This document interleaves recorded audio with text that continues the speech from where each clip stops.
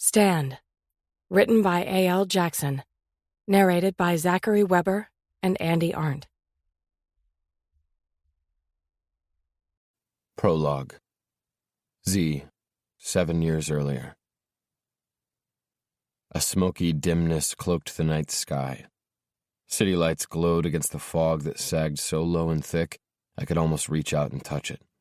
It cast my entire world in an ominous haze, everything I'd ever known vapors and mist.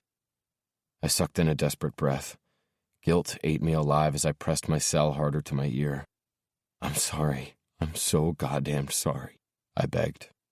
Grief clogged his voice as it traveled across the miles. "You're sorry. You were my best friend, my brother. I trusted you.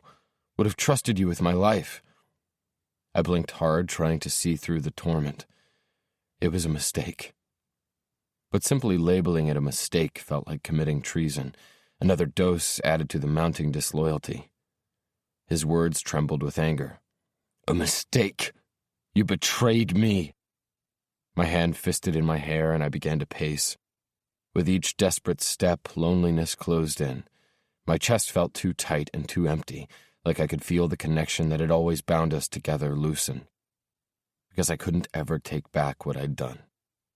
I could feel the world splintering around me, my foundation crumbling beneath my feet. Opening to reveal my wrong.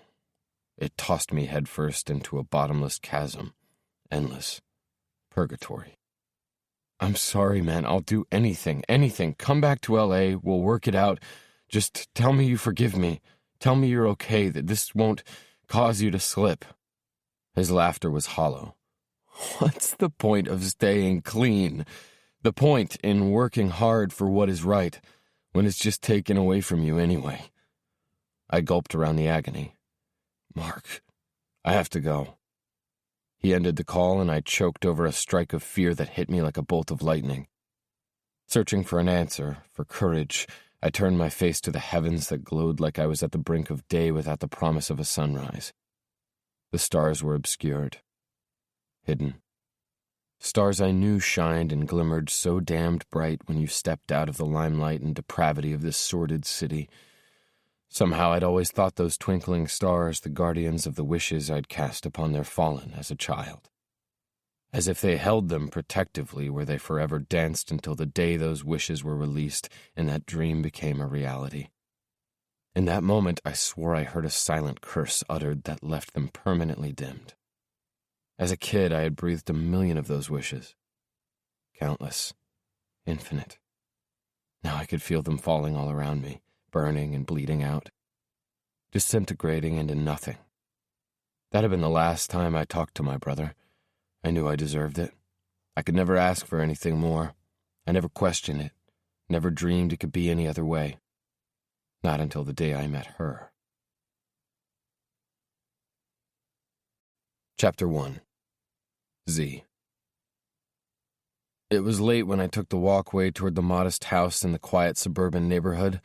My flight from Savannah had been delayed and I was fucking wiped. Ash and Willow had arrived a week ago.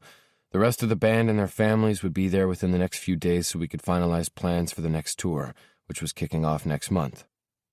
Over the last couple of years, things had skyrocketed for Sunder, the band gaining more fame and prominence than we ever could have dreamed.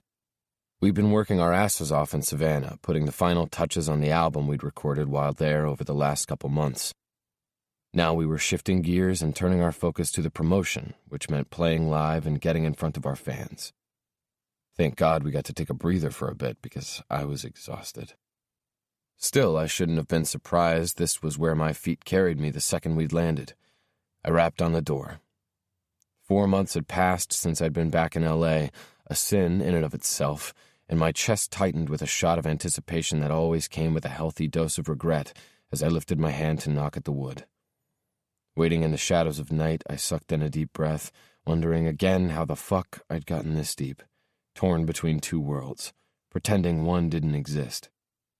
I guess none of us really knew what direction our lives were going to go. As kids, we imagined and dreamed. Most of the time, those dreams were bigger than life. Outrageous and bold, unattainable and impractical. Sometimes we got real close to reaching them, and other times we landed in an entirely different stratosphere. What seemed ridiculous was I was the one who'd landed here, living the life so many kids considered the wildest kind of dream. The rock star life, endless roads and boundless fans, money, fame, and fortune. Crazy because I never really felt I was living it. Just a stranger who glided along the periphery, close but never quite stepping over the line. I hadn't wanted it, had never pictured myself in this position. The things I'd wanted had been similar but distinct, different but the same. Truth of the matter, that had been me and my brother Mark all along, polar opposites but entirely in sync, contradictory but identical. He'd been my hero, and I'd been his rock. Maybe that had been our demise. A light flipped on somewhere in the house, and anticipation flooded me. How could I regret any of that now? Maybe I'd done everything so incredibly wrong, but it's true what they say. Sometimes miraculous, beautiful things come out of your greatest tragedy. I'd be lying if I said the situation wasn't shitty, but that didn't mean it wasn't the best thing I had, what got me through the lonely nights.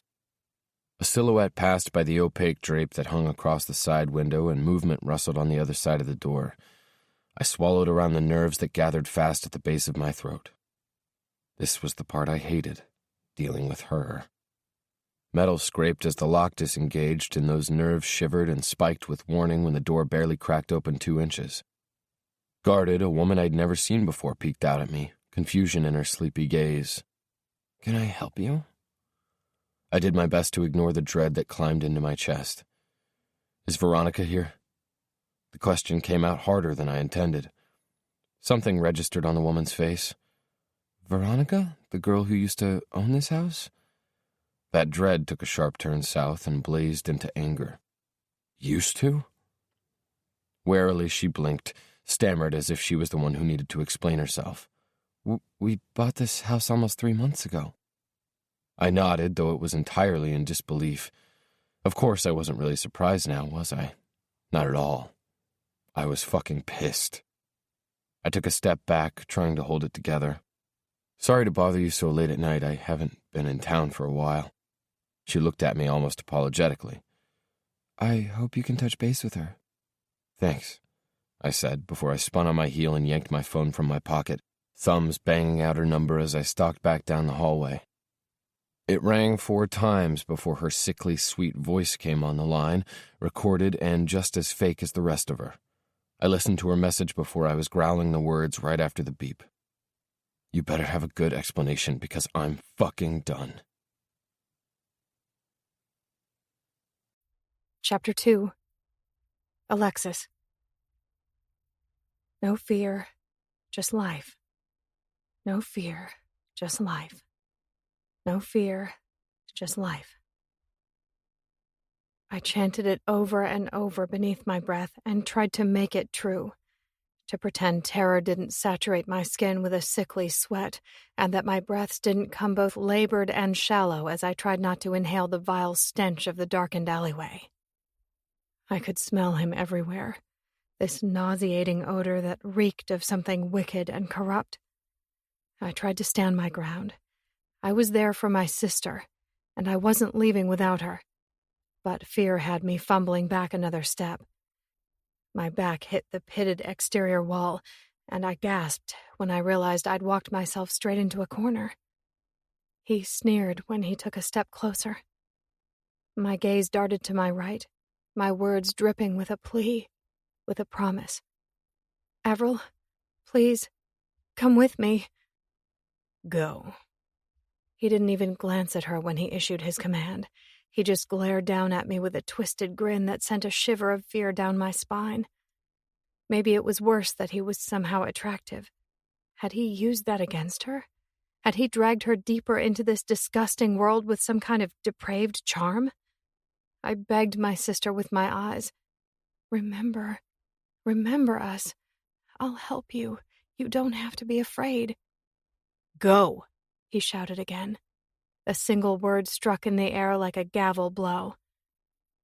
Her entire body bowed, curling inward, her expression a pitiful, useless apology as she backed away. Grief struck me from all sides when she turned and disappeared into the shadows like thin, transparent mist, frail and weak. She left me. I wanted to chase her, to grab her, shake her, tell her she didn't have to live this life.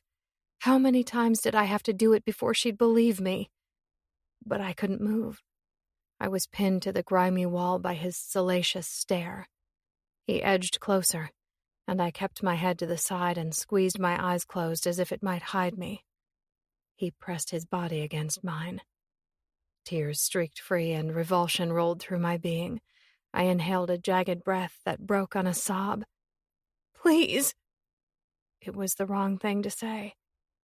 I already knew I'd stumbled into a world without compassion, a place void of grace.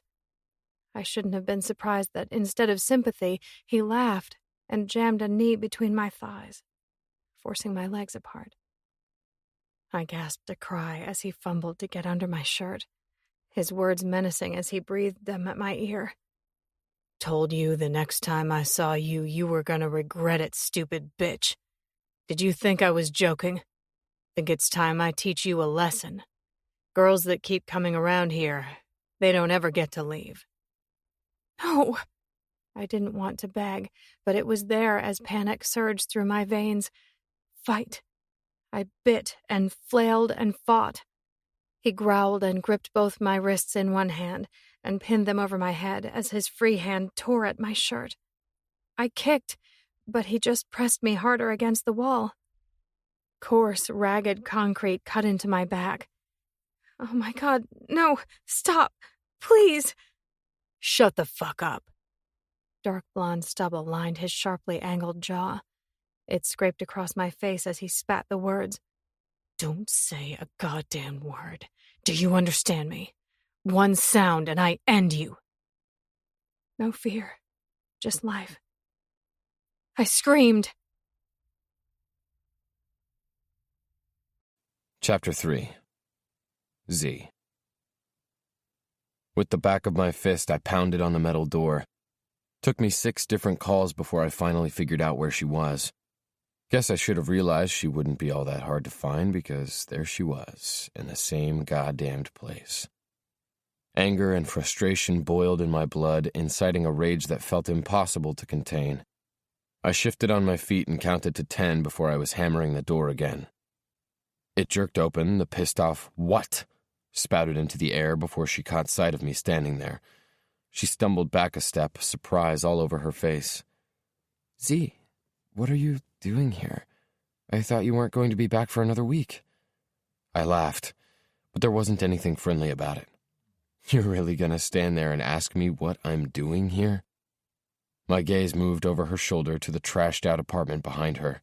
Anxiety clutched at my chest. I couldn't fucking believe she'd bring him to this fucking hellhole. Not after everything I'd done to make sure they were safe. "Pretty sure you need to start telling me what it is you're doing here, considering I just dropped by your house."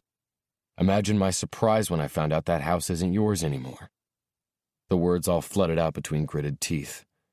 She rolled her eyes. "It was my house. I was free to do with it as I pleased." My voice dropped, harsh and hard. "That I bought you." She shrugged a shoulder and the strap of the satiny camisole she was wearing slid off. I knew her well enough to know it wasn't an accident. "I needed the money." "You have plenty of money." "I spent it." I angled my head so I could get in her face.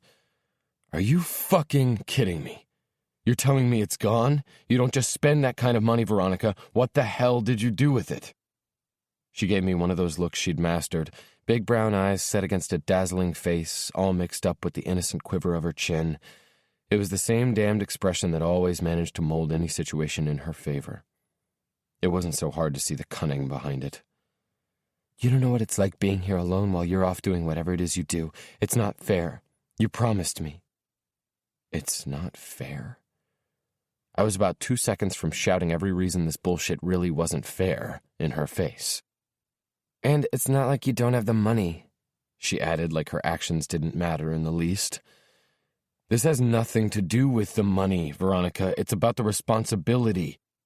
About the fact you do things you promised me you wouldn't do. The fact that you should be thinking about him rather than yourself. Now tell me what you did with it." A sinking feeling wrung me tight. Wasn't sure I wanted the answer. She crossed her arms over her chest.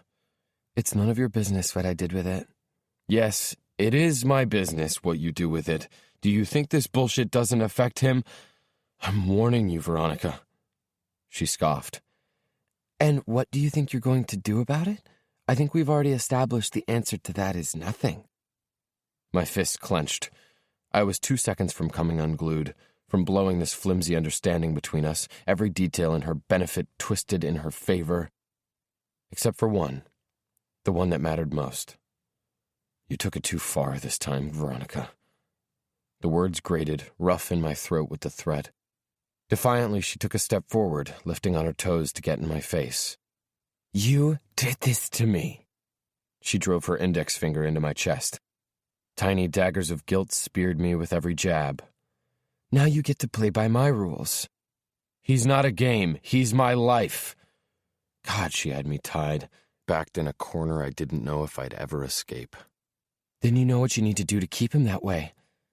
Her words rang with a threat, the bitch tightening that noose a little tighter, constricting air and life and the reason for my being. The words were grit. "Where's Liam?" She lifted a defiant chin. "Not here."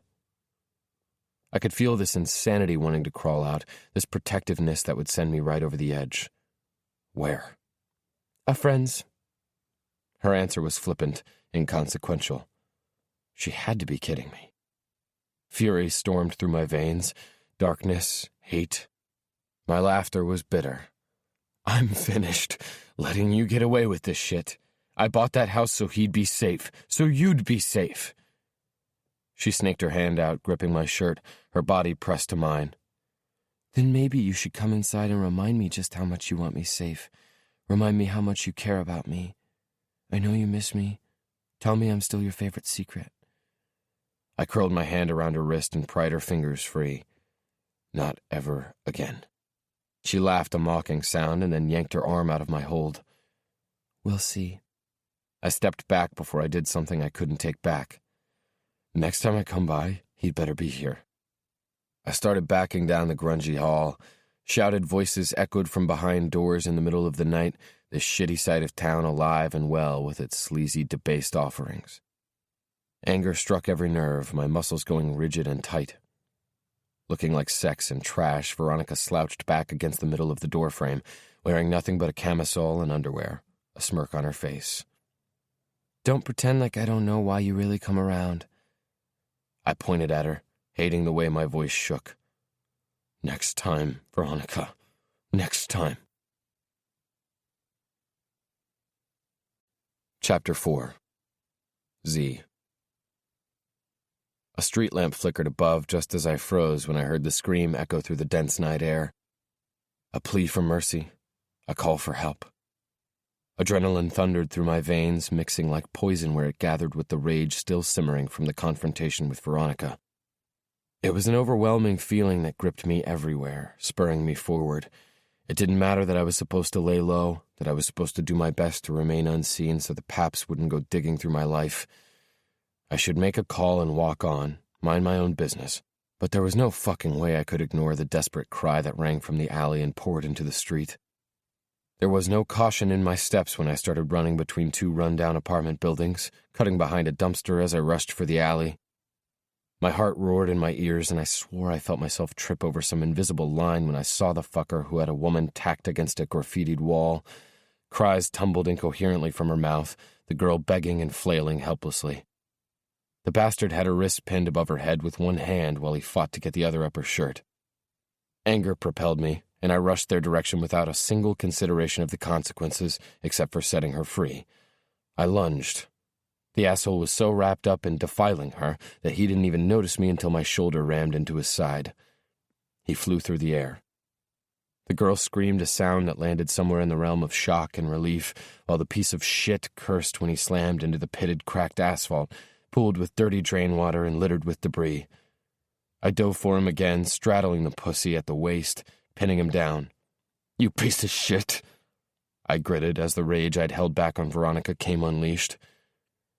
Asshole, you're gonna wish you hadn't done that. He spat in my face, struggling to break free.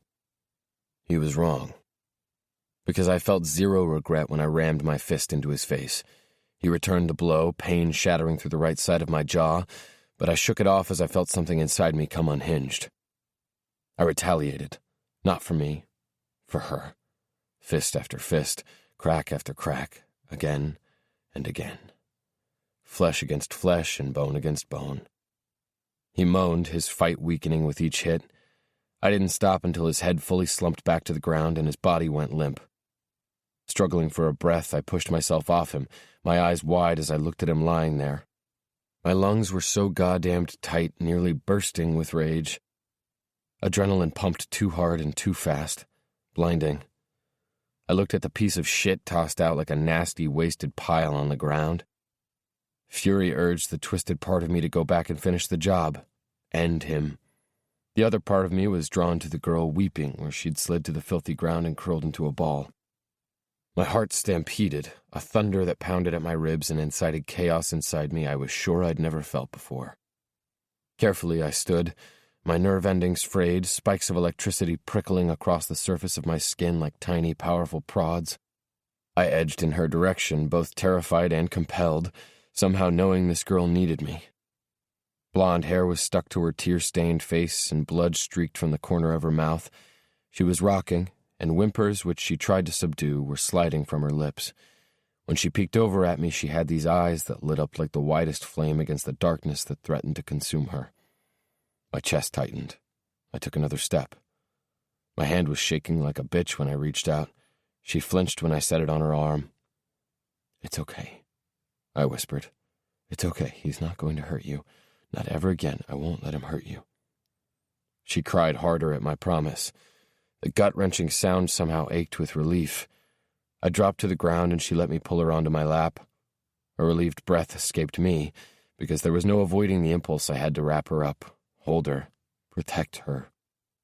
Because this girl, she felt light. Too light. Too soft and too good and too pure. Out of place in this pit of misery. Cautiously, I curled my arms around her. She sobbed, and I did my best to hide her face in my chest, holding the back of her head in the splay of my hand, like with the action I could protect her from the evils that haunted these streets. With my other hand, I dug in my pocket and pulled out my phone so I could call for help. Her hands fisted in my shirt. "He was going to..." She trailed off, no doubt unable to form the words because the girl couldn't tolerate the thought. Neither could I, because a fresh bout of rage went sailing through my senses. I held her a little tighter. "I know, I've got you. I won't let anything happen to you." I kept my eyes on the bastard on the ground while I impatiently waited for someone to pick up. Finally, an operator answered. "We need an ambulance and the police." It came out harsh as I rattled off the intersecting street and told them to hurry. For once, I was grateful I was no stranger to this side of town. Felt like an hour passed while I sat there holding her, my guts in knots, terrified by the way I felt desperate to erase her pain. When sirens screamed in the distance and that anxiety ebbed a fraction, I knew at least this girl was safe. That was right before I sensed the cocksucker stirring. But he didn't groan. He growled. I was slammed with a rogue wave of that same protectiveness that threatened to drive me out of my mind. I surged to standing, taking the girl with me. I set her on unsteady feet and shifted her behind me when he climbed to stand. If he thought he was going to get to her, he was going to have to get through me first. He looked like a demon, a web of blood streaking his face, eyes red in the darkness, evil radiating from his stance. He raked the back of his hand over the sneer plastered to his mouth. "Bitch, I warned you." A terrified cry, barely audible, rasped into my back. Fingers curled into my shirt. "I've got you, trust me," I said so quietly I could only hope she heard. Sirens grew closer and I began to edge us back and to the side when the bastard took a step forward. "Would think twice about that, asshole," I warned, voice going deathly low. He laughed. Dread shivered through my entire being when I saw him reach into the back of his pants. A flash of metal struck in the haze of night. The prick had a gun. The girl whimpered. No doubt she'd seen it too. My mind was frantic, fumbling for the best way to get out of this, calculating the best move to keep her safe. "Yeah?" he challenged. "Would say the same to you." At least the asshole had that on me. It'd have been fucking stupid coming down here unprepared. But it wasn't like I'd ever imagined where I'd land once I climbed off that plane tonight. I never would have thought I'd end up staring down the barrel of a gun. "Go. Run." It was the quietest plea uttered from the girl in her attempt to protect me. Stark terror ricocheted from her to me and back again. Her panicked, strained breaths glided through the thin material of my shirt, heat at my spine and chills across my skin. Fuel for the adrenaline. I didn't know if this moment was chance or fate or fluke. It didn't matter. No way would I leave this girl behind. My hands went up, palms out. Figured my best bet was to placate the fucker. Buy some time. No need for any of that. I took another cautious step back, edging her toward the street, my hands pushed out in front of us like they could somehow act as a shield. I prayed the whole time I was making the right choice and not inciting a madman.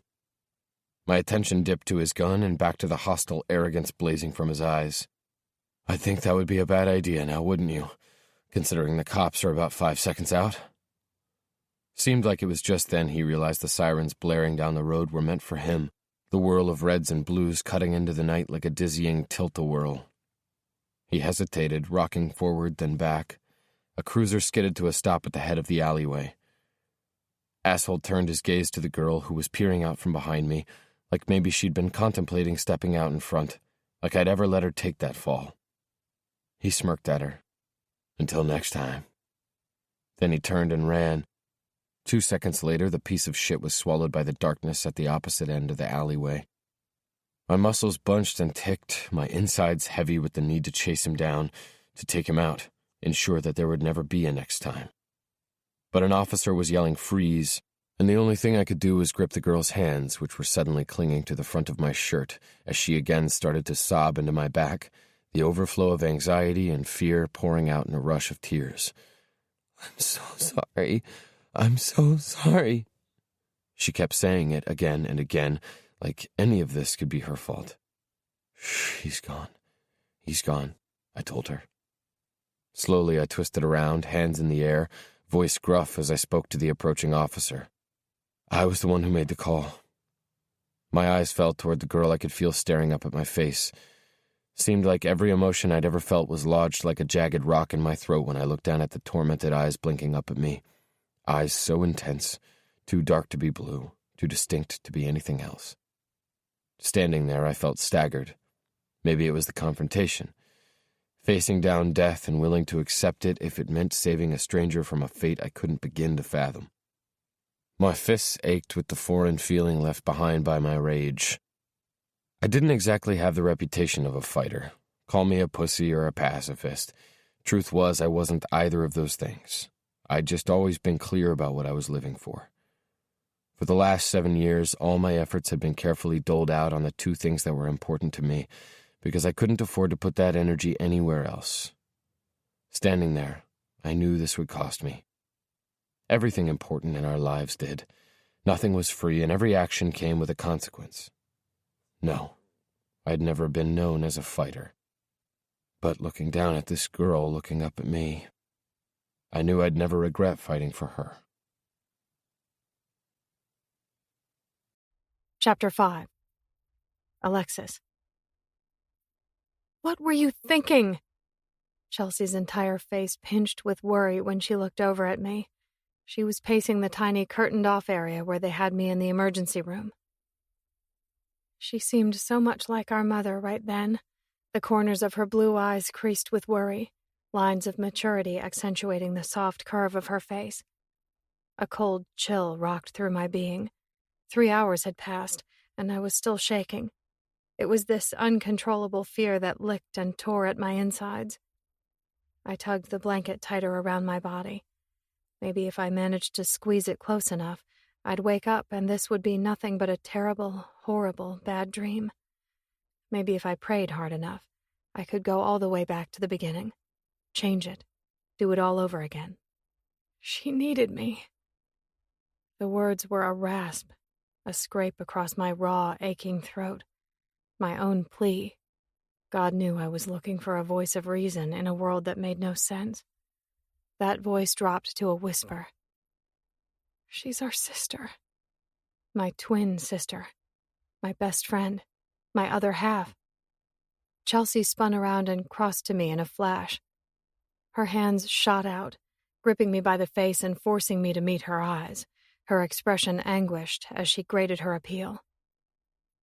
She's our sister who's going to get you killed. Don't you see it yet, Alexis? You've been trying for years and there's nothing left to do. Nothing you can change because she won't change. The only thing that's going to happen is I'm going to lose you too, and I'm not willing to stand aside and let that happen. Agony cut through me, a dull, bitter blade, the desperation to save someone who didn't want to be saved. All of it warred against a physical fear so deep I could feel it infiltrating my soul. Vile, vile hands, malicious threats in my ear, sickening stench in my nose. I didn't know if I could ever scrape him from my skin. I felt dirty, sick. Memories flashed from tonight, flickers and blips of black and white images, my sister's call, the evil I'd faced, my deliverer. That mysterious, intoxicating man that had come to my rescue. I'd almost thought I'd been hallucinating. My mind so desperate to remove myself from the situation, I'd been deluded into believing I was being saved. As if I'd been lost to a fantasy that there was someone brave and selfless enough to actually risk himself for me. I'd crumbled with gratitude when I'd realized he wasn't a figment of my imagination. I didn't think I'd ever forget the expression on his face when they loaded me into the ambulance. The way he'd looked at me, both soft and hard, as if him seeing me there caused him physical pain. Chelsea gripped me tighter. Promise me you won't ever go down there again. I don't care what she says, Alexis. Don't let her ruin you, too. I know you'd give up anything for her, but what about me? Desperate, her fingertips curled into my cheeks. Promise me! My older sister loved me, cared for me, but she didn't know what she was asking me to do. I nodded, whispering, Okay, I promise. Even when I knew it wasn't true. Chapter 6. Zee. Any other information you can give will be appreciated. I paused at the door. The glass was a hazy texture for privacy, the investigator's name stamped on the front. I looked back at him where his hand was still poised over the notepad on his desk that he'd been scrawling notes on for the last half hour. Believe me, I have anything to give, I'll bring it. His head cocked and his eyes narrowed like he was searching me for truth. And you're certain you've never seen the guy before? The investigator had been asking it again and again, looking for any detail I might have left out or tried to keep hidden, so maybe he was having a hard time believing it had been a chance encounter. I was struck with another flash of that familiarity. It was so goddamned vague I shook it off. I gave him a harsh shake of my head. No, and if I did, I wouldn't hesitate to hand it over. I want the bastard off the street just as much as you do. Probably more. The horror on that girl's face came unbidden into my mind, the way she'd felt in my arms, the need to protect her. My entire body clenched. Adrenaline was still a wild hammer inciting a war in my veins, every cell riding this twisted, savage high. Maybe it was just exhaustion. I hadn't managed to catch even a wink of sleep last night. Not that it could have been considered night since I'd finally stumbled through my door when the sun was breaking the horizon. I'd stayed to talk with the officers on the scene until well after the ambulance had carried the girl away. They'd asked me to show up here at 10 to answer more questions. Thing was, I couldn't shake the feeling that everything was off, the unsettled sense that time had continued to spin on while I felt stuck in that dark hour. Would time have ended for her had I not been there? Which led me to wondering what would have happened if things had ended up going down in a blaze of bullets, and maybe time would have ended for me too. What then? What about him? Was it wrong I'd been willing to take the risk? Couldn't have stopped myself if I'd tried anyway. Hell, what kind of influence would I be for Liam if I hadn't stood up for what was right? But since the smoke had cleared, my head was spinning with my responsibilities, with duty and obligation. Guilt rose like it could take hold of all the emotions clotted in my chest and tried to eclipse the nagging, almost frantic urge to seek her out. I knew her full name. It wouldn't be all that hard to find her. I just wanted to make sure she was okay, to see her face and know this girl, who clearly was good and pure, wouldn't be held back by the scars that bastard had every intention of inflicting. Maybe I wanted to see if this foreign feeling simmering in my gut was real, this overwhelming need to brush my fingers against her skin and let her know my touch would never hurt her. It was a feeling I hadn't felt in a long, long time, not since I lost her, not since my life had quite literally been twisted in two. And that feeling right there was the very reason I had to make sure I stayed away. I couldn't afford it, not when it would cost me everything. If I remember anything else, I'll call you, I told the investigator. He gave me a nod. I appreciate that. I dipped my head once before I headed out into the hall and toward the waiting room out front. Guess I shouldn't have been surprised when I found Ash and Anthony sitting in the hard plastic chairs lined against the wall. The second they saw me, both of them shot to their feet. Ash's entire being sagged with relief. "Zee, thank God. Took you long enough in there. I came as soon as Anthony told me what was going down. I was out here about to lose my mind." Ash Evans was Sunder's bassist. He was just about as cool as they came, always quick with a grin and at the ready with a taunt or a tease, but none of it was done with spite or malice. When I'd stepped up and taken my brother's place as drummer in the band 7 years ago, Ash had been there, taking me under his wing. For years he'd lived this over-the-top lifestyle, the guy a poster child for the old sex, drugs, and rock and roll cliché. And when the guy did it, he did it to the extreme. That was until the day he'd found his wife, Willow, and realized there were better things to be living for. Ash pulled me in for a hug, clapping me on the back. "Fuck, man, you scared the shit out of me." I clapped him back. "All's good, man." From over his shoulder, Anthony, Sunder's manager, caught my eye. Worry was written across every line of his face, the guy brimming with questions and concern. Because when something happened to one of us, it affected all of us. Protecting us was Anthony's job. The crazy thing was he didn't do it out of obligation or for a paycheck. He did it because he cared. He was no less a member of this mismatched family than any one of us. Back before Sunder had made it, when the band was only beginning and was still made up of Mark, Sebastian, who everyone called Baz, Lyric, and Ash, Anthony had been at a show and seen the raw talent they possessed. He'd taken them on as their manager and stood by them through thick and thin. Through all the bullshit trouble Lyric and Baz had gotten themselves into during the early days of the band. Through the tragedy of the band finding my brother Mark OD'd on their tour bus and me stepping in to take his place. He'd been there when the brutal truth of Mark's death had come out. My guts clenched in regret and the gratitude I would always, always have for Anthony, because Anthony was the only one who knew. He knew what I'd done. He knew what I had destroyed. He knew I was responsible. Of course, he'd tried to convince me everyone made mistakes, that everything was forgivable if you were truly sorry you committed the sin. I knew better.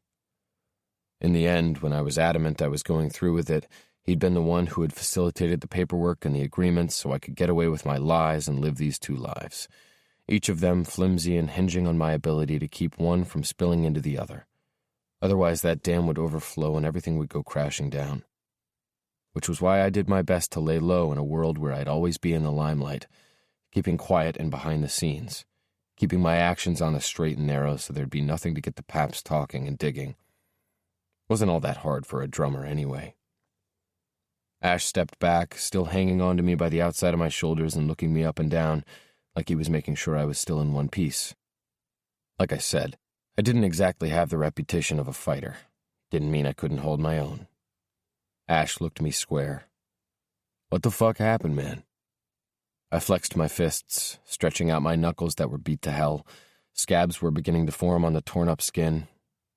I went to go visit an old friend, was walking home and heard a girl calling for help. Just did what I had to do. Incredulous, his brow rose. "You went to visit an old friend in the middle of the night on the shittiest side of town? That's some stupid shit, dude. You know better than that. And what friend was so important?" This was the part I hated, misleading the guys, making them believe I was someone I was not. I kept my answers as vague and boring as possible. Just someone I knew back in high school. It wasn't a big deal until I walked up on the shit that was definitely a big deal. So you jumped in. Ash said it like he was proud. Yeah, like I'd do anything else. A smirk kicked up on his mouth, the one the dude just loved to wear. Look at that, our little Zee Kennedy stepping into the ring. Never thought I'd see the day. There was nothing little about me, but it sure as hell was the stigma I'd always worn. Mark's younger brother who'd stepped into his big brother's shoes that never quite fit. It was easier that way, pretending I didn't want anything else. Needing to get the attention off myself, I turned it on him and shot him a wry smile. Watch yourself, asshole. At least it wasn't me getting my ass kicked. Enough time had passed that I could tease him about the pack of assholes who'd attacked him and left him for dead more than a year ago back in Savannah. Ouch, he inflected with about as much feigned offense as he could find. That's a low blow, man. A low, downright dirty blow. That shit was 5 against 1. Pussies, every last one of them. But hey, what's that they say? You've got to wade through the shit to get to the good waiting on the other side. And I'd gladly wade through shit every day of my life if it brought me to my willow. I lifted a brow. I'm pretty sure no one said that except for you. He lifted his hulking, tattooed arms out to the side in that over-the-top, cocky way. What can I say? I'm wise beyond my years. Quote that shit. My laughter was incredulous. What you are is ridiculous. His phone rang from his pocket and he dug it out. Speaking of Willow, I'd better take this. If you thought I was freaked out over this, wait until you see her. Just warning you, man. You're in so much trouble. Prepare yourself to be mommed right after I convince her you are, in fact, okay. Oh, shit, I muttered, roughing a hand through my hair as a flash of affection pulsed at my chest.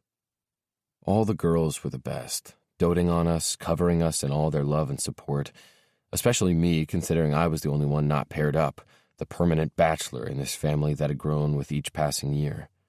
Every single one of the guys had gotten damned lucky, that was for sure. Ash grinned. Tell me you don't love my woman taking care of you. I widened my eyes.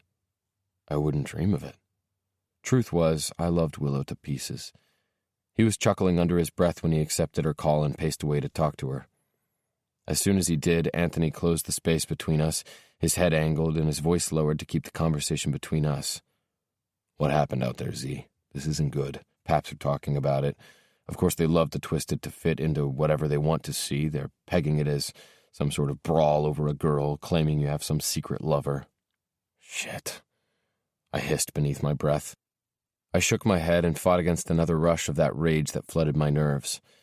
I eyed Anthony seriously, gritting my teeth. She sold the house, man. I went over there last night and found the new owner there instead of her. Now she's living a half-mile down the street from where we'd gotten her out of in the first place. He reared back an inch, anger tightening his jaw. God damn it. And the money? I shrugged through the resentment. Gone. He raked a frustrated hand over his face, words grit. She's unbelievable. I glanced over at Ash, who still had his back to us. Then I turned my attention back on Anthony. I don't know what the hell to do. Veronica might be a bitch, but the one thing I could always do was trust her to take good care of him. Anthony tensed. What you need to do is get him out of there. You think I don't want that? Fear pounded at my chest. But you know if I push for it, she's going to run. You were the one who told me all along I don't have any rights. Anthony threaded his fingers through his hair. If you could prove she's neglecting him, you might have a chance, but I'm not sure moving him into an area you don't approve of is going to qualify as that. A frustrated sigh filtered out. Never should have put that house in her name. I could feel him struggling not to give me a look that screamed, I told you so. She's a pro at manipulating you, Z. She's been from the beginning. Emotion throbbed in my throat. I just can't take the chance of her running. Losing him would kill me. His tongue darted across his lips as he processed. You're in town for a while. Keep tabs on her while you're here. Find out what's going on with her. Document it. That way we have evidence if you decide to make a move. I'd do it in a second, Anthony, but this life, traveling, on the road, I don't want that for him. Besides, for that, he loves his mom. Wouldn't think about taking him away from her unless he was in danger. I understand that. He set a hand on my shoulder. You're a good man, Zee. I know you don't think it, but you've sacrificed yourself for everyone else. Last night you did it again, as stupid as it was. He sent me a half grin. You know that's not true, but what happened last night, I'd do it all over again. Wouldn't even think twice about it. If I were in your place, I would have done the same damn thing. He squeezed my shoulder tighter. There's no shame in helping someone, but you've got to know with being in the spotlight the way you are, people are going to talk. You've got to be prepared for that and what it might mean, how Veronica is going to react to it. I can't be ashamed about what I chose to do. Ash was suddenly there, picking up on the last bit of the conversation. He slung his arm around my neck and started hauling me toward the door, smirking over at me as he did. So, now that we've got all the heavy shit out of the way, why don't you tell me just who it was you were visiting in the middle of the night? Time to fess it up, man. Tell me my boy here is finally getting some action, because that shit's just not normal. All the lovely ladies throwing themselves at you at every turn, and you shooting down every advance. I've been thinking it's about time to stage an intervention. Hell, last time I saw you with a girl, you were just a kid. Bet you didn't even shave. I tried not to flinch. I'd been deflecting the same thing for years, the constant razzing from the guys. All of them assumed I was some kind of freak since I didn't hook up. I'd always just let it slide right off my back because in the end, it didn't matter. They didn't know any better because they had no clue what I'd lost. Not like that, I told him. That's a shame, man. A damn shame. The whole fighting thing? No shame.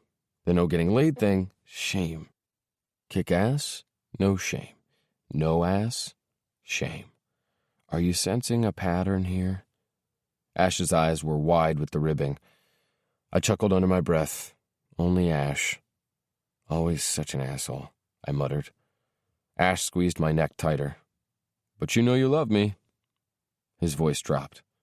Seriously, though, I'm glad you're okay, man. Don't know what I'd do if something happened to you. You need to be careful. I know, I will. Anthony held the door open for us, and we stepped out into the day. Sunlight held fast to the sky, the air warm and thick. I froze as a fresh pulse of that protectiveness I couldn't shake slid through my senses, twisting my guts and tightening my chest. Ash stopped at my side, and Anthony finally slowed and turned when he realized neither of us were moving. I could feel their questions swirling through the air while I stood there staring like some kind of fool. Because I knew that was exactly what this made me. But I couldn't focus on anything but the girl who was walking my way. Couldn't feel anything but that tremor of energy that had flamed at my insides and spurred me forward last night. In the light of day, it was just as strong but somehow different, muted to a slow burn that churned in my spirit as my gaze roamed her body, desperate to find her whole and unbroken. Felt like the ground shook below me when her head jerked up and she found me standing there. My breaths came harder and harsher with every timid step that brought her in my direction. Her bottom lip was held captive between her teeth, and lines pinched between her brow as she watched me like I might be a figment of her imagination. She came to a stop 2 feet away. The space between us was alive, rippling and shivering and searching, like maybe our souls recognized the gravity of what had gone down last night. Paths had been shifted, fate deflected. I knew I was a bastard for even letting myself think it after what had happened. But fuck, she was pretty. So goddamned pretty with her red cupid mouth and her little crinkled nose. Her hair was long and almost white, piled in a messy knot high on her head. Wild pieces fell out like they refused to be contained. My eyes traced every inch of that heart-shaped face, and something shocked through my senses when I let my gaze slowly glide down her body. The girl was tight and tiny and sweet, delicate and strong, curved and soft and brave. My fingers twitched and those knots in my stomach twisted in an entirely different way. Attraction, lust, and curiosity. Shit. I couldn't feel any of those things, but there they were, thriving in that space between us. But it was the bruise marring the hollow beneath one of those smoky eyes that sent a crackle of anger pulsing through the frenzy already lighting up my veins. The tiny cut on her lip that nearly sent me into a tailspin. I ground my teeth, hit with the overpowering need to track the bastard down. Awareness spun, and her teeth released her lip, both of them parting on a breath as she stared up at me. And there was absolutely not a goddamned thing in the world I could do but let my fingers flutter out, not quite touching as they drummed over the spot where he'd hurt her. I wanted to erase it, But this girl who hadn't left my mind for even a second since they'd closed those ambulance doors and they'd taken her away, she smiled. She smiled at me in some kind of wonder that ripped through me like a raging storm. With a trembling hand, she reached up and took hold of my fingers that flitted close to her face, never looking away when she brought them to her mouth and pressed the gentlest kiss against my skin. That simple gesture burned through me like a wildfire.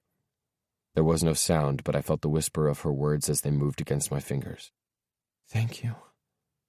Two of the easiest words. I wasn't sure I'd ever heard them ring with such magnitude. I stood there feeling my world coming apart around me. I could feel it, the goodness and grace. I wanted to lean in and inhale it, suck it down and take it inside, make it a part of me. I blinked, the words so thick it was difficult to form them. I'd do it all over, 1,000,000 times. Her mouth trembled and her eyes glistened, her gaze sweeping me for the flash of a second before she turned back to stare at my face. Her voice shook with emotion. "I don't doubt that for a second. Come on, Alexis, we need to get inside. They're expecting us." My attention shifted to the woman who spoke with some kind of quiet understanding. She was maybe a handful of years older than the girl standing in front of me. They resembled each other enough that I came to the quick conclusion they had to be sisters. Alexis looked at her with a slow nod before she turned back to me, her expression so sincere and overwhelming. That single glance conveyed so much without her ever saying a thing. Finally, she broke the connection that seemed to bind us and let her sister take her by the arm. Her head dropped toward the ground, and her sister glanced over her shoulder at me as she led her toward the station door. "Thank you," she mouthed, her own gratitude sliding out.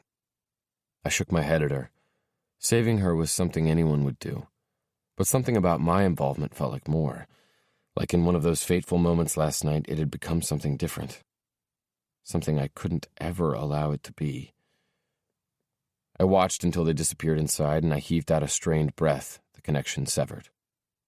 "Well, hot damn." Ash's voice suddenly cut through the dense air, the guy acting the fool the way he always did. "Look at that. I do believe there's hope for our boy here after all." Uneasy, Anthony shifted on his feet. I tossed a glare at Ash, probably harder than it needed to be. "Don't even go there. Not today." I knew he was only messing with me, that he was just pushing me in a direction he thought I should go. But I couldn't stand for him to rub it in, to taunt me with what I might want. Didn't matter how badly I wanted her. She was something I could never have. Chapter 7. Alexis. "He's out there, Avril, and I have no idea what he might do to you." My voice dropped to a pained whisper as I spoke into the phone, clutching it as if it might be a lifeline. "I have no idea what he has done to you. Call me, please. I need to know you're okay." I ended the voicemail and my gaze automatically moved to the bay window that overlooked the tiny garden on the side of my even tinier house. My chest ached, swamped in sadness and worry, this overwhelming grief that gripped me and refused to let me go. I wasn't sure I'd ever felt a hopelessness like this. She left me.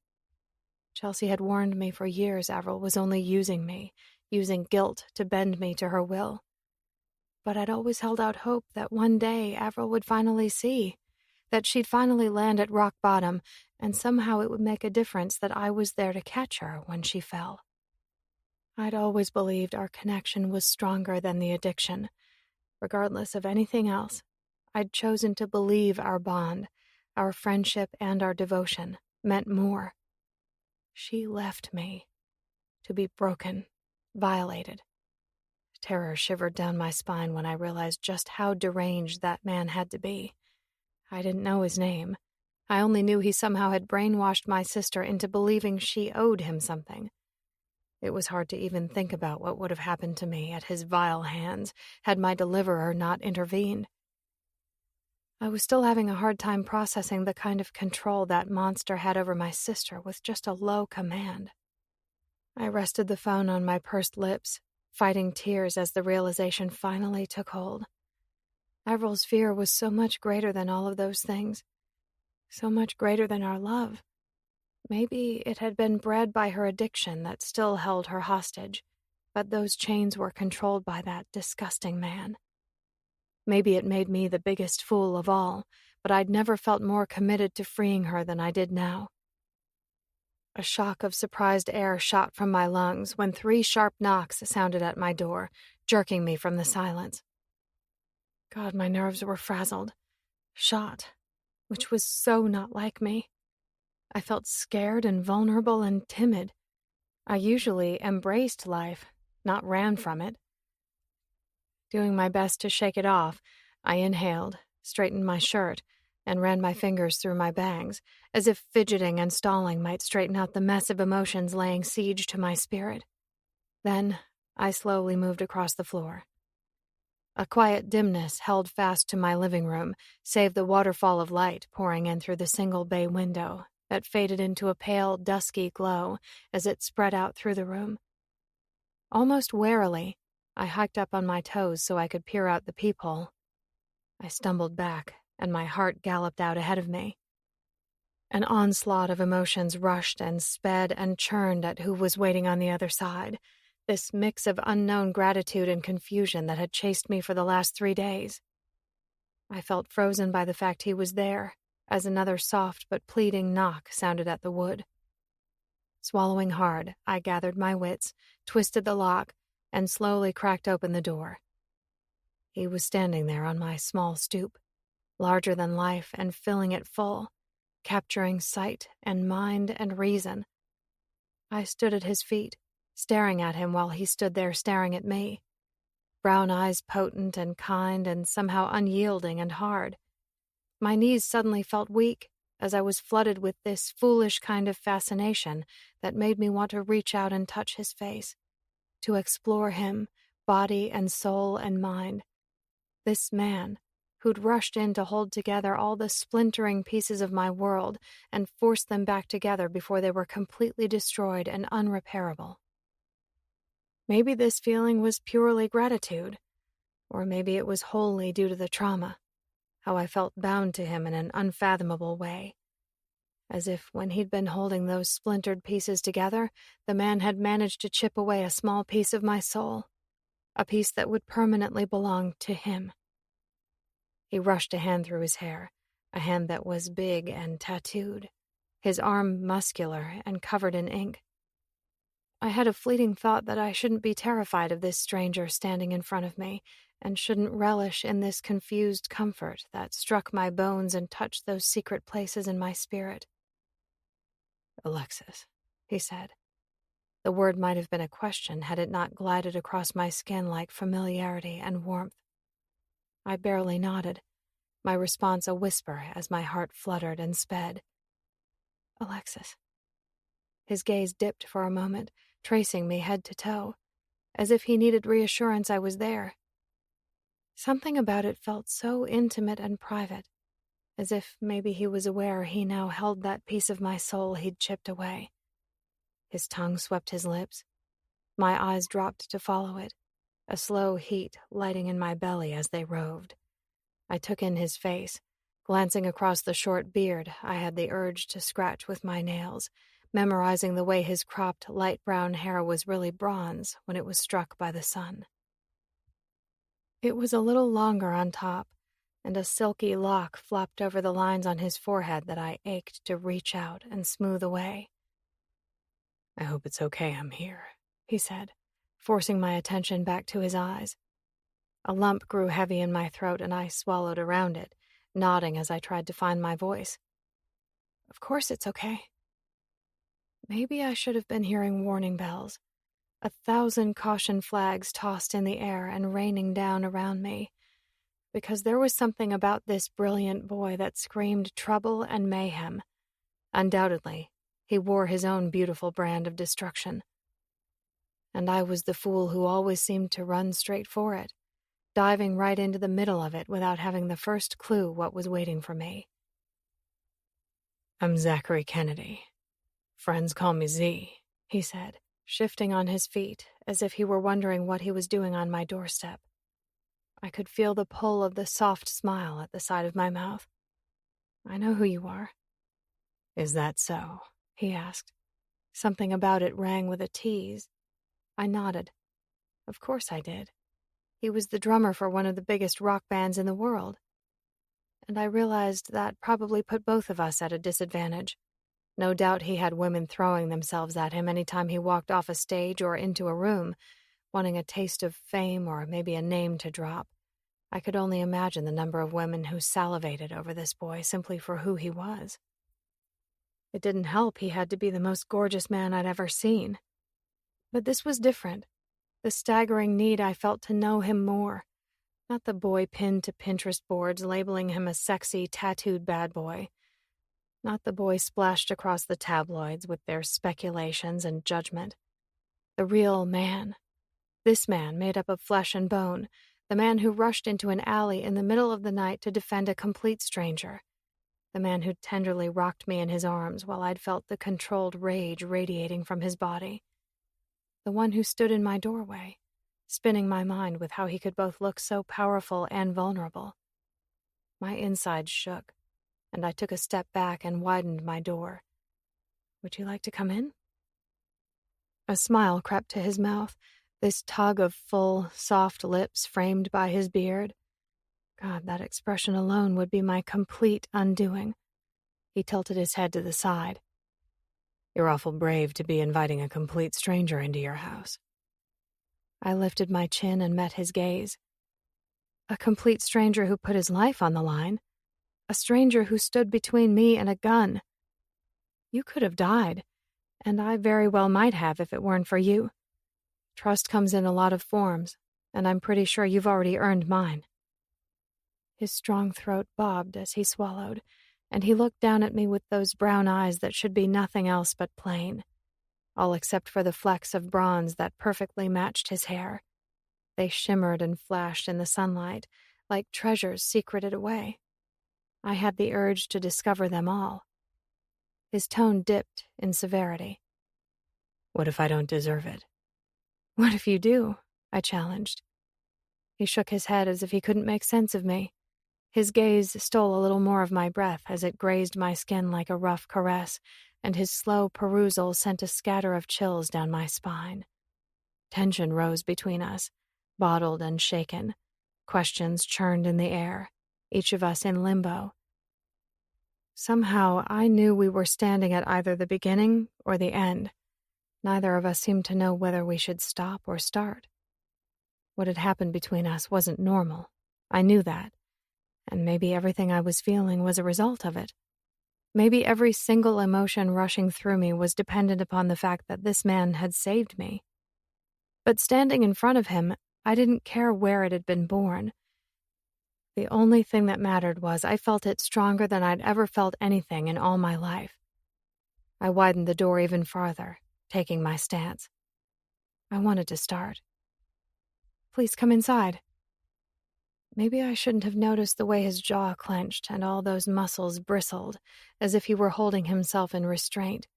Or maybe he was cursing himself, because something dark moved through those eyes before it was gone. He angled his wide shoulders to the side as he stepped inside, the movement sending a flash of heat against my skin when he passed and stepped into the quiet sanctuary of my home. I latched the door shut, pulling in a steadying breath while I faced away, before I slowly turned to find the man standing in the middle of my living room with his back to me as he looked around. I got the distinct sense he was studying, learning little bits of me. Silently, I watched him there, larger than life in my small, small space. He was tall, arms masculine and thick, his back strong and wide. A white T was stretched across the expanse, hugging his sculpted shoulders and tapering down to his narrow waist and his perfect ass, his dark jeans snug in all the right places. No, the Pinterest boards weren't wrong. This gorgeous man was the epitome of sexy, tempting, tattooed with a tapestry of ink littering the entirety of his exposed skin, delicious and dangerous. Attraction heated my blood.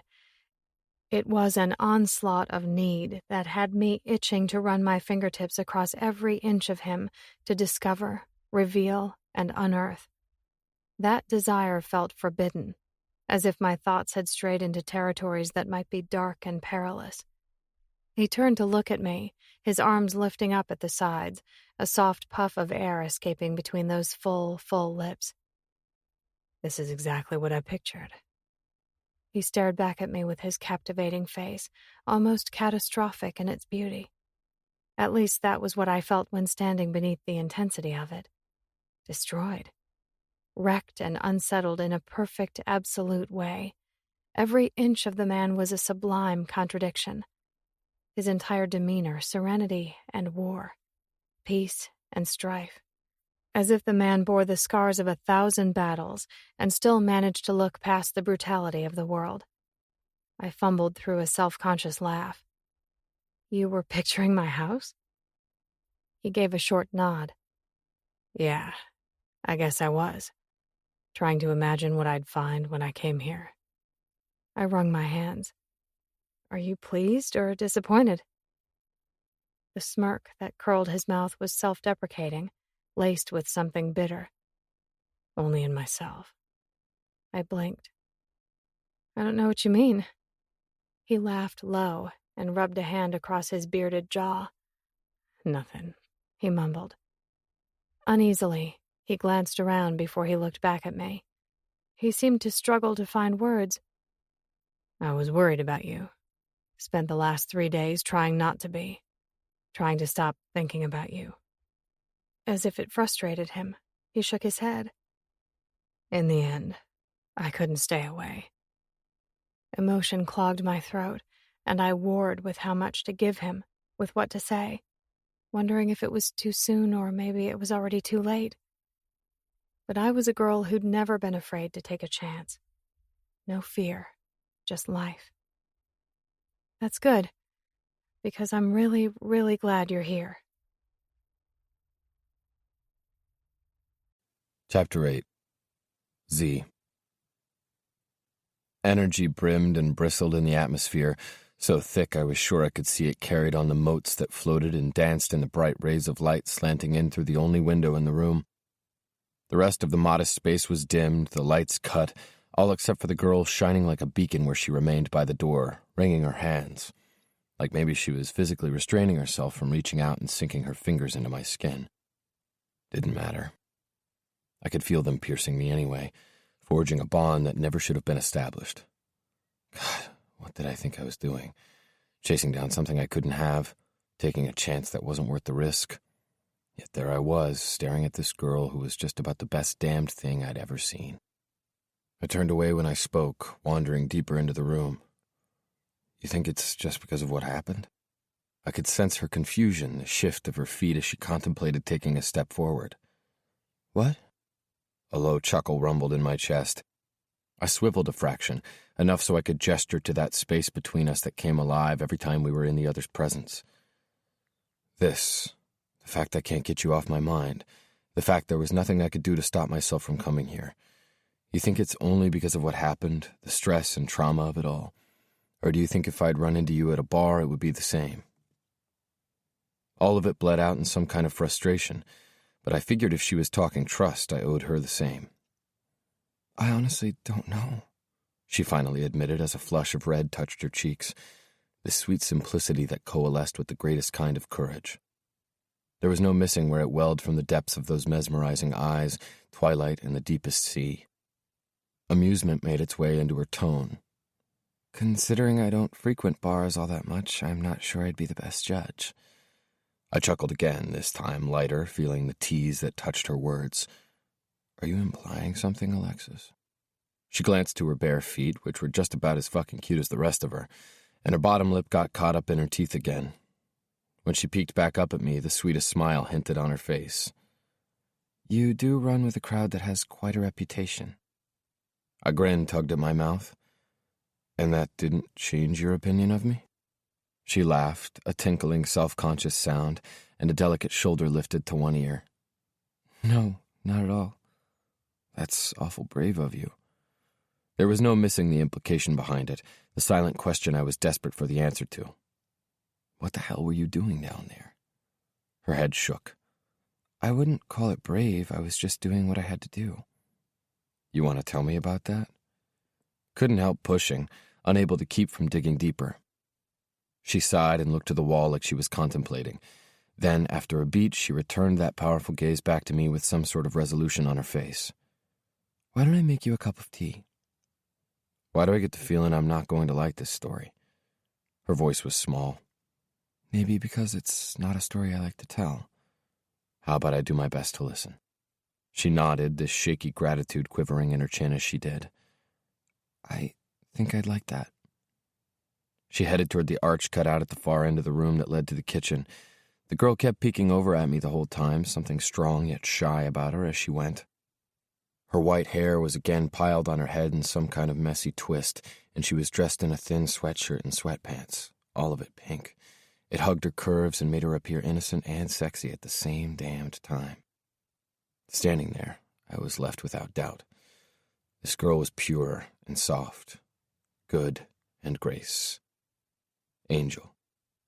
Then I caught sight of the tiny star tattoo that dangled on a string that ran down the base of her neck, starting at her hairline.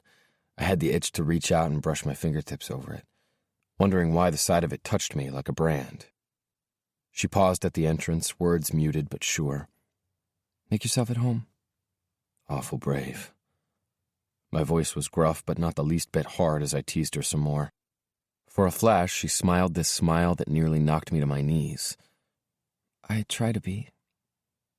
Then she shook her head and disappeared through the arch. Shit, what was I doing? Better question was, why the hell was I staying?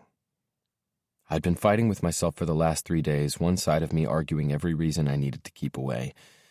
Of course, the other side had slowly but surely convinced every part of me it was my responsibility to check on her, make sure she was fine, that she was whole and happy and not broken down with fear.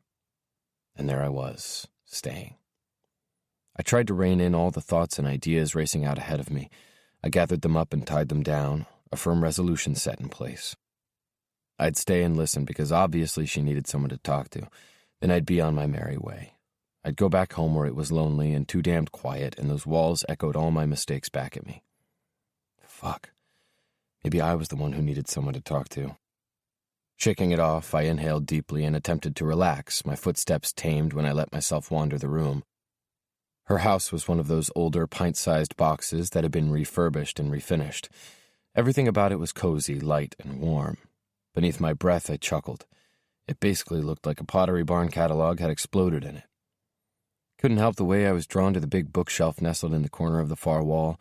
Curiosity held me, and I edged closer, needing to get a closer look into this girl, to dig a little deeper. Once I got started, I found I couldn't stop. The square slots were cluttered with trinkets and stacked with books that were obviously well-worn and well-loved. All of it was mixed with a scatter of picture frames that tightened my stomach and sent this foreign feeling through my chest. Because there was this girl I couldn't get off my mind, smiling out from every frame, face shining with belief and ambition, with courage and faith.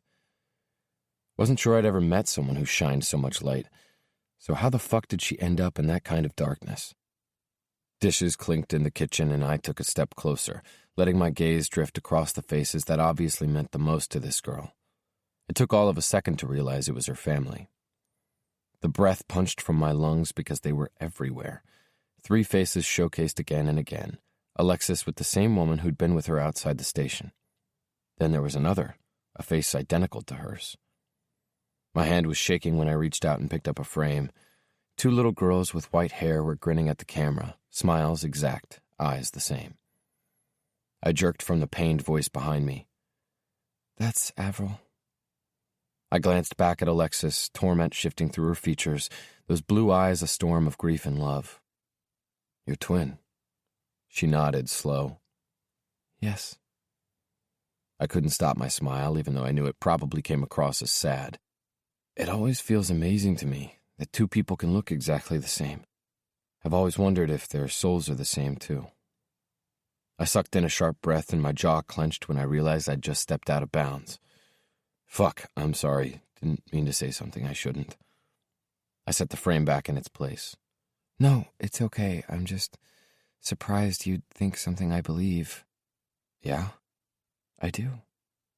Unease spun around us, this awareness that was never missing when she was near, all mixed up with questions and confusion. "Why don't we sit?" She gestured to the love seat situated in the middle of her living room. That'd be nice.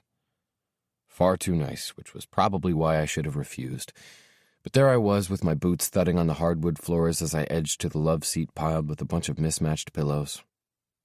I settled on one side and Alexis handed me a cup. Thank you, I said. You're welcome.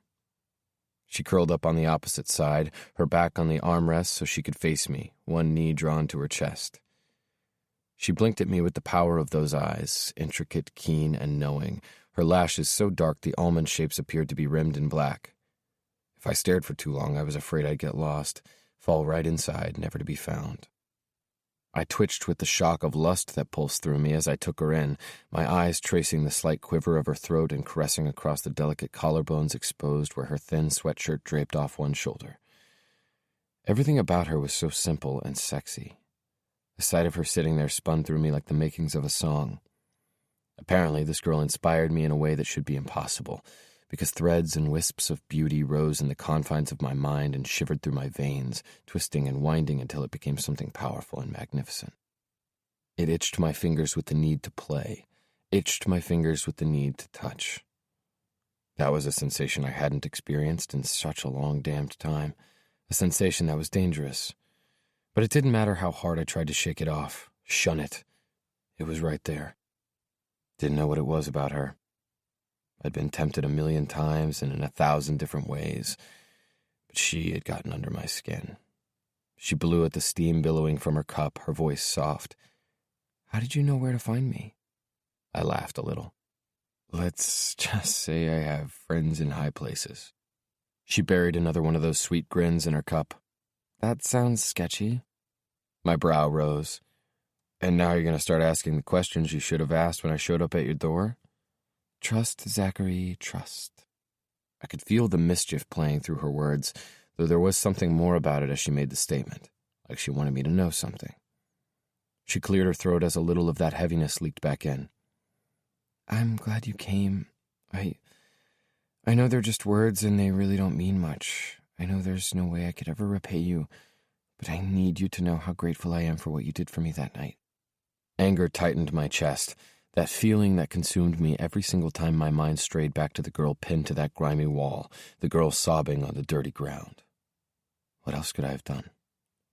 Her lips tightened. There are so many people who would have turned a blind eye. My hand fisted. Guess that pissed me off too. And how the hell could I have slept at night if I had walked away, knowing you needed me? Her voice was hoarse. I did. I needed you. And I'm sorry I did that I put you in that position. I chose to go down there, and because of it, I put you in danger. And I chose to help you. Emotion brimmed, so fucking profound I was sucking it down with every shaky breath I inhaled. Moisture glimmered in her eyes. I'm so grateful you did. You ready to tell me about it? So maybe it wasn't any of my business, needing to know, but I didn't think I could force myself from that spot until I understood what had led her to that obscene place that night. She looked across at me, honestly, openly. There's a part of me down there I can't leave behind. Their souls are the same. Your sister, Avril. Her nod was jerky. Yeah. And I got it. I fucking got it on a level I wished I didn't. That helplessness of loving someone and having to watch them whittle and erode until there wasn't anything left but destruction. Agony trembled her lips, and she clutched her teacup like it might have the power to shield her from all the pain. Sometimes the people we love most end up in the places we never imagined they'd go. And no matter how much we want to stop it, there's nothing we can do. I said, the words nothing but gravel. Guilt sped and singed, skating just beneath the surface of my skin and consuming everything. I'd wanted to stop it with all of me, and the only thing I'd done was push Mark over the edge. A tear streaked free, racing down her angel face. Our whole lives we were inseparable. I know it sounds stupid, but we were more than sisters, more than blood. I was the one who wanted to experience everything, and she was the one who was reserved. She wiped the wetness from her cheek. But together we were a team, me rushing out to meet the day while she followed me everywhere. She trembled, her gaze dropping to somewhere on the floor. When we were 15, I convinced her to sneak out to a party our mom had told us we weren't allowed to go to. She'd tried to warn me it was a bad idea, that the only thing we were going to find was trouble. Gutted, she looked back at me. She met a boy there that night. It was so unlike her, but she took off with him without telling me. When I realized she was gone, I searched everywhere for her, screaming her name as I ran in and out of every room of the house we were at. She touched her chest right over her heart. I had this horrible feeling I wasn't ever going to see her again, that I'd lost her, the most important part of me. And I did, Zee. I lost her that night. Lost her to a world I never could have imagined she'd go, and I've been searching for her ever since. She blinked over at me. That's my truth. I couldn't stop myself from reaching out and grabbing onto the closest connection I could find. I squeezed her calf, the feel of her inciting that battle that waged inside me. Right and wrong. And this was definitely wrong. You were 15, it wasn't your fault. She shook her head. It never would have happened if I hadn't taken her there. You can't know that. Her head angled, eyes dimmed. Can't I? Hardest part was sitting there and knowing exactly what she was talking about. The awareness that one decision you'd made had changed the course of everything. I wanted to reach over and erase it from her consciousness, because if I knew one thing, this girl didn't deserve that kind of burden. She hesitated, all those questions moving around us like misshapen pieces trying to figure out where they fit. What were you doing down there? Hefting out a sigh, I pulled my hand from her leg and roughed it through my hair. I had the inclination to just tell her, lay it out, which was so goddamn stupid. I was certain during that fight I'd lost a piece of my mind. Let's just say sometimes the wrong roads lead us to the right place. I'm just glad I was walking it. My answer only stirred up 1,000 more questions, the girl watching me with so much belief and trust without all the disappointment she should feel. I couldn't stop the vision from assaulting me, one of me setting my cup aside and crawling over her and tugging her down the love seat so I could press my body against hers, so I could touch her and taste her and explore her. Every inch. Remember what it was like to embrace something good and pure. I had to get the hell out of there. I was walking the most dangerous kind of terrain, a place that ran rampant with disloyalty and betrayal and shame. Agitated, I rubbed my thigh. I should go. There it was, the disappointment. Her brows tightened before she seemed to nod in understanding. Okay. I stood, set my cup on the small whitewashed table, and walked toward the front door. I could feel every movement she made, the ripple of energy when her bare feet hit the floor, the sway of her body, the taste of her breaths. Fuck. I opened the door, blinking against the stark sunlight shining down, and stepped out onto her stoop, knowing I needed to run. This needed to be goodbye. Instead, I swung around. She stood in her doorway, so goddamned pretty and perfect, brighter than the sun. Every single thing I'd want if I hadn't fucked away my life. You know him? I demanded. The shock from my question jarred her back. I couldn't shake the sense that encounter hadn't been chance. The way the investigator had been pressing, there had to have been more. She wavered before she shook her head. Just his face. Same guy from that night, when you were 15?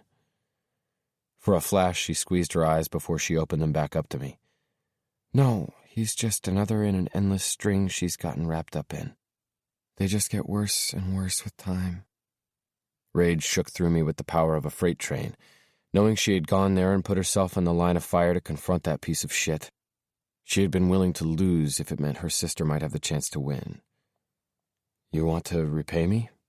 I found myself suddenly saying. She jolted, again caught off guard. God knew I probably looked deranged, like I was barely clinging to reason. Still, she nodded, this girl who didn't even know me. Then stay away from him, Alexis. Stay far, far away. Avril calls, call the police. Tell them where she is. Just stay away. I knew I was fucked when the only thing I wanted was to tell her to call me. Another tear streaked free. She's my sister. I don't know how you can ask that of me. Fingers trembling, I reached out and gathered the line of moisture that tracked her defined cheek. Sparks and fire. They flamed between us. Something unseen but clear. Stay away from him, Alexis. I'm asking it of you because I can't bear the thought of something happening to you. It came out low, harder than it should have, because I didn't have the right to make that demand. I knew it. So I did the only thing I could do. I turned and walked away. Giggles lifted beneath the warmth of the sun that blazed from above. Liam ran ahead of me, little feet pushing him as fast as he could go, even faster than the last time I'd seen him. He squealed as I chased him close behind. I caught him, letting us somersault to the grassy ground. He clutched me at the sides, me on my back, staring up at the sky with his face in my chest. Holding him. The best feeling in the world. I could feel the weight of his free, uninhibited smile as I ran my fingers through his silky brown hair. "Why you been gone so long?" he said. He was just beginning to lose that adorable lisp, the boy growing faster than I ever could have imagined. Because I had to work. "Why you got to do that?" I tugged him closer, my chest so goddamned full when I angled him so he was looking down at me, this kid filling all those vacant places that throbbed when we were apart. Because that's what mommies and daddies do. We work so we can take care of our families. He frowned. "Mommy doesn't work." Anger cinched tight. Had way too many things I wanted to say about that, but the last thing I was going to do was take part in poisoning his mind. He was the only good thing that came out of this nasty, heartbreaking mess. The innocent one bred of the worst kind of disaster. And there I was, keeping Mark's kid hidden like some kind of dirty secret. But it was me that was filthy. I touched his chin.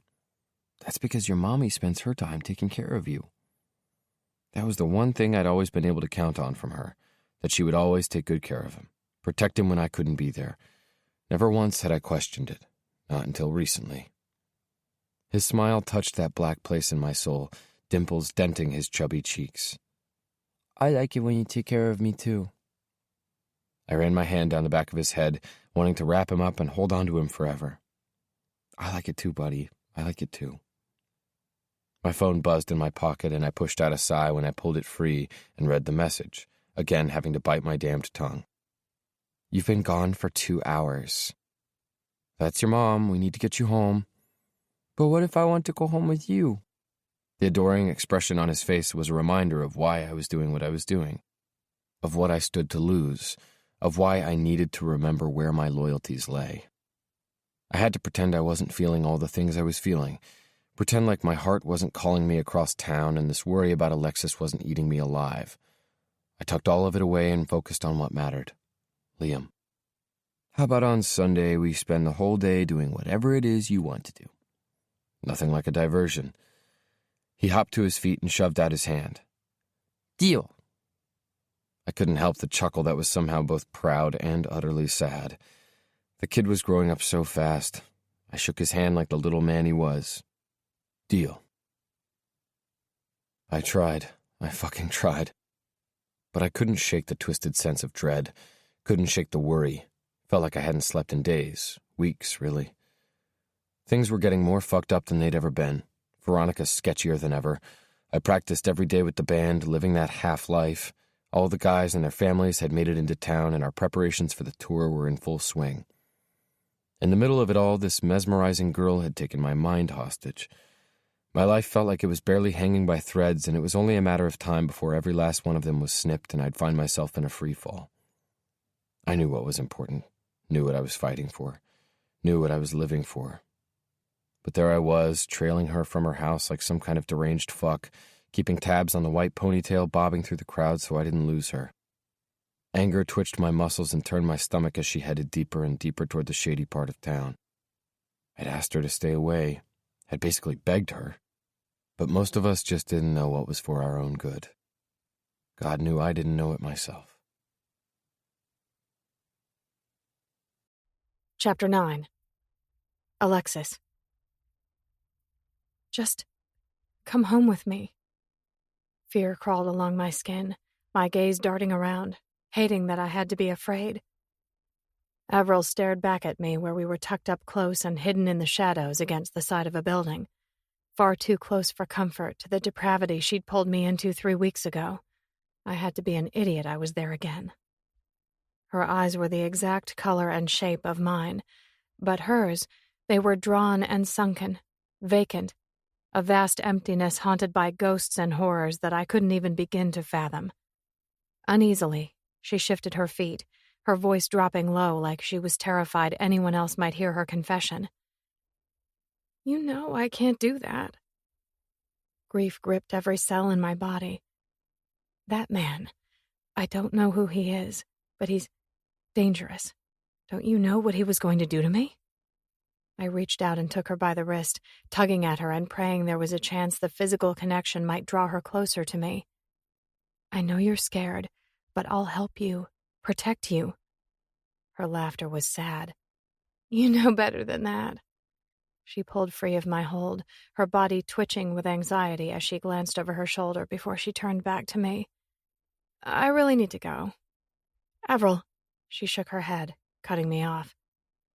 "I love you," I whispered, my last reserve. What could I do when she'd left me with nothing left to say? A brittle smile wavered on her lips. "I know you do." Sorrow bottled in my throat, and I found myself nodding at the same second I was digging in my pocket. A fool, that's what I was, because I handed her a wad of cash where we were partially obscured by the building. Somewhere inside, I knew it was my own fault. I'd trained her that if she called, I'd come running, without question or reason, knowing she was only going to trample my heart all over again. Because when she reached out a shaky hand and clutched the money in a desperate fist, I knew where it would be spent. But how could I ignore her cries when she begged that she was hungry, that she had no place to sleep? Almost frantically, she stuffed it in her front pocket and began to back away. A pained panic slammed me from all sides, and I took a surging step forward, my voice a plea. "Avril, thank you," she whispered before she turned her back and started walking away from me. I took a lurching step forward, overcome with the impulse to chase her. "Avril, please." She rounded the corner before I could stop her. She never even stopped to look back. Defeated, I slumped forward, fighting the tears in my eyes and the unbearable ache in my chest. That place that throbbed and moaned every time she walked away and took another piece of me. I dropped my head, sucking in breaths as I tried to get it together. It seemed the only tough love in this situation were the brutal blows Avril dealt me at every turn.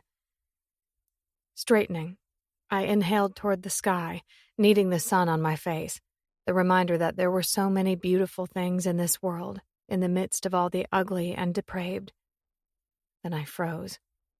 Awareness shivering through the air, chills prickling across my flesh. I swore I felt my axis tilt, bending and bending and bending until my direction had been altered. Sucking in a breath, I peeked over my shoulder. My heart trembled and shook. Staring back at me were brilliant brown eyes that raged and stormed and promised they were getting ready to wreak a new kind of havoc on my life. On the opposite side of the street, he pushed from the wall where he'd been watching. He didn't hesitate. He came straight for me. His gaze only broke from mine to dart back and forth at the small street before he began to cross it in long, purposed strides. A frenzy lit, a quiver of attraction that rocked and provoked. I was fixed to the spot, gaze enraptured as I watched the intricate ink dance and play over the corded muscles that bunched and flexed in his thick arms. So much strength in his body and so much beauty in his being. I swore he stole the air when he stopped 2 feet away. Hands fisted, he glowered over me. I stumbled my way through the choppy words. What are you doing here?" His were hard. "Think I could ask you the same question." I shook myself out of the stupor. "Are you following me?" It came off as an accusation that was somehow half pleased and half offended. Standing in front of me was a man who was little more than a stranger, who had been tracking me, and I couldn't stop the excitement that thrilled in my bones. I couldn't stop the comfort that washed through me at his concern. But I knew it was even more than that. Over the last 3 weeks, I'd spent too much time wondering if I'd ever see this beautiful boy again. He'd come to my house, and I thought we'd formed some sort of connection, even stronger than the one we'd forged that night. And then he was just gone. But not before he'd confessed that he couldn't stand the idea of something bad happening to me. So I'd given in to the fantasies. remembering the way his hand had burned through me like bliss when he'd simply grasped my leg as he'd sat on my couch staring at me. The way his hungry gaze had dipped and roamed, and I was sure he'd been thinking the same thing I was, wondering what it might be like if he were pressing me into the couch, bodies tangled. The sad thing was, those fantasies had also filled me with a bolt of insecurity. Again, it was something so unlike me, because I didn't want any man who didn't appreciate what I had to give. But this boy was a rock god, a legend shrouded by his own brand of mystery, the kind of boy I didn't have the first clue how to handle. I knew he could reach out and have his pick of just about any woman. I knew I wanted him to pick me. Maybe. Frustration laced his tone. At him or me, I couldn't tell. I blinked at him, tongue-tied, my confusion and surprise tumbling out. That's just weird. God, I was brilliant. But what was I supposed to say? This boy caught me unaware at every turn, always at the advantage. He almost laughed, this sound that was exasperated and filled with disbelief. Weird. I bit at my lip, fighting a smile that really shouldn't have been there. But he was here, again finding me when I felt helpless and vulnerable. I nodded emphatically, clutching the lightness that whispered through the air. That's right. Weird. With his index finger, he scratched at the back of his head. He chuckled low, this sound that rumbled through my senses and warmed my belly. I'm sure there are plenty of other things we could call this other than weird, don't you think? This is just... I frowned when he trailed off and took a step in his direction. What? Helplessly, he looked back at me. I can't do this, Alexis. I've got a shit show getting ready to blow up in my life, and the only thing I can think about right now is you. Can't go to sleep at night because I'm fucking terrified you might be sneaking off and doing something that's going to land you in trouble again. That I might not be there to save you next time. And when I do finally nod off, I wake up in the morning panicked, praying you're okay and having no way to make sure. His tongue darted out to wet his lips. My gaze followed, entranced by the thick bob of his throat as he swallowed. I don't have the first clue what you've done to me, but I'm not sure I can handle whatever it is I'm feeling. A knot twisted in my chest, a mess of affection and remorse and gratitude. I hate that I make you worry. His expression hardened. He glared over my shoulder as if he wanted to destroy the street that had suddenly become his worst enemy. Obviously, I wasn't worrying for nothing, was I? I rolled my bottom lip between my teeth. I told you. She's my sister. I can't just cut that tie. And I didn't go back there. I made her meet me here, where it's safe.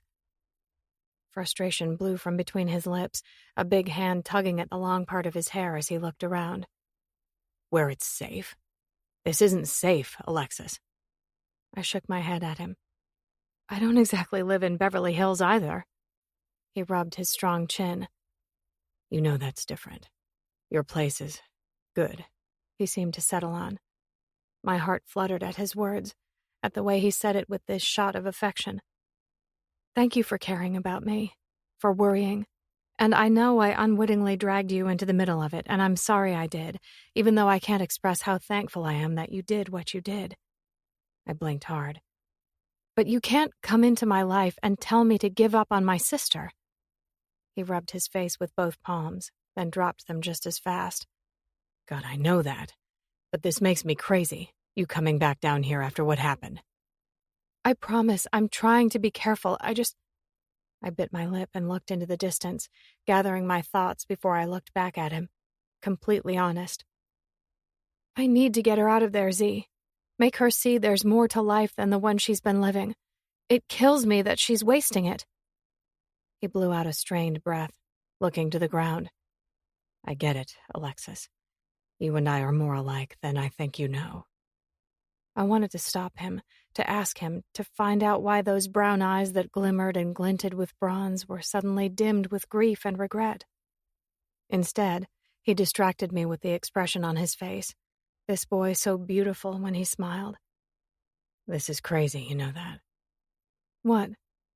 He gestured between us. This. Us. Me following you down here when I don't have the right. That is some seriously unhealthy shit. Would it be wrong to tell him how much I liked it? To admit it pulsed a warmth through my veins I hadn't felt in a long, long time. Maybe in forever. Because he felt different. So different from all the men of this city who were always after one thing. And there I was again, wondering if there was more to this than just a warped sense of obligation, more than just the burden I'd placed on his shoulders that night when I'd inadvertently sucked him into the most destructive part of my life, the part that threatened to be my ruin.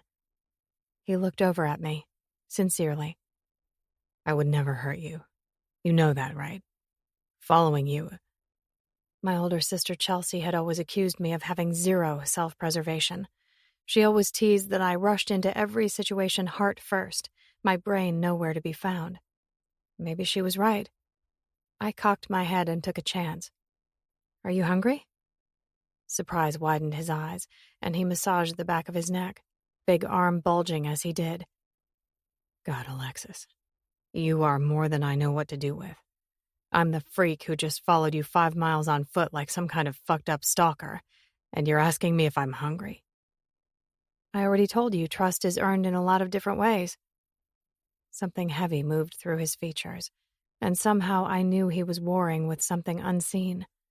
Then he smiled, a smile that flooded through me, filling up my spirit. You're insane. My lips curved, heat touching my cheeks. No fear, just life. Chapter 10. Zee. No fear, just life. I'd never met a girl quite like the one sitting across the table from me, the one inciting all kinds of chaos in my already fucked up world. But I hadn't been lying.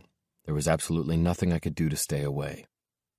Had felt like I'd been losing my mind, day by day, hour by hour, consumed with worry about her because I understood her situation better than she could ever know. Didn't matter how hard I'd fought it. I hadn't been able to ignore the bond that had been established between us without my permission. So there I sat out in public with this girl, knowing it was the absolute worst thing I could do. Sure, we were on a side of town where I was less likely to be recognized. There was little chance of someone taking note of me, so I'd told myself another lie to make this okay. Pretended like I wasn't hooked on every single word that came out of her pretty mouth. Pretended I didn't love the way she made me smile without effort, that blinding light shining all around her. I could blame it on the arrows of sunlight shooting through the windows, the way they sparked in her almost white hair and burned in her eyes. But I knew better. Tell me you aren't over there complaining about being a rock star.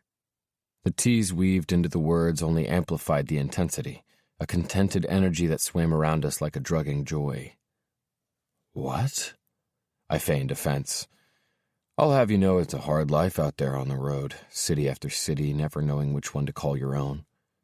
Because you have houses in too many cities, you actually forget where you live? I can't fathom the atrocity. The mocking in her voice was the sweetest kind, nothing malicious behind it, just this casualness that had seeped into the mood like it had always belonged. Nothing like the shit Veronica had given me for years. Always wanting more and more, never satisfied until there wasn't anything left. Quiet laughter rolled from my chest, and my voice dropped like there was even a chance I could be upset by the ribbing. Look at you sitting over there, thinking so little of me. I'll have you know, I only have one house that I can call my own, just bought it last summer. Considering I'm 27, a whole ton of people would actually consider that kind of pathetic. I wondered what she'd think if she knew why, the reasons I'd been holding off, hoping for something to give. And when it gave, praying it'd give in my direction. No? Those blue eyes danced, soft with mirth. Truth. So, this place you bought, is it here in L.A.?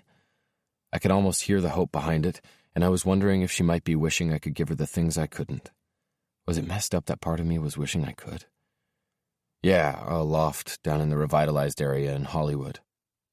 She took a bite of her burger, chewing slowly as she studied me, watching me like she knew whatever I said was going to be important, like she truly cared. Why now? I sucked in a breath, wishing I could lay it all out, give her everything, let her hold it and make her own decision. But I knew better than skating that direction, giving more than I could, Didn't matter how badly I might want to share that part of my life with someone, especially someone like her. Like I always did, I settled for the half-truths I could afford. At least they weren't a lie. Ash, Sunder's bassist? I said it like a question, not sure what she knew about the public part of my life. She nodded for me to continue. Clearly, she knew exactly who I was talking about. Seemed crazy who I was seemed to make no impact on her perception of me. Zero pretenses set between us because of what I could give her. There was none of that sleazy lust gleaming in her eyes like so many of the chicks who so clearly wanted to sink their claws into me. She just sat there all lit up, so fucking gorgeous that every time I looked at her she stole a little more of my breath. An angel. The brightest light in the midst of my darkness. Starshine. I swallowed around the emotion that suddenly clogged every cell. Fuck. I couldn't get lost in this girl. But there was a part of me that wanted to do it anyway. Give up and give in. My voice was rough when I forced myself to continue. He got married last summer. A soft smile played at her mouth and something shy worked into her admission. I might have read something about that. I chuckled, low and with the affection I felt for Ash and Willow. They have their first kid coming in just a couple months. I shook my head, still so grateful the guy had finally found what he'd been missing. Ash was the last of my crew to finally give it up and tie the knot. Honestly, I never thought I'd see the day. For the last handful of years, while the rest of the guys had been getting married off, I'd been hanging with him at the house the band owns here in the hills.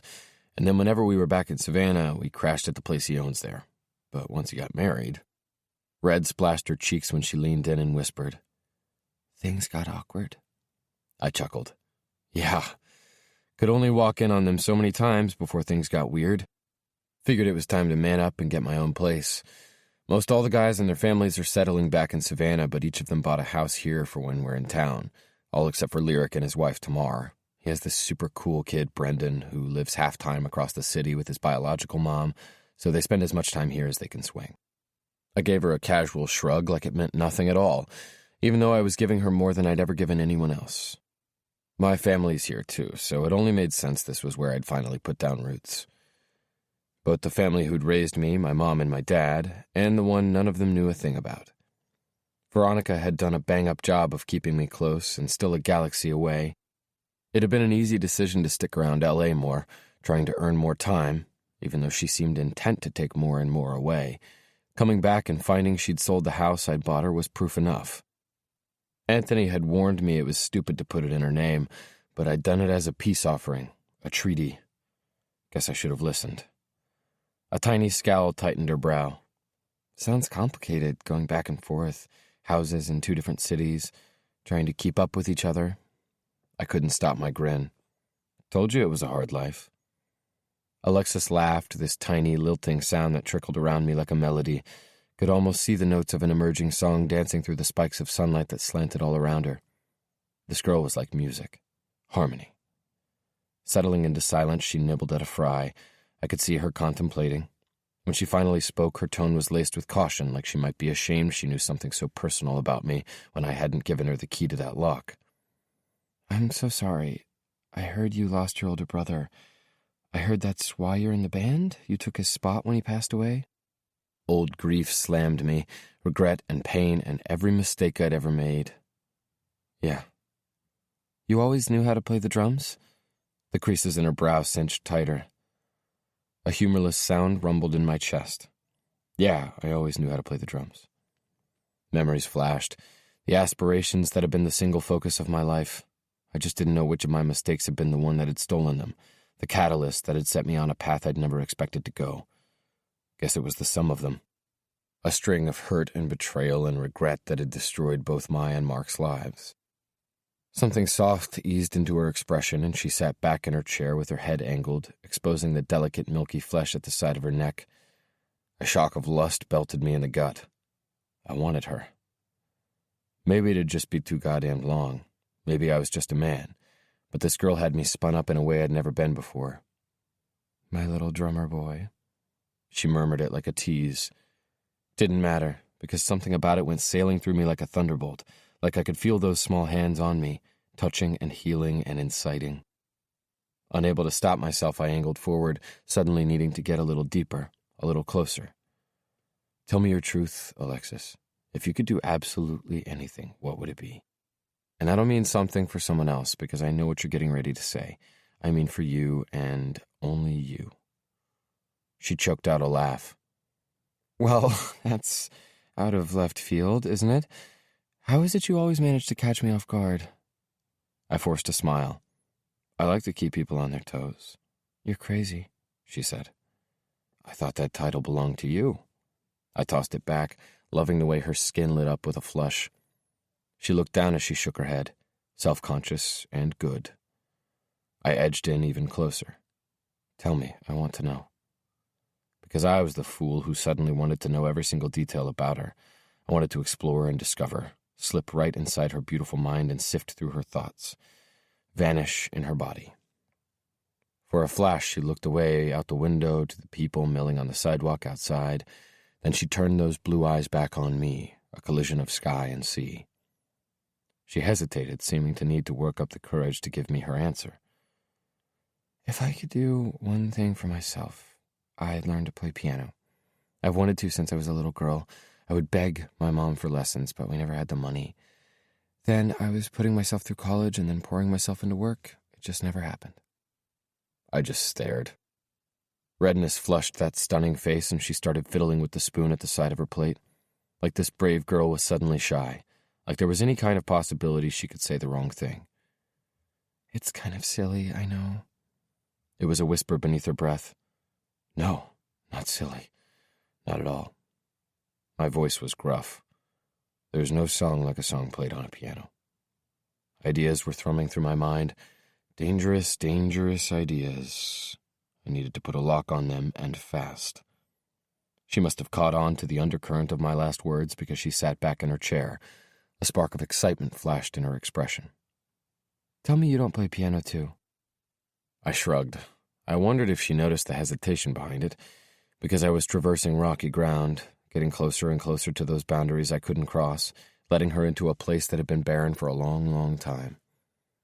As much as I knew I shouldn't, I couldn't stop the admission from sliding from my mouth. I play about everything. Speculation lifted her brow. What do you mean, everything? I shrugged again, this time self-consciously as I slanted a nervous hand through my hair and glanced out the window. It's not a big deal, it's just if there's an instrument lying around, I can usually pick it up and play it. Disbelief filled her soft words. It's not a big deal? Zee, that has to be the most amazing thing I've ever heard. Words like prodigy and genius spun through my mind, words that had been tossed around me when I was just a little kid, having not a clue what they meant, not until it had meant everything. It was just another door that had been slammed in my face 7 years ago. I got lucky, I guess. She stared across at me. The expression on her face spoke of hurt and understanding, like she got something about me maybe I couldn't even see. That air shivered around us when she leaned over the table, getting as close as she could. Found myself edging closer too, erasing that space that churned and begged. If you could do one thing for yourself, she said, what would it be? Guess I shouldn't have been surprised the girl would turn the question on me. I'd set myself free. The confession scraped from my throat, hard and pained. I'd go back and change everything, both for him and for me. So slowly she inched back, stopping just far enough away so she could fully meet my gaze. My chest tightened, this needy clench while we sat there staring, breathing each other's breaths. Your brother? She whispered. Yes. I'd go back to the day when I made the worst mistake I ever could have made. My voice was nothing more than shards and dust as I let her in a little further than I'd ever allowed anyone before. Blue eyes searched my face, a storm that built at the edge of a blazing sky. I got the distinct feeling this girl would give up anything to hold a little of my pain, that she was sitting there wishing she could sink into me, discover all my secrets the same way I felt desperate to discover hers. What were you really doing down there that night? People are only on that side of town after dark for two things. Her chin trembled, the words cracking somewhere in her throat. Drugs or sex, usually both. Grief bottled at the base of my throat. Wasn't down there for either, Alexis, I promise you. A friend needed me. I felt strangled by the lie because Veronica was a lot of things, but she definitely wasn't my friend. But I pushed right past it, our faces too close, the need spinning through me almost too much to bear. My lips just brushed her cheek. Turned out you needed me more. That potent gaze flamed and brimmed, her words hushed. Have you ever wondered if each day of our lives is purposed? If every step we take is exactly where we're supposed to be? She dropped her attention, her fingers trembling when she reached out to the ink etched on the back of my hand. She traced the shooting star that blazed before it burned thin. Fragments charred to dust. I shivered, trying to hold it back, hold it in. This need that flickered and boiled in my blood. My voice was grit. I'd like to imagine that, but then I'm left wondering about the bad things, the horrible shit that goes down and the terrible things people do to each other. She caught that bottom lip between her teeth and my dick twitched. This girl just sucked me in further and further, taking me deeper and making me question every single thing I knew as truth. What if the good moments are reprieve, mercy that's been granted? God, this girl was good. Flush with grace. Like she'd been sent as a sustaining breath in a world that threatened to suffocate. Transparency in a life full of confusion and doubt and questions. I pressed my hands against the table and pushed away, like it might put enough distance between us to extinguish the smolder, douse the coals growing hotter and hotter. And there it was again, the beginning strains of a song. I could hear it, notes weaving and spinning, lyrics knitting together to make something whole. For the first time in years, my fingers itched with the urge to sit down and bring it to life, to create and compose. This song? It would be soft and sweet and tender, exactly the kind of love this girl would be. I knew it, felt it bursting in that space between us, sweet, uncomplicated, true. My guts clenched, knowing I was walking too thin a line. It was time to end this before I did something else I couldn't take back. Resigned, I pushed out a strained breath and stood, dug out my wallet, and tossed a stack of bills onto the table. Let's get you home. Surprise flitted through her expression before it dipped into something that looked too close to rejection. Reluctantly, she nodded. Okay. I did my best to ignore the way she trembled when I set a palm at the small of her back. Did my best to ignore the flames that smoldered and lapped, to ignore the way our breaths came shorter and harder when our skin touched. I ushered her out the door and onto the busy sidewalk. The second we stepped out, agitation lit.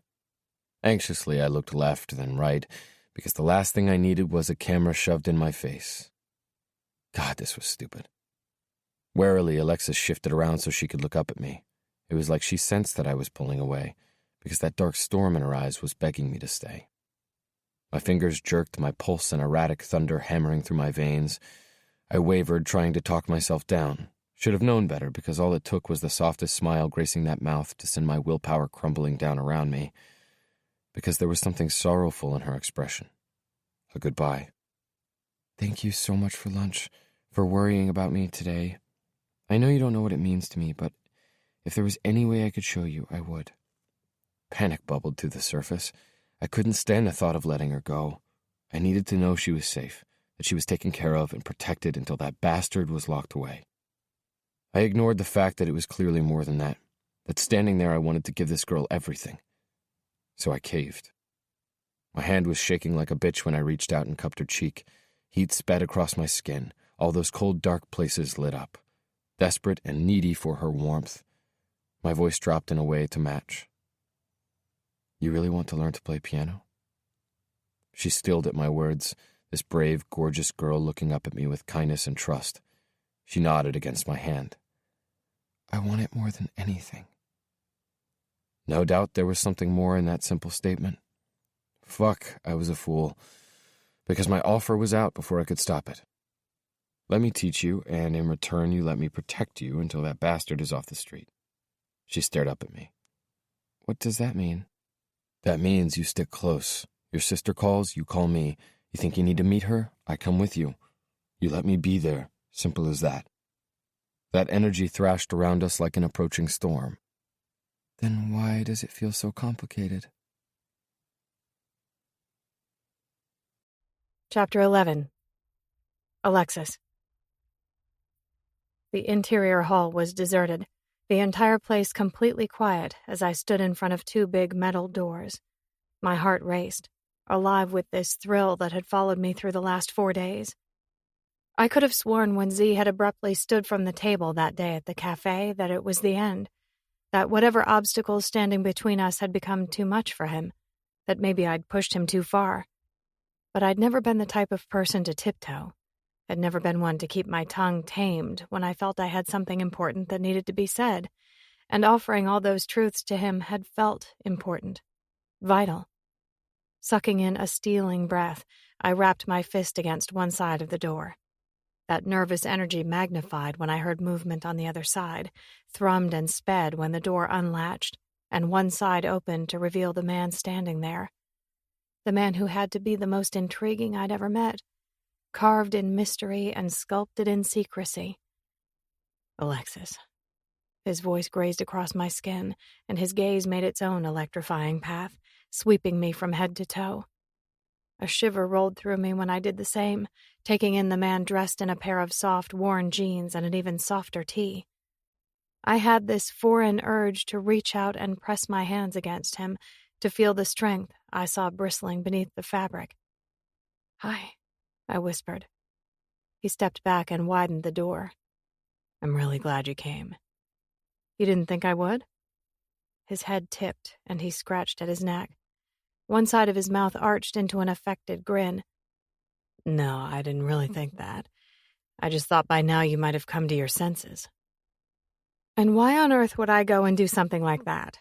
I almost teased, though I realized I was clutching my big bag tight to my chest as if it might act as a shield, as protection against what this boy was gaining power to do to me. Which seemed insane because I was the girl who was never afraid. A low chuckle rippled through the air, and he eyed me with the slightest grin. "The girl who'll give up anything to save the world, but won't stop long enough to save herself." I could almost hear the warning behind it, but I chose to ignore it and stepped into his loft. Wow. Articulate, I knew. But I didn't think there was another word sufficient to describe his home. "You like it?" His voice hit me from behind. "Ash's wife, Willow. She helped me decorate it. Helped me make it feel like home." "It's incredible." Both luxurious and warm, the loft was one massive open space. The floor was an expanse of dark gray hardwood, and the ceilings 2 stories above remained open, the ductwork and metal framing left exposed. 4 concrete support columns stretched between the bottom floor and the ceiling. Leather couches and plush lounge chairs were set up in the middle, all mixed up with restored, rustic antique tables and decorations. My gaze wandered to the far right, where a set of stairs led to a bedroom in an upstairs loft that jutted out over the custom kitchen below. It was enclosed only by metal railings, and a huge bed sat in full view, overlooking the living area below. But the 2-story wall of windows on the left was what completely captured my attention. I wandered toward it, drawn to the undoubtedly million-dollar view of the sprawling city beyond. The sun was just beginning to set, sagging low on the horizon, sending a scatter of twinkling glitter across the buildings and cars below. My fingers brushed the glass, struck by the beauty, almost floored by it when I glanced over at Zee standing in the middle of the room. He was staring at me, as if I might be a hallucination in his living room. "Look at you, my little drummer boy, living like a king." I forced the tease, though it cracked beneath the effort. I wondered how it was possible I thought I could so easily claim him as my own. His head shook. "Hardly." I studied every movement on his face, the words almost a question. "You're the drummer for one of the biggest bands in the world." I lifted my arms out to my sides. "You have this amazing place, and then you offer to do this for me? To give me something I've wanted for so long? It feels backward. I should be the one doing something for you." My voice grew small. "But what do you offer the boy who has everything?" "None of that means anything when I don't have anyone to share it with. And you being here." He paused, and my heart clenched. Then he dropped his face toward the floor as if he didn't want me to find what would be written in his expression, desperate to hide the thing so visible in his eyes. Lifting his head, he looked back at me, throat heavy when he swallowed. "You being here for a day is more than enough. Sometimes it gets old, living in the shadows. Somehow they're not quite so dark when you're around. Is that what you feel? Like you're invisible? That connection I didn't understand flamed within my chest, building and intensifying. Because you're the only thing I see. He flinched. That's the problem with all of this. This? The fact I can't stay away from you when I know goddamned well that is exactly what I need to do. He rubbed a knuckle across his pursed lips. I can't fucking stand the thought of that piece of shit out there, Alexis. That he's still on the street. A danger to you. I need you here, with me, until I know that threat is eliminated. Emotion gathered fast. So, I'm here because you want to protect me? I didn't know whether to be disappointed or overjoyed. His voice turned gruff. You're here because this is where I want you. In fact, I can give you something you want so badly on top of it. Let's call that the cherry. His confession took possession of the air. Desire throbbed, crackling between us and throbbing between my thighs. I was in so much trouble. Blinking, I tried to bring us back to common ground. So, I said, looking around and forcing a smile. How do we do this? I'm actually kind of nervous. It was the truth. I'd wanted to play for as long as I could remember. He took a step forward, as if he were stepping out of that thick knot of tension that kept him rooted to the spot. His tone shifted, turning so sexy it sent another shot of attraction tumbling through me. What are you nervous about? My teeth caught my bottom lip, and I bit down, trying to fight the flush I could feel climbing to my cheeks. How could I not be? I haven't a single clue what I'm doing, and you, this rock star. The last of my words changed course, veering into something incredulous. You want to teach me how to play? It shouldn't come as a surprise that's a little bit intimidating. He came closer, so close I caught the faint murmurings of cedar and spice. The scent radiating from this beautiful boy was distinctly man, overwhelming. I inhaled a shaky breath, his presence rippling through me when he took another step in my direction. He was so close I could reach out and fall right in. His voice turned hoarse. Don't ever want you to feel intimidated by me. Too late. I forced myself to look at him where he towered over me. Okay. He edged back a fraction, angling his head away as he muttered quietly. I'm the one who doesn't know what he's doing. I got the impression that statement had nothing to do with music. Come on, he said. His big hand settled back to that spot at the small of my back. The second he touched me, my breaths became shallow. He led me around the living area to the far wall, where a baby grand piano was situated between the long island bar that separated the kitchen from the rest of the living space and the bank of windows. I couldn't stop from reaching out and running my fingertips across the gleaming wood. The instrument wasn't the normal glossy black. Instead, it was a deep red, mahogany dipped in chocolate. Zee released a shuddered breath, and my attention darted to his face. Panic and fear. What's the matter? I whispered. He roughed an agitated hand through his hair. It's just been a long time. A frown pulled at my brow. You don't play? His smile was pained. Not in a lot of years. I blinked at him, trying to see through the veils and secrets and mystery. I settled on the obvious. But you miss it. He nodded. Yeah. I turned back to face the piano. And still, you brought me here. Yeah, he repeated. How was it possible to make sense of this conflicted man? I could feel it, his spirit being cut in two, as if he were desperate for one thing and terrified to claim it. And again, he was taking a leap for me.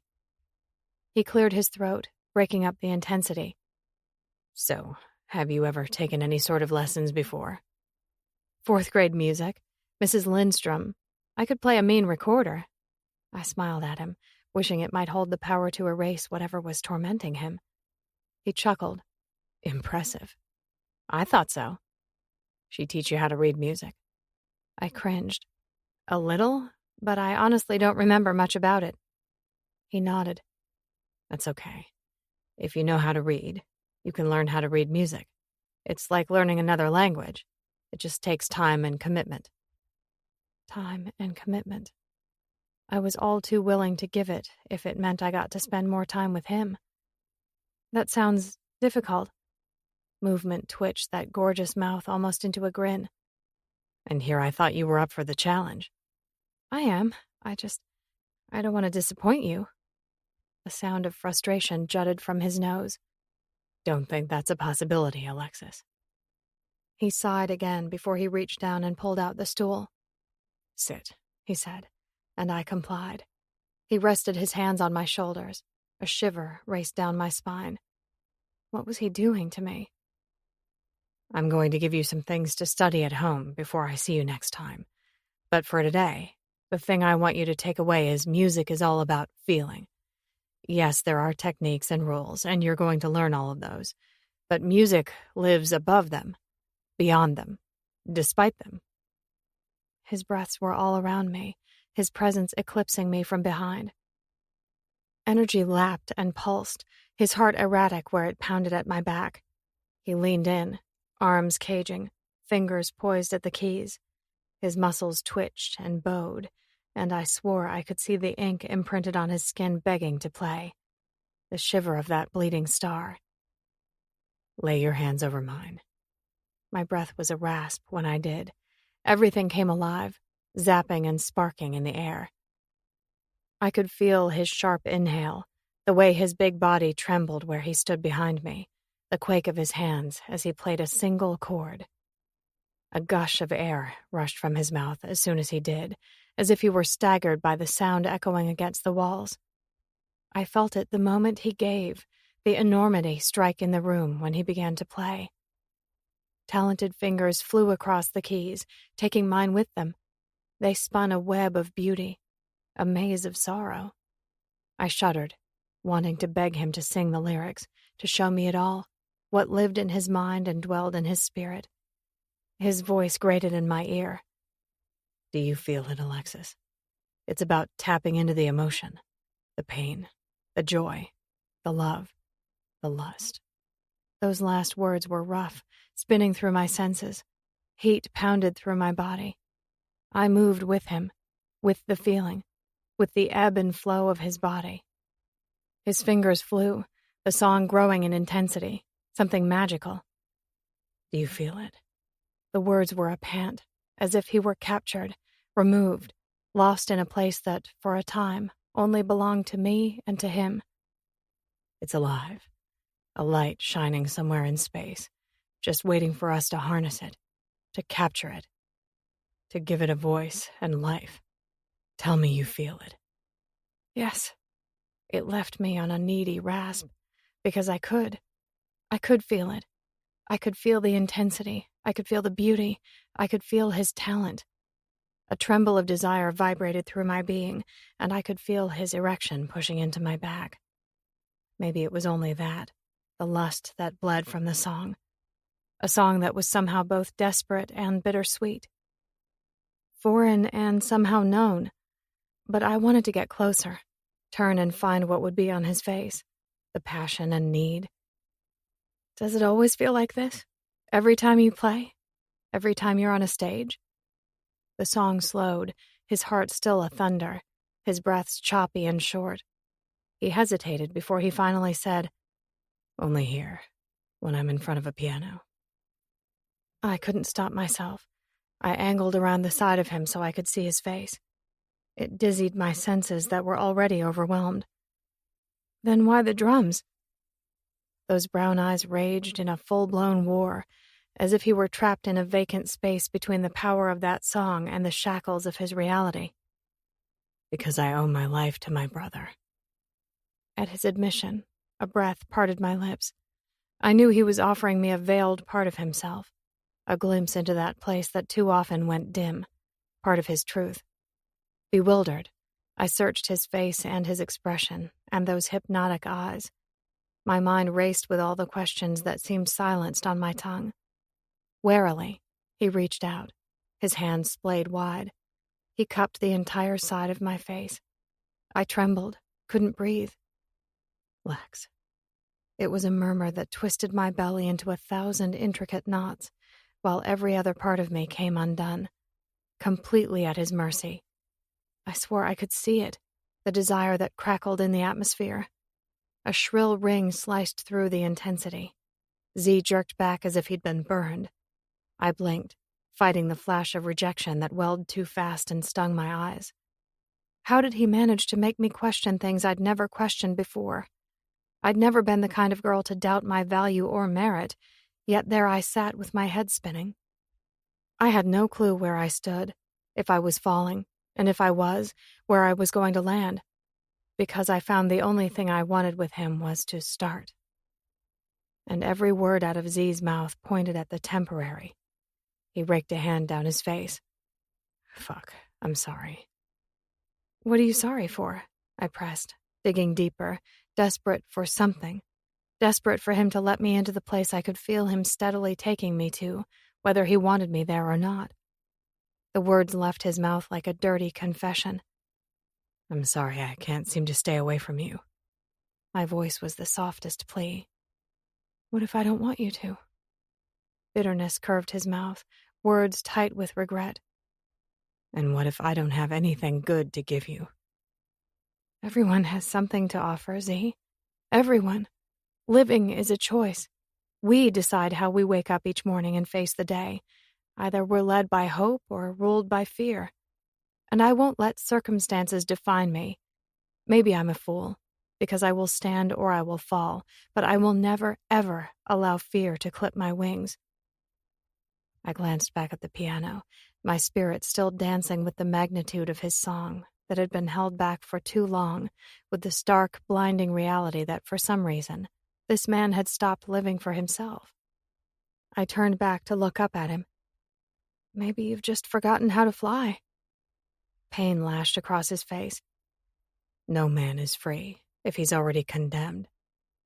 His words struck me like sorrow, and I wanted to reach out, hold him, touch him, beg him to touch me. His phone rang again. Cursing under his breath, he glanced at it, gripping it so tight I thought he would crush it in his hand. I'm sorry, I need to return this. Disappointment slowed my nod. I guess that's my cue then.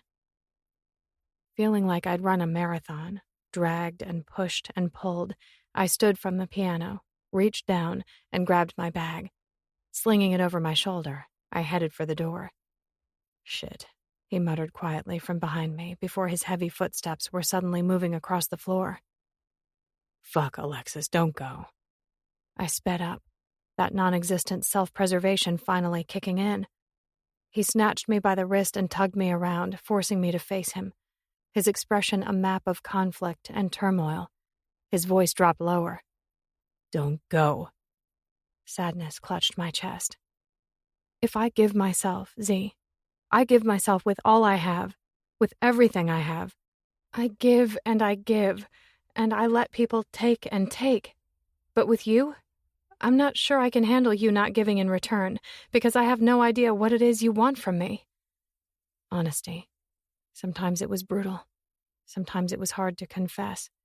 Sometimes it made you vulnerable and small. I was transparency.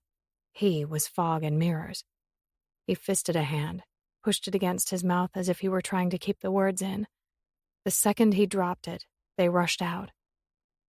I want to teach you. I want you to come back.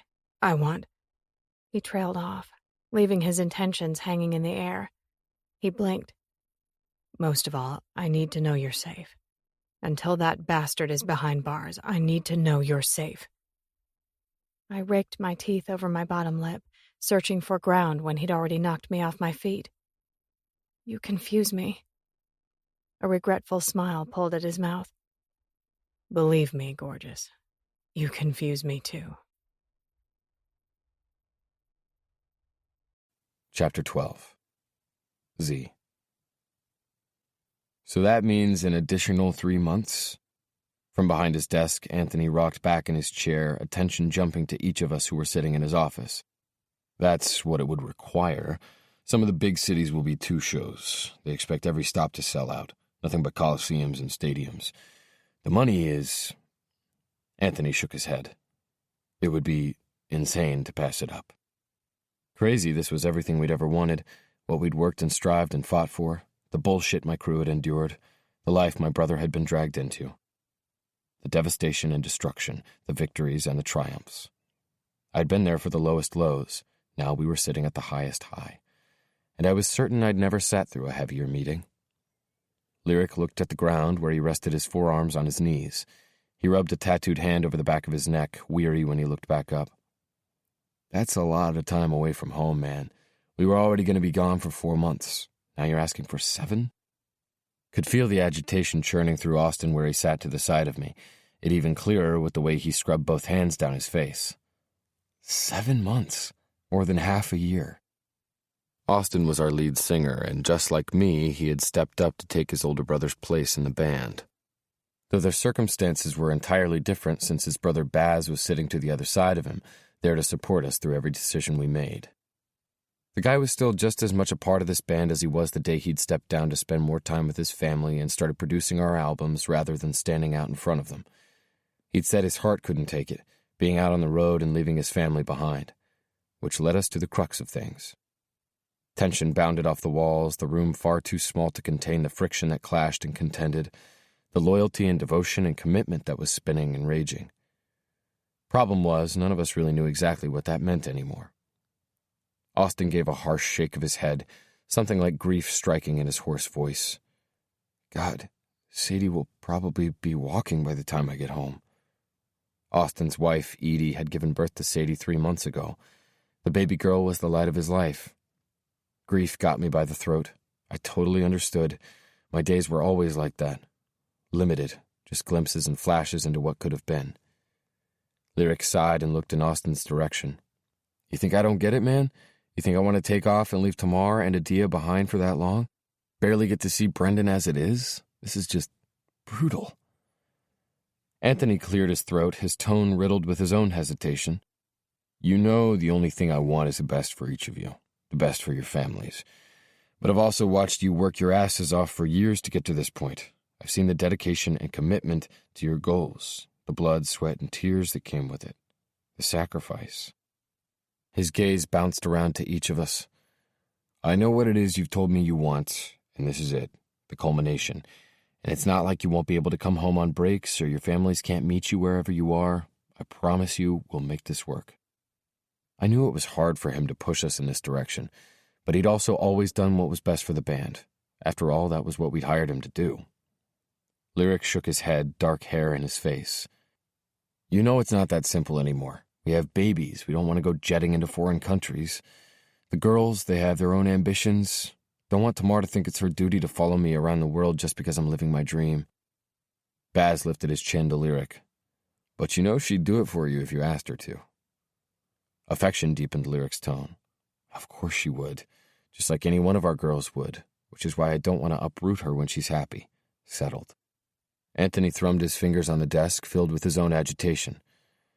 I'll make sure there's time for you guys to get a break at least once a month so you can come back home for a few days. Some of them I know we can fit in a week or 2. Lyric tilted his face toward the ceiling, rubbing his throat, contemplating. Austin sighed and sat back in his chair. Everyone turned to Ash, who'd remained silent the whole time. Dude was leaned over like he might be sick to his stomach, holding his head. He suddenly jerked his head up. Is this what everyone wants? Austin banged his head back on his leather seat. It's our fucking job. Yeah, Lyric agreed. Nothing none of us didn't expect. Just fucking sucks when it sneaks up on you. My knee bounced 1,000,000 miles a minute, hating the idea of being gone that long. Not with the shit that was going down with Veronica. Not with her going off the rails and shunning the agreement we'd made. Not with Alexis. The thought hit me unbidden. It should have been warning enough, an omen I was treading on thin ice. The fact I was even considering her in the midst of everything I was already trying to balance was straight stupidity. Because this was my life, what I lived for, my duty, my brother's legacy. I wouldn't ever let that go. I blew out a strained breath and turned my focus on Ash. Dude was big and burly, covered in tattoos, menacing if he wasn't always sporting a grin. But right then he looked like he was about 5 seconds from losing it. He swiped an agitated palm over his mouth. "You've got to make sure I'm here when the baby comes, man. Need to be here for at least a couple of weeks. Can't leave Willow alone. I mean, fuck. If I missed it?" His expression was bleak. "Promise me, Anthony. Promise me you make sure that window happens." Anthony rocked forward, leaning on his desk. "God, of course, Ash. You think I'd ask anything more of you?" He glanced around at everyone. "You know I hate even making you all decide. If I could make it simpler, I would, but it's my job to look out for you as a band. It's my job to present it to you when there's an opportunity unlike any you've ever had. Now it's on all of you to decide." I just sat there silent, letting everyone else take the lead the way I always did. Maybe it was the feeling I never quite belonged, or maybe it was simply because I never felt I'd earned the right. "Okay then, we're decided?" Austin asked. Lyric nodded. "I'm in." Ash shook his arms out like he was pumping himself up. "Okay." Anthony lifted his chin toward me, and all eyes shifted my direction. "Zee?" I figured it wasn't even a question. "You know I'm game." I always was. After the meeting, Anthony pulled me aside, his voice hushed. "Any news on what's going on with Veronica?" I expelled a frustrated huff. "She's still maintaining she can do whatever she wants with that money, isn't telling me anything." I shook my head. "Still can't believe she's back down in that shithole, that she'd take him there." Anthony eyed me where we had our heads bowed together, our conversation muted. "Are you really surprised? She's been manipulating you from day one, Zee." Anger swelled. "You think I don't know that? I didn't have a whole lot of choices, though, did I?" "Didn't you?" he challenged. Old rage, compiled for too many years, fisted my hands, the thought of it more than I could take. "You know what she would have done. And that very well may have been another lie, too. You know nothing comes out of her mouth that you can trust. Then what the fuck do I do?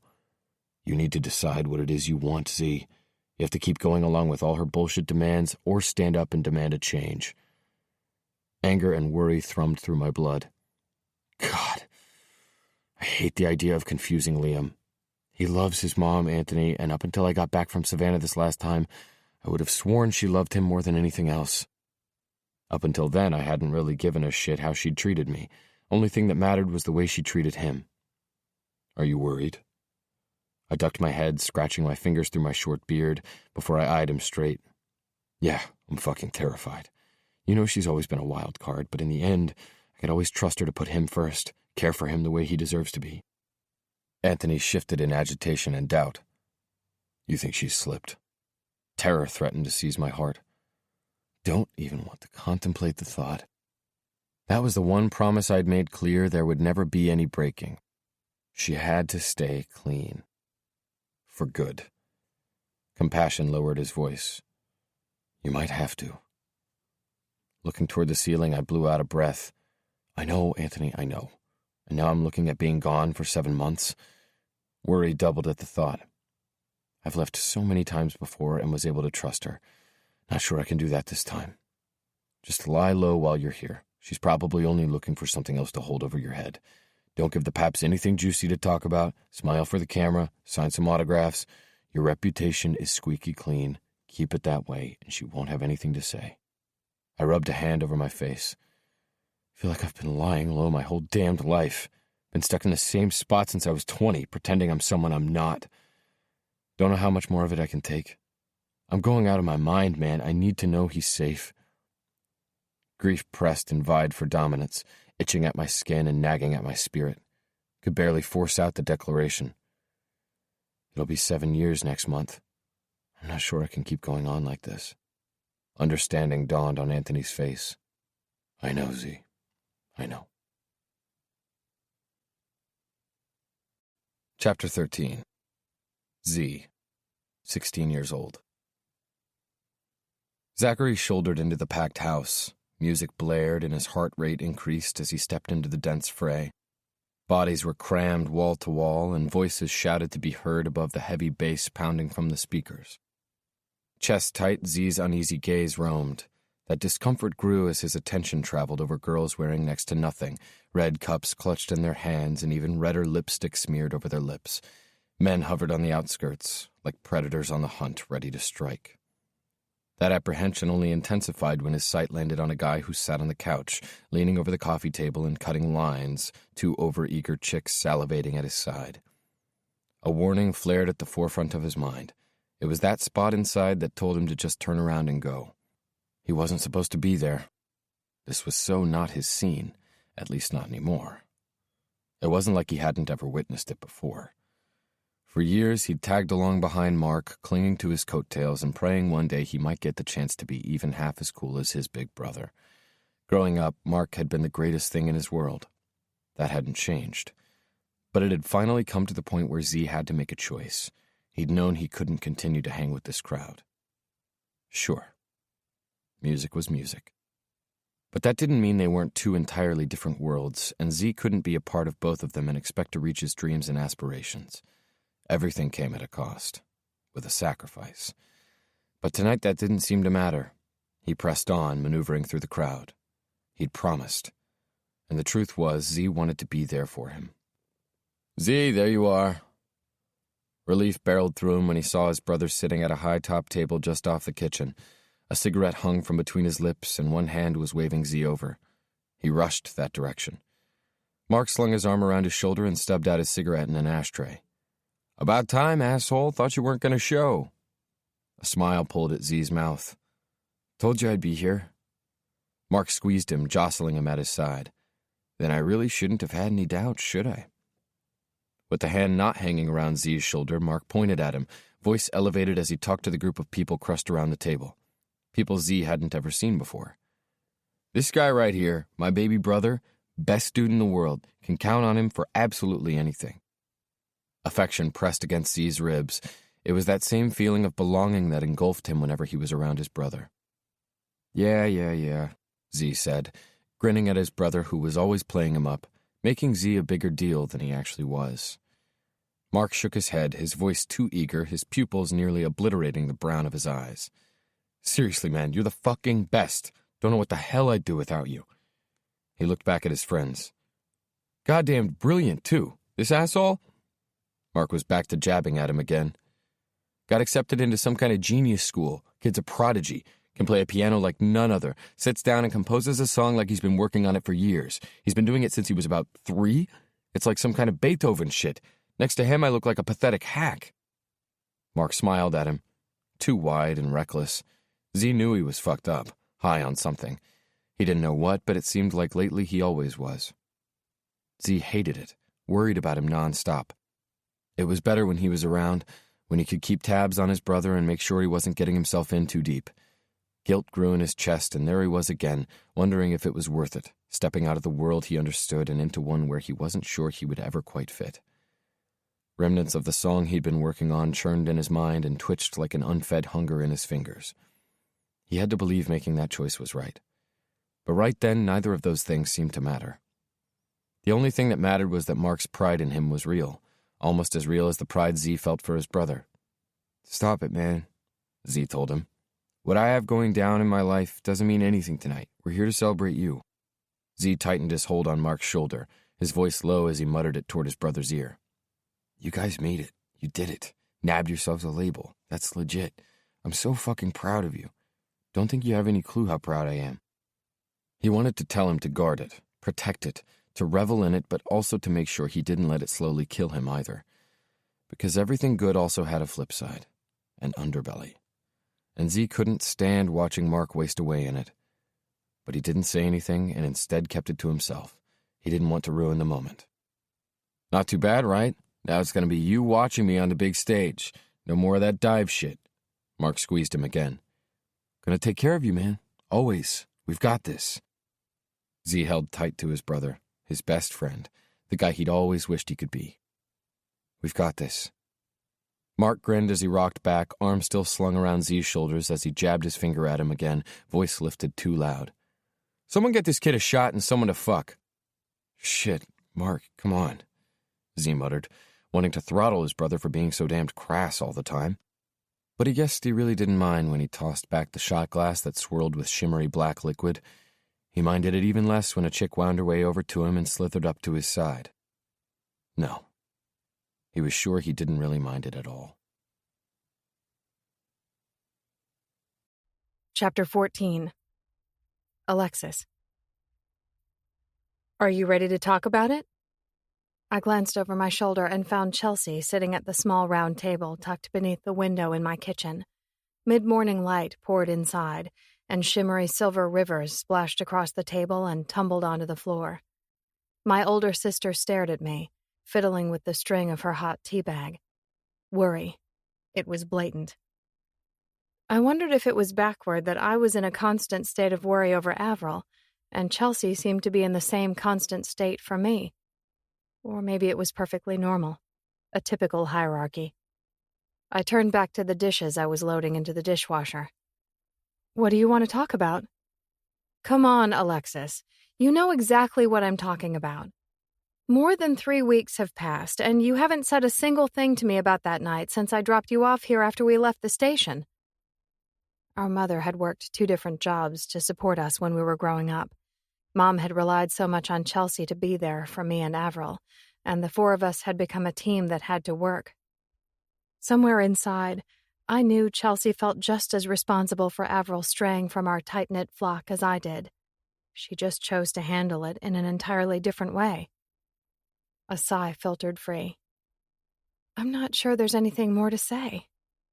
Her cup clanked behind me, adding to the weighted tension climbing into the stagnant air. Has she called you since then? I hesitated. Damn it, Alexis. Tell me you haven't gone back down there. God, did you give her more money? Setting the rag aside, I slowly turned and leaned back on the counter. I loved my sister. I did. She wanted the best for me, but it seemed what she'd forgotten was we wanted the best for Avril, too. A shot of defensiveness rose in my chest. I did give her some money, but I didn't go all the way back down there. Thoughts of Zee sprang into my mind, the heat of his stare as he leaned against that wall. A shiver shook through my body. Shaking her head, Chelsea's gaze dropped to her tea. She's not only putting you in physical danger, Alexis, but also she's robbing you. Robbing you of your security, of the things you might want to have or do. You work hard at a job I know you really don't even like, and then you turn around and give it to her. That is so messed up. I like my job. Why did my argument sound so weak? You tolerate your job, she disagreed, finally lifting her eyes back to me as she tilted her head to the side. You think I don't know you'd rather be doing a million other things than working in an attorney's office? I don't know how my job has anything to do with this. It has everything to do with it. It's just another example of you always doing what benefits everyone else instead of yourself. You make great money, but you do it so you can support your deadbeat sister. Before Mom moved to Iowa, you gave up most of your weekends to visit her. And you don't go out because you volunteer your time. I started to defend myself, but she held up a hand. Before you say something, I'm well aware there's nothing wrong with wanting to help other people whenever you can. But when was the last time you did anything solely for yourself? My gaze dropped to my fuzzy white socks. Maybe it would hide what I knew was ripping through my expression. The redness and heat and vestiges of the man who'd steadily staked claim after claim, stealing my thoughts and my dreams and my breath. I should have known she'd catch it. Oh, it slid from her like an aha, curiosity blazing free. I wasn't even looking at her, but I totally knew she had that smile on her face, the smug one that said she'd caught me red-handed. Alexis, she said my name like a prod. Warily, I peeked over at her. She was grinning and circling her finger in my direction like proof. Tell me what that's all about. I cleared my throat, but the words still cracked. I am doing something for myself. Her brows rose, a nudge for me to continue. I'm learning how to play piano. You are? Her smile widened. Why didn't you tell me? That's amazing. It's new. Where are you taking lessons? This was the part I wasn't sure I wanted her to know. Chair legs skidded against the tile. Chelsea stood, taking the 3 steps it took for her to cross the kitchen. She jutted her hip into the counter 2 feet away from me. "Why do I get the feeling there's more to this story than you're letting on?" I chewed at the inside of my cheek, wondering how much to give her, because she was going to want answers, and I had no idea what any of this even meant. She touched my shoulder. "Hey, I'm your sister. You can tell me anything. You know that, right?"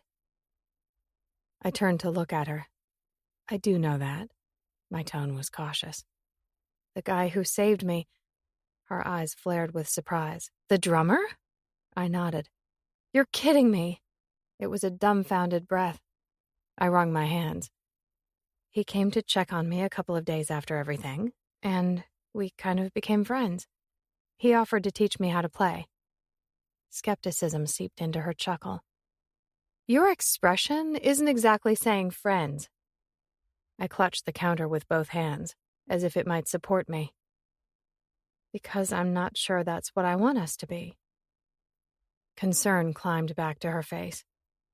"That's a gorgeous man, Alexis. Believe me, I get the attraction. That morning outside the station was kind of intense between the 2 of you. You obviously went through something together, but chasing a guy like that? It doesn't seem your style. And the rock star drummer actually plays piano? Her words trailed off with her own questions. I understood the paradox. The way that boy looked, so bad and bold on the outside, covered in ink, and that mystery each day I wanted more and more to discover. But what she didn't recognize was the vulnerability that glowed from the inside. My head shook. He's different. Incomparable to anyone I'd ever met. "You need to be careful, Alexis," she murmured the quiet warning. "You always run head first into everything without thinking through the consequences." Softly, I scoffed. "You're always telling me I need to get out and do something for myself. Then the second I do, you start telling me to be careful. I'm 25. I'm not a child anymore, Chelsea. You have to stop thinking you need to question and criticize everything I do." She touched my shoulder, the words winding with the lightest tease. "But you'll always be my baby sister." My smile was slow. "I know, but you have to know sometimes taking the chance is worth any consequence." She eased forward and wrapped me in her arms. "I love you." I squeezed her tight. "I love you too." She rocked me and laughed, something wistful in her tone. "How about we make a deal? You stop chasing the dangerous things, and I'll stop worrying about you." Soggy laughter rolled from me as I squeezed my eyes shut and buried my face in her neck. I'm not sure I can make that deal. Because sometimes the best advice was the hardest to take. Chapter 15. Zee. Crossroads. They were always there, on the horizon. With each second that sped by, they got closer and closer until they were right in front of us. Obstacles littering the way, distracting and diverting us from the direction we knew we needed to travel, slowing us down when there wasn't anything we should be doing other than barreling forward, full speed ahead. I knew where I was supposed to be going, the direction I had to go, yet there I was, distracted. Guilt scraped at my insides, this feeling that was achy and raw, goading me for being so damned selfish that I couldn't just cut ties with the girl right from the start. I knew better. I fucking knew better. But that knowledge sure as hell didn't seem to stop me every single time I got in her space. She'd be at my place soon for her next lesson. The fact that was the only thing I could think about all day should have been warning enough. A heavy sigh pilfered from my lungs, riding out into the silence like a reprimand, because taking this kind of risk was just about as stupid and selfish as I could get. That reality was mixed with the fact that not taking the risk for her felt like some kind of mortal sin. The waning day burned through the windows as the sun crashed toward the horizon, the world on fire. I found myself standing in front of my piano, the piano that had been my grandmother's. The piano where I'd basically spent my life growing up, countless hours at her keys. A shiver of unease slithered across the surface of my skin and then prickled with the need. Alexis had nailed it. I hadn't played in years. Not since it had all gone down and that comfy, cozy rug had been ripped right out from under my feet. Dreams shattered, aspirations lost, hearts broken. In all that time, I'd never itched or yearned or felt that stirring rise from deep within me. The inspiration had died, until she had somehow brought it back to life. Last Saturday, she'd incited something in me, and it fucking terrified me, the way it had felt to be wrapped around her body when I'd given in, when her song had come pouring out the exact same way as I'd heard it in my head. A knot grew in my throat, and I shook, compelled by that same kind of need as I sat down at the bench. My eyes dropped closed, and my fingers found their mark. Hesitation trembled in the cage of my chest before I gave, for the moment letting it loose. Her song. The chords and the strains and the melody.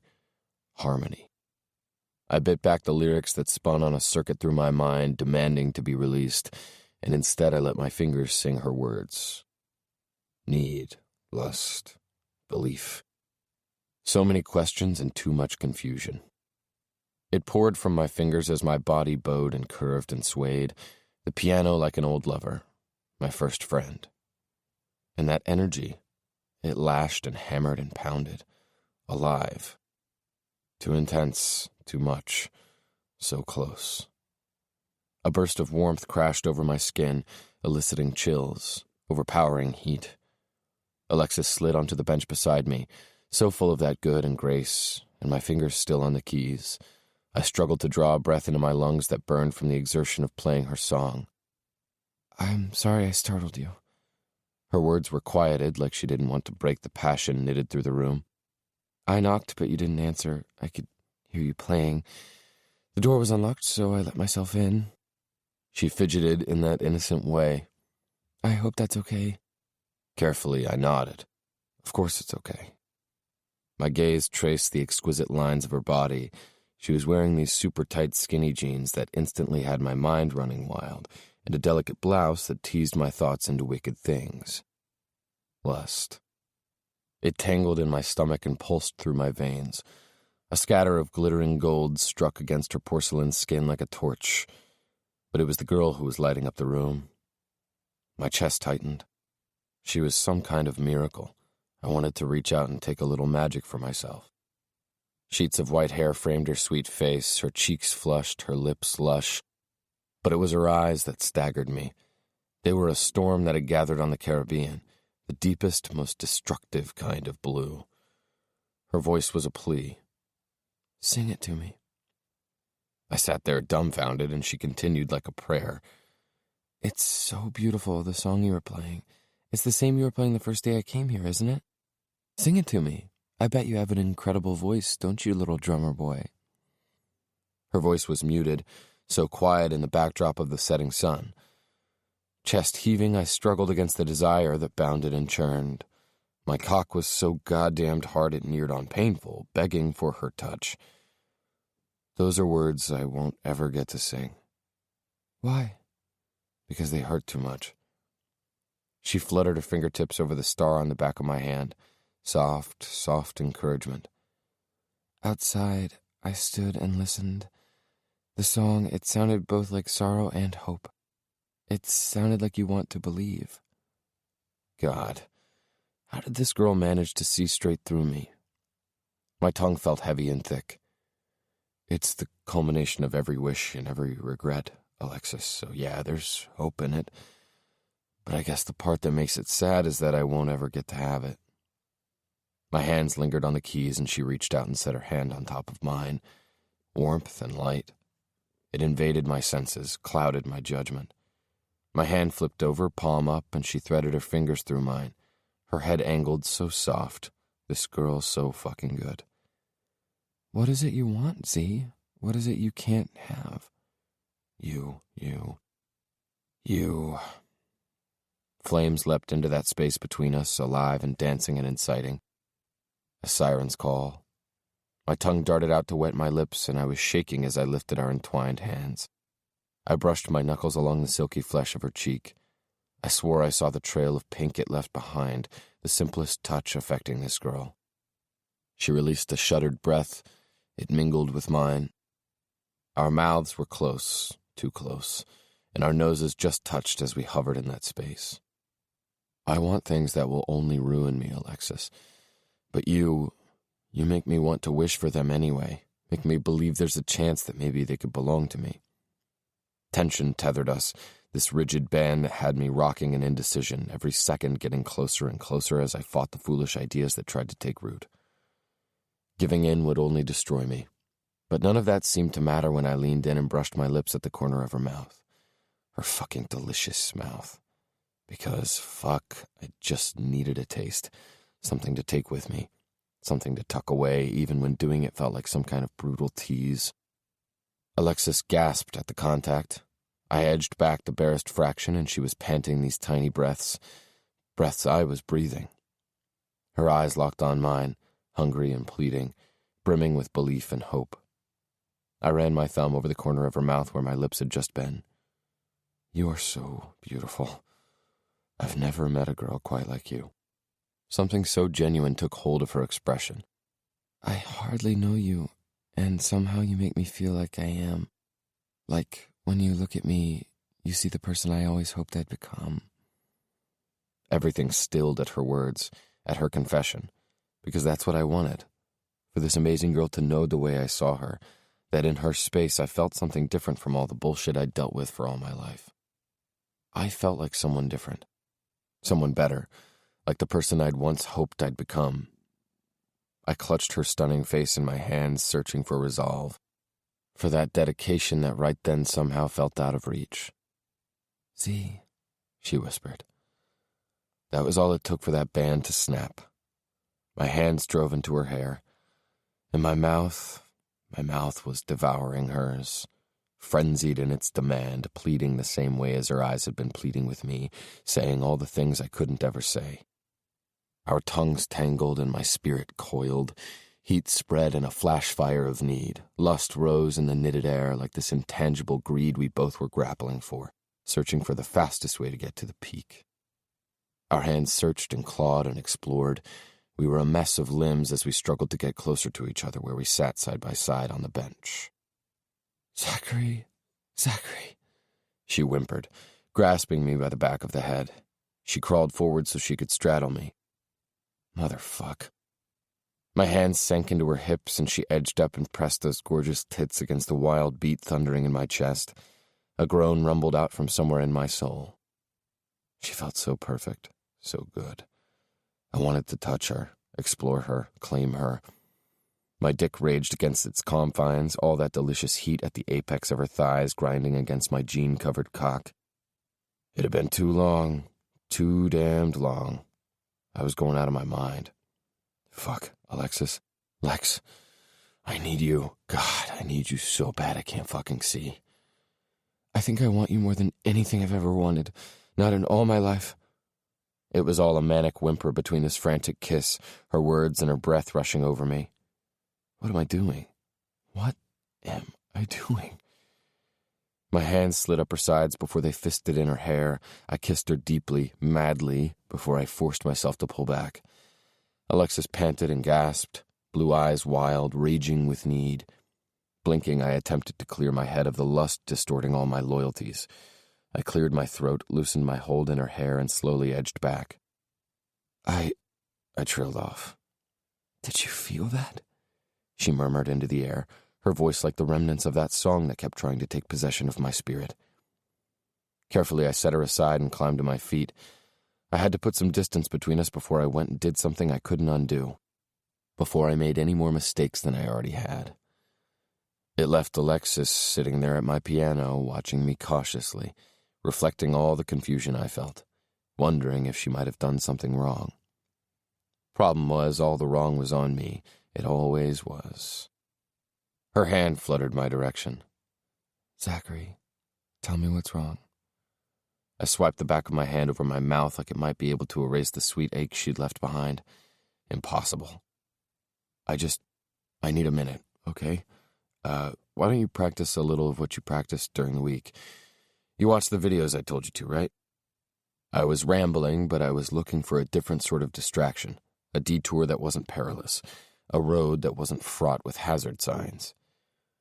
Hurt and disappointment were clear in her expression, but she nodded. Yeah, I watched the videos and practiced some on my keyboard like you asked me to. Damn it. Couldn't stand that I'd put that look on her face. I brushed my thumb beneath the hollow of her eye, needing to reassure her, to encourage her she hadn't done anything wrong. Or maybe I was just the fuck-up who was looking for any excuse to touch her again. Good girl. I'll be right back, okay? She swallowed hard, and I backed away and let the space between us grow. I needed a moment of clarity outside this attraction that pulled and pulled and pulled. Before I let this go any further, I needed to remember my resolutions. Remember exactly what it was I was fighting for. Chains were a bitch, but sometimes they were the only things tying us to what was most important. I backed the whole way to the staircase, watching her, watching me, before I turned and jogged up to my bedroom. I went straight for the bathroom, separated from my bedroom by a high partition wall. I closed the door behind me, though it did nothing to mute the tentative tinkling sound of fumbled keys floating up to tickle my ears. I set my hands on the countertop and stared at my reflection as she pushed all the way through the boundaries, touching that cold place in my heart. 7 years and I'd never been tempted. 7 years and I'd never questioned. 7 years and I'd never failed. And there I was, staring down the bastard in the mirror who was itching to commit the greatest kind of betrayal. But how could I stop myself from wanting her? Not when her simple song lifted and danced and teased. It was a song I'd learned to play when I was 3. Twinkle, twinkle, little star. I looked down at my hand, fisted on the porcelain sink, at the star that had burned for a few fleeting moments before it had disintegrated. Just dust and ash and decay. But beneath it I felt something smolder. A spark to a dying ember that I'd believed lost its flame. Harmony. And I had no idea what the hell it was this girl was doing to me. Chapter 16. Alexis. The energy shifted the moment he stepped back onto the bottom floor. I could feel it, the way the tension increased and pulsed with every move he made, how it grew and grew the closer he came. The man had already brought me to my knees with his mind-bending kiss, by the heat of his touch and by the need in my body. And then, just as fast as it had started, he ended it, ripped himself away, as if touching me with something wicked. Hurt tried to crawl up and take shelter in my chest, and I struggled around it as I tinkered my way through the song on the piano, pretending as if I didn't feel more emotionally vulnerable in this moment than I had in all my life. I think you're a natural. His words were a coarse caress that blasted across my skin. A tiny sound climbed my thickened throat, landing somewhere between a self-deprecating laugh and a cry. It's a child's song, Zachary. I could sense him behind me and off to the side, as if he didn't want to step too close. No song is less important than another. Voice so low it was dangerous to my sanity. He inched forward, the air pulsing with each uncertain step. How many lives do you think that song has impacted? How many souls has it touched? How many mothers have rocked a child to sleep while they hummed this song? It's a child who believes. Never, ever take that fact for granted.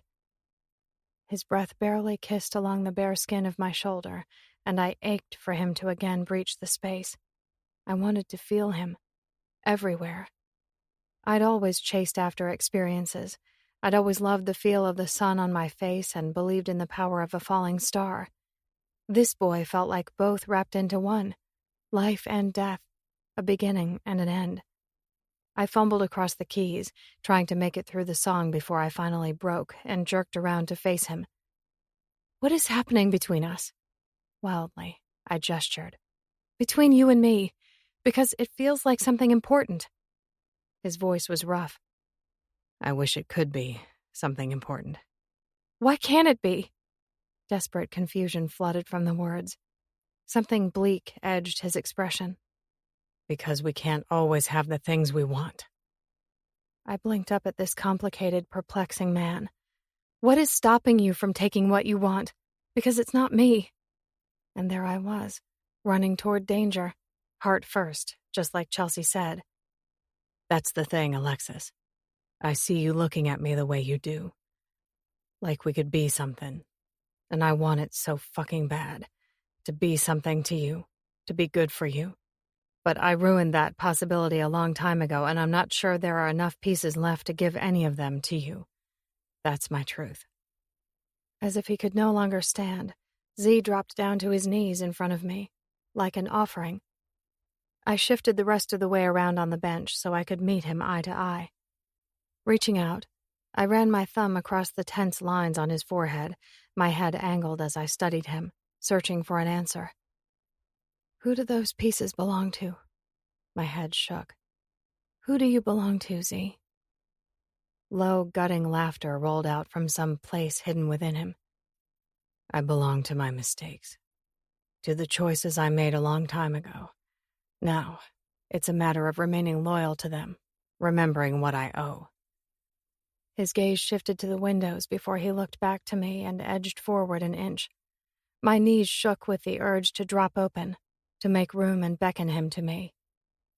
Doing this, inviting you here, is probably the most reckless thing I've done in years. My heart sank. Why did him admitting that have to hurt so much? Both for him and me, because I could see it, written all over his gorgeous face. His expression was riddled with pain and regret. Then why am I here? I pushed. Humorless laughter rolled from him as he moved forward to hold onto the bench on either side of me. Those bronze eyes pinned me to the spot, mesmerizing, intoxicating. Because I can't seem to stay away from you, even if I know doing so is only for my own good, for your own good. But I need this, Alexis, just as much as you do. I'm giving you the sliver I have left. A few moments in the midst of the bullshit that I made my life. And yeah, it's stupid and reckless and careless. He scooted forward, and I could feel him giving, just a fraction. His big body barely prodded at my knees as he climbed between them to invade my space. That self-preservation was nowhere to be found when I breathed him in. Cedar and spice and sex. I wanted to lean forward and inhale, memorize everything about him, because somewhere inside me, I knew one day he would simply disappear. His hands landed on my waist, and he tugged me forward, low and desperate, the petition spilled from his mouth. But I need this, Alexis. I need to know you're safe, and for a little while, I need you. I need to remember what it's like to be a part of something beautiful. And I fucking know it's about the most selfish goddamn thing I could do, to ask you to stay when we aren't playing for keeps. But I know you need a little bit of this too, this feeling. So for the little bit of time we have, let me stand by your side. Let's pretend like this is something we could possibly have. My entire being trembled. What happens when you break my heart? His fingers dug deeper into my flesh. You don't give me that power. When that bastard is behind bars, you walk away. You find someone who can give you all the things I can't. Part of me wanted to be relieved to have any piece of him, willing to take whatever he would offer. The rational side of me resisted, the part that rang with a warning my conscience couldn't ignore. Why does this, us, being here, feel wrong? Why does it feel like we're doing something wrong? He wound one of those big hands up in my hair. You could never, ever be wrong, Alexis. What you have to remember is I am. And there are some things I can't tell you, and the public can't know about us, about this. But I promise, I won't ever lie to you. I bit at my bottom lip. You want me to be your dirty secret. His face blanched, and his fist constricted in emphasis. God, no, Alexis. It's not you who's dirty. And I knew it then. It was him who held all the secrets, dark, deep, and destructive. If I were smart, I'd get up and run. But that didn't change the fact I felt desperate to get behind those secrets, to see what they meant and why they caused him so much pain. The tabloids, they say you've never been spotted with a girl. They're always speculating, coming up with reasons why you've lived a life so different from the one the rest of the guys used to. Is that true? That you've never been with anyone since you've been a member of Sunder? Or do you keep secrets like me everywhere you go? I didn't want it to come out like some kind of accusation or pathetic jealousy, but even if he didn't realize it, he was asking me to put my heart on the line. He already had me so mixed up, questioning everything, who we were and who I wanted us to be. I haven't been with anyone in a long, long time, Alexis. Why now? Frustration jetted from his mouth. Why now? Why? Because of you. And you couldn't have come crashing into my life at a worse time. Tears threatened to gather, but Zee, he looked at me so tenderly that it tugged at all those secret places inside me. He cupped my chin. You came at the goddamned worst time, Alexis. But I guess it's true what they say. The best things always do. Then what do we do? I gulped around the affected words. I feel like you're asking me to have a temporary relationship with you. That it ends the second that monster is in a cell. We can't have a relationship, Alexis. The only thing I know is I want to steal as many moments with you as I can, until there aren't any left. Choked laughter rolled off my tongue. So you're going to keep your hands to yourself? The faintest smile pulled at his mouth. All I'm saying is I can try. You make me wish for things I don't deserve to have. To believe in wishes coming true. To believe in us, even when I know it's just pretend. This is crazy. The words sounded like submission. He fiddled with a strand of my hair, rubbing it between his fingers. Well, since we already established you're insane, this should be easy. Goofball. It came out soggy with affection. This boy was doing things to me he shouldn't have the power to. Tucking the piece of hair behind my ear, he sighed and glanced toward the giant clock that hung on the wall. Shit, he muttered as he edged back an inch. Hour has already passed. I have to go. Guys are expecting me for practice tonight. Oh. I didn't mean for it to come out so disappointed. Apologetic, he rubbed his palm over his mouth, and I watched in wonder as his demeanor changed course, and this light affection climbed into his eyes. It was right then I saw two sides of him clash. Next tour kicks off in about 4 weeks. Last year we took it pretty easy with all the family stuff going on, but it's time we got back on the road before the fans go and forget about us. We're working through a few kinks for the set, trying to grab onto the vibe, get our hearts back in the music. All the guys and their families are in town to prepare, so it's kind of a mandatory thing. I don't show, and they'll basically come over here and round me up anyway. That's okay. It's your job, I told him. Yeah, but it's more than that. We might not have the same blood flowing through our veins, but we're family. A team. Even if it wasn't part of my job to show, I'd want to be there. His smile was softer than I'd ever seen. Their wives kind of like to mom me, considering I'm the loner of the bunch. Affection. It was so apparent, easy in his eyes. I couldn't help but feel happy for him, that he had people who clearly meant so much to him. Honestly, it's fine. I completely understand. I glanced behind me at the piano.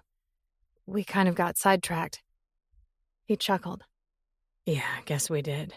Not sure I have it in me to complain. It would probably do us good to put some space between us anyway, some time away to figure out what all this meant. Standing from the bench, I leaned down and grabbed my bag from where I'd dropped it on the floor. I could feel Zee rising behind me. Could feel him deliberating, contemplating. Come with me. Shocked, I spun around to face him. What? You heard me. Come with me. It was so gruff that I couldn't tell if it was a request or a demand. I blinked up at him. I feel like that might send mixed signals. You just told me we couldn't be seen together. He shrugged. Let my crew think what they want to think, but this is about that sliver of time we have. With the shit that's getting ready to go down, I'm pretty sure that time's going to run out and fast. And if there's anyone I trust to have my back, it's them. Things are calm enough out at their place, so we don't have to worry about Pops hopping out of a bush to snag a pic. It'll be cool. Are you sure? Because I wanted this, to be in his space, a part of his time, even if it was fleeting.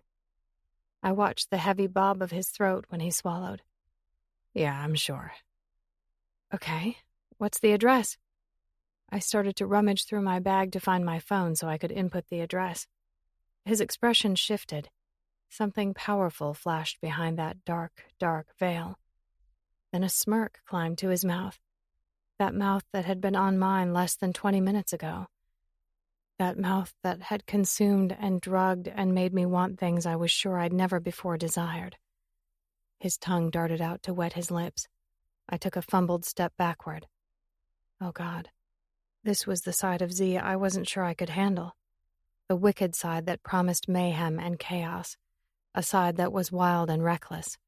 The side that decided if he was giving in even a little, he was going to take everything he could while it was there. Hungry, greedy, possessive. Oh no, Alexis. What kind of man would I be if I let you drive over there alone? Think tonight you ride with me. Why did that sound like a threat? My eyebrows rose to my hairline, and there I was again, clutching my big bag as if it were a shield. Ride? Zee reached out and unwound the straps of my bag from my shoulder, and then pried it out of the clutch of my hands. He tossed it to a nearby chair. Sweet, seductive arrogance. It played around his lips and danced in the ferocity of his eyes. You won't be needing that. A flare of excitement flashed through my being, this rush of exhilaration that stampeded through my veins. Chelsea had always warned me I had zero self-preservation. She was right, because there was no way I wanted to miss this experience with him. Chapter 17. Alexis. It took less than 10 minutes for me to become the happiest girl alive. Could anyone blame me? The big bike ate up the ground below us, the gleaming metal pure power and pride. The pavement flashed by in a dizzying whirl of colors and lights as night steadily eclipsed the sun and possessed the sky. My arms held tight around his waist, my chest pressed to the rigid strength of his back as he commanded the engine that roared as we flew down the street. Air whipped in my face, and I inhaled the deepest breath, ingraining it in my mind, imprinting it on my soul. Cedar and spice and the raw potency of this man. Sexy and masculine. It was a scent that had invaded my mind and seeped into my dreams. It was bold and distinct, just as bold and hypnotizing as him. Nerves wound through me as he confidently took the roads. The heavy metal beneath us rumbled as we sped. The insides of my thighs shook and shivered where they were pressed tight to the outside of his. Those tattooed arms were stretched out, and the color strained and flexed over the muscles that rippled as his hands gripped the handlebars. My awe only increased when he turned into a historic neighborhood that had to have been there for a century, as if he'd taken me through a portal and directly into the early glitz and glam of Hollywood. Zee lowered his booted feet as he slowed and came to a stop. He killed the engine, and the roar in my ears was replaced with the sudden ring of silence. My legs were shaking so badly I wasn't sure I could stand. The problem was I had no clue if it was from the adrenaline of the ride or simply the staggering effect of Zee. A big hand covered both of mine where they clutched the firm planes of his abdomen, the heat of him making me wild. You okay? That felt incredible. He chuckled low. Ah, you like my bike. My kind of girl. My kind of girl.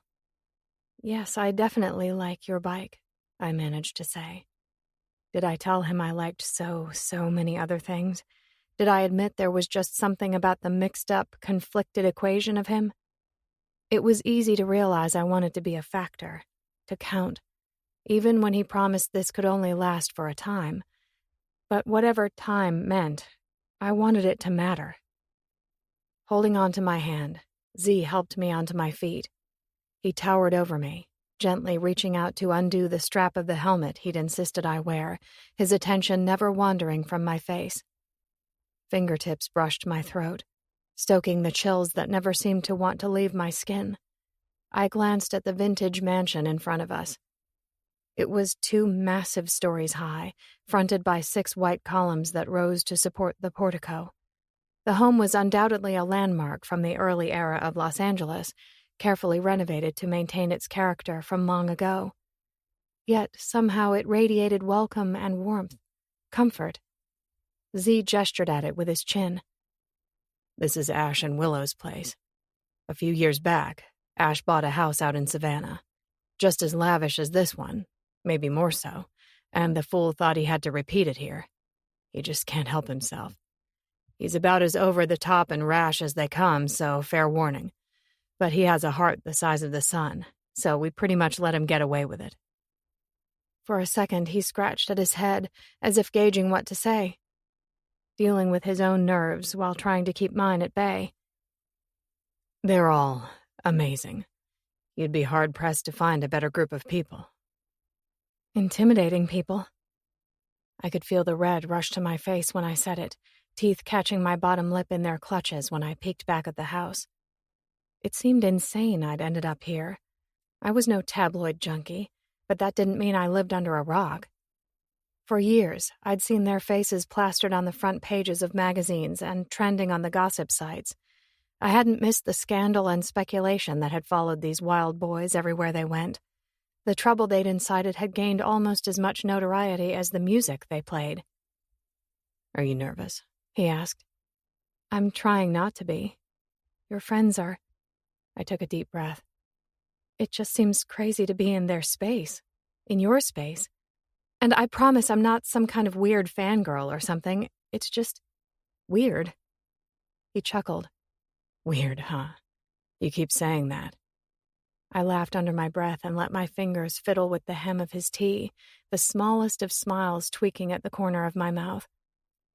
"It seems you bring about the strange, little drummer boy." He laughed through the tease. "Oh, they're strange, all right, gorgeous. Whole lot of them are nothing but a handful. But I promise you that you won't be able to help falling in love with them." Maybe that was what I was worried about, the falling part. "So what are we in there?" There, with him, I felt confident.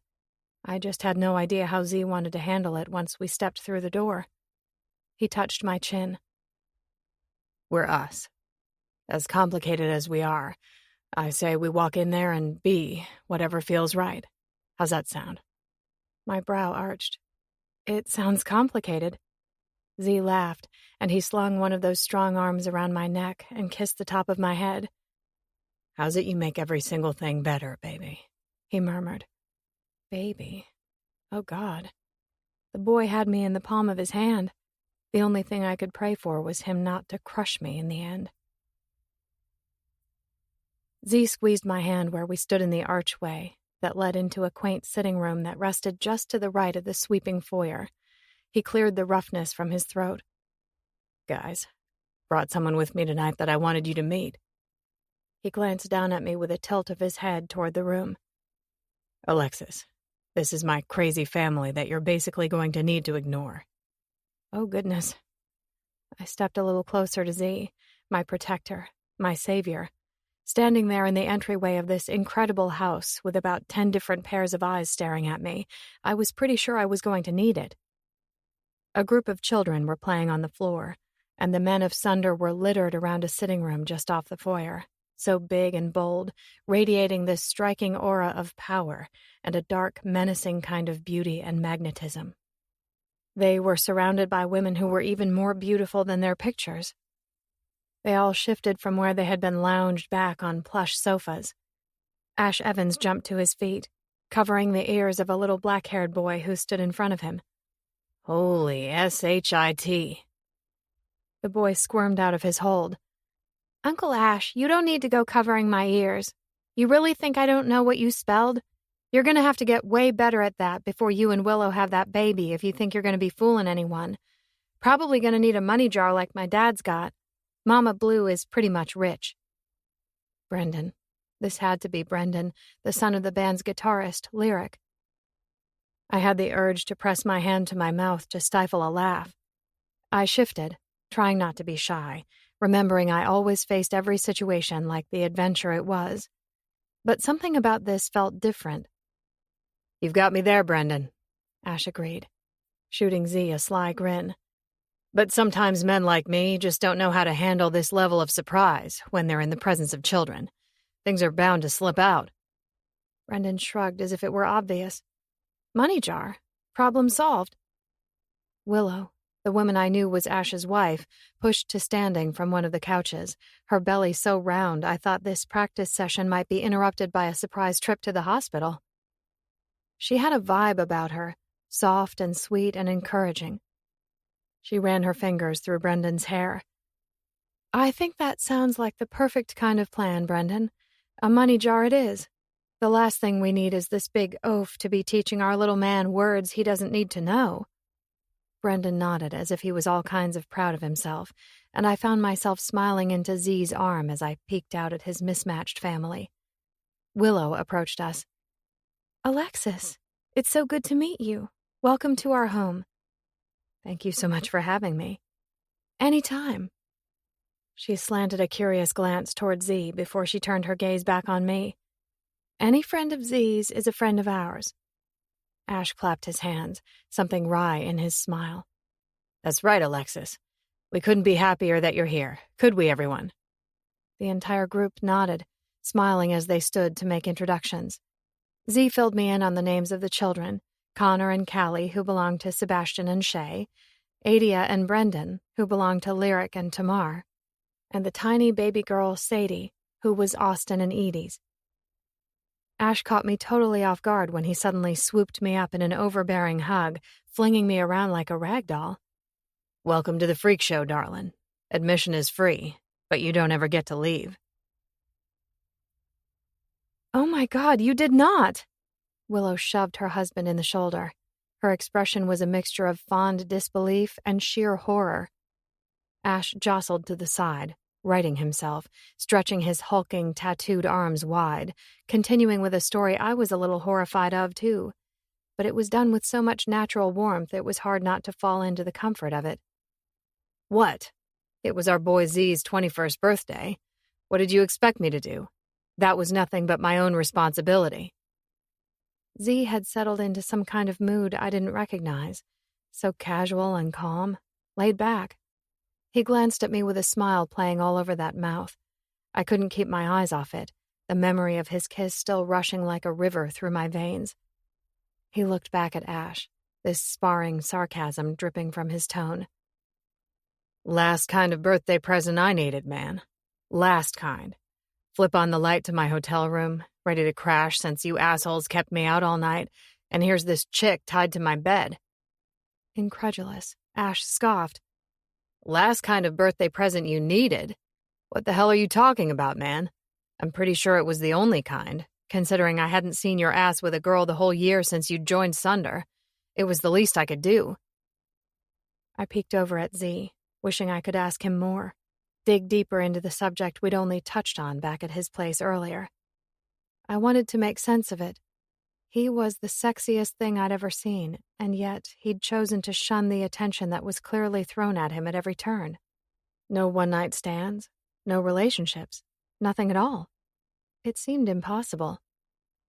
"There are some things I can't tell you." That admission taunted my mind. A flicker of that self-preservation I was lacking urged me to take heed. Instead, I smiled and let myself get lost in the relaxed vibe. Because like Zee had said, if our time was running out, we needed to savor the moments we had. Shay's mouth dropped open. "A stripper? Ash, what is wrong with you?" Shay, Sebastian's wife, was adorable. Everything about her screamed country, from the red boots to the cute drawl that continually came from her mouth. Sebastian nuzzled his nose in her hair. With the way he kept touching her, I got the feeling the man couldn't get close enough. "Ah, baby, you should know by now that's nothing but tame for Ash. Zee's just lucky the asshole didn't have a prostitute waiting for him back in his room." Zee shook his head, that cool easiness gliding out. Pretty sure the two were interchangeable. Let's just say stripping was entirely unnecessary since she was already lying there naked." Ash pointed at Zee. "Again, you should be thanking me." Oh my God. These guys were out of control. I floated on their joy. "Thanking you?" Zee shook his head. "Only thing I wanted was to hunt you down and strangle you.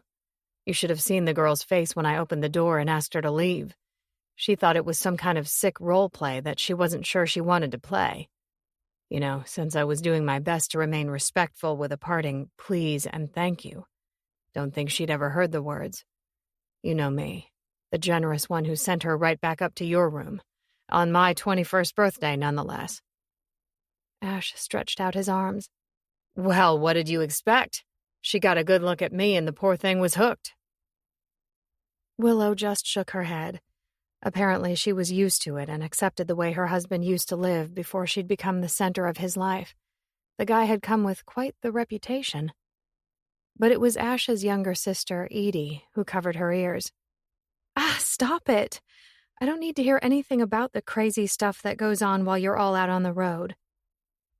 Austin wound his arm around her shoulder and leaned close to her ear. "Went down," he emphasized, smiling down at the baby girl Edie held in her lap. "I think the key here is this is all in the past. But let's just say before I took Baz's spot, I was witness to some unsavory shit. Pretty sure Sunder wrote the book on bad behavior." Zee was absolutely right. I couldn't help but love them. Couldn't stop my grin as I listened to them spar and tease. Their true affection for each other was apparent in every word, and I wondered what it might be like to be a part of it. Shay laughed her sweet country laugh, though it was tinged with the slightest reprimand. "If I'd been around, I never would have let them pull that stuff in front of you, Austin. Shame on all you boys for being such bad influences." Austin grinned, but there was something soft about it, rimmed in a gratefulness that rushed to his expression when he glanced meaningfully at his older brother, then back to Shay. "Think the guys here did the best they could, considering the circumstances. Only thing that matters is I turned out just fine." His gaze dropped to his wife, just as low as the words. "Better than fine, actually." "I love you." Her voice was less than a whisper as she mouthed it up at him, their lips meeting for a flash. My spirit danced, throbbed with the sweetness of it all. How many stars had I wished on that one day a man might look at me that way? I dropped my head when Zee looked my way and caught me staring at Austin and Edie and the obvious love they shared. He reached out, his fingers gentle where they brushed along the sensitive skin of my forearm, eliciting chills, stoking hunger. His voice was a soft murmur intended only for me. "Thank you so much for sharing this time with me. You don't know what it means." Chapter 18. Zee. We finally made it into the music room about 2 hours after Alexis and I had shown. It was the way it always was, all of us getting caught up in memories, joking around, my family enjoying the crazy awesome life they'd been granted. All the while, their kids playing at their feet. Baz was slouched back on the couch where he'd been watching the four of us hammer out a song that needed to be tweaked before we hit the stage. Just like every tour, we'd be kicking this one off here in L.A. at our favorite old theater. It was just about as much a tradition as the shots Ash had us tossing back after every show. It was the theater where Sunder had been discovered, the theater where Anthony had first talked to Baz after Sunder had gotten their first big break and opened for a huge band back in the day. It was the same night Lyric's life had come crashing down. Crazy how that old saying remained true. One door closes and another door opens. At the time, I seriously doubted Lyric would have chosen the door his mistakes had led him through. But ultimately, that door had led him to Tamar. Ties had been made that night, aspirations set, goals kicked into play. It was where it all had begun, always had seemed a fitting starting line. Sweat slicked my back and brow, and I lifted the hem of my shirt to wipe it, trying to gather my breaths that had been pounded out during the session. Hell yeah, that was killer. Ash tugged his teeth over his bottom lip as he set his bass on its stand. All that speculation about Sunder going dry, getting too soft to kick ass, washed up. Now, that is just about the most offensive shit the Paps have ever gone on about. If they know one thing about us, they should know we always, always kick ass. That's just one thing that hasn't and won't ever go out of style. Lyric roughed a hand through his sweat-drenched hair. Yeah, some things do indeed remain the same. And if that's our one constant, I'll take it. No complaints here, man. Austin was all gloating grins as he chugged a bottle of water. Hey, you assholes got me on board in place of the big brother. Did anyone seriously think we wouldn't be killing it for the rest of our days once I took the stage? Now, maybe if Baz wouldn't have stepped down, we might be telling a different story. Baz pointed at him. Oh, you wish, little brother. I was the one who got the train barreling down the tracks. You just hopped on like a hobo snagging a free ride. Hobo? Austin went for him, throwing a bunch of fake blows to the side of Baz's face that Baz deflected like an old pro. Who's calling who a hobo, considering your lazy ass spends half your time at the beach on Tybee Island? Austin taunted as he jumped around, throwing those jabs and just missing his brother's face.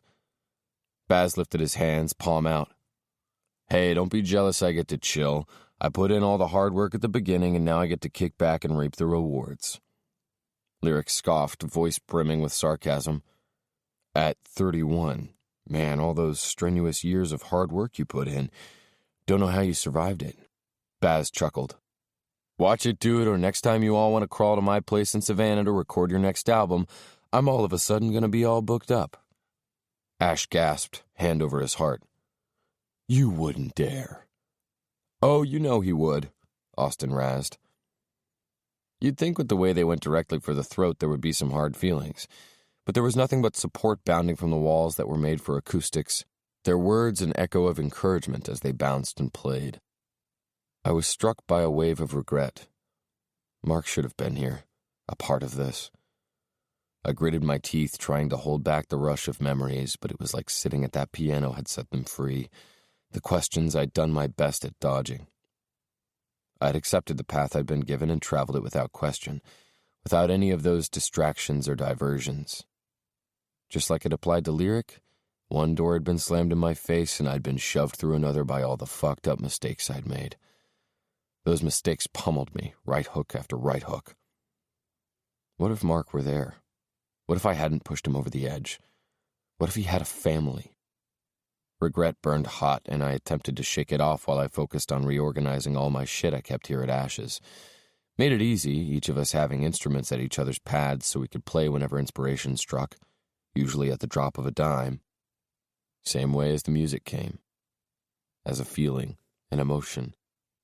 When we were pissed and dealing with heavy shit, or when we were floating with the clouds, blissed out when something amazing had come our way. I suddenly felt the stare burning a hole in the side of my face. So, Alexis, huh? This from Ash, the bastard. Had no clue how the asshole had restrained himself this long. I shrugged. We're friends. Really? It was all a challenge. Did my best to pass it off with a shrug, reining in the urge to lash out and at the same fucking time finally come clean. Yep, ran into her a couple weeks ago. And by ran, I meant I ran after her like some kind of twisted fuck, like they needed that kind of ammunition. You ran into her? So maybe that was obvious. Yep. And? He pressed. And we just kind of hit it off. She's super cool. She wants to learn how to play piano, so I'm going to teach her. Besides, that piece of shit is still out there running free after what he did to her. Wouldn't be able to sleep at night if I thought she was down there getting herself into trouble again. Silence struck the room like the ring after a bomb. Deafening. Baz looked at me like the dude was trying to climb right inside me. You're gonna teach her to play piano? I gave a tight nod. He roughed a hand down his face and glanced away before that gray gaze locked on me, voice laced with caution. How long's it been, Zee? I turned away. Doesn't matter. Baz stood. You're really gonna stand there and pretend it doesn't? Anger and regret and guilt bottled in my throat, a dangerous cocktail. Just don't, man. Ash shook his head in some kind of pity. Come on, you're really going to pull this after the bullshit we've all been through?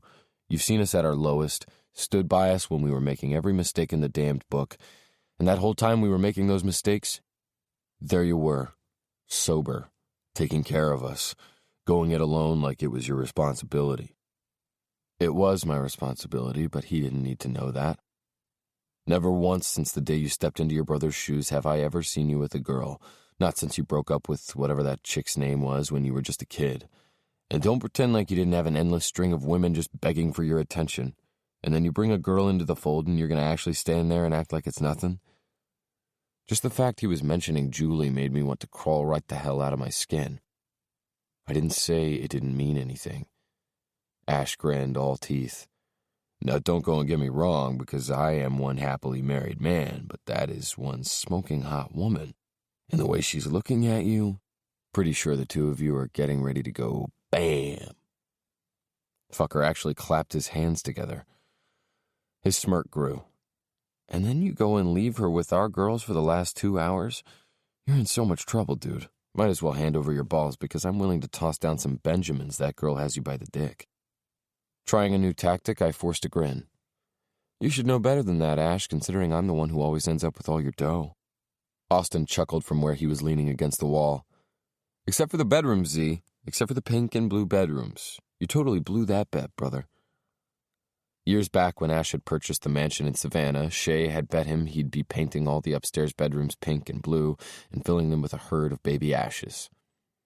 I'd been a fool to bet against her, but at the time I sure as hell didn't think Ash would be settling down. It was a loss I'd gladly take. Still, I played along, defending my bad bet through laughter. Only one room so far. Shay has yet to win that bet. She said all the rooms. There are 7 of them. Our boy Ash here has some work to do. Lyric laughed. Give him time, Zee, give him time. Baz set his hand on my shoulder. Come on, Zee, time to fess it up, because from where I'm standing, I don't see what the problem is. Our conversation was cut short by the door cracking open. Thank God. I had no idea how to answer their questions, had no response for what had changed or why I'd been that way in the first place. For years, they'd razzed me, giving me shit left and right, but it had always been offhanded. In the end, the lot of them letting me rest in peace. Peace was about the farthest thing from what I felt. Especially when in came a tumble of gorgeous women with even prettier hearts. They slipped into the attached sitting area off to the front of the big space that served as Ash's music room. But it was the one who came in behind Shay that stole my breath.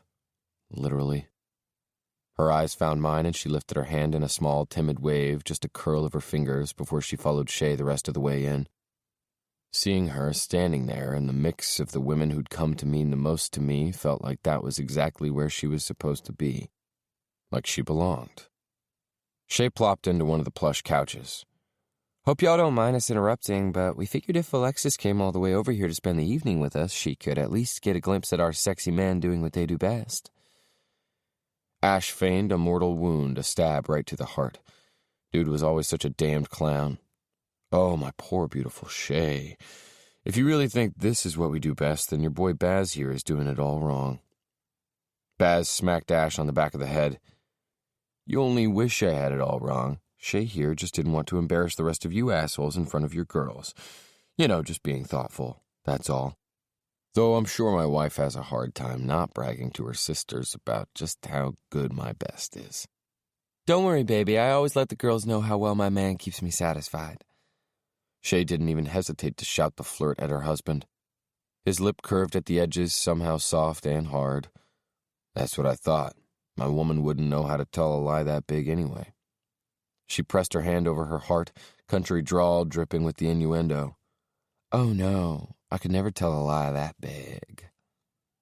Tamar cracked up and raised her glass in Shay's direction. They clinked them in the middle. Oh yeah, now that's exactly what I like to hear. Men that look like that and satisfy. I do believe we hit the jackpot. Heck yes, Shay agreed, taking a big gulp of her wine.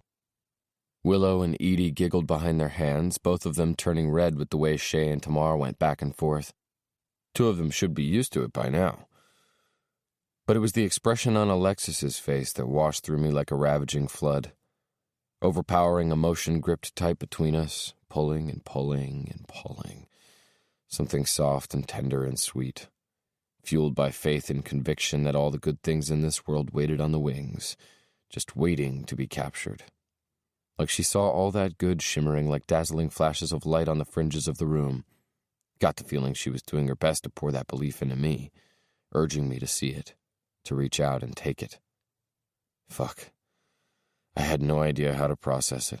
The fact that I wanted to, knowing I couldn't, and still dipping my fingers in for a taste anyway.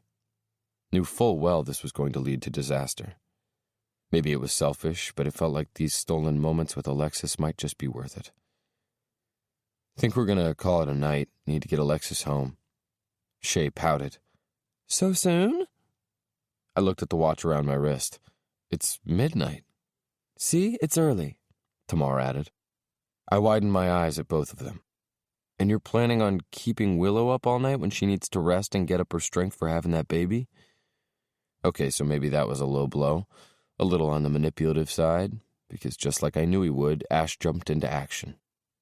Out. Everyone out. Ash was all spastic arms as he gave Baz and Lyric a little nudge.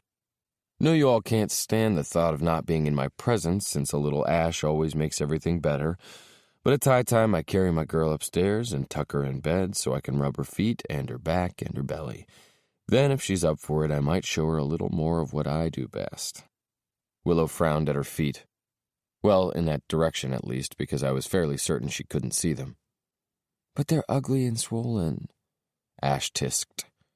Not even, darling. Every inch of you is as gorgeous as the day I met you, and I won't ever be able to look away.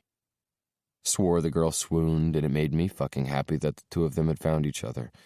Also made me want to rip at my hair and grind my teeth, and the last thing I needed was for my brothers to catch on to the vibe I was feeding. I lifted my jaw in Alexis's direction, wishing I didn't have the vision of stalking across the space and taking her in my arms rolling through my head, kissing her like I had earlier, this time not stopping. You ready? Her nod seemed reluctant. Sure. She said her goodbyes, hugging and talking with the girls like it was the most natural thing, as she told them how amazing it was to meet them, how thankful she was she got to share in their night.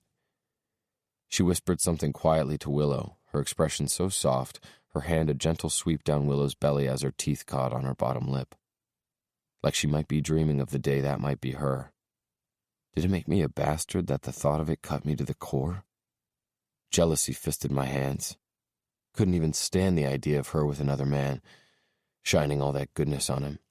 Not when I felt desperate to keep all that light for myself, like she could ever be mine to keep. Jesus, what was wrong with me? I huffed out a breath in an attempt to clear my head, clapped Ash and Lyric on the back, then bumped Austin's fist as I told him I'd see them tomorrow. Baz slowed my steps with a hand on my forearm. You good? He asked. Of course. Motherfucking lie. It always was. And I think it had always been Baz who'd known it ever since the day I'd shown at his door with a pack slung on my back and agony in my heart. Baz narrowed his eyes to study me. Finally, he gave me a reluctant nod. See you later. Yep. I headed toward Alexis. As I approached, she turned in my direction, like she could feel that connection tighten, drawing us closer. A tense, keening wire. She smiled up at me, softly. That expression alone hit me square in the chest. Let's get you out of here. I weaved her fingers through mine, not having any clue where we were going to go from there. But for just a little while, I was going to embrace it. Her. Every fucking thing. No fear. Just life. I led her back through the rambling expanse of Willow and Ash's house. Without saying a word, I clicked open the front door and she followed me out into the night. It was dense and dark and heavy. Something foreign thrummed through my veins, an exhilaration and joy I hadn't felt in a long time. So long that I wondered if it could even be real or if I was just getting caught up in a trap that was only going to ruin me in the end. Because I had two loyalties, and this girl couldn't be one of them. But that didn't stop the purpose in our footsteps as I led her down the big concrete steps. The night sky opened up like a dark magnetic sea as we stepped out from beneath the cover of the veranda and down onto the walkway. I could hear her gasp in a breath, could feel the tension of her hand as it squeezed against mine. When I turned, I found Alexis with her face upturned, basking in the beauty as she watched the faint trickle of a star burning out. Did you make a wish? My question grated out. Alexis dropped her face back down to look at me, wonder in her eyes. Don't you know falling stars aren't for wishing on? They're a wish finally falling free. Somewhere out there, someone has a wish coming true. That statement alone was almost enough to drop me straight to my knees. Could barely form the admission as I wondered how the fuck this girl was so damned perfect. Used to think that. Back before I realized they were just people's wishes coming to an end, fizzling out. She stared up at me in that way that tightened my guts and made me feel like I was standing on uneven ground. Maybe you've just forgotten how to wish. That space between us swelled, and her voice dipped in this wistfulness that cut me straight through. If we don't believe in miracles, then what do we have left? Lex. I pulled her toward me. Why is it you feel like a miracle? She buried her face in my shirt, both her hands clinging to me, her voice the softest praise. You are the miracle, Zee. You were there in the moment I needed you most. I ran my fingers through her hair, let them brush down over that star tattoo I knew was etched on her neck, and murmured the words at the top of her head. I want to be, Lex. I want to be there. Thank you so much for bringing me tonight. You were right. I loved your friends, every crazy ounce of them. Guess it means you fit right in, doesn't it? My heart ached with just how perfectly she did. She laughed a soggy sound and hugged me tighter. Goofball. I rubbed her back, both loving and hating how standing beneath the stars with her felt so natural. Finally, I shook myself out of it and helped her back into the helmet. I straddled my bike and kicked over the engine. Never letting go of her hand, I helped her on and tucked her close so that sweet, sweet body clung to mine. Warmth and heat and all things right. The bike rumbled just as deep and fierce as the rumble rolling in my chest. I clutched her hands to my stomach that quivered with need. Hold on tight, I told her. Her answer came as a breath across the shell of my ear. I won't let go. Something about the way she said it sounded like a promise I ached to keep but could never receive. I took to the street, cool night air whipping at our faces. The girl clutched me a little tighter, like she couldn't get close enough. Swore I could feel her heart hammering at my back, just as sure as she could feel my heart hammering in my chest. It thundered and roared and increased. I needed to get away from her, take her home and drop her at the door where I couldn't hurt her, before I got too close to those places that I couldn't go. But her car was back at my place, another bad move I'd made in this no-win game. 15 minutes later, I slowed in front of my building, fingers quick to punch in the code to the ground-level garage. My bike vibrated and grumbled as I slowly edged inside. The garage door automatically slid shut behind us as I pulled into my reserved space, stretched out my feet, and killed the engine. Silence. It was a silence so thick and charged I felt like I could see it weaving around us, echoing back with lust and questions and need. Alexis shivered when I helped her stand. Her legs were shaking, and with the way my blood went pounding, I knew it wasn't just from the ride. She was feeling this too. I climbed off my bike and my fingers brushed the silky softness of her skin as I again helped her free from the constraints of the helmet. She released a breathy, needy sigh. The warmth skated my skin and sent a thrill rushing through my veins. My bag is still inside your loft. It sounded like both a warning and a confession. Yeah, I uttered. I swallowed hard like it might hold back some of this emotion threatening to spiral out of control. I clutched her hand, trying to remind myself of all the reasons I couldn't give in to this, of all the reasons I couldn't step over the line. I tried to remember exactly who I would be betraying and exactly what I had to lose. Neither of us said a word as we climbed into the elevator. Metal doors slid shut, closing us in, and with it, closing off air, closing off sanity and reason and the fading sense of wrong and right. Keep my hands to myself, that was all I had to do. I'd told her I'd try. But this girl, she made me crazy with need, the way I was breathing her staggered breaths and she was breathing mine. Energy lifted around us, shimmering and bright, alive and demanding. Just as demanding as the plea of my body when I suddenly spun and pinned her against the mirrored wall. My hands were planted above her head and her tight, sweet body was flush with mine. A rush of shocked air gushed from between her lips, blue eyes wide and needy as she looked up at me and locked those tiny hands in the fabric of my shirt. Zachary. She begged it like a plea, like devotion. Flames leapt between us. Hot.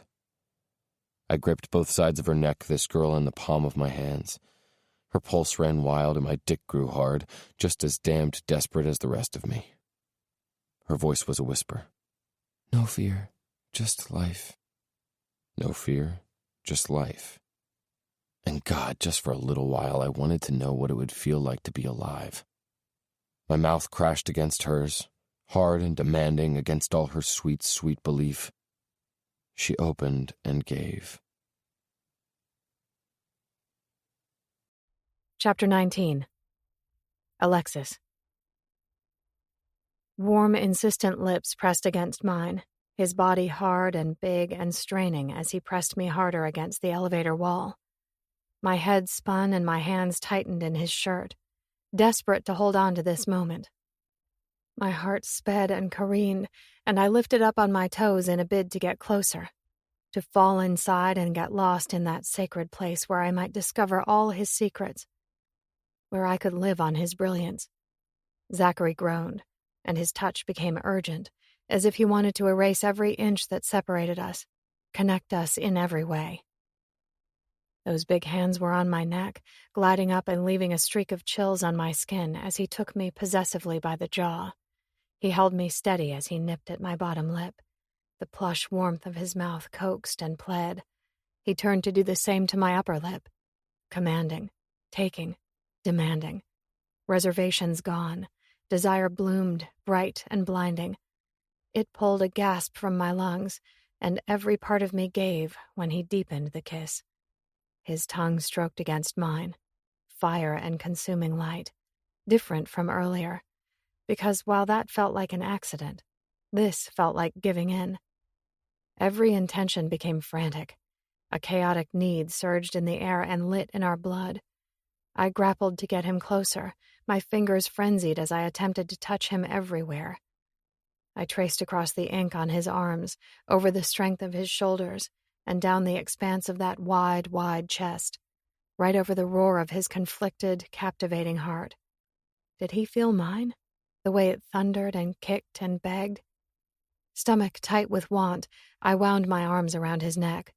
He hitched me higher and pinned me to the wall with his hips. Fingers sank into the flesh of my thighs as he wrapped my legs around his waist. A needy whimper left me when he rocked against my center, his cock hard and prominent as he ground against me, coaxing me into a frenzy of desire. We reeled. Both of us staggered by the sudden power of that irresistible connection that had steadily built. A breaking point, a chasm that couldn't be crossed. So instead, we fell. The elevator dinged and the doors slid open. Hold tight, he muttered, still kissing me madly, refusing to let me go. He fumbled in his pocket, freed his keys, and twisted the lock. He kicked one side of the metal doors open, then kicked it closed just as fast, carrying me into the darkened depths of his loft, never breaking that kiss. A hazy light filtered in from the huge bank of windows overlooking city and sky, and somehow I knew he was drawn to it, his footfalls guiding us in that direction, to the beauty that abounded and waited in the heavens. Waiting for him to reach out and take it. I shivered when cool glass hit my back. "Zachary," I whispered against his lips, still kissing him just as wildly as he was kissing me. It was as if something inside him had been unhinged, freed, something he'd been missing and had somehow found in me. Lex. God, Lex. His dick pressed eagerly against my jeans. I felt like I was burning up, from the inside out, flames lapping at my spirit, at my soul, while this boy's possessive touch singed and marked my skin from the outside. I moaned when he dragged down the collar of my flimsy shirt, yanking down the cup of one side of my bra at the same second. Cool air hit my skin, and my nipple pebbled, tight with anticipation. Zee edged back and took the flesh into his mouth, hot and wet and perfect. Sensation spun, a live wire that stroked the desire that consumed me, every cell. I writhed against his solid length while he lapped and sucked until his hand was back on my face, his mouth on mine, kissing me like he meant it. "You are so beautiful. So goddamn beautiful." The words lived in the middle of our kiss. meshing and twining with every lap and lick. Can't get you out of my mind, Lex. Doesn't matter how hard I try. I can't get you out. You've gotten under my skin. So deep. So fucking deep. My fingers sank into the bristling muscle of his shoulders. Why would you want to stop thinking of me? Don't you feel this? His voice was pained. Don't you get it yet? That's the problem. I feel everything. I want you so goddamn bad, and I can't ever have you. I was swept up in a sudden, overwhelming emotion. This boy. This giving boy who I knew would have given his life for me, without a name or a reason or any proof I might deserve his mercy. My kiss turned tender, so tender as I caressed the lines and curves of his gorgeous face. Why wouldn't you deserve me? You saved me. His hold cinched tighter on my hips, his body rocking in a slow, needy arc. His teeth ground as he rubbed his cock against the heat burning at the center of my thighs, as if it caused him physical pain while I was certain I'd never felt anything so perfect. Tell me why you can't have me, I panted. Grief struck in the depths of those bronze eyes. Told you there are things you can't know. And fuck, Alexis, there are things you deserve that I just can't give you. Like what? He threaded his fingers in my hair. You deserve someone who can love you the way you should be loved. Someone who can walk out the door with you on his arm and know he's got the best girl at his side and show the fucking world how great she is. You deserve a relationship, a man to come home to. Tell me that isn't something you want. Tell me it isn't something you've been looking for. I know you well enough. If you deny wanting those things, it'll only be a lie. I blinked at him. Of course it's something I want. Something I've been looking for my whole life. And you haven't found that guy yet? Was it anger that flashed through the storm in his eyes? I gulped around the emotion that suddenly clogged the base of my throat. No. I've just always known I'd feel when it was real. I've had boyfriends, a couple who were kind of serious. But none of them have ever made me feel the way I knew I'd feel when I met the one who was meant for me. Zee kept rocking against me, a needy, desperate sway. So close to driving me out of my mind, and I was feeling all those things I'd anticipated when I just knew, this breathtaking sensation that I was falling fast and hard. What I never anticipated was the fear that would come with it. I guess I'd just never known what it would feel like for my heart to truly be at risk. I was torn between begging him to bridge the gap between us and pushing him away as a wave of horror swelled in my chest as that nagging question I tried to disregard refused to be ignored. I forced out the raspy words. Before we move any further, I need to know one thing. Tell me this isn't cheating. His strong jaw trembled. No. Relief. It hit me on all sides. Should I feel it? I didn't know, because something about his response and reservations felt off, wrong, while everything else felt perfectly right. This road ours, purposed. I cupped his face, forcing him to look at me when I kissed him softly, reverently, before I took a leap of faith because I'd always believed faith would catch me. Then I don't care what's standing between us as long as we have right now. He roughed his hands up the outside of my thighs, his heart slamming at his ribs as his fingers sank into the soft flesh of my ass, pulling me closer to his straining body. He groaned, and I swore his eyes rolled back in his head. Fuck, you feel so good. Too good. The softest giggle rolled up my throat, something odd and confused and elated. My voice was a trembling, breathy mess of lust and emotion. You're barely touching me. Somehow that felt like a lie. I could feel him everywhere. Low laughter rumbled in his chest, and there was something dark about it, something both regretful and amazed when he buried his face in my neck and murmured the words, "You have no idea, Alex. No idea what just touching you like this does to me. I could die a happy man right now. But we need to stop." The frenzy had worn off, and my senses slowly came back into focus.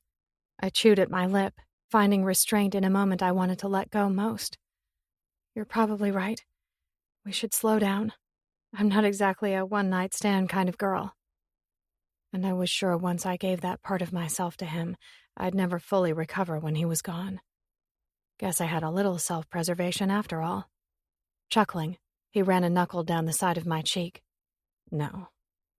My head shook, and I could feel the soft smile playing around my mouth. No. That's good, because I'm not much of a one-night stand kind of guy. I looked up at his stunning face, my insides trembling with the need to know him. Would he ever let me? What kind of guy are you? His teeth ground, hands tensing on my hip, as if warring over what to give.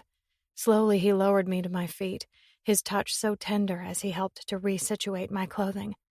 He peeked up at me as he straightened my blouse back onto my shoulder. If I could be, I'd be a forever kind of guy. But I gave up my forever a long time ago. Affection brimmed inside me, all tangled with hurt and worry for this broken boy, wishing there was a way to fix it, whatever it was. I cleared my throat and stepped away from him. I should probably get going. It's late. He stepped back to put more distance between us. You probably should, or I might not let you leave.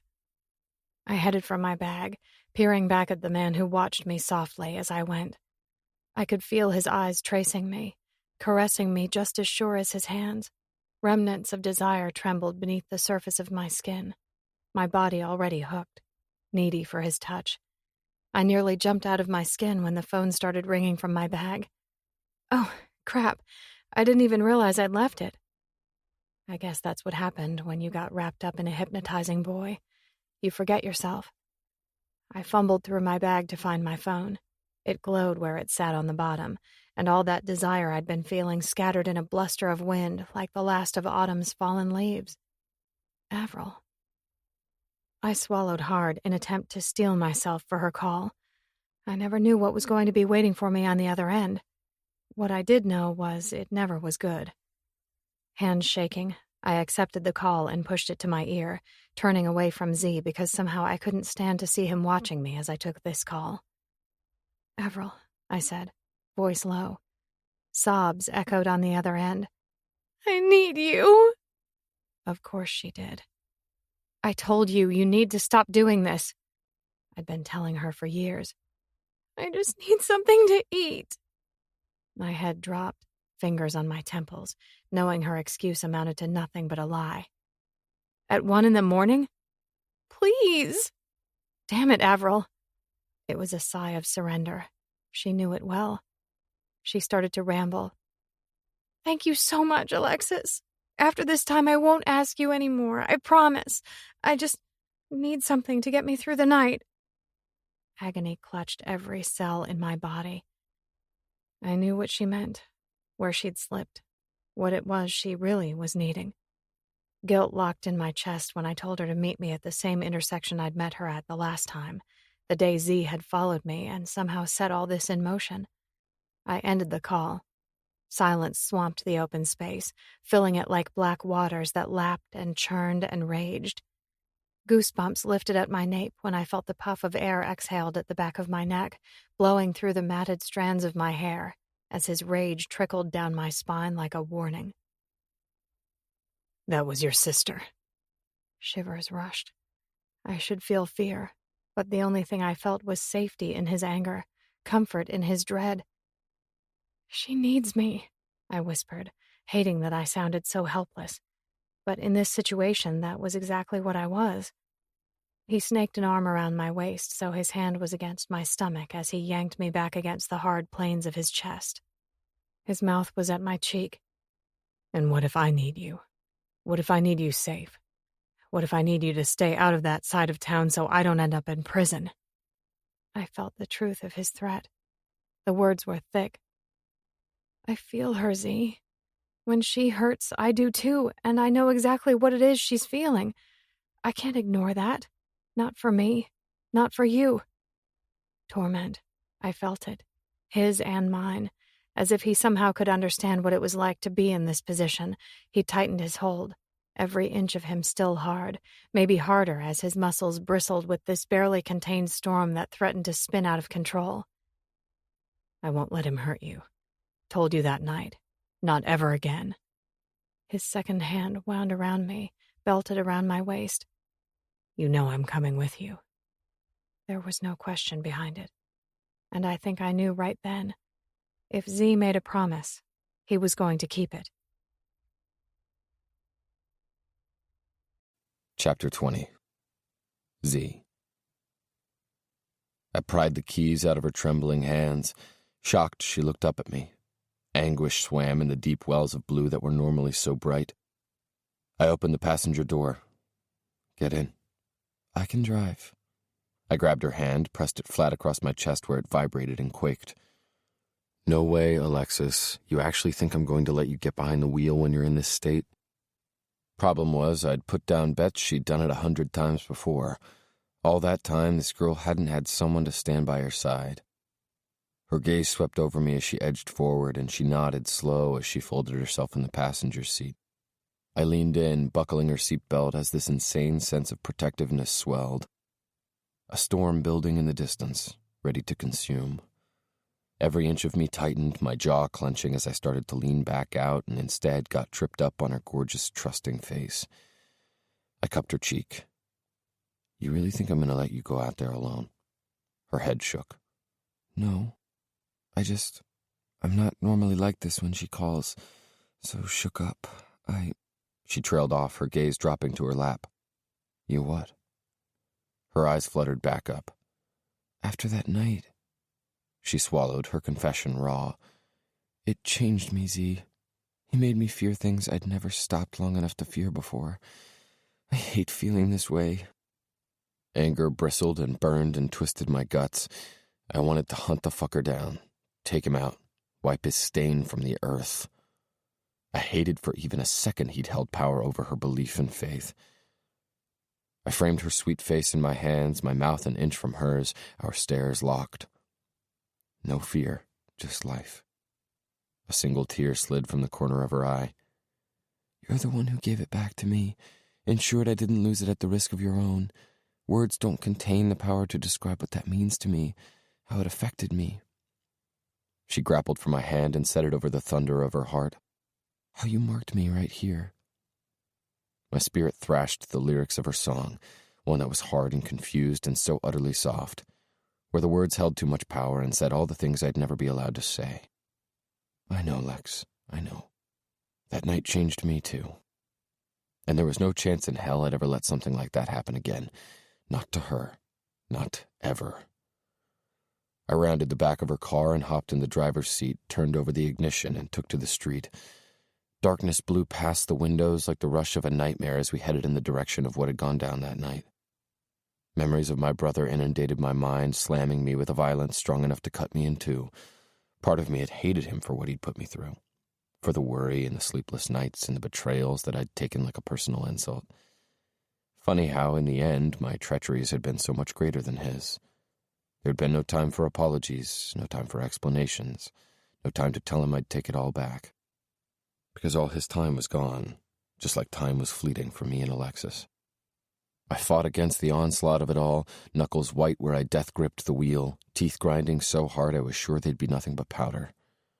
A soft hand touched my forearm. "Don't blame her." How could Alexis know? Could she feel that I wanted to shake her? Scream at her that it was no fucking use and tell her never to give up in the same breath? Did she know? Every nerve in my body was on edge when I jerked her car into a parking lot in front of a shitty 24-hour convenience store. It sat like some kind of twisted portal into a pit filled with nothing but the vile. God knew I'd been down there too many times. That possessiveness and protectiveness lapped into a flame as I thought of how many times this girl had traipsed down to this side of town in the middle of the night. She clicked open her door. My hand shot to her arm. "Don't move." I got out and went to her side. My attention was sharp, darting around the area, calculating every face and every intention. It finally landed on the worn-down girl huddled against the wall of a building across the street, her silhouette just outside the reach of the street lamp. She stepped from the shadows, and I tried to rein in the anger I felt that Alexis had to deal with this bullshit too. When Alexis saw her sister, she unlatched her door, and I held it open while she stumbled out. Avril crossed the street with her hands stuffed in her pockets. "You came." Grief shivered through Alexis, palpable and ripe. "One day I won't, but the fact that I'm here means I haven't given up on you." Avril's chin quivered. "I don't know what will happen to me that day, when you give up on me, stop loving me." Emotion charged between them. God, this was brutal. Alexis fisted her hand over her chest. "You know I won't ever stop loving you, but I don't know how much longer I can keep doing this. Every time I see you, you take a little piece of me with you. I can't keep going until there's nothing left. I can't keep putting myself in danger just because that's where you are." Avril shrank into herself, voice small. "You know I don't want to be this person." Alexis took a pleading step toward her. "Then don't be. Come with us right now. We'll get you out of here and you don't ever have to come back." Jerking like she was struck with a sudden bolt of fear, Avril peered over her shoulder into the shadows she'd stepped from before she turned back to Alexis. Nervously, she whispered even lower than she had before. "You know it's not as simple as that. He'll find me." Rage punched me in the gut. It was that moment when I finally realized what Avril was saying. How abhorrently tied she was to this piece of shit. Dread sank to the pit of my stomach. Is that why that scumbag had Alexis pinned against that grimy wall in the first place, thinking he might be able to draw her into that life? Or was he simply willing to guard his possessions at any cost, thinking his best bet was getting Alexis out of his way? I gripped 2 handfuls of hair, trying to keep it in check when I turned to look over my shoulder, searching and seeking. A breeze rustled through. A beer can clattered as it rolled along the deserted lot across the street, the only sound breaking up the thick haze of silence. I looked back to see Alexis grip Avril by the forearm. "He doesn't own you." Sadness spun across Avril's features. "That's where you're wrong." Avril swallowed hard and held out her hand, palm up. Sorrow filtered out with Alexis's resigned sigh before she turned and sifted through her bag and came back out with a wad of cash. She set it in Avril's hand but didn't let go. Motherfuck. This was too much. "I love you," Alexis finally said before she released her hold and Avril took a step back. "I know. I love you too." Avril took 2 more steps backward, eyes locked on the girl who sank deeper and deeper into my spirit with every selfless piece she revealed. This gorgeous girl who allowed herself to be used up just like her sister, though in an entirely different way. I couldn't stomach it, not for a second longer. I took a step toward Avril, my voice low and urgent. "Come with us. I'll take care of you, protect you. I won't let that bastard touch you, not ever again." Avril finally looked up at me like she'd just realized I was there. I was just another inconsequential face in the many that passed her by in her quest to survive. She laughed, cold and hollow. "That's not how it works." She turned away, quickly looked both ways, and darted across the street. We watched her in silence until she disappeared. The second she did, I rushed for Alexis, held her up when she slumped in my hold. She clung to my shirt, tears seeping into the fabric. "It hurts, Zee. It hurts so bad." I ran my hand down the back of her head. "I know, baby, I know." My attention moved around the lot, back to the store. There was a tweaked-out guy hanging out against the hood of his car, watching us with too much interest. "Come on, let's get you out of here. You don't belong down here." "Neither does she." "No," I agreed. But right then it didn't seem to be anything Avril was willing to change. Alexis let me help her back into the car, and I quickly shut her door and rounded to my side. I hopped in and turned over the ignition. Putting it in gear, I flipped the car around. Our headlights sprayed out ahead of us, tossing light on the shadows where Avril had disappeared. A damned spotlight that sent a scatter of rats running from the sewer. 2 men took off one direction while 3 women cowered against the wall. Avril was in the middle of them. Rage burned hot when my sight landed on the bastard standing off to the side of them, eyes lit up like a demon in the flash that cut through the night. My muscles ticked and jerked, ready for a fight, my foot itching to slam on the gas. He was right fucking there. Alexis set her hand on my forearm, fear clogging her voice. "Don't. He's not worth it." I squeezed the steering wheel tighter, trying to contain the violence spinning the axis of my world, the instinct to protect. The asshole lifted his chin, and an arrogant smirk took hold of his mouth. Sickness clawed at my senses. Because the bastard knew. He knew Alexis. He knew her car. He knew she'd come. And without a doubt, he knew it wouldn't be the last time she came running back. Nausea spun when I realized what it was he really wanted from her. He wanted to bind her and tie her, make her a pawn in his sick, twisted world, use up her body while men slowly killed her spirit and mind. That was how these assholes worked. They saw someone who was vulnerable and innocent and viewed them as an opportunity. I tore my attention from the piece of shit across the street and turned it on Alexis. She stared back at me, blue eyes wide and frantic, an overpowering collision of sea and sky.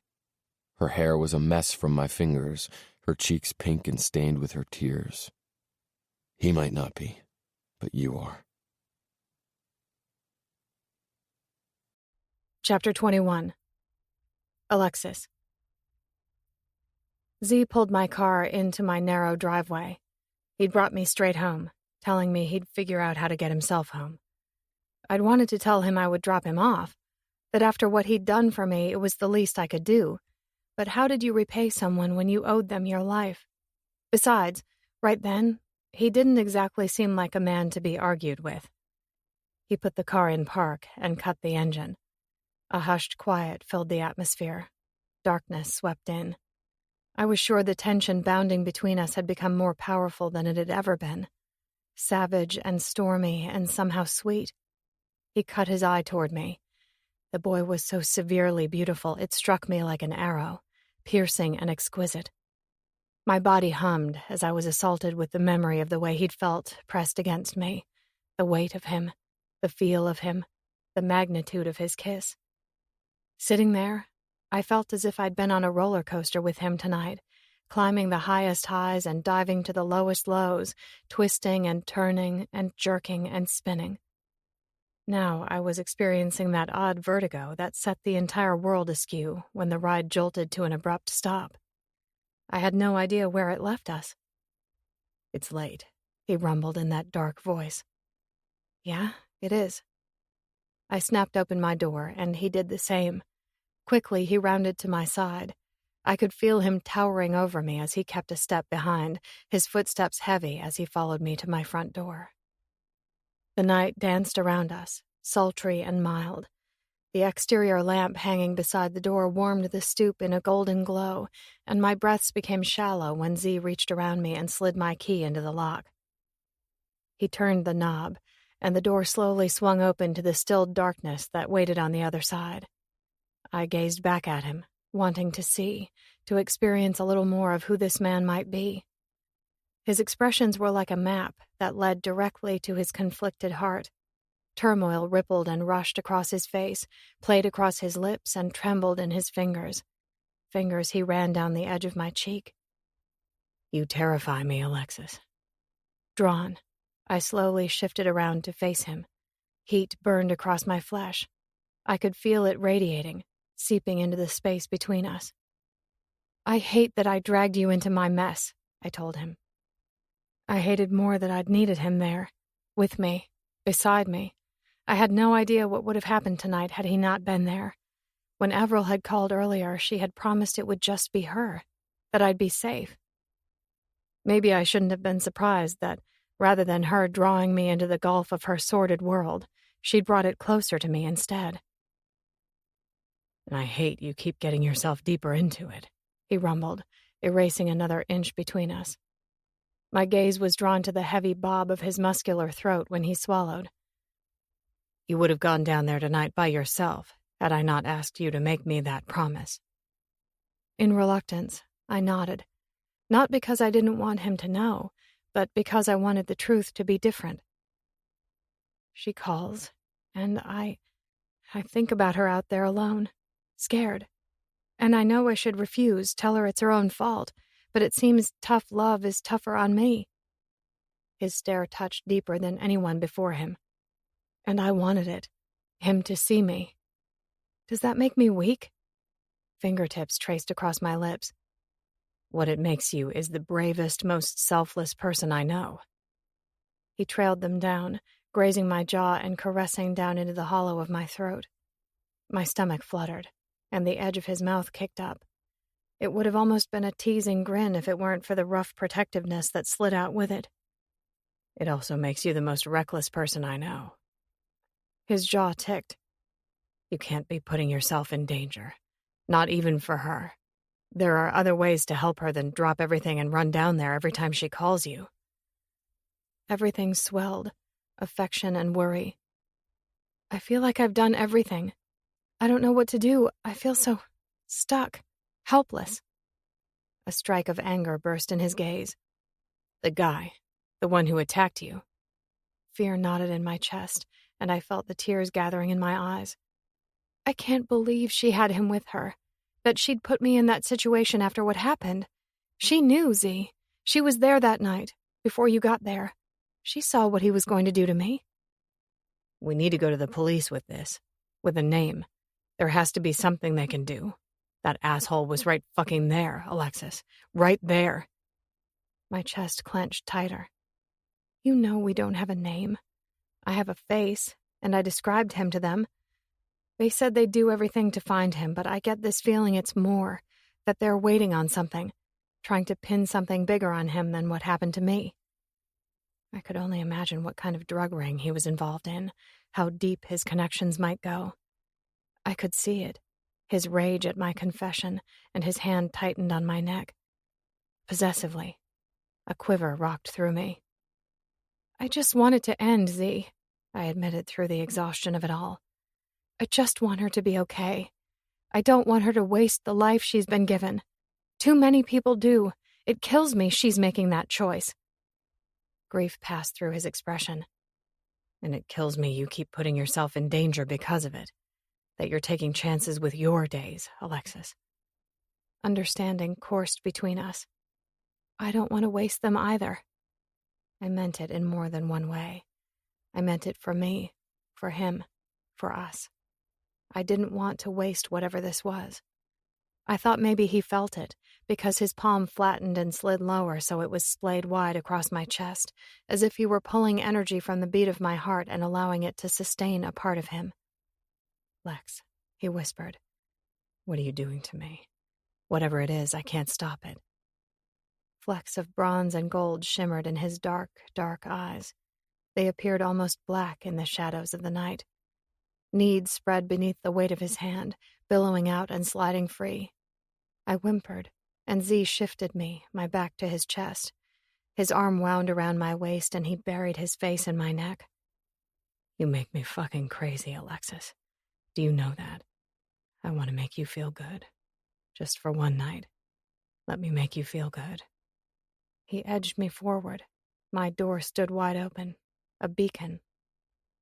A shiver rolled down my spine as Zee bunched my hair up in his free hand and pressed kisses to the junction of my shoulder and neck, moving across the star I'd inscribed there as a reminder to never stop believing.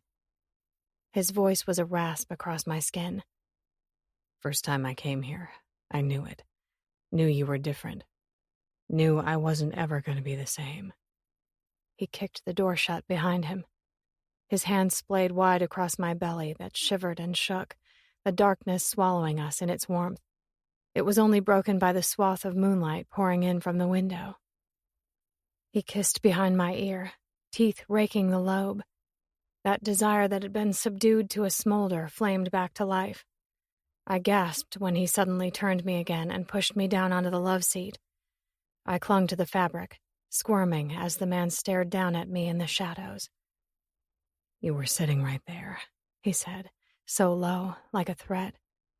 There I was, showing up to check on you, and the only damn thing I could think about was crawling over that tight body, pushing you back against the couch, and sinking in. I shivered and my mind spun.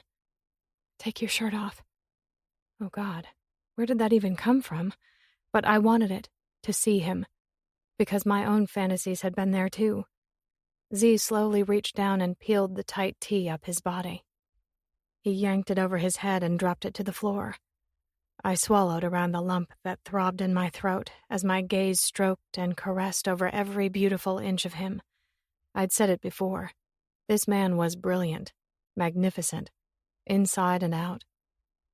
His shoulders were wide, and his skin was smooth where it was stretched taut above the rigid, defined muscle that bristled underneath.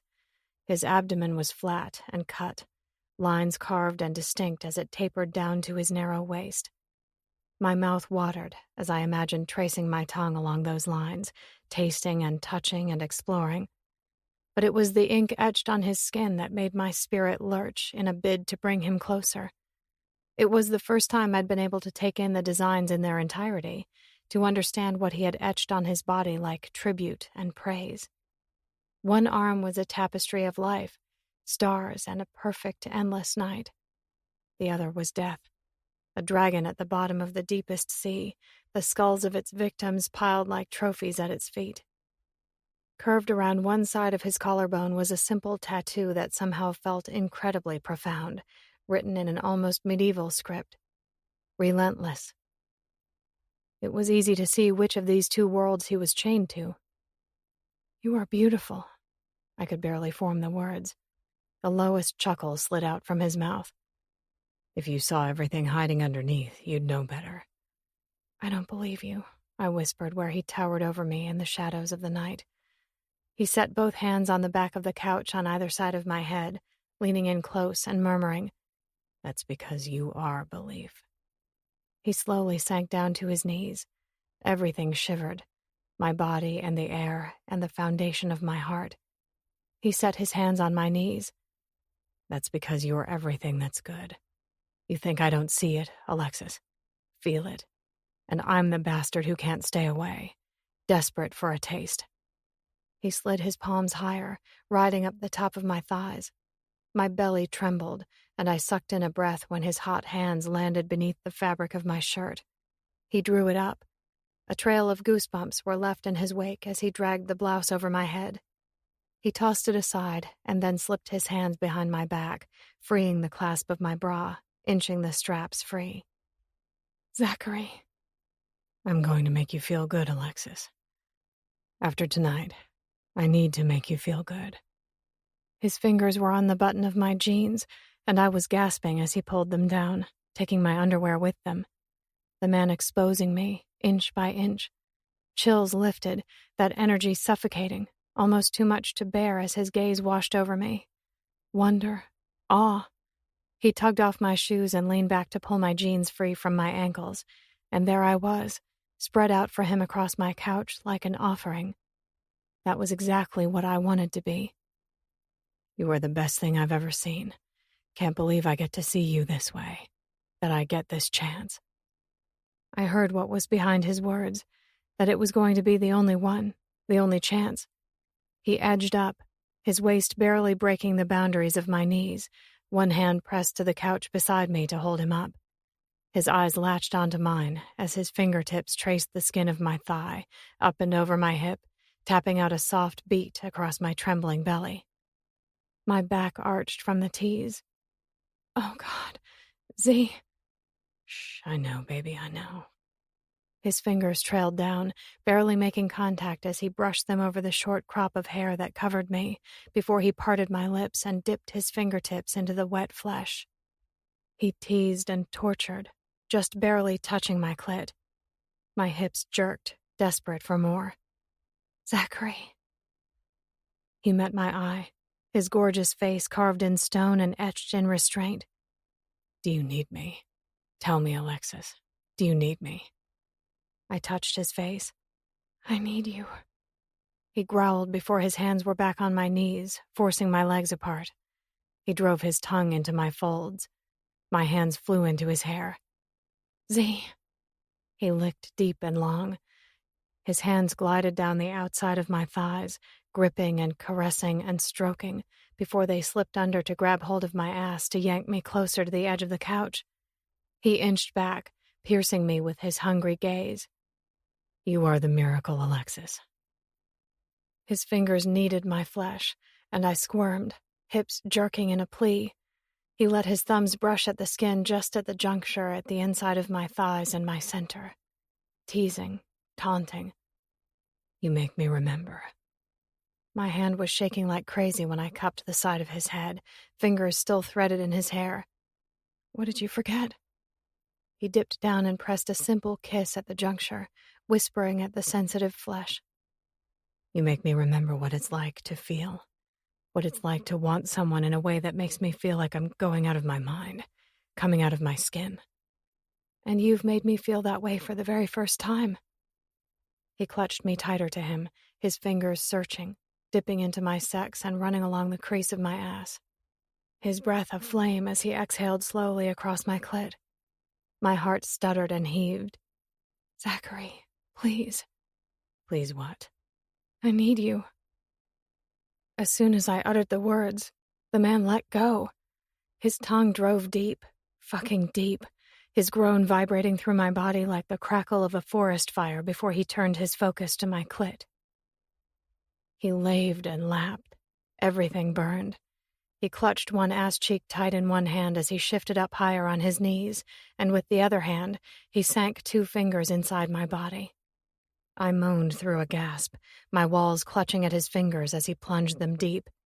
He picked up this devastating pace with his tongue and his fingers. And that energy. It spun and spun as he lifted me higher, pleasure gathering fast. Ecstasy tightened in my belly and threatened at my clit. I panted and gasped while Zee propelled me to this place where air was gone, where my only breath was him. This man. Everything split, shattered, a blinding bliss that scattered like stars, burning as they fell and poured and shone. My legs gripped his head just as tight as my fingers gripped his hair, and I swore my entire body floated 6 inches from the couch. I cried his name, wanting to reach him and never feeling as close to someone as I did right then. And he was whispering things I couldn't hear, kissing the inside of my thighs as I gasped toward that hidden starry sky, where I slowly fell. Zee was right there to catch me, his big hands holding me, massaging and coaxing and saying all the things he thought he shouldn't say. I struggled for a breath, trying to still my heart that battered and raced and drummed. I felt dazed, stunned, like I would never be the same. He inched back. "You are fucking stunning when you come." Heat crept to my cheeks as I edged forward and set my hands on his chest. I didn't understand how he could make me feel both brave and so incredibly shy, as if he looked at me differently than any man ever had, as if he saw things only he could see. I nudged him back, and he slanted me some kind of grin that curved with lust and swam with adoration, my palm smoothed over the ink that lined his collarbone. Relentless. I kissed across the skin. "And just who are you fighting for?" I whispered against it. He groaned and fisted a handful of my hair, twisting it tight as I kissed down the overwhelming strength of him, my tongue darting out to taste, to trace the defined lines of his abdomen like I'd been imagining. He jerked beneath it, tightening his hold in my hair. "Fuck, Lex. I can't." I climbed to my knees, peeking up at him as I worked free the button of his jeans. "Yes, you can. I want to feel you, touch you." "Shit, baby." And I could feel his restraint, the resistance fighting for some kind of control, just as sure as I could feel it slipping away when I licked down the trail beneath his belly button. Leaning his weight against it, he pushed back the coffee table to make more room, using it as support as he lifted his hips and let me drag down his jeans and his underwear. His cock sprang free, bobbing against his belly. The sight of it twisted my stomach with some kind of delirious greed. My voice was a whisper, a prayer. "You're beautiful, Zee. Every inch of you." My hand trembled as I caressed the velvety soft flesh covering his massive dick that was so utterly hard, the head throbbing, dripping with his need. "I can't believe I get to touch you this way." He tugged at my hair, winding it close to my head. "It's me who can't believe you're touching me this way, that I get to have this with you. This moment, Alexis. I won't ever forget it." An ache threatened to bind itself to that secret place within me that he'd touched, that place I knew would recognize him when he came. This courageous, bold boy who was somehow broken. I wanted to find the pieces, hold them until he found a way to put them back together. Instead, I shifted to straddle him at the knees, and Zee kicked his clothing the rest of the way free as I took him in both hands, stroking him long and hard. Zee jerked in my hands. Fuck. It's been too long, Lex. Too long. Then I wasn't wasting any time. I kissed him just at the tip, my tongue snaking out to lick, to taste. I edged up higher while my head sank lower, my body curled over him as I took him deep into my mouth, my tongue flattening at the back of his shaft. Both his hands were in my hair, fingers in my neck, my name on his breath. He hissed a slew of curses as his hips jerked from the floor. Maybe I should have been concerned that it was me who saw stars when he came. Maybe I should have been concerned that I felt elevated in that moment, removed. That was 1 second before I was falling. Chapter 22. Zee, 18 years old.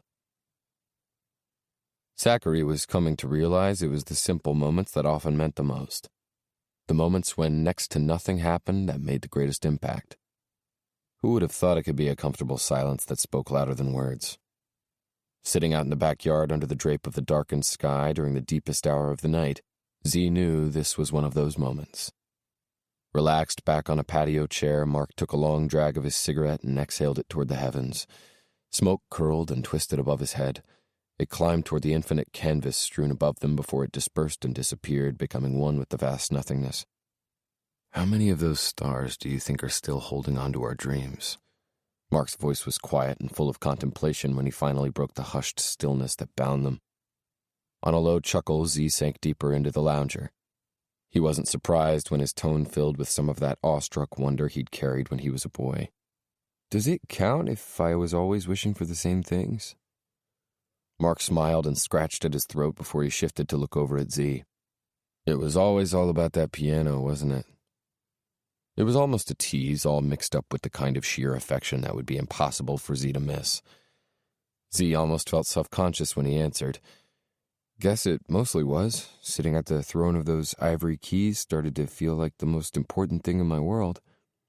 It is important, Mark told him.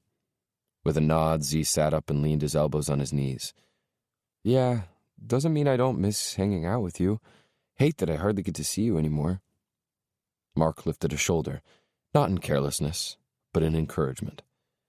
Things that are important take dedication and sacrifice, Zee. I get that. My world's 1,000,000 miles away from yours. You want to make it happen? Then you need to do what you need to do. Just like what me and the guys have had to do for Sunder. Doesn't make you and me anything less to each other. You'll always be the most important person in my life. Guilt ate his insides. But these last couple of years were shit. Mark cut him off. He shrugged again, his words going quieter. Yeah, things were bad, man. Fucking brutal. But just because my world stopped moving didn't mean I expected yours to stop too. You've been chasing after this for years. He cracked a smile. Believe me, I'd knock you on your ass if you gave that up. After a show in L.A. 2 years ago, Baz and Lyric had gotten themselves into a ton of trouble. Baz had ended up behind bars for the better part of a year, while Lyric had fought to piece his life back together after he'd lost his family because of the mistakes he'd made that night. That whole time, Zee knew Mark had struggled, knew he'd been getting lost to those dark places more and more often, pumping his veins full to cover up the fear and loss. It had seemed impossible for Zee to reach him. But over the last year since Baz had gotten out, Sunder had regrouped for a comeback. Their label had honored their contract, the same as their new manager, Anthony DiPietro.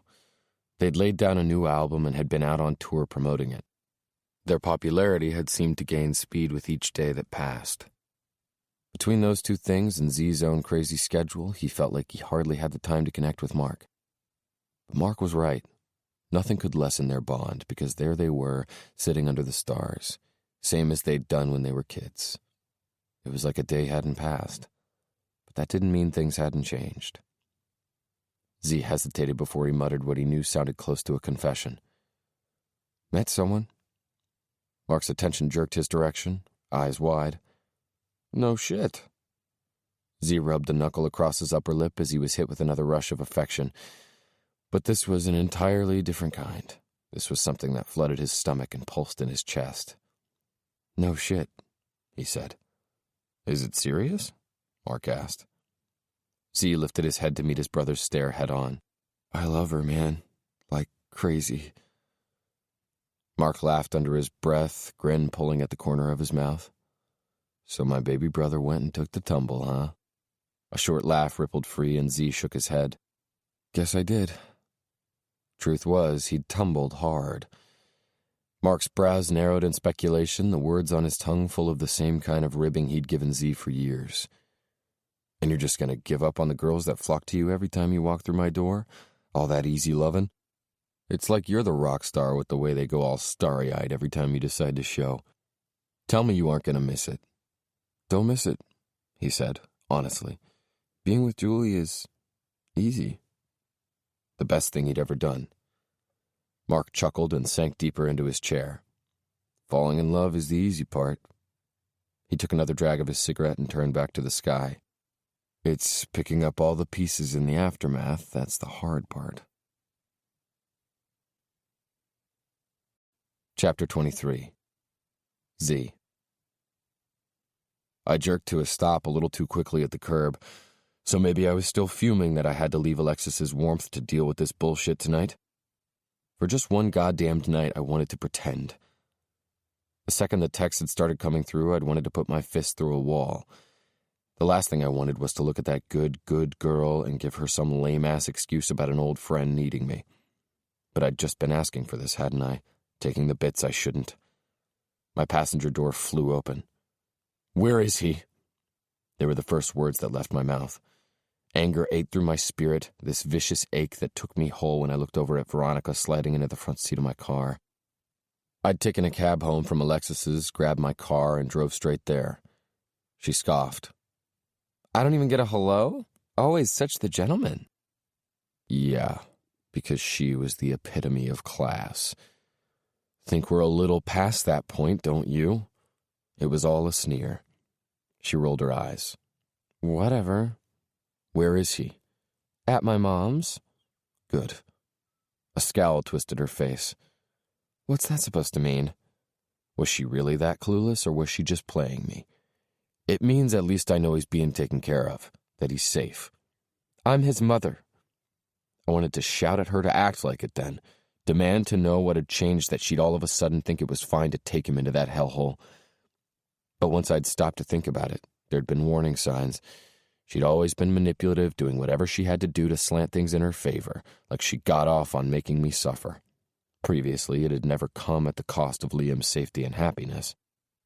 Over the last couple of years, I'd felt that slighting. Maybe I just hadn't wanted to fathom the idea of her slipping into her old ways. Truth was, I probably should have been expecting it all along. This wasn't the first time I'd been in the same situation, driving across town to meet her in the middle of the night. She'd texted saying she needed to see me immediately.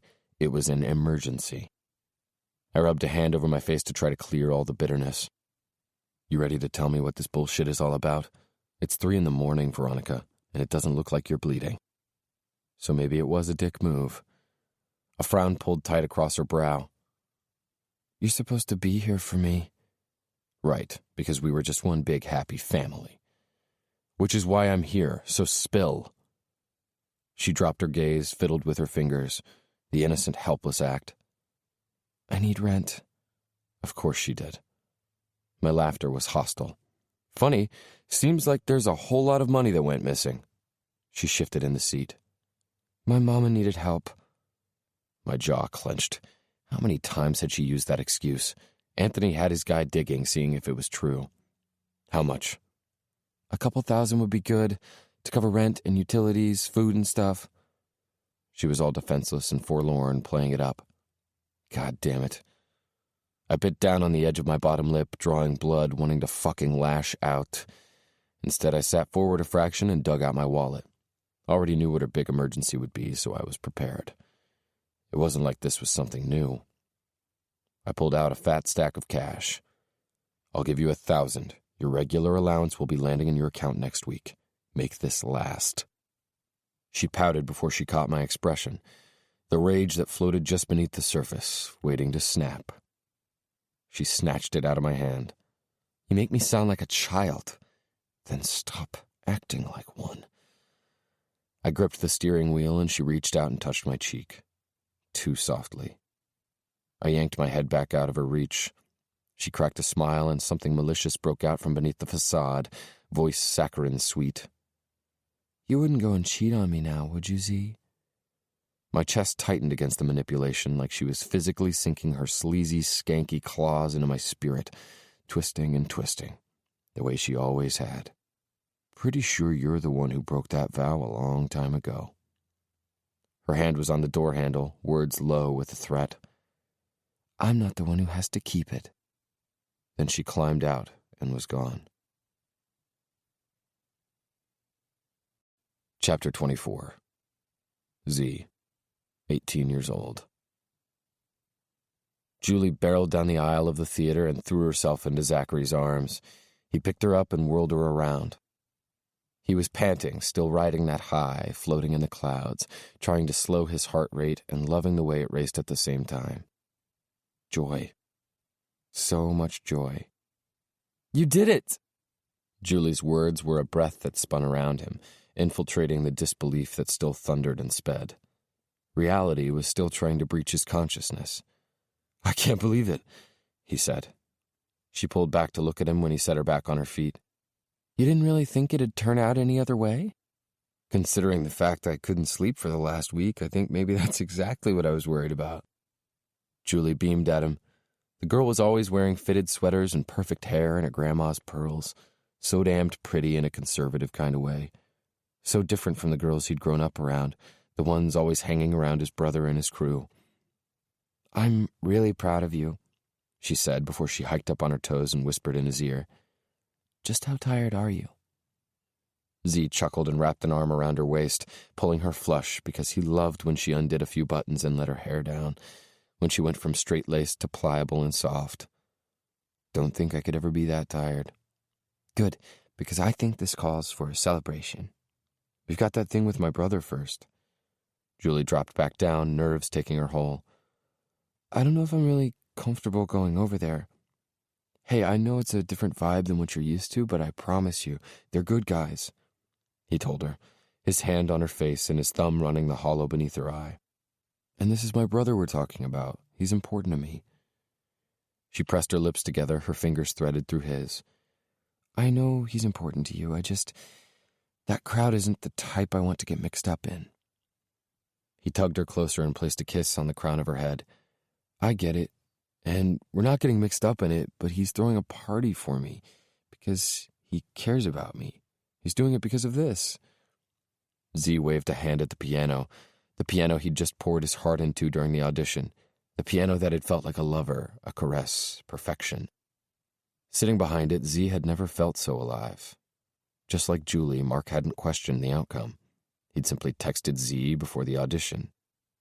"You own this, baby brother. Haven't ever met anyone as talented as you. I'm back in town at 8. Tonight we celebrate." Zee threaded his fingers through Julie's long brown hair, loving the way she felt in his arms. "Don't worry, baby. I promise that I'll take care of you. Today was the best day of my life. I need you there with me." Julie nodded, her fingers twisting in his shirt. "I don't want to be anywhere else." Zee's response was simple. Good. Because he didn't want her anywhere else either. Chapter 25. Zee. Lunch? I sent off the text as soon as I left Lyric's place in the hills. I hadn't seen Alexis in a week, and I needed to. I was kind of going out of my mind, the memories of that night back at her house taunting me through the days and haunting me in the nights. She'd had to work throughout the week, and I'd spent almost every waking hour practicing with the guys. We'd shared a few texts during that time, skating around the subject, neither of us quite knowing where we stood. That was what happened when you blurred the lines. Resisting it had become too much. 30 seconds later, my phone buzzed. "Sure, where?" I tapped out a quick response. "Why don't I pick you up? Give me 15. "Perfect, I'll get ready." Less than 13 minutes later, I rounded the last turn into her neighborhood, struck with another rush of anticipation at being with her again. I just couldn't fucking help it. Not when she came skipping out her door looking like sweet, sweet sunshine, hair a white blaze of shimmery rivers running down her back. She was wearing a short, flowy dress, baby blue and printed with red flowers, thin straps over the shoulders. There probably wasn't supposed to be anything sexy about it, but on her it was close to obscene, the kind of temptation that made my fingers itch and my dick twitch. She didn't even wait for me to get out of my car before she was swinging the passenger door open and jumping inside. An effortless smile rode those full lips, and just a shade of pink tinted her cheeks. This girl was a damned knockout, and I wasn't sure she had the first clue. "Hi." She pulled her seatbelt on. When she glanced over at me, her teeth tugged at her lip. "I missed you," she said, clearly not sure if she should say it. "I missed you too." I was damned sure I shouldn't say it, but it was already there, making its claim in the air. That energy was compounded in the small space, and I did my best to pretend it wasn't there, demanding attention, instead trying to keep things light. "Tell me you've kept your word and haven't gone on any dangerous rescue missions since the last time I saw you." A giggle slipped out beneath her breath. "No, I promise. Things have been pretty quiet in my neck of the woods for the last week."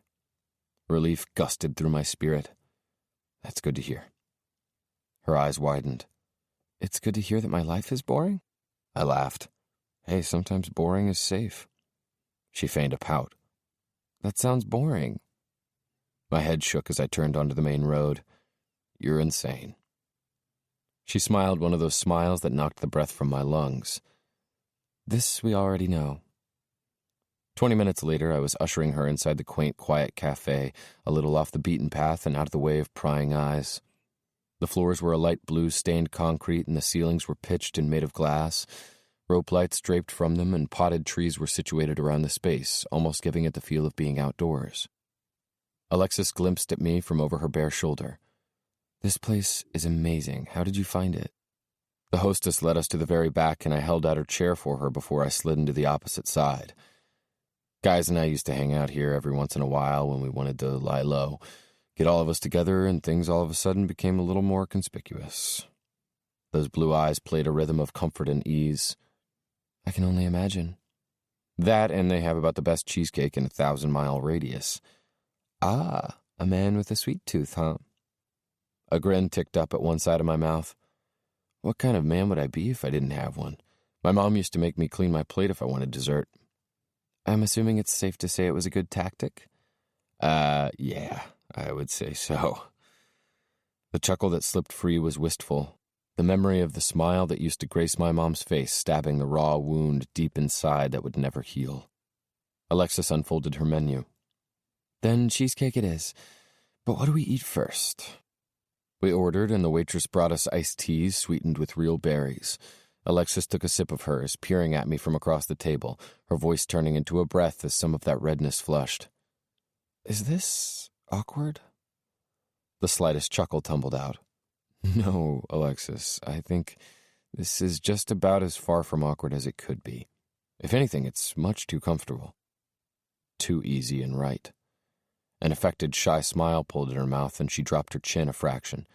Locks of that white hair fell over one shoulder as she tilted her head and played with her straw, jabbing at a blueberry with the end of it like it was a dagger. "Tell me about Avril. Before. About what it's like to have a twin." Surprised, she looked up at me. A flash of sadness struck across her face before it quickened into tenderness.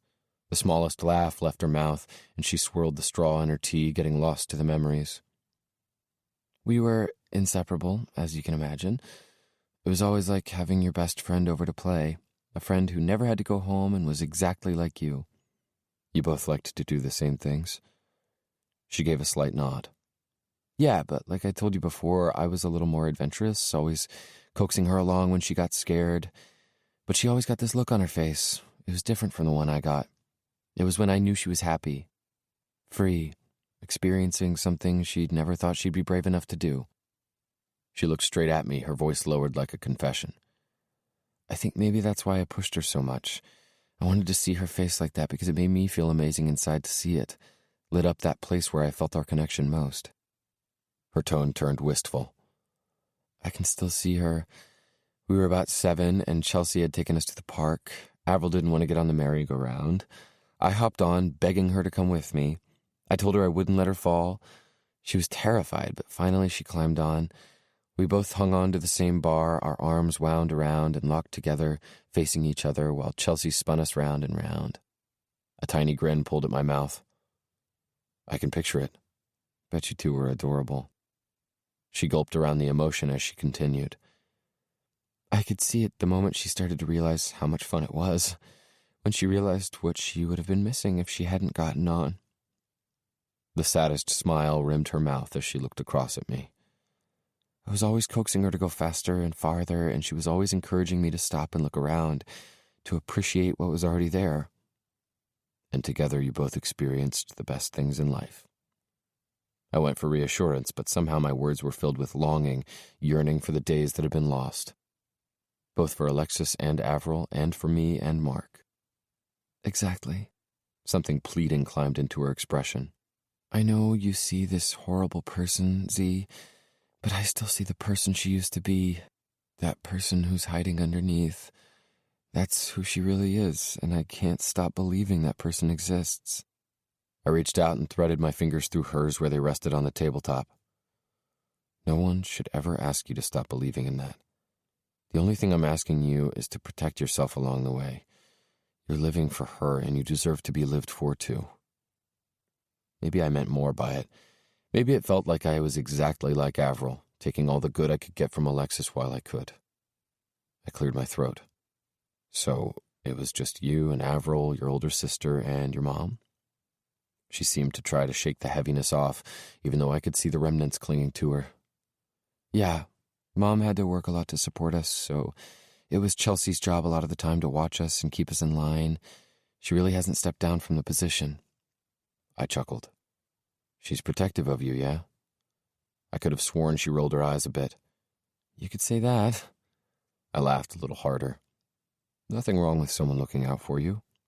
Oh, she takes it to a whole new level. I like her already, I said. Alexis giggled. Between the two of you, I don't know how I even make it out my door. I'm surprised one of you didn't show up to escort me to work this week. That sounds like a great idea. Her head shook. Goofball. My chest squeezed. I loved it the way she talked to me, like I was just another guy. No. Strike that. Not just another guy. Her guy. The kind of guy who might be good enough for a girl like her. I ran my thumb over her knuckles, our fingers still wound, hooked on this connection for just a little while, refusing to let it go. So, was it hard without your dad? Her gaze dropped in contemplation, the girl so open when she looked back up at me. It was hard in the sense that we didn't get to spend as much time with our mom as we wanted to. She is great, like, amazingly great. So it was hard with her being gone so much. On her because she didn't want to leave, and on Chelsea because it gave her so much added responsibility. But otherwise? Yeah, I asked. Her shoulders lifted to her ears. No, we were all better off without him. He left when Avril and I were barely walking. I could have let it bother me, turn me needy for attention, but I don't really think I ever felt that void. The love I received from all three of them, it was enough. And I can only hope now it was enough for the rest of them. God, this girl. You are unlike anyone I've ever met, Alexis. Redness flared and she dropped her chin, fighting one of those grins that tugged at all those strings inside me, strings that were getting more and more attached to her. She squeezed my hand. What about you? Are you close to your parents? I guess I wasn't prepared for her to turn the conversation on me, and I sucked in a breath before I turned my gaze to a spot on the ground, trying to gather myself, to find an answer to give her that wouldn't be a lie. Just a bit of the truth. I used to be. I stared at her fingers, fiddling with them as I spoke. We were really close. Like yours, my mom worked a lot, but our dad was there, working just as hard. A pained chuckle knocked loose from somewhere in my chest. Mark and I, we kind of ran wild. We were boys, so I don't think our parents worried about us quite as much. Figured as long as we were outside and not starting fires, we were free to run around and tear up the countryside. Her smile was gentle with encouragement. Why do I get the feeling you two started a few fires? I choked on a laugh. Oh yeah, we started a few fires. Wistfulness tweaked the corner of my mouth. Mark was 5 years older than me. You'd think he'd try to get rid of me, think I was a nuisance, but he always wanted me right there at his side. Sympathy swept across her features. She brushed her fingers across the star on the back of my hand, and I trembled. "I'm so sorry you lost him. He sounds amazing." Emotion clouded my throat, words thick. He was my best friend. Blinking back tears, she averted her gaze. When she looked back, she wasn't looking at me. She was looking in me. "And now, are you still close with your parents?" I scratched at my beard, trying to keep it together. "Don't see them all that much. It's difficult going over there after Mark. It's like there's this void in them that I feel responsible to fill, and I know that won't ever be possible." A frown edged between her eyes. "But I thought you said you settled here since it was near your parents." But that was the thing. I was always just on the outside, watching in on the good things of my life and never being able to quite take part. "Not sure I'm that good for them." She leaned over the table, coming closer. "How could you not be good for them, Zee? I bet they miss you terribly." The waitress showed with our food. Alexis sat back and I did the same. But it didn't matter. I could feel that connection all the same. This girl's spirit pulling and tugging and demanding all the things I couldn't give. I was beginning to think there wasn't anything I could do to stop it. "Thank you for lunch. It was delicious." "I dare you to tell me you've tasted better cheesecake." Walking beside me, she shot me a smirk. Pure flirt with a dash of sex. "You haven't tasted my cheesecake." I nearly buckled over. A shot of lust straight to the gut. "Woman, don't tease me." "Hey, you dared me. It seems with you I'm always up for the challenge." That was it. I needed to touch. My hand went straight to that sweet spot at the base of her spine, fingers splaying wide in hopes of copping a feel of her delicious ass. We were both smiling when I pulled open the door and guided her out and into the afternoon sun. We chatted quietly as I led her to my car that was parallel parked at the curb. I opened the passenger door for her, helped her in, and closed it when I heard the gasp, the telltale vibe that suddenly radiated from someone who had stumbled to a stop 3 feet away from me. "Oh my God, it's you. You're Zee Kennedy, the drummer. Oh God, I seriously can't believe it. This is crazy. My friends are never going to believe it. Can I get a picture and, can you sign this?" A girl who couldn't have been older than 15 shoved her backpack at me as she stood there stammering, while I stood there floundering. A flood of panic surged through my being, saturating every cell, overpowering. I tried to blink, to focus, to hear through the sudden ringing in my ears. "You idiot. You fucking idiot." I swallowed, barely able to hold the marker she'd pulled from her backpack. I scribbled my autograph across the front pocket. My smile was nothing less than a grimace when I leaned down close enough so she could snatch a selfie of us. At least I had enough sense to make sure it was angled the opposite direction of my car. "It was nice to meet you," I mumbled the second she clicked, not stopping to let her say another word as I raced around to the driver's side, breaths labored in my heart this manic thunder of dread.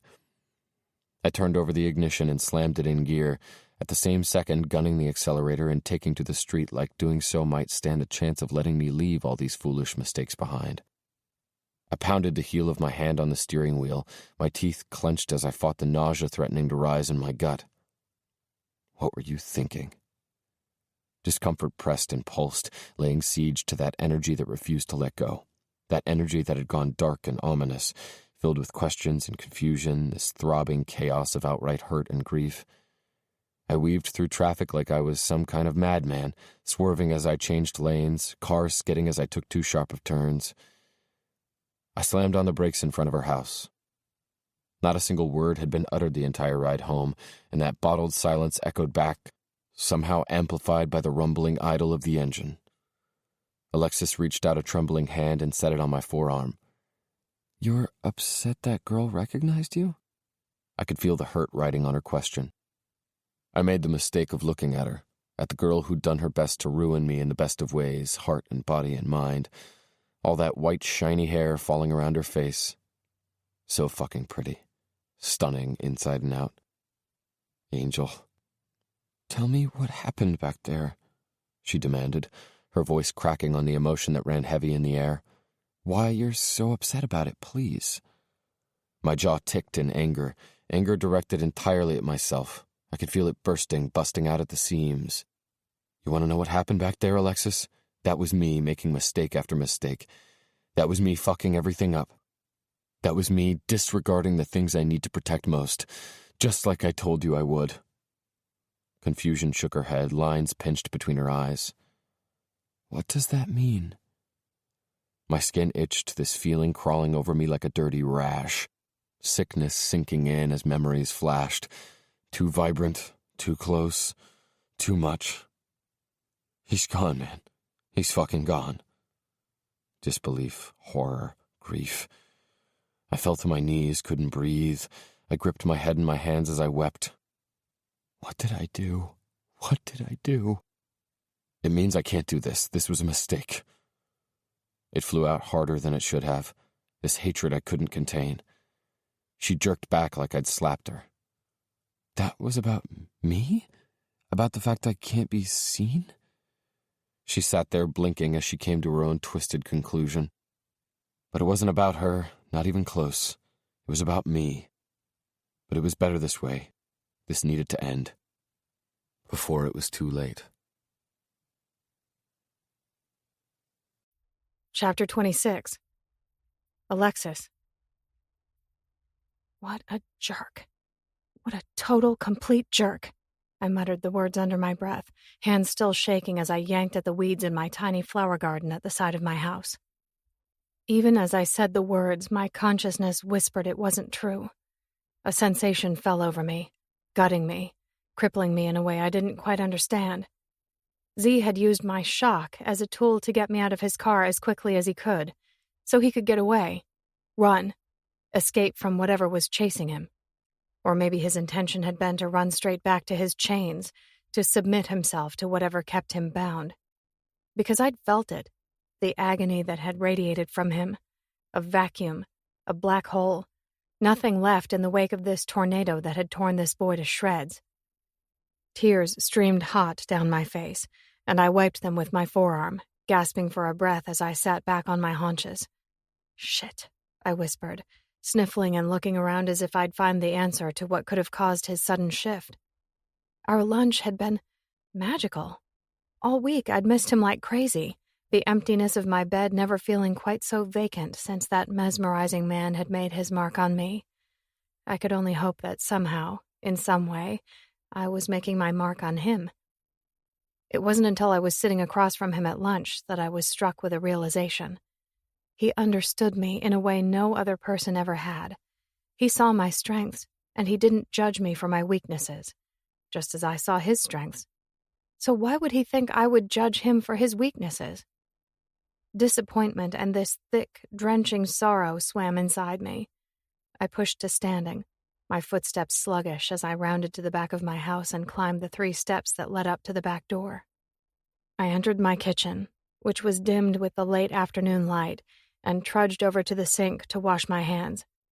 I turned the faucet on high, scrubbing the dirt from my nails and trying to convince myself to let him go, to ignore the nagging that thrummed with every beat of my heart. But it was too loud to disregard. I guess I'd never been one to turn away. Anxiety fired in my nerves as I paced the hall, whispering toward my feet, reminding myself of why I was there. I just needed to let him know I was there for him, that if he ever needed someone to talk to, I wanted it to be me. Maybe I wanted more, but that was okay. I'd be honored to be considered his friend. The heavy metal door swung open, and Zee was there, clinging to both sides of the frame to support himself, distressed and tormented. Pieces of that light brown hair stuck up every which way, as if he'd spent the entire day ripping and yanking at it. But it was his eyes, emblazoned in bronze and secrets and significance, that shattered my world and sent a rush of affection rushing through my blood. "Tell me your truth," I whispered.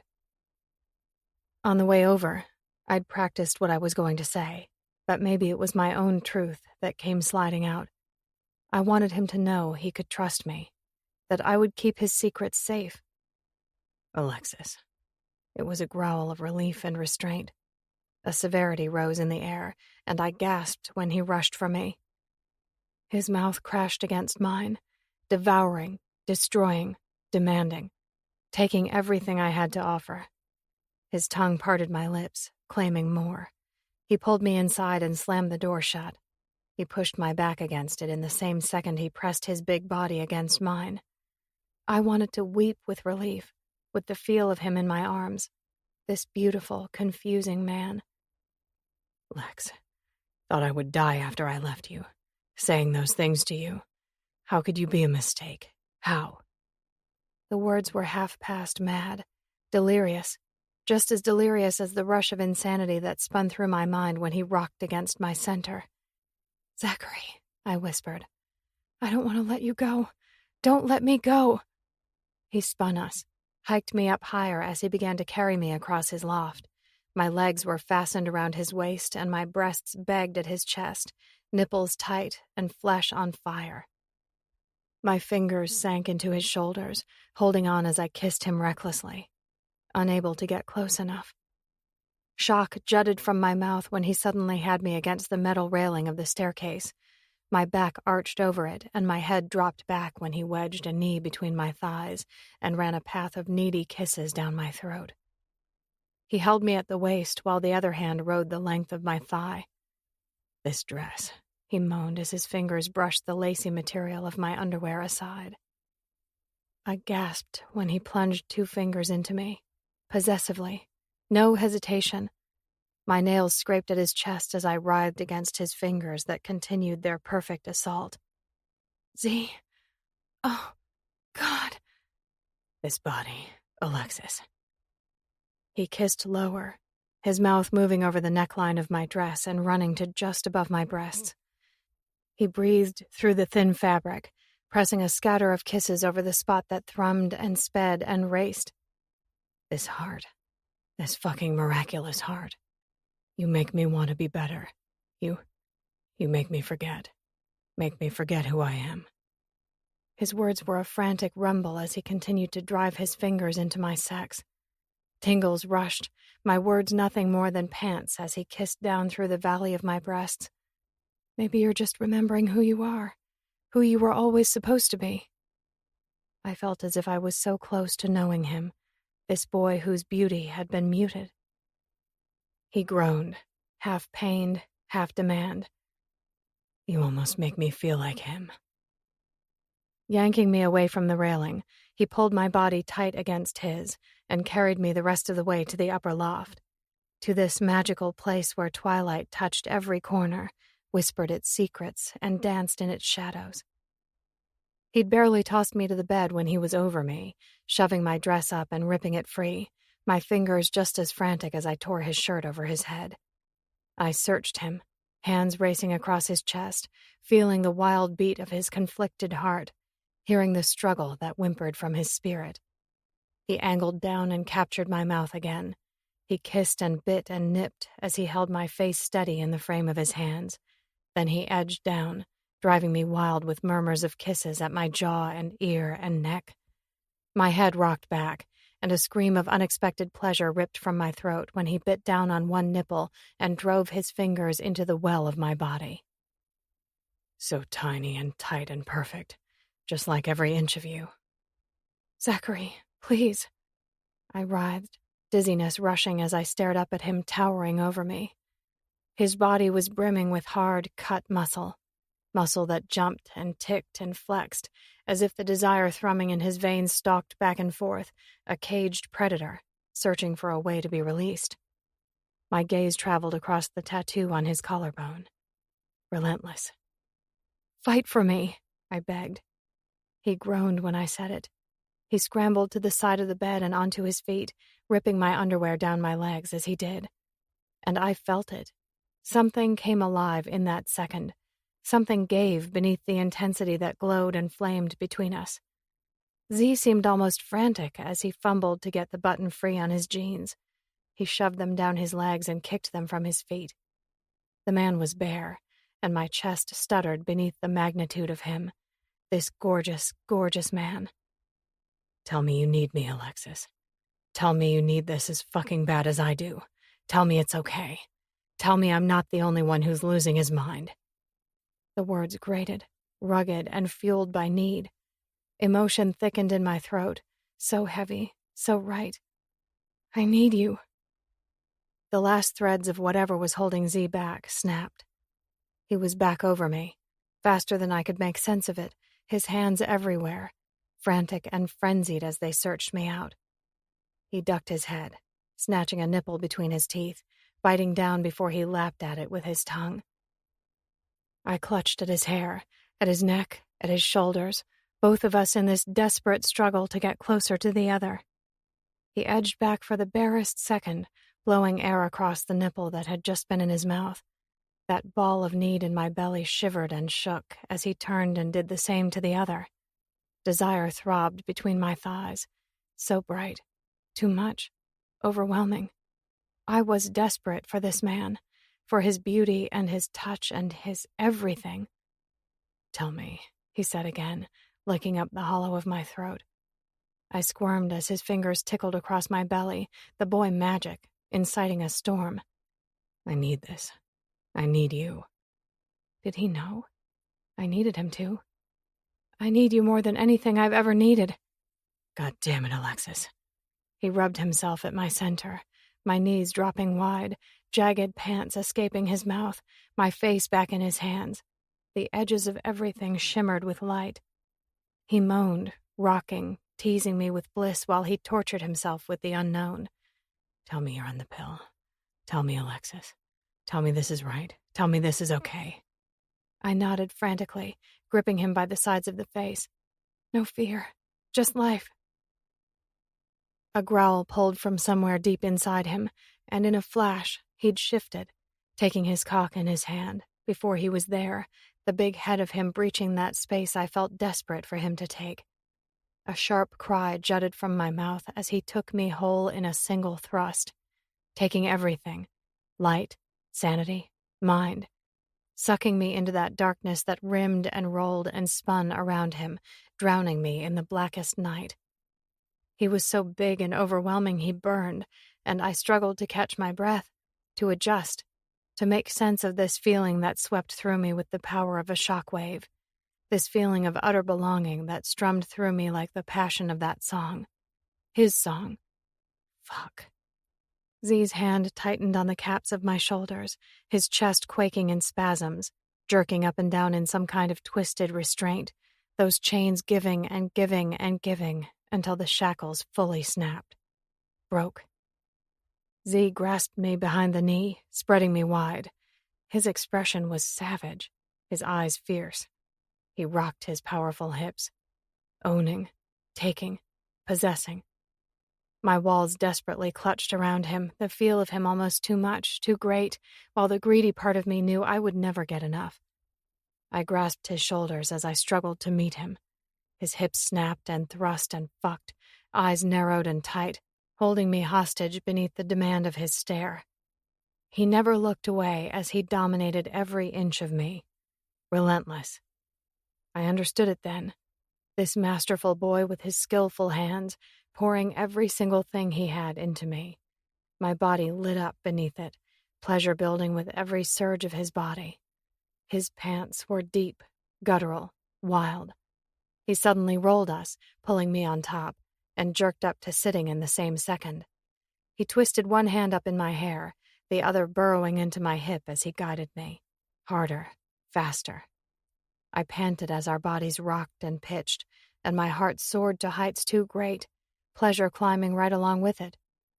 "Lex, you feel so good. Too good. I can't."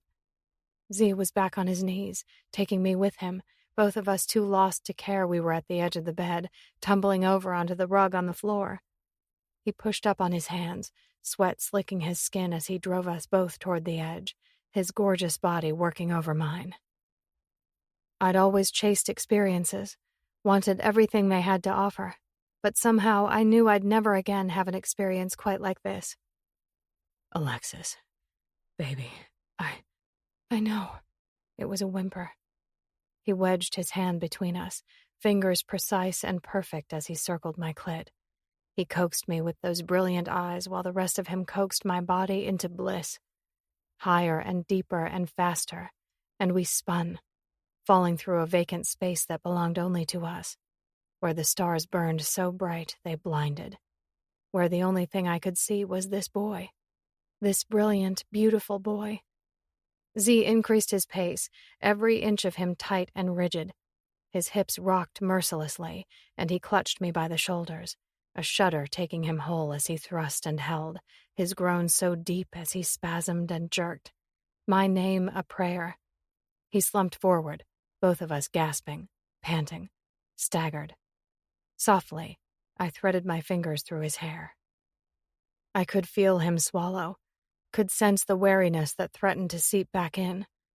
He inched back to look at me, so tenderly it hurt. "Lex," he whispered, as if maybe this too caused him pain. The best things always did.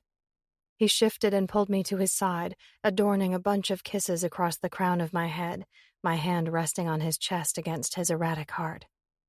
I peered up at him, and he laid one of those kisses against my forehead, his big hand running down the back of my head. "Lex," he whispered again, this time lower, touching those secret places inside that he had just claimed as his own. He took my hand, wound it in his, lightly brushing his lips across my knuckles. Those lips almost tweaked into a smile. "I lose my head when I'm with you."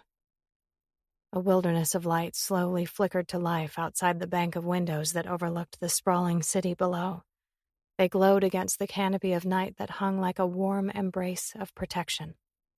In Zee's bedroom loft, removed from the rest of the world, that was the way I felt, protected, suspended somewhere between earth and sky. "And I find myself when I'm with you." A rumble echoed in his chest. "You know that wasn't supposed to happen." "I don't believe that's true. I think you and me, we were supposed to happen all along." I felt his sigh against my head, but I also felt his smile. He pressed a kiss there. "Come on, let's get you cleaned up. I bet you're starving." Zee was right. I was starving. I sat on the island in his kitchen with my legs swinging over the edge, wearing one of his tees and my underwear. This was all while I watched the man cooking me dinner, wearing only his underwear. I felt dazed, still trying to come down from that high, and seeing him this way wasn't helping, not at all. I wrung my hands, the memories of what we'd just done heating my cheeks and pooling like warmth in my belly. How was it possible to feel so intensely satisfied and desperate for more at the same time? "That smells so good." He stirred the creation he was whipping up in the skillet as he glanced back at me. "Garlic and butter. You can't really go wrong with that. And by can't go wrong, I mean this is about the simplest dish of pasta you're ever going to eat. Don't get too excited over there. It was kind of a mandatory thing back in the days of barely scrimping by. Easy and cheap." I found myself shaking my head. "What?" he asked, not even fighting that grin that moved through me like a caress. My curiosity got the better of me. "What is that like? Going from struggling to get by to having everything?" He grunted and dumped the box of spaghetti into the boiling water. "Don't have everything, Alexis. Not even close." "You know that's not what I meant. What I mean is the success. How does it feel after you guys worked so hard for it? I have to imagine that's incredible." Spinning around, he leaned his back against the counter and crossed his arms over his chest. "It is incredible. The guys, they've worked for it for so long, dreamed about it since they were kids back in middle and high school. They made a commitment and didn't stop until it happened."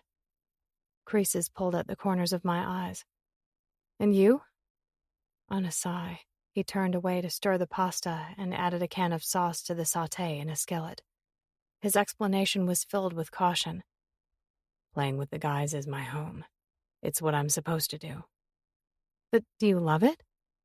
There I was, pushing again. I didn't know how to stop when I was around him. He surprised me by smiling over at me as he walked toward the massive fridge on the other end of the kitchen. "You are just full of questions, aren't you, Alexis Kensington?" I fisted the collar of his tee that I was wearing, brought it up over my mouth and to my nose, fighting a rush of modesty that flushed across my skin and mixed with the swell of giddiness. "That's just me, Zachary Kennedy. If you like me enough, you'll get used to it." He chuckled under his breath, shaking his head as he set one hand on the freezer door, and opened the refrigerator with the other. Guess I'm gonna have to get used to it then, huh? That giddiness bloomed. I think that would be a good idea. You want something to drink? He mumbled as he rummaged around inside. Do you have white? He peeked back at me. Wine? I was suddenly unsure. Yeah. He shook his head. Nope, sorry. No wine. I've got soda, water, and just about every juice known to man. Pick your poison. It kind of struck me then, and I remembered all the guys and girls had shared a couple bottles of wine that night we'd been at Ash's house. I'd had a couple glasses myself. Zee had refrained. Regret tightened against my chest as realization took hold. I'm sorry. You don't drink, do you? Another grunt. Not really. Definitely don't keep it in my house. Though there is kind of this tradition, like a pact that goes way back, with the band. Everyone does a shot together either before or after the show. I partake in that. That's about it. Uneasiness had me shifting on the counter. Is it okay if I ask why? He grinned over at me. Doubt I could stop you. I don't mean to pry, I want to know you. Zee crossed to me, his hand on my face, thumb brushing the curve of my cheek. Even with that simple connection, I could feel a spark. I know you do, Alexis. You don't have to apologize for that. And you're right. I don't drink.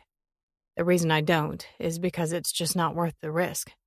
Horrible choices and mistakes are made when we aren't in our right minds, and I'm not willing to ever put myself in that position again. Again. Awareness hung in the air. He cleared his throat and pulled away, moving back over to the stove where he stirred the pot and the sauce. A Coke would be nice, I said quietly, letting him know I was letting him off the hook, that I respected him and his privacy. The tension in his shoulders eased. A Coke it is. He filled a glass with ice, grabbed a soda, and set it on the island next to me before he went back to finishing our dinner. He moved to the sink, dumped the noodles into a colander, and piled them on our plates. So, piano. When did you learn? He laughed outright. More questions. I raked my teeth over my lip, trying to hold back the giggle that wanted free. Oh, come on, that's an easy one. He was back at the stove, covering the noodles in sauce when he answered. I kind of always knew. He gestured with his chin to the piano where he'd been teaching me. That was my grandma's. She said she'd found me when I was 3, sitting on the bench, tinkering out the theme song to a cartoon I'd been watching while she babysat me. The rest was kind of history. What kind of history? He glanced to the floor, hands on his hips, contemplating, before he looked up to answer. Lessons. Tons of them. Playing night and day. Then I was accepted into this pretty prestigious music school when I was 16. Playing that piano was pretty much my life. What? Wow. It was so easy to say, but I knew to him it was more. That there was so much wrapped up in his answer. That it was part of the war that burned through him when he sat in front of that piano. The reason he no longer played. So, what did you see coming from it? From the school? He leaned back on the counter, shrugging his shoulders as if it didn't mean anything. I don't know. Maybe I'd imagined moving to New York, writing for plays. Or maybe I would have stayed here and composed for movies. Guess I imagined being a part of a feeling that could be brought to life in people's imaginations and eyes. Do you feel it? That severity rippled through me, just as strong as that day. And you gave it up, to take your brother's place. He wasn't looking at me when he nodded. On a sigh, he grabbed both steaming plates, carried them over to the island, and set them next to me. He pressed both his hands to the counter on either side of me, gazing at my face. He looked so vulnerable. My little drummer boy, I whispered, fluttering my fingers across the tattoo etched on his chest. Lex, he murmured, wedging himself between my knees. He twisted my hair up in his hand, and he kissed me, slowly. This wasn't a plea. This was a promise.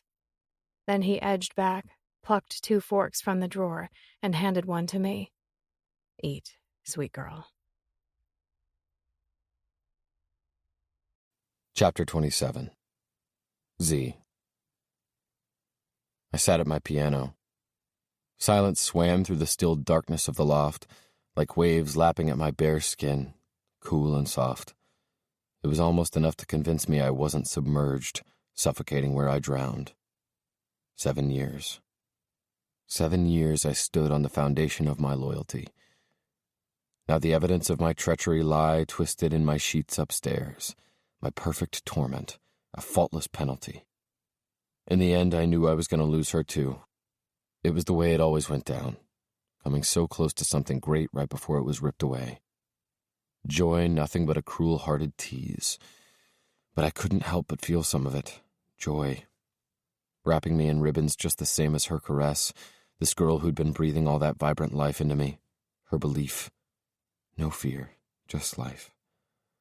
A huff of a breath pressed from between my lips. That energy, a steady rhythm that beat through my blood, hadn't abated since I'd held her in my arms 6 hours ago. She drifted into the most peaceful kind of sleep, stealing mine and affording it too. The stark conflict of what she made me feel was mind-bending. But it didn't matter how hard I tried to shun it. It was right there, nipping at my heels and prodding at my spirit. My fingers twitched as the faintest whisper of that song glided through my veins.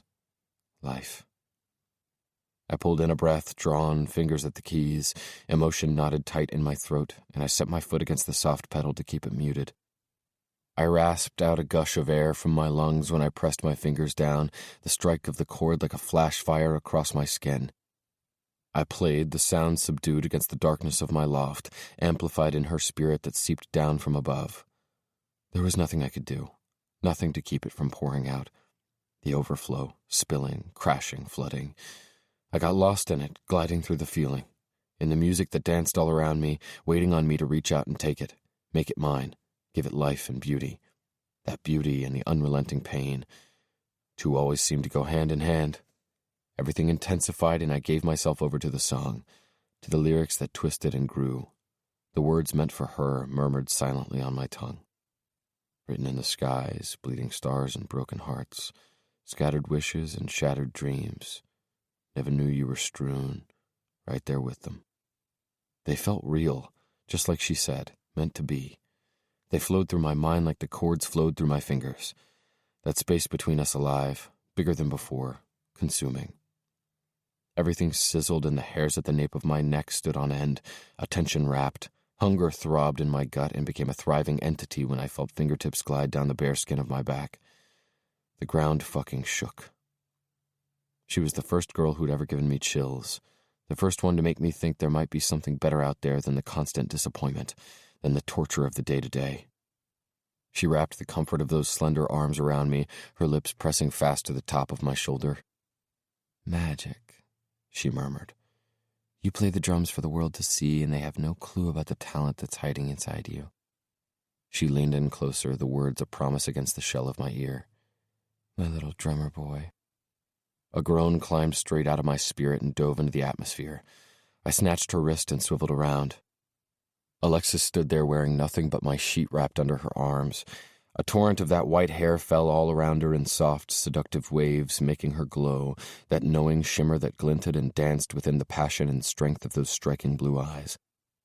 A clash of the deepest sea and the darkest heavens. Starshine. "And you are a fucking vision." I slowly stood and Alexis took a step back. I was wearing nothing but my underwear, my cock raging like a beast as it fought against the thin fabric. If I was giving in, I might as well take it all. Her attention dropped to where I was straining for her like a madman, like she felt the weight of my body's demand. A rush of that red crawled across her chest and climbed the delicate slope of her neck. I couldn't see it in the shadows, but I felt it, could feel the heat, the attraction that flamed. The need and the confusion that lapped in that space that came alive every goddamned time. Maybe it was what had finally thrown me over the edge. Maybe it was what had me edging her back, stalking toward her as she clutched that bottom lip between her teeth, one of those affected, sweet smiles fighting to break free. She kept backing up with every step I took in her direction. A tiny gasp escaped her when her back hit the window pane. I pressed both my hands over her head, trapping her. Because fuck, I didn't want to let her go. She was lit up by the cityscape like the girl was the focus in some kind of precious portrait, a shimmery silhouette, a light in the darkness that held me captive. And I was thinking foolish thoughts, wondering if I just might find my way out of the darkness and finally break free if she lit the way for long enough. Do you have any idea what you're doing to me, gorgeous? Are you trying to send me straight out of my mind? I followed the curve of her jaw with the tip of my index finger. She shivered beneath it, head tipping up as I trailed it down. I let it glide the length of her delicate neck and across her collarbone. I leaned in closer, two of us breathing the other's breath. I hope so, because I'm pretty sure I've already lost mine, she murmured. Alexis. It was a groan. I pressed her tighter against the window. Now that I've had you, I don't want to stop. She lifted that brave chin, making more of those demands I had no idea how to heed, and even less of an idea how to resist. Tell me you need me. I gripped a handful of the sheet covering that tight, sweet body. I've never needed anyone, anything, the way I need you. I gave it a tug, and the satiny material pulled free, pulling like a beggar kneeling at her feet. This angel that was nothing but temptation, bare, soft. Lex. I splayed my palm across the beat of her heart, right between those gorgeous tits. I cupped the right one, thumb brushing her pretty pink nipple, fucking loving the way it pebbled and grew tight. Loved the way she panted when I trailed down, brushing the delicate skin of her soft belly before I cinched my hand down tight on her hip. She gasped. Zachary, what do you need? It was all a demand. She didn't hesitate. I need you. I spun her around, her hands flat to the window. I wound the long locks of her hair into my hand, mouth at her ear. You are so goddamn sweet, so gorgeous. My opposite hand rode the path of her spine, that damned star taunting me with its promise. Her ass jutted out as if on command, and I palmed her round bottom. She shuddered, her sweet voice going rough with desire. Zee, I know, baby. I know exactly what you need. I shouldn't. It should be so fucking foreign that I didn't have a clue, but somehow this girl made me remember myself exactly the way she made me remember my piano. I tightened my hold in her hair, guiding her lower, demanding all she had to offer. Perfection. Knees shaking, her breaths came harsher and harder as I tugged her hips out and closer to me, her hands pressed to the window to keep her standing. I was overcome with the reality of it.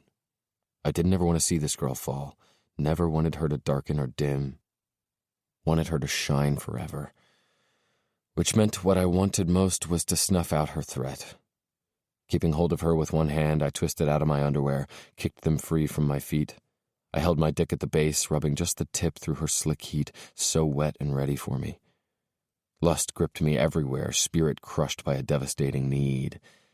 I drove home, and Alexis screamed, like she wasn't anticipating the full intrusion of me, like she was just as unprepared as I'd been for the chaos that had devastated me when I'd found her standing at my door earlier this evening.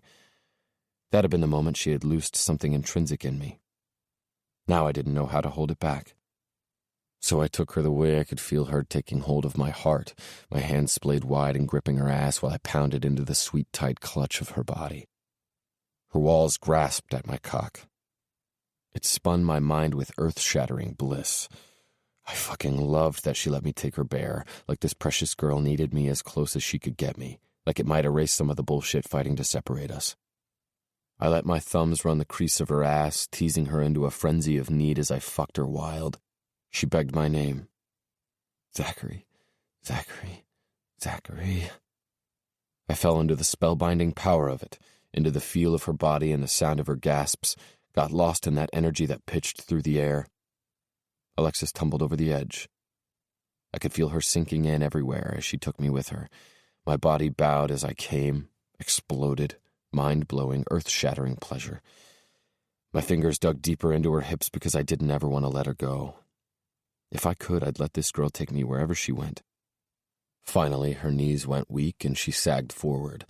I held her up, one hand scooping up the sheet, and the same second I swept her into my arms, carrying her back to my bed. Without a doubt, I was the biggest fool who'd ever lived, because that was exactly where I wanted to keep her. My cell vibrating on my nightstand pulled me from sleep. I groaned and blinked into the breaking day. Blindly, I swatted for it. Truth of the matter, I didn't want to move. For a second, I just wanted to relish in the feel of her curled up in my hold, her head on my shoulder and that sweet body tucked up close to mine. I finally focused on my phone when it rang again. Baz. I accepted the call and pressed it to my ear, voice gruff with sleep. This better be important, asshole, not even 6 a.m. And I was getting about the best damned night of sleep in my life. Last thing I wanted was to get roused from the dream. This fucking perfect, impossible dream. Got a call from Ash a half hour ago. Willow's water broke in the middle of the night. They've been at the hospital for a few hours. Looks like it's happening soon. Shay and I are heading that way. It's family time, brother. A shot of fear jolted through me, worry I could never shake. The need to keep this family tight, safe. Alexis stirred and shifted to look over at me with concern. It's early, isn't it? I asked him. I could feel Baz's easiness through the phone, his own anticipation blazing through. Nah, man, like 3 weeks. Shay says that's cool. If he's ready, he's ready. That fear shifted to excitement, and that feeling of commitment pounded through my veins. All right, be there in a bit. I ended the call and let the phone drop to the bed. My world skidded to a stop when I glanced over at the girl who was staring at me from where she was propped up on her elbow, at the ready to be at my side the same way I wanted to be for her. She was so fucking pretty, gorgeous in that humble way, and that feeling tightened in my chest. That feeling I couldn't allow her to make me feel, but she was pulling from me anyway. I should tell her I needed to go, that I'd see her later, all the while knowing I was shutting her out. Because I couldn't afford for her to get any closer to me. Couldn't afford whatever the fuck was happening between us. I should have ended it right there, because after last night, things were more intense than they'd ever been. I should. Instead, I smiled and patted her sweet ass. Come on, we have a baby on the way. Chapter 28. Alexis. Are you sure it's okay I'm here? Zee clasped my hand in his as we climbed into the elevator.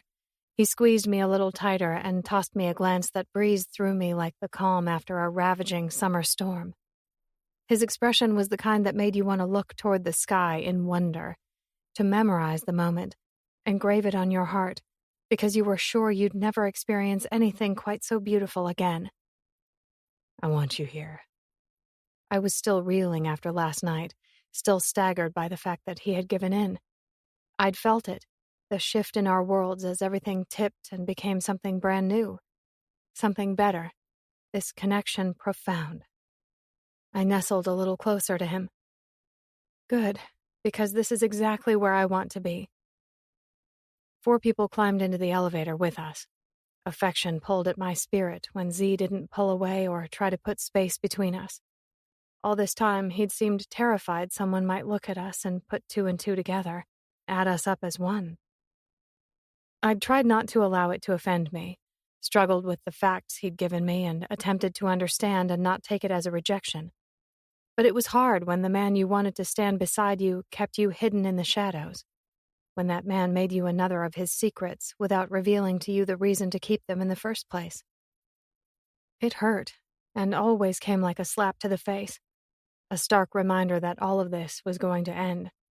So, when he reached out and framed my face in both his hands, it meant everything.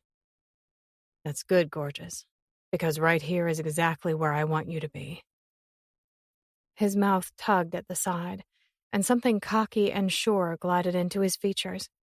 Leaning down, he murmured in my ear, "Think about last night, Alexis." Chills skated my skin. I could barely nod. It was the best damned night I've had in a lot of years. I stared up at him, my truth sliding out, because I refused to tiptoe, to make it less. Last night was the best night I've ever had.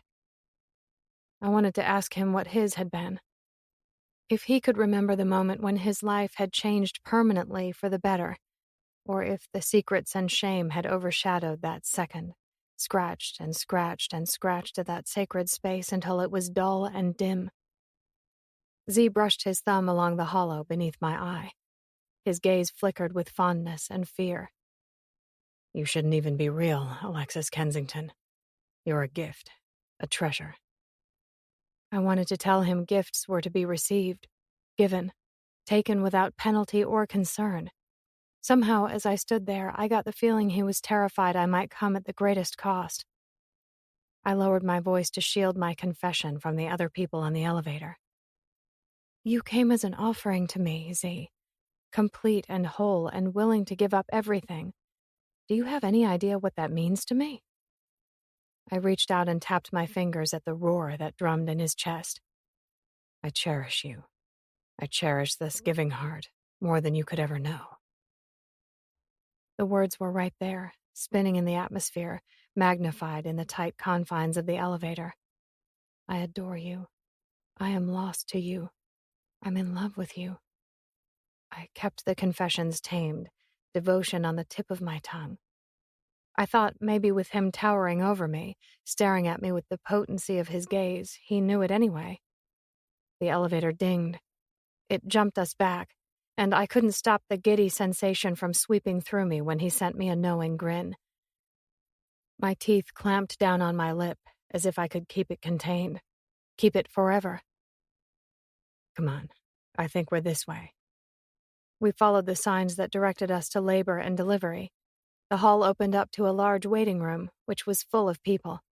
Sunder had taken over. They looked completely out of place, the appearance of these boys so menacing and bad and bold, but there was no chance of missing the excitement that bounded from each of them as they waited on something so precious. As precious as their children who were gathered around them, the older two, Callie and Brendan, sharing an iPad where they sat on the chairs. The younger two, Adia and Connor, were on the floor, playing with toys. Shay, Tamar, and Edie, who was holding Sadie, were engaged in their own eager conversation.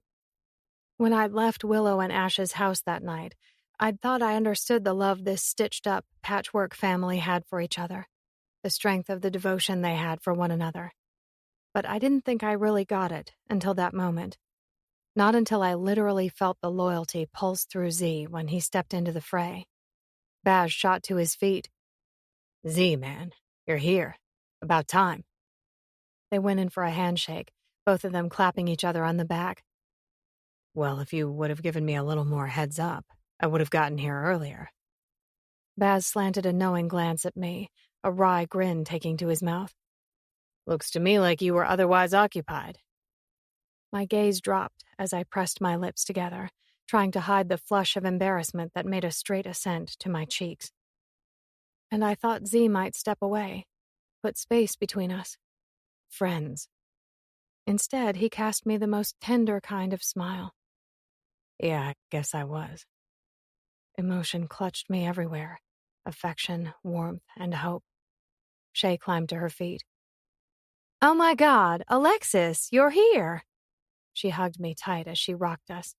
It's so good to see you again. It's so good to see you too.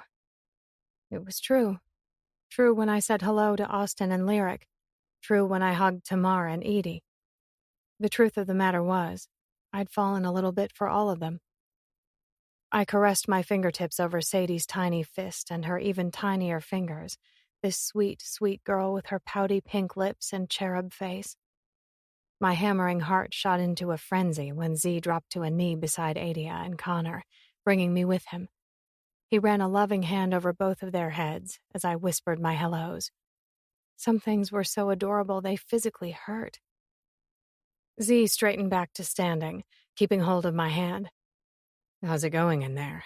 Any news? Lyric shook his head and roughed his palms down his thighs, his tattooed hands pressing into his jeans. Who knows, man? They've been back there for close to 5 hours now. Only experience I have on the matter is Adia. And she sure didn't seem to want to give up her hold on my blue. Tamar grinned at him. Stubborn, just like her daddy.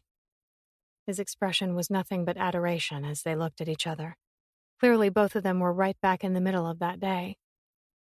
Heck yeah, she's just like her daddy. Look at the little thing. Little Spitfire isn't about to let boys push her around either. Adia was rambling incoherent orders to Connor, where they played with a pile of wooden bricks on the floor. Lyric looked back at Zee. Think it was something like 30 hours we were in there. Pretty much was about to go straight out of my damned mind with the worry. Can't even imagine how our boy Ash is handling it right now. Surprised all the nurses on the floor aren't running for the hills.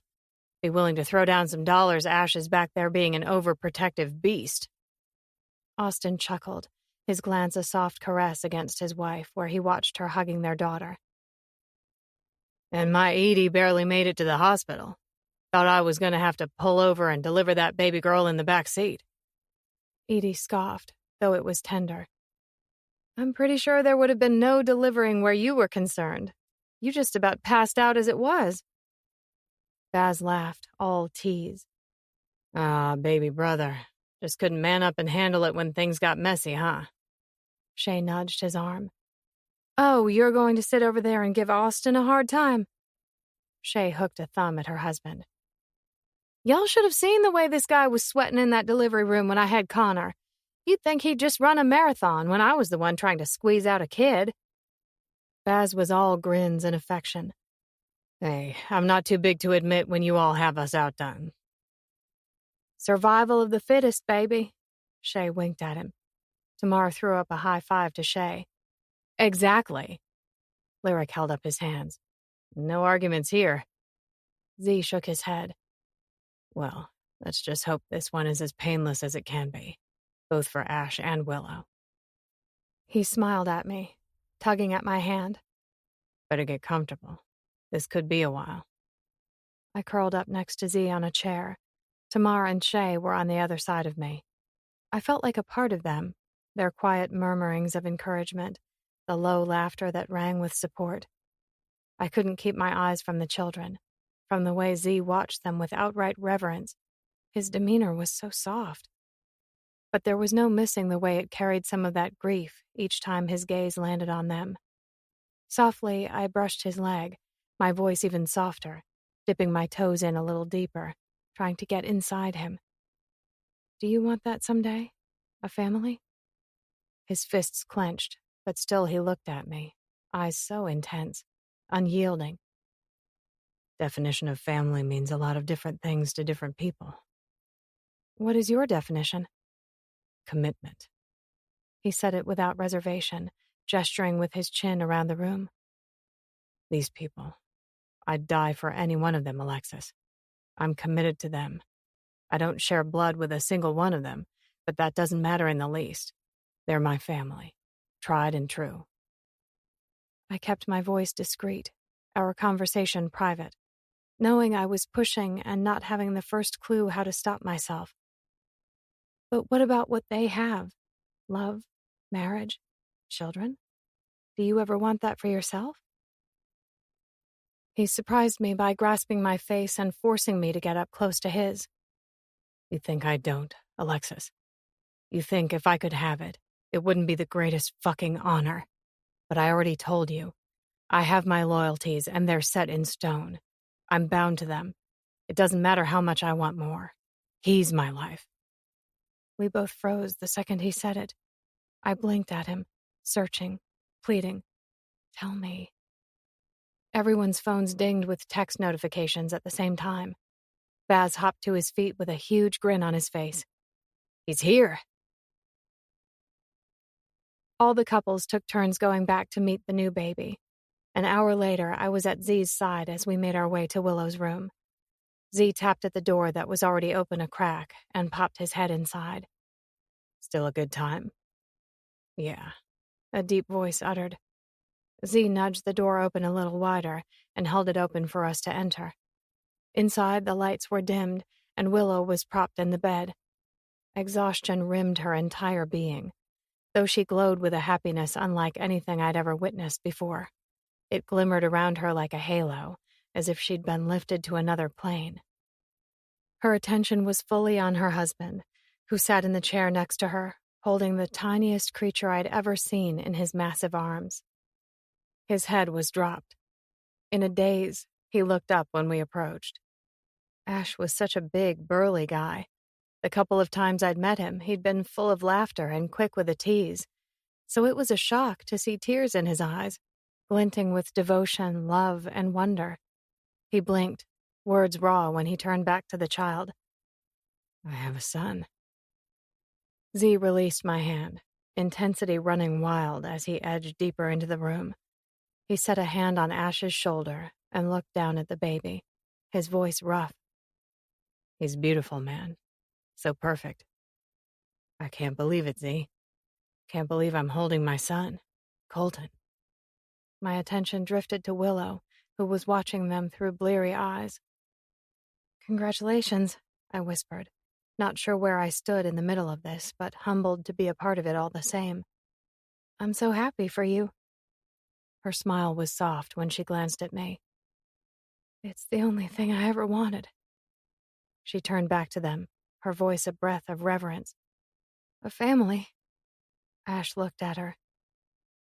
I never knew it was exactly what I needed until I met you. Need. I swear everything punched me in the gut. The overwhelming devotion, the belief that there were good things waiting all around us. I had so much to be thankful for in my life. But what I'd been missing was someone to believe in me. Until Zee. This mesmerizing man who set his big hand so tenderly on the top of Ash and Willow's son's head. Affection and love poured from him. You deserve it, man. You and Willow. Take it and cherish it and don't ever let it go. Overcome, Ash nodded up at him, a silent understanding transpiring between the two. I felt like a foreigner peeking in at something great, missing the details. No question their stories went deep, but that didn't mean I couldn't see the big picture, and I wanted to be a part of it. Zee straightened. I took a step back when I saw his expression, staggered by the amount of emotion he held there. Love and grief, fear and life. He reached over and squeezed Willow's hand. You did good, Willow. So damn good. She nodded, and he released her and strode toward me. He took my hand without a word, and I mumbled a goodbye, wondering how I'd lost footing in those few moments. We stepped outside into the hall where the rest of the guys had gathered. Ever think you'd see the day? Baz asked. Zee shook his head. Nope, but I'm sure as hell glad I did. Anyone deserves it, it's Ash. Baz punched his shoulder. Maybe it's time you started to believe you deserve some of this, too. I got the feeling Zee didn't want to look at me. I squeezed his hand. A silent, it's okay. The door opened behind us, and everyone turned to see Ash stepping out. He ran a hand over his face. Nerves seemed to shake him through. Can I have a word with you guys? I didn't even wait for someone to ask me to leave. I just brushed my fingers against Zee's arm and said, I'll be right over there. I slipped over to the corner, wishing I was out of earshot and feeling like a snoop when Ash's words floated to me. I can't do it. I'm so fucking sorry. But there is no way I'm going back out on the road and leaving them. Anxiety took to the air. I backed a little farther away, knowing I shouldn't be privy to something so private, but unable to get far enough away that I couldn't hear them before I backed into a corner. Lyric shook his head. You can't just bail like that, man. Give it some time. You have a few weeks to process. Figure out how to make all this work. You just went through the most intense moment you'll ever experience. Let it settle. A few weeks. Ash's voice was incredulous. I didn't bring a kid into this world so I could have a few weeks with him before I left him behind. Something dark flashed through Lyric's face. And you think I was ever wanting to go and leave Tamara and my kids behind? Not ever. Not once. But I did it because I had an obligation to the band. An obligation to you. Austin paced in a circle, agitated, his words suddenly flooding out. I've got Ash's back on this. We've got newborns. Newborns, man. Being on the road isn't the way to raise a family. Lyric's laughter came across as scorn. So it was all fucking fine when I had to hit the road and leave Tamara and Adia? She was 2 months old. It nearly fucking destroyed me. Then you get exactly why I can't do this, Ash shot out. I didn't want to see it, but I was watching wide-eyed when I saw the outright pain split Zee's expression. Baz set a hand on Lyric and Ash's shoulders, as if he were keeping them apart in the middle of a boxing match. How about we drop this right now, yeah? Think it'd do us well not to go causing a scene in the middle of the hospital on the day Ash's kid is born. Let's meet next week, and we'll talk it out. Figure what's best. For everyone. Lyric rubbed his face with both hands, dropped them just as fast. Fuck.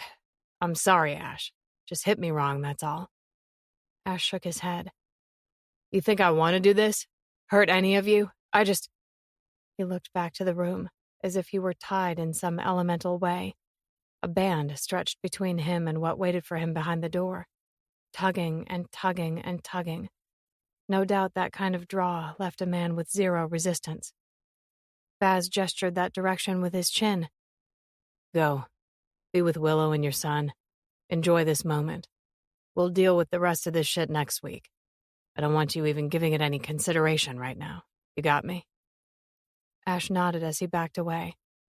Thanks, man. His gaze bounced to each of the guys. All of you. You don't know what it means to me, that you're here, that my family is yours. Everyone nodded, all except for Zee, who still hadn't said anything. Pain leached the color from his face. Worry and questions spun. I started to go to him, but he was already on the move, stalking down the hall and out the double doors we'd had to be buzzed through to enter. I followed. I could feel the surprised stares from Tamar, Edie, and Shay, who had retreated back to the waiting room to sit with their children. Zee stormed right by, not even offering a parting glance. Panic bubbled up in my spirit. "Zee," I called.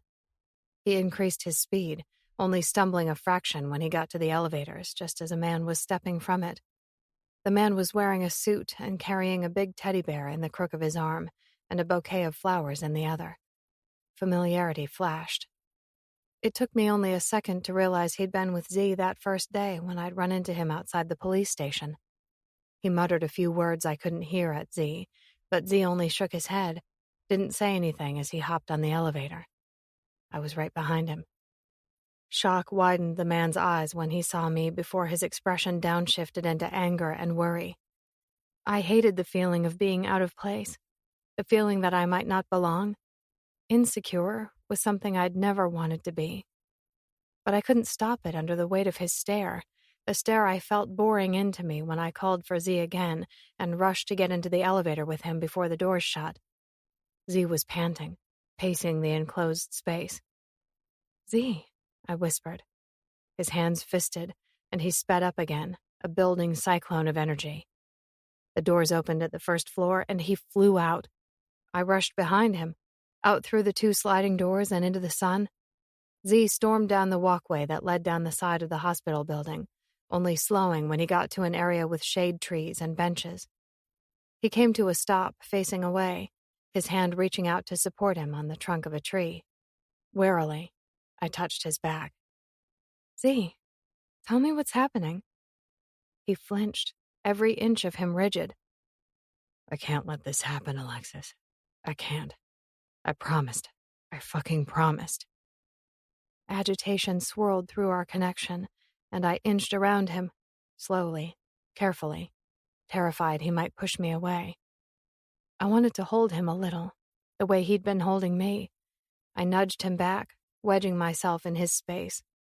I felt desperate to look into the depths of his eyes, so I could see where Zee held his secrets, so I could witness where he held his truths.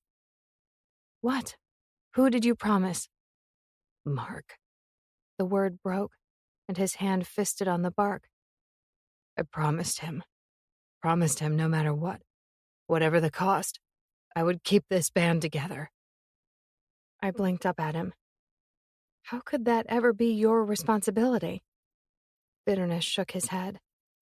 "It is my responsibility, Lex." He hit a fist against his chest. "It's all on me. This band. These guys. They almost lost everything because of me. And when Mark died, I promised him I would keep them together. For him. That I would make sure they found those dreams they'd been living for." His lips pinched in torment. "I've spent 7 fucking years, Alexis. 7 years watching their every move. Trying to keep them out of trouble. Praying they'd make it home at night when they were out doing whatever they did." My brow pinched. "How was that on you?" Mocking laughter ripped from his chest. "I was always the outsider, Lex. Always the one on the outside looking in. all of them treating me like a little kid when I was sitting there desperate to keep the pieces together. "Zee," I attempted, but he pushed on, agony flashing in his eyes. And I thought maybe now that they were all growing up, now that they were getting married and finding families, I thought maybe that pressure was going to ease up. "Hasn't it?" I asked. He shook his head. I thought Mark might be looking down, watching me, and I'd know I made him proud. Thought maybe now I could finally start working for those things I needed to make right in my life. Grief slammed me from every side. He was so full of sacrifice and shame. I reached out and set my palm on his rugged cheek. What if Mark is looking down? How could he not be proud of you and what you've become? How could he not be looking down at the guys, his best friends, his family, and not be at peace, knowing every single one of them has found happiness, the good kind of joy? He trembled against my palm, that energy potent with the connection. They had a pact, Alexis. A pact that they were going to make it no matter what. Nothing was going to stand in their way. Sunder is what Mark wanted more than anything in his life. I could feel the frown that pulled at my brow. And how do you know that wouldn't have changed for Mark? How do you know he wouldn't have found love like the rest of the guys? He flinched with that. Pain. It was so damned intense. I wanted to caress it away. Priorities change, Zee. Don't you see that? We grow and we learn and we find out some things are so much more important than the things we originally thought were the most significant. Sometimes we find they aren't significant at all. Helplessly, he looked down at me. I gave up my whole fucking life, Alexis.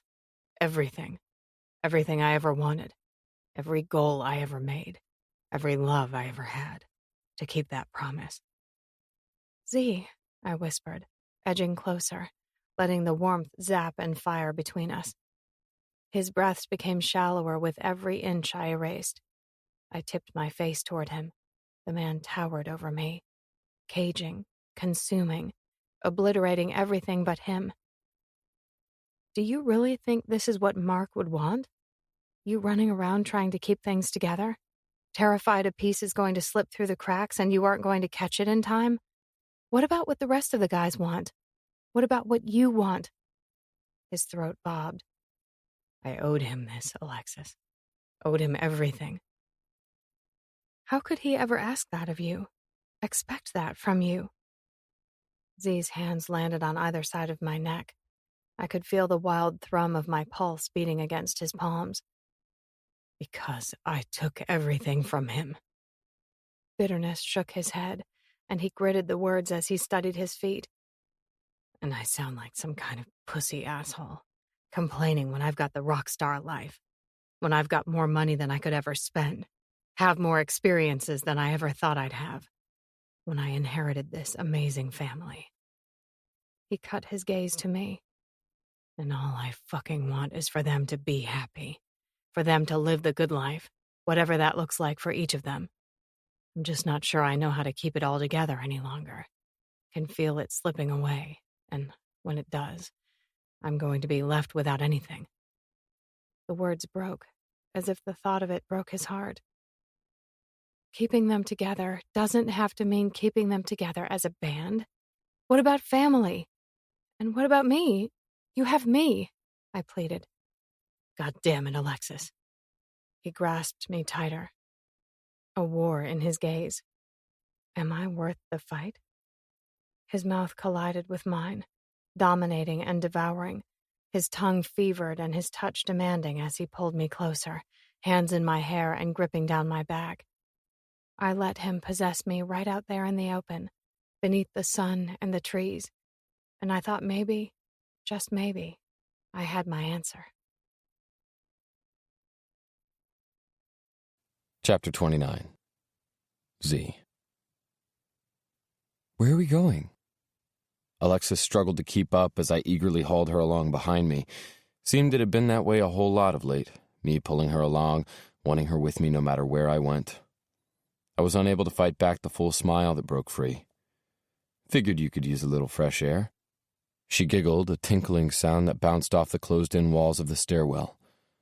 Fresh air? In the middle of Hollywood? Don't tell me you're confused and think you're back in Savannah. Grinning, I kept climbing the stairs to the building rooftop. A tease found its way into my voice. Isn't it you who's always going on about making the best of the things we've got? I guess I am, aren't I? Yeah. I glanced at her from over my shoulder. You've got this way of seeing all the good through the bad. Figured you might want to take a peek at this as well. A flush rushed to her cheeks, anticipation swelling with that shyness that had her chewing at her lip. There were few things I liked more than that, the humbleness radiating from this tender girl, the grace and the good that emanated from her like a lullaby. Harmony.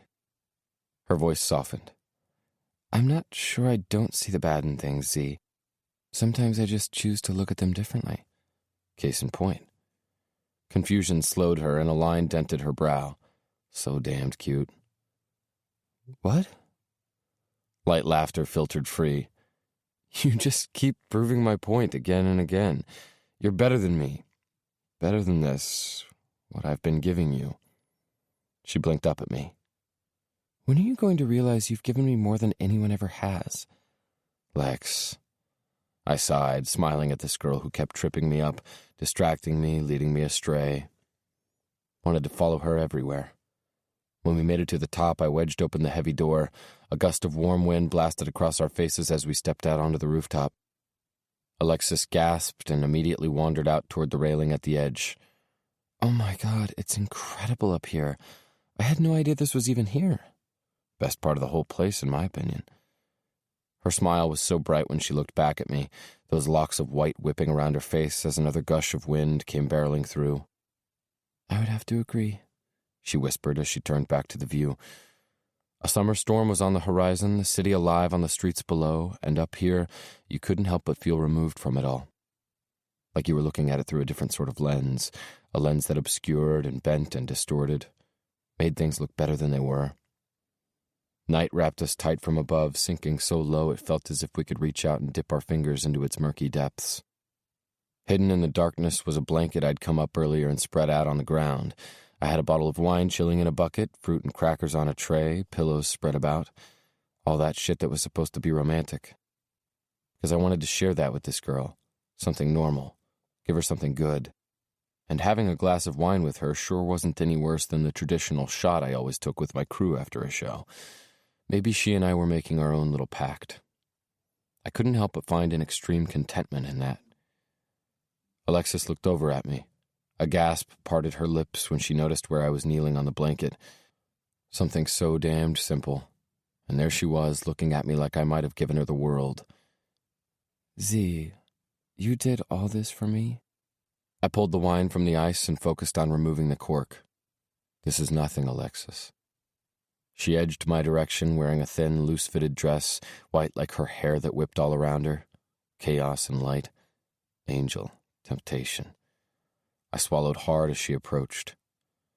It means something to me. There was no missing the undercurrent, that she meant more. That I meant something. Just like she was coming to mean something to me. Too much. And I think you know it does, because if you didn't, you wouldn't put in the effort. The smallest of smirks lifted to her sweet mouth. You know, since I'm already kind of a sure thing. Surprised laughter jetted from my lungs. This girl, she took me by surprise at every turn. You are, huh? Slowly she settled onto her knees on the blanket. Mm-hmm. Considering every time I get around you, I can't seem to keep my hands to myself. I inched closer, my mouth just brushing hers. I'm thinking that's just fine. I kind of like those hands on me. She blushed, dropping her gaze for a heated second before she looked back at me with this adoring expression on her face. Zee. I pushed out a sigh. Get over here. Seems when I get around you, I can't keep my hands to myself either. She released a giggle, and I settled to the ground, pulling her between my legs and letting her back rest against my chest. I reached around her, finishing working the cork from the wine, and poured us each a glass. Something tells me you like it sweet. Just the way I liked her, pink and sweet and luscious, every delicate, lust-inducing inch. She took a sip. It's delicious. My mouth was at her ear as I wrapped an arm around her waist. Exactly what I was thinking. She released a contented sigh, and I leaned back a little more so we could turn our gazes to the weighted sky that rippled with the glow of the city below, while we sipped our wine and nibbled at the food, relaxed in a moment's peace as if nothing mattered other than this. It's gorgeous out here.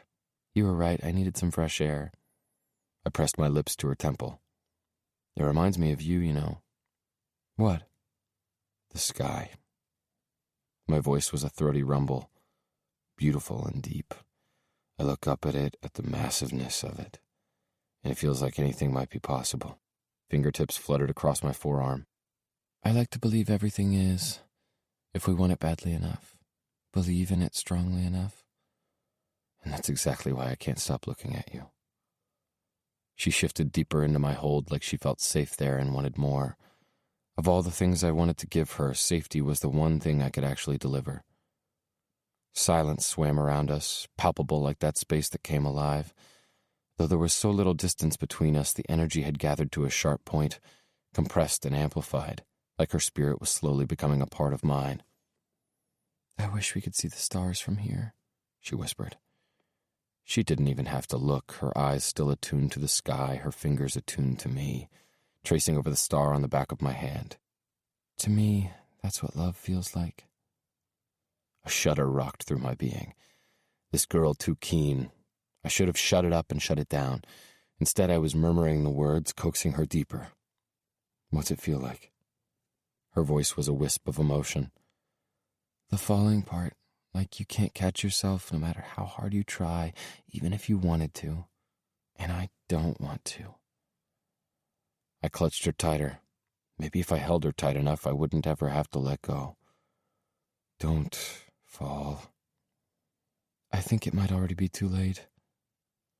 My chest hurt from the pressure, from all the things I wanted and everything I wanted to give her.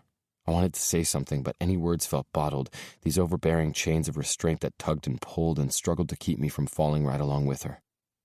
Have you ever been in love? She whispered it like it was a secret, treasured, like the answer wouldn't hurt and she'd embrace it like the beauty she was. I tried to form the lie, but the lie wouldn't come. The admission was dust. Yeah. I could sense her sad smile. What was she like? A quiet shot of disbelieving air puffed from my mouth. You really want to talk about this, Alexis? I told you, I want to know you. I want to know everything about you. Tell me your truth, Zee. But that was the problem. When she really knew, she'd run. She'd find no beauty in my truth, and all those slivers I had left would be gone. Emotion throbbed in my throat, my voice turning soft as I let myself get lost in the memory. She was pretty, ambitious. That music school I told you about, I met her there. She played violin. Those fingers were trailing across the star on the back of my hand. While you played piano? Yeah, I said. My little drummer boy. God, this girl was undoing me, ripping me up and turning me inside out. I didn't even have to tell her playing the drums for Sunder hadn't ever really been me. She already got it. Waves of that old grief rushed and surged, pushing at my heart, taunting at my spirit. I chuckled a little. She was kind of stuffy, expected things a certain way, not a whole lot of wiggle room in the world we came from. The softest giggle rippled out and became one with the wind. It's hard to picture you that way. I squeezed her. What way? Not a badass rock star all dressed up for a performance. I only have the pictures of you in my head from a different kind of stage. I buried my laughter at the back of her neck. I was always a badass. Believe me, I can own a suit. Light laughter, playful and good. Are you sure about that? Oh, yeah. Girls couldn't get enough of me. Now that I can't imagine. Alexis sobered. What happened to her? Regret puffed out with my exhale. I happened, Alexis. Do you miss her? I hefted a weighty breath. Used to think I did. It killed me at the time, but I just had to add it up to another thing I'd lost. I can't help but wonder if I had loved her enough, if she'd have loved me enough, would things have happened differently? Maybe then we would have stood by each other and made decisions for each other instead of letting it ruin everything. Alexis was barely breathing while she absorbed what I said, processing, tucking away the few bits I'd offered. I wondered when she was going to hold everything, all of me. I sucked in a breath, my insides shaking with possession, fighting the feeling that she was mine as I asked her, Have you ever been in love? You said there were a couple of guys, serious guys. She seemed to waver, contemplating her feelings. I think I've gotten close in high school. Of course, I thought I was in love 1,000 times, and it was over just as fast. And I had a couple guys I dated in college. Then there was Sam. I didn't mean to fucking flinch, but I did. He was good to me, treated me well, and I liked him a lot. I wanted to love him, but it just wasn't there. Because being in love, it should be something more. What is it you want? I suddenly murmured, right up close to her ear. What have you been wishing for? I could feel the tremble skate her spine. I don't know, Zee. I just know I want more. Her voice dropped to a murmured wish. I want to fall. I want to feel it. I want to see stars, float with them, and fall with them. She burrowed herself deeper, closer. I can feel it. Can you? Chapter 30. Zee, 20 years old. Can you just be cool for one night? It's my brother's birthday. Julie sat in the passenger seat of the car with her arms crossed over her chest. Over the last couple of years, it had gotten harder and harder to talk Julie into hanging out with his brother and his crew. It seemed to be Zee and Julie's single point of contention, the place where they always seemed to clash. I told you I don't feel comfortable around this crowd. Her voice was pleading. Frustrated, Zee swiped a hand down his face. If you'd just give them a chance, you'd see they're all really good guys. Yeah, they've made some mistakes, but we all have, and there's not a single one of us that is perfect. You know that. Tears pricked at her eyes. Give them a chance. Every time we show up to a party, there are drugs all over the place. And before you say something, I know your brother has been trying to stop, that the rest of the guys have. But that doesn't mean it's not right there in my face. She pulled in a frantic breath. Not to mention, every single time there is some slut trying to steal you from me, acting like I'm not even there. Do you have any idea how that makes me feel? Searching for patience, he looked to the ceiling. And you really think that's ever going to work, Julie? That I'd step out on you like that? Mess up my entire life for a night of fucking around? I think you know me better than that. He squeezed the steering wheel. I grew up with them. They've always treated me like a brother. They're family to me. He loved Julie. He did. So fucking much. But ever since they'd gotten together, he felt like there was a little bit that had gone missing in his life. Friendship and brotherhood. That sense of really belonging, that bond to his brother had always been tight, and it was time to take the steps to make sure it didn't weaken.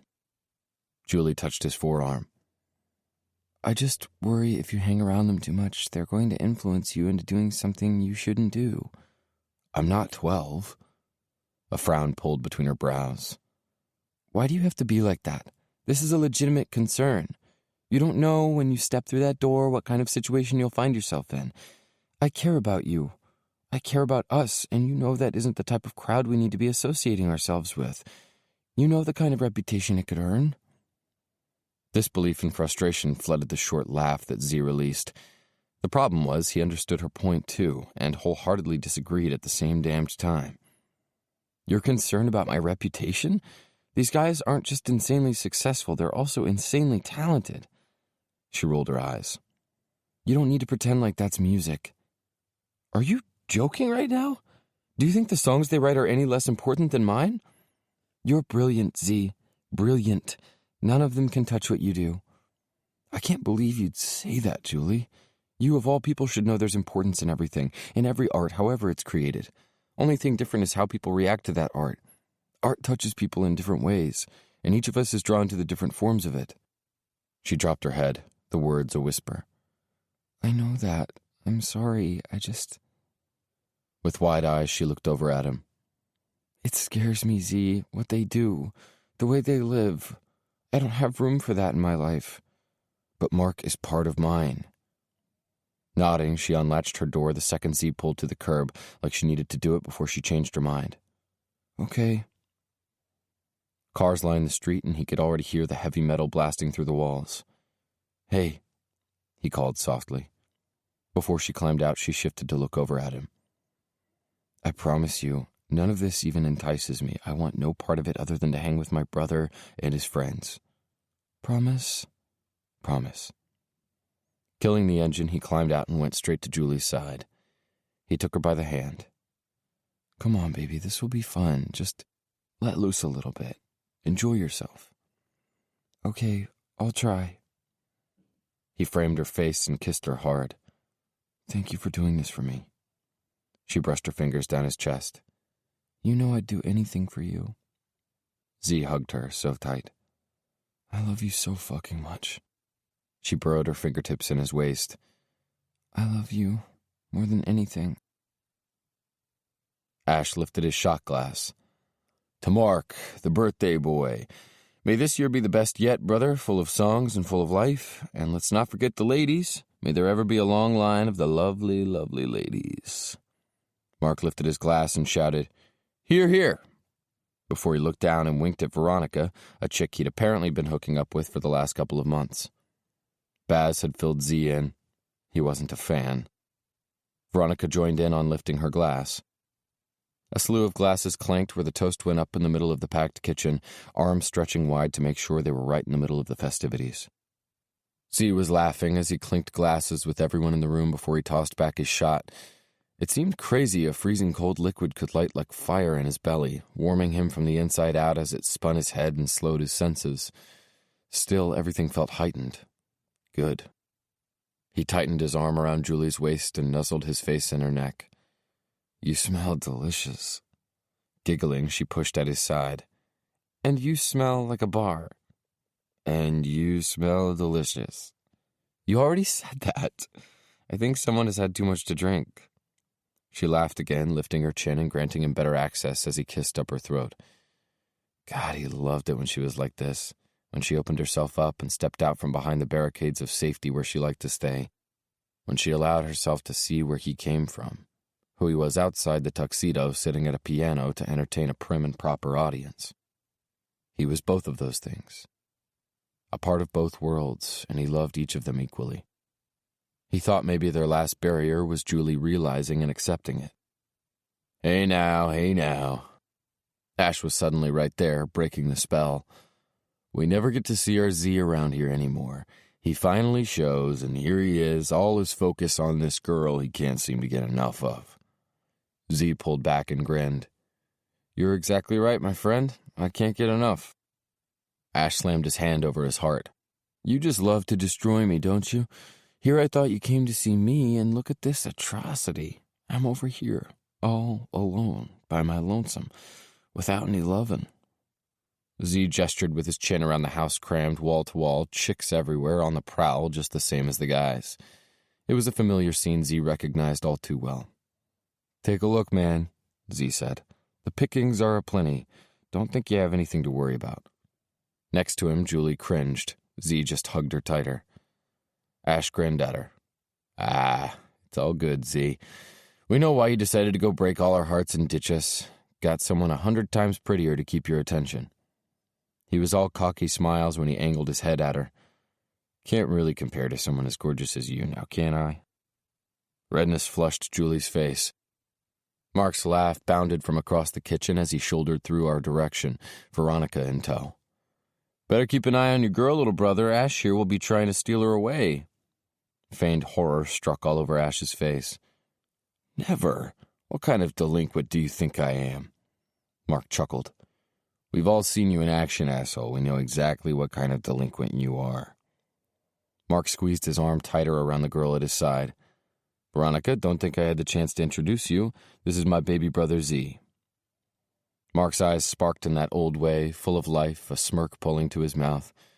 Although he's obviously bigger in all the ways that count. Thanks for outgrowing me, man. That's just not cool. Not cool at all. Under his breath, Zee laughed. Leave it to Mark to put him on the spot. Hey, you know I spent my childhood cleaning my plate because the only thing I wanted was to be taller than you. Zee stretched out his arms. Sweet, sweet success. Mark's grin softened into a genuine smile.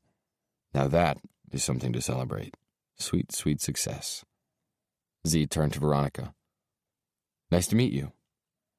Veronica was pretty in a wicked way.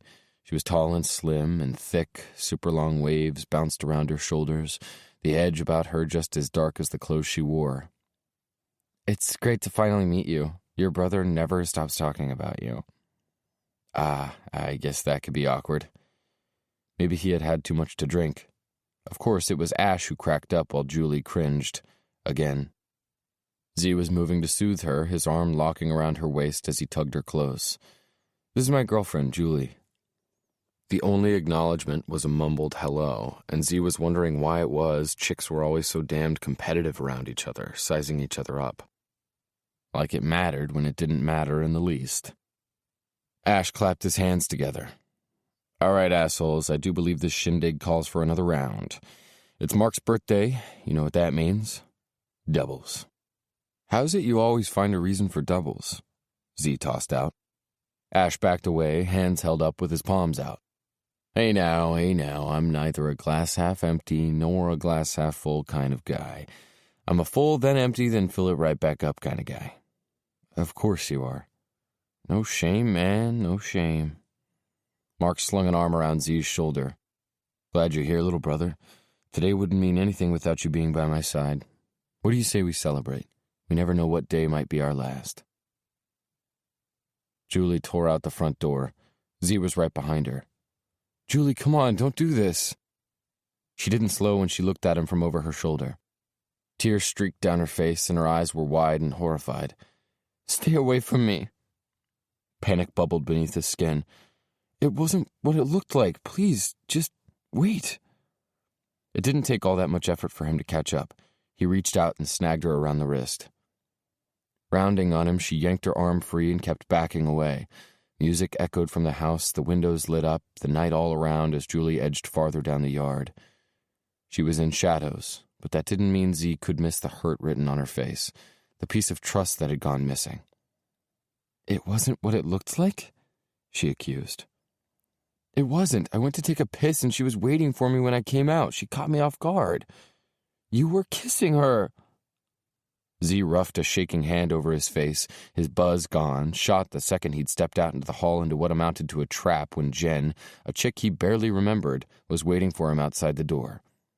I wasn't kissing her, Julie. Fuck, you really think I would kiss her? Let alone while you were waiting for me at the end of the hall? She pressed both her hands to her chest. Tell me you haven't slept with her before.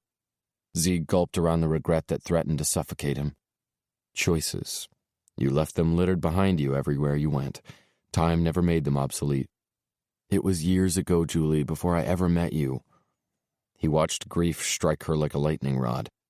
She stumbled back and Zee pushed toward her. Years ago, he said like a demand, and it didn't mean anything. Nothing meant anything until I met you. A sob tore up her throat, and she turned away, her hands yanking at clumps of her hair. I can't do this, Zee. I know he's your brother, but the girls...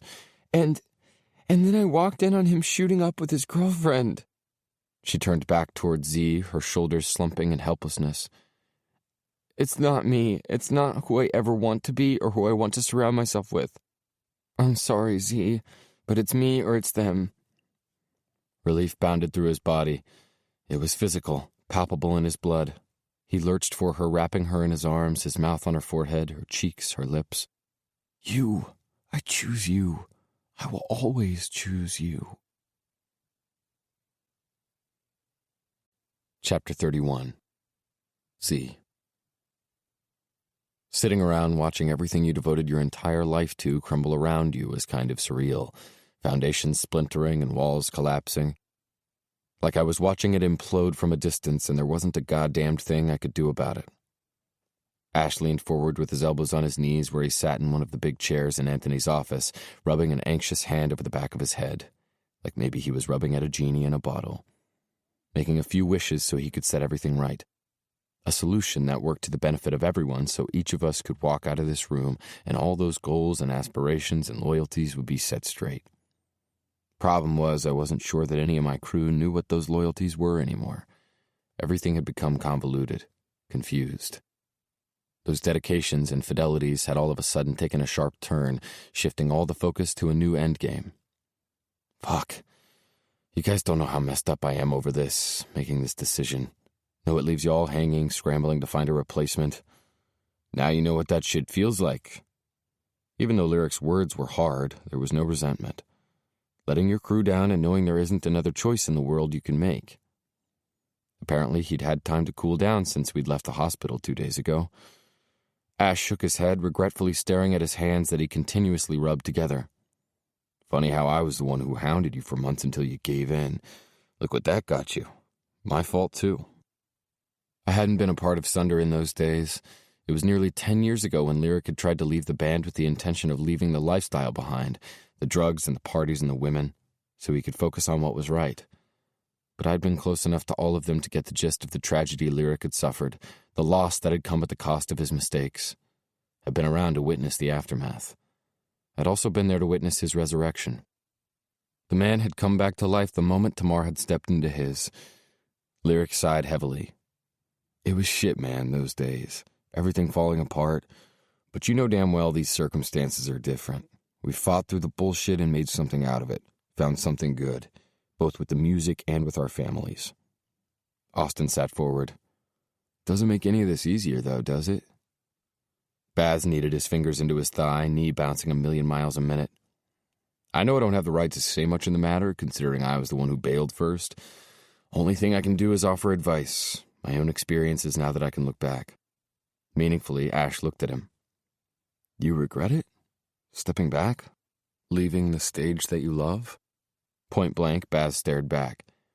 How could I ever regret a single second spent with my family? Ash nodded, knowing he'd be looking back in a few years and thinking the same exact thing.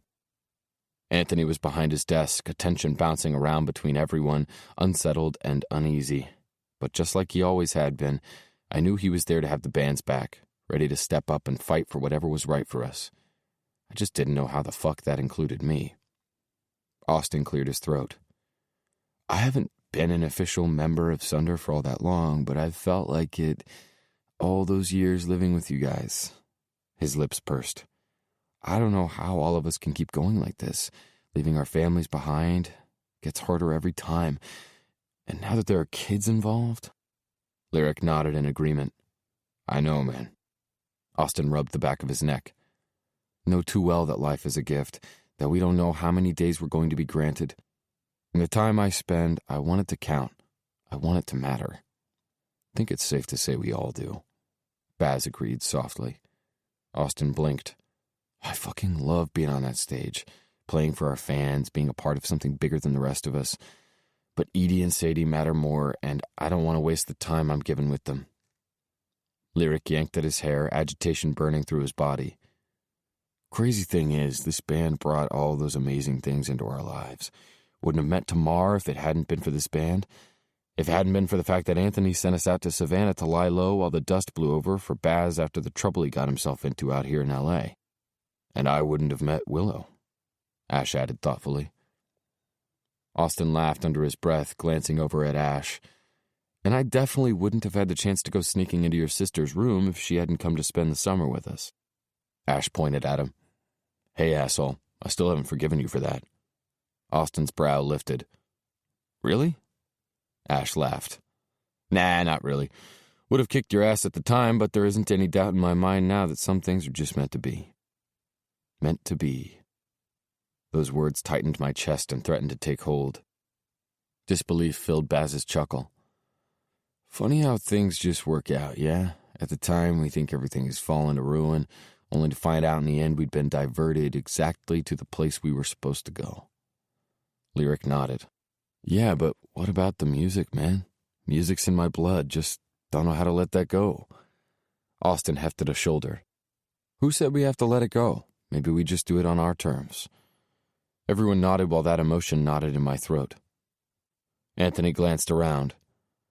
So, what's this mean? Lyric looked over at him. Means we do everything how we want. I say we do the show here, end this where we started it, axe the rest of the tour, Make music when it fits and do some shows around that. But our families always come first. You assholes are lucky I started the label and I'm gonna let you out of your contract. Baz was all teasing grins. Everyone laughed while Anthony tapped the back of his pen against his planner. You guys are certain this is the direction you want to go? All of them agreed. Everyone except for me. Because I'd given up my life for this. For a promise. My penalty. My penance. And now I had a debt I didn't know how to repay. Chapter 32. Alexis. The doorbell rang 3 times in quick succession. Surprised, I rushed for it and hiked up on my toes to peek through the peephole. I sucked in a quick breath when I saw him waiting for me on the other side. I quickly worked through the lock and opened the door.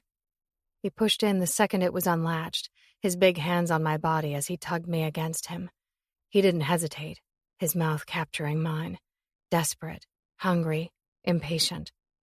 My fingers sank into his shoulders, trying to make a connection, to break through the haze. Pulling back, I latched onto the confusion in that bronze gaze. What's wrong? Those arms tightened around me. Tour is canceled, all except for the show here. Guys say we're going to do things on our own terms. I buried my face in his chest. What exactly does that mean? He hugged me to him, madly, as if I might have the power to hold him together, to help him stand. It means everything is changing. He sucked in a breath. Don't know who the fuck I am anymore, Alexis. Don't know who I'm supposed to be. Don't know who I am outside the band. I pulled back and threaded my fingers through his. Come here. I led him to the couch and curled up at his side, our fingers still bound. Are you okay? He shook his head. I don't know. Is this about Mark? The sound that huffed from his lungs was unsure. I think it's always about Mark. I hesitated as my heart rate picked up a notch, knowing I was pressing, but needing to understand him better. Tell me about him. About what happened to him. Zee gulped for air, the pain that ripped through him palpable. Mark. He was always there for me. Always had my back. Because that's what family does. They stand by you no matter what. But when shit went down and he needed me the most, I wasn't there. Mark needed me, and I didn't have his back. I failed him. God, in so many ways I failed him. I squeezed his fingers as I peered up at him. How? He hesitated as if he were searching for what he could share with me, those secrets churning in the depths of his eyes. A bunch of shit went down right before he died. He was leaving on tour, and we had this big blowout. Things going to hell between us. He called me a couple weeks later. Told me he was in trouble. I didn't listen. Horror climbed into my chest. What kind of trouble? He lifted a shoulder. I thought it was the same old shit. Drugs. He said he needed money. It wasn't a few days later that I got a call from Baz telling me he had OD'd. He was just gone. Zee's gaze drifted toward the window, lost in the memory as his voice went quiet. I got this agitated, unsettled feeling, knowing something was off. Deep inside, I knew it went deeper than that. I told Baz, but Baz was the one who found him. He was certain it wasn't anything more than an overdose. I curled up closer to him, wishing to take some of his pain as he continued. It wasn't until 4 years ago that we found out it was more. You live a corrupt life, and you're bound to get messed up with corrupt people. Apparently, he'd found out some shit he wasn't supposed to know about a girl this bastard Martin Jennings had planned on taking out. I clutched him tighter, my pulse thrumming in my ears, terrified of what he was getting ready to reveal. Turned out it was Shay. I gasped. What? We didn't know the connection until Baz and Shay had gotten involved. Mark knew about it and stepped in to stop it. He saved her, Alexis. He saved her, and no one fucking knew it. Everyone assumed he'd filled his veins too full when it was that piece of shit Jennings who'd had him erased. Oh my God, I whispered, unable to fathom the atrocity of it all. I'm so sorry. He looked over at me.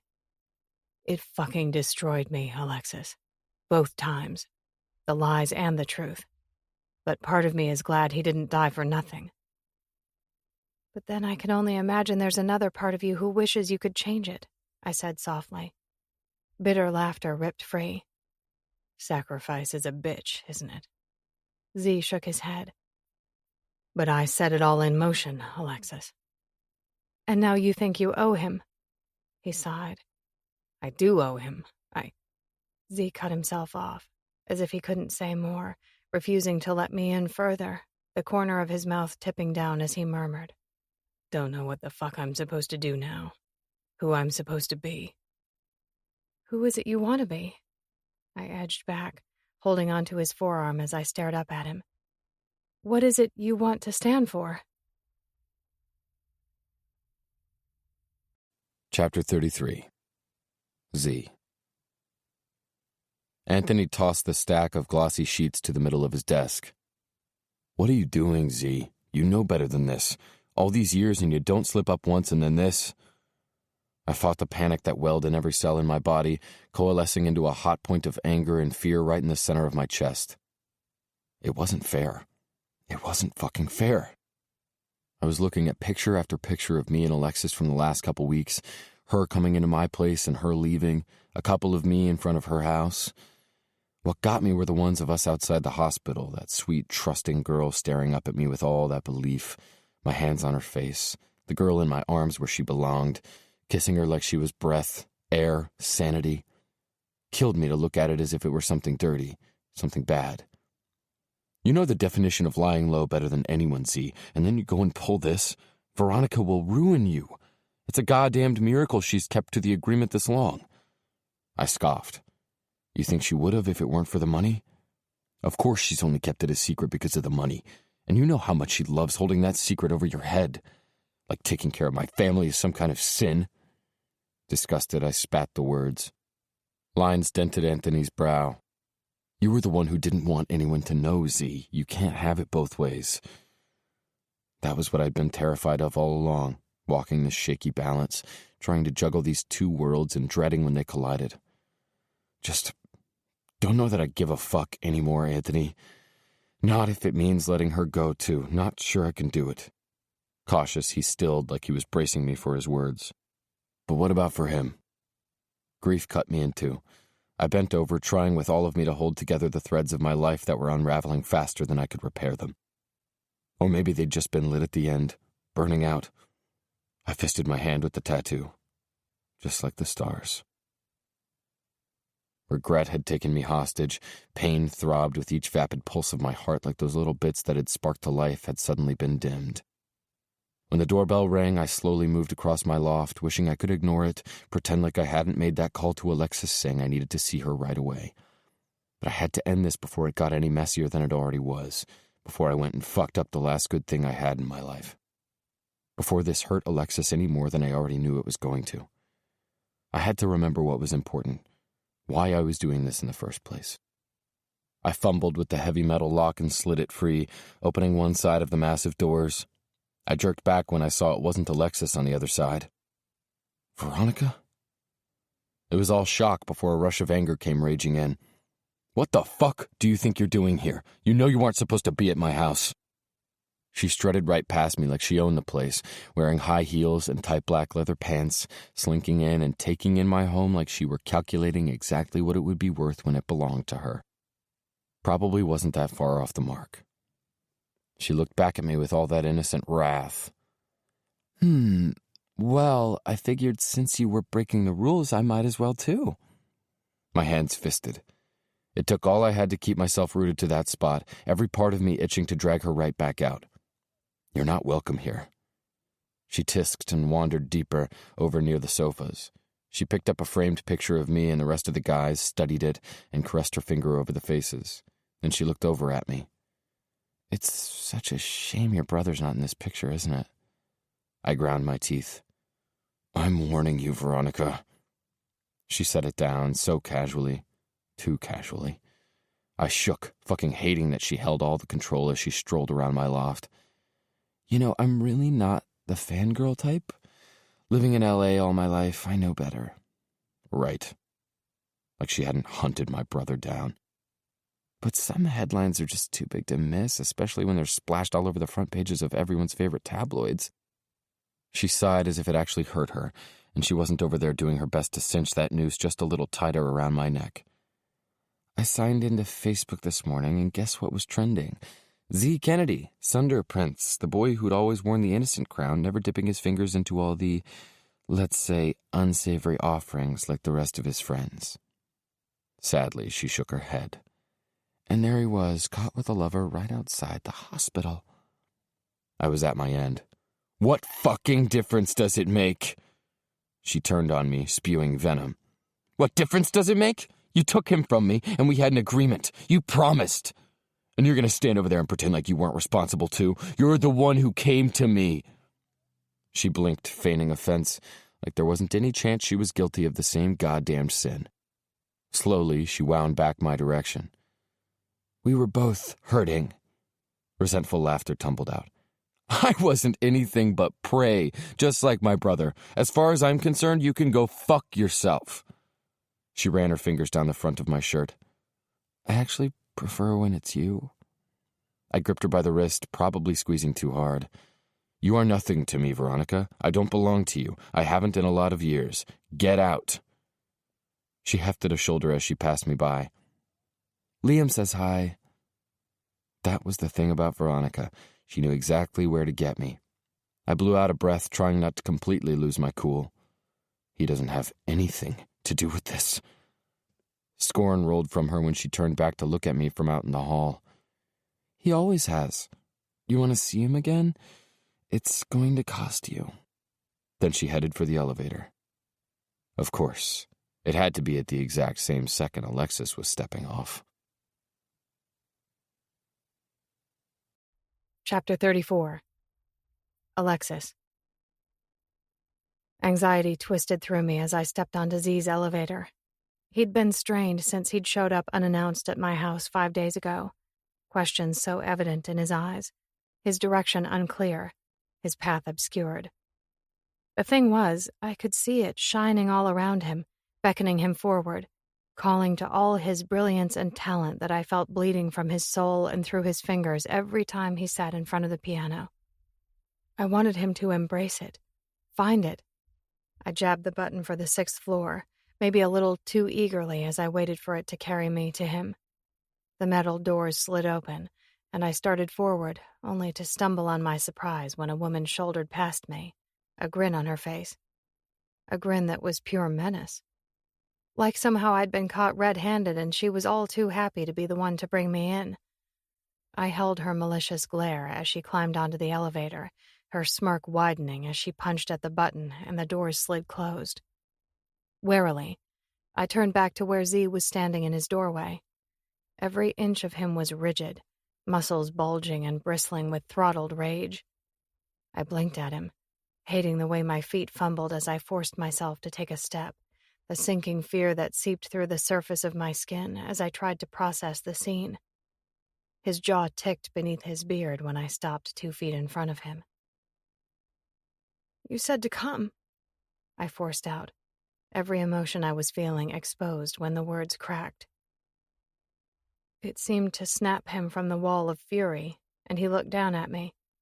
Grief lashed across his face as he stepped back. Please come inside. Something fierce and severe climbed into the air, so thick it made it difficult to breathe as I dropped my head and entered his loft. I swallowed around the thick knot of emotion, moving toward the windows, to the light that poured in like a crashing, ravaging wave. I stood in the midst of it, panting for the breaths the mood had stolen. Alexis. He whispered it from directly behind me. My hair was up in a high ponytail, and his fingertips trailed the star dangling down the back of my neck. Who was she? No one. It was hard. Slowly, I turned to face him, to watch his lie. Don't tell me she is no one when she's so obviously someone. This had gotten complicated, because there I stood, making demands I'd promised him I wouldn't make. But it didn't matter. It didn't change the fact that I'd fallen hard and fast. I was terrified of hitting the ground. His jaw tightened. She's the past. I reached out and fisted my hands in his shirt. Then tell me I'm the future. He flinched. You know I can't do that. I don't understand. I already told you I couldn't do this, Alexis. You already knew this was temporary. Fuck. It never should have even gotten started. Told you I couldn't do this. And here I am. What if this is exactly where you're supposed to be? And what if it ruins me? What if you're breaking my heart? He edged me closer to the window. Heat blanketed my back and poured into my spirit as he wound an errant piece of hair around his finger, brushing at the side of my neck. It made the room spin and my breaths heavy. How did one man exert this much control over me? I was supposed to be the strong one, the brave one. Instead, I was trembling at his feet. He murmured rough words at the side of my face. Last thing in the world I want to do is hurt you, Alexis. I was supposed to protect you, take care of you. Right then, I knew the only thing in danger was my heart. What if I want to take care of you, too? Do you think I don't feel it, Zee? Do you think I don't know you need me, too? Sometimes the things we think we need only hurt us in the end. I felt the warning behind it. I placed both hands on his waist. And sometimes those things are exactly what we've been waiting for. His eyes closed, as if he needed to shield himself from this, from us, from this out-of-control train we were riding, unstoppable. I had no idea how to prepare myself for the devastation of when we finally crashed. He buried his face in my neck. What I need to do is let you go, and I don't fucking know how to do it. Anguish rose in his throat, so thick when he grated the words. Last show is next week. I need you there, Alexis. I need you there when I tell it all goodbye. You make it real again. You make me feel it. Tell me you'll be there. I let him wind me in his arms, my cheek pressed to his chest. Why does it feel like it will be our goodbye? Chapter 35. Zee, 20 years old. Zee cracked open the door. His chest tightened when he found his brother on the other side. He hadn't seen him in 3 months, not since that night.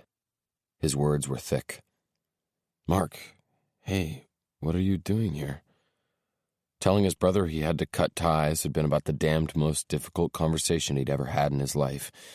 Keeping to that decision, it had been close to impossible. Eating him alive. He'd contemplated driving over there 1,000 times. Uneasily, Mark shifted on his feet. I'm sorry for just showing up, but I really need to talk to you. Zee craned his head so he could look at Julie, who was reading on the couch.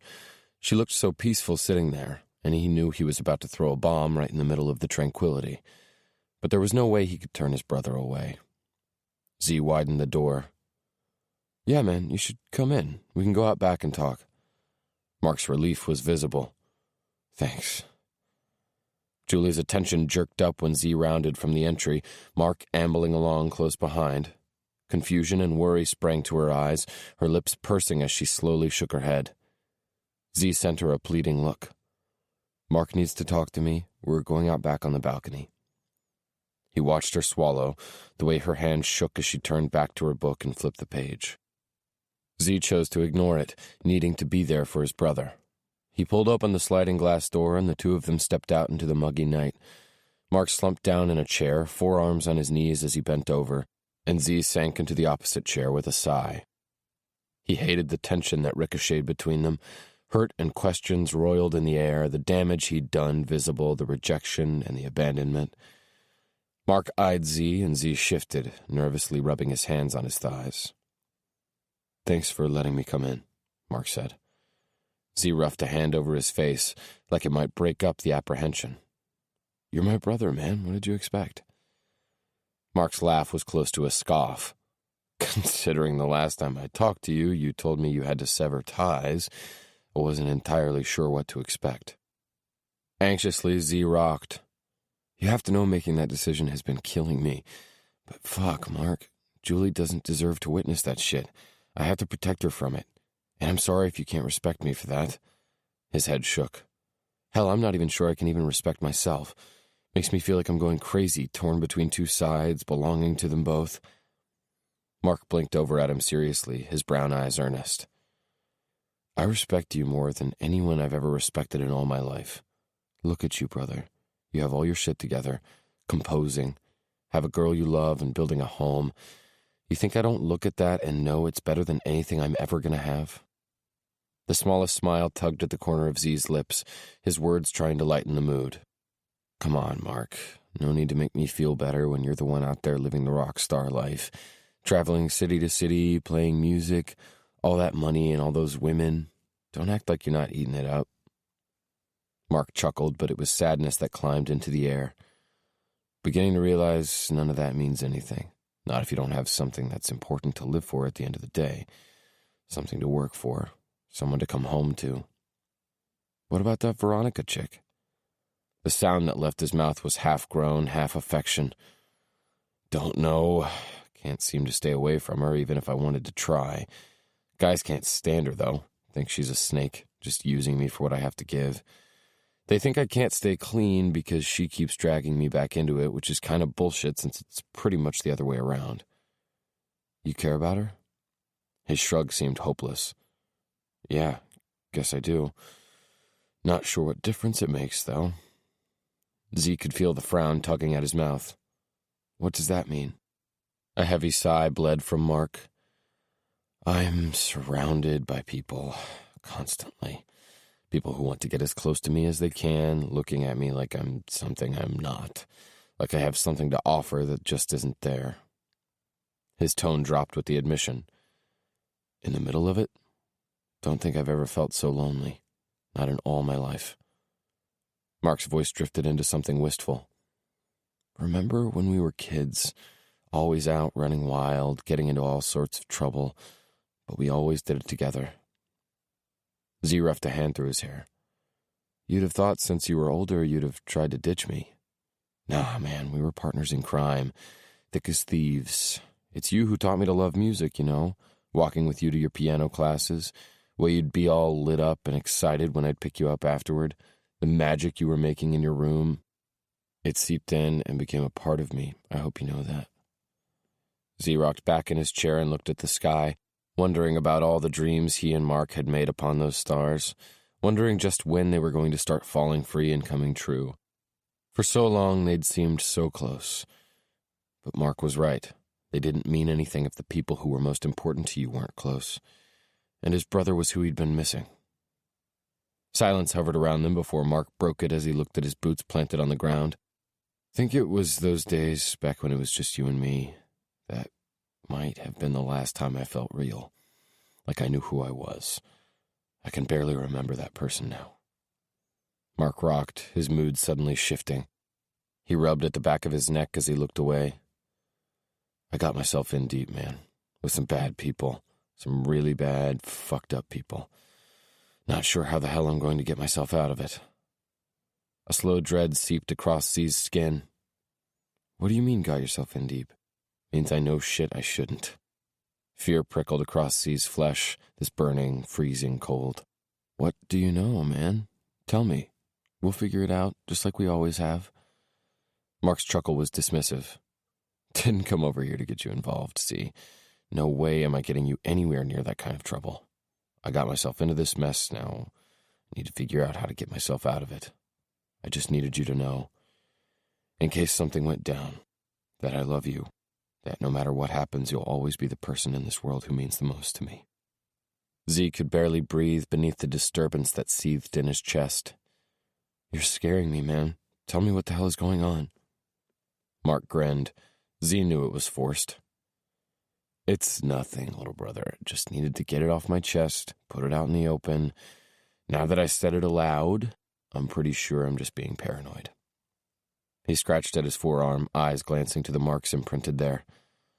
Mixing all this shit will do that to you, you know. Either way, it's all on me. Mark, come on, don't shut me out. Tell me what's going on. Instead of settling in, Mark suddenly stood and smacked his hands together, no joy in his too wide smile. What I should do is get the hell out of here before Julie comes out here with a broom to run me off. Dude, she's not that bad. Mark laughed. Oh, I know, brother. I think the girl just knows a rat when she sees one. Regret pulled tight across Zee's ribs. He pushed to his feet, beating down the need to demand that his brother tell him what he was talking about. Chances were Mark was right. He was just overreacting. Besides, they had a bigger issue to tackle. I'll talk to Julie, Mark. Honestly, I fucking hate this wedge between us. I miss you. Maybe you can make that U-turn, get back to who you used to be. That's the hope, isn't it? Zee followed Mark back through the small living room of the apartment, stepping out behind him and onto the front stoop. The second they were out there, Mark flew around and pulled Zee into a hug. He squeezed him like he didn't want to let go. You turned into a good man, Zee. A fucking good man. Don't let anything or anyone ever change that. Zee hugged his brother tighter, hoping he could feel it. Love, belief, hope. Take care of yourself, brother. Mark nodded. Yeah. Julie slowly stood from the couch when Zee stepped back inside and locked the door behind him. Her voice trembled. What was he doing here? You promised. Zee turned to look at her, stricken by grief and hope. He's my brother, Julie. Love doesn't give up that easily. I don't know that I have it in me to choose. He knew she was hurting and scared. She rubbed both hands over her arms as if she were trying to keep herself warm. I have a horrible feeling about this, Zee. I don't want you to have to choose, but if you don't, my gut tells me I'm the one who's going to lose. I can't just pretend he doesn't exist. His voice was pleading, and he erased the space between them and pulled her into his arms. She sagged against him, her knees weak. Please don't make me choose, he begged. Chapter 36. Alexis. Colored lights whirled and danced through the heavy duskiness of the old music theater. They struck like flares against the faces of eager fans that pressed and vied to get closer to the stage, to witness Sunder's final show. They'd made an official statement that it wasn't the band's end. They promised they would be back, although in a different capacity. They would continue to play on their own time and on their own terms. Fans had still billed the show a final farewell. Music blasted from the huge speakers that hung from the cavernous ceiling. It was heavy and thrashing like the music I knew Sunder played. It was so not normally my thing, but I couldn't stop the shiver of excitement that blistered across my skin as I weaved my way closer and closer to the stage. Drawn. The way this boy had made me feel since the second he crashed into my life. Zee had wanted me backstage, where I could watch safely from the side, but I'd wanted to experience this through the fans' eyes, feel their energy and their exhilaration. It was as if there were two distinct sides to this mysterious man. One half so powerful and intense, an extension of the mayhem that hummed against these walls. The other half was something so vulnerable and quiet and profound, acute in the skill of his hands. Together, they were magnificent. Imposing. Everything I'd ever wanted. People crushed against one another, adding to the frenzy that sizzled and hovered in the air. Like a match that ached for a strike. The lights went dim and there was a collective gasp. My breath was officially gone when the entire stage lit in a flash of blinding light. Zee was there, big body taking to the stage, so powerful and sure as he lifted his drumsticks to the air. Cheers roared through the space, deafening. His face was upturned and his eyes squeezed closed. My chest heaved, because I saw it so clearly. The tribute, the respect, the grief. Mark was written all over Zee when he strode across that stage and climbed the riser to take his place. The riser hidden farther in the back and in the shadows, but he was the only thing I could see. Ash strode out, cocky and sure. A fresh rustle of energy burst in the crowd. It only grew when Lyric sauntered out from the side, so dark and menacing, fitting that stage as if he'd been formed from its mold. Everything went wild when the final member stepped out on the stage, Austin Stone. Lyric strummed a reverberating chord on his guitar in the same second Zee began to tap out a mesmerizing rhythm on his drums. Then the entire place ignited in one thrashing beat. Austin jumped into action, screaming the lyrics I couldn't begin to understand, but I could feel them all the same. The intensity, the meaning. Zee pounded and beat and played, fiercely, savagely. My little drummer boy. Overwhelming in his beauty, destructive in his talent. I wondered if he knew he was absolutely stunning in that moment, just as breathtaking as when he sat at his piano.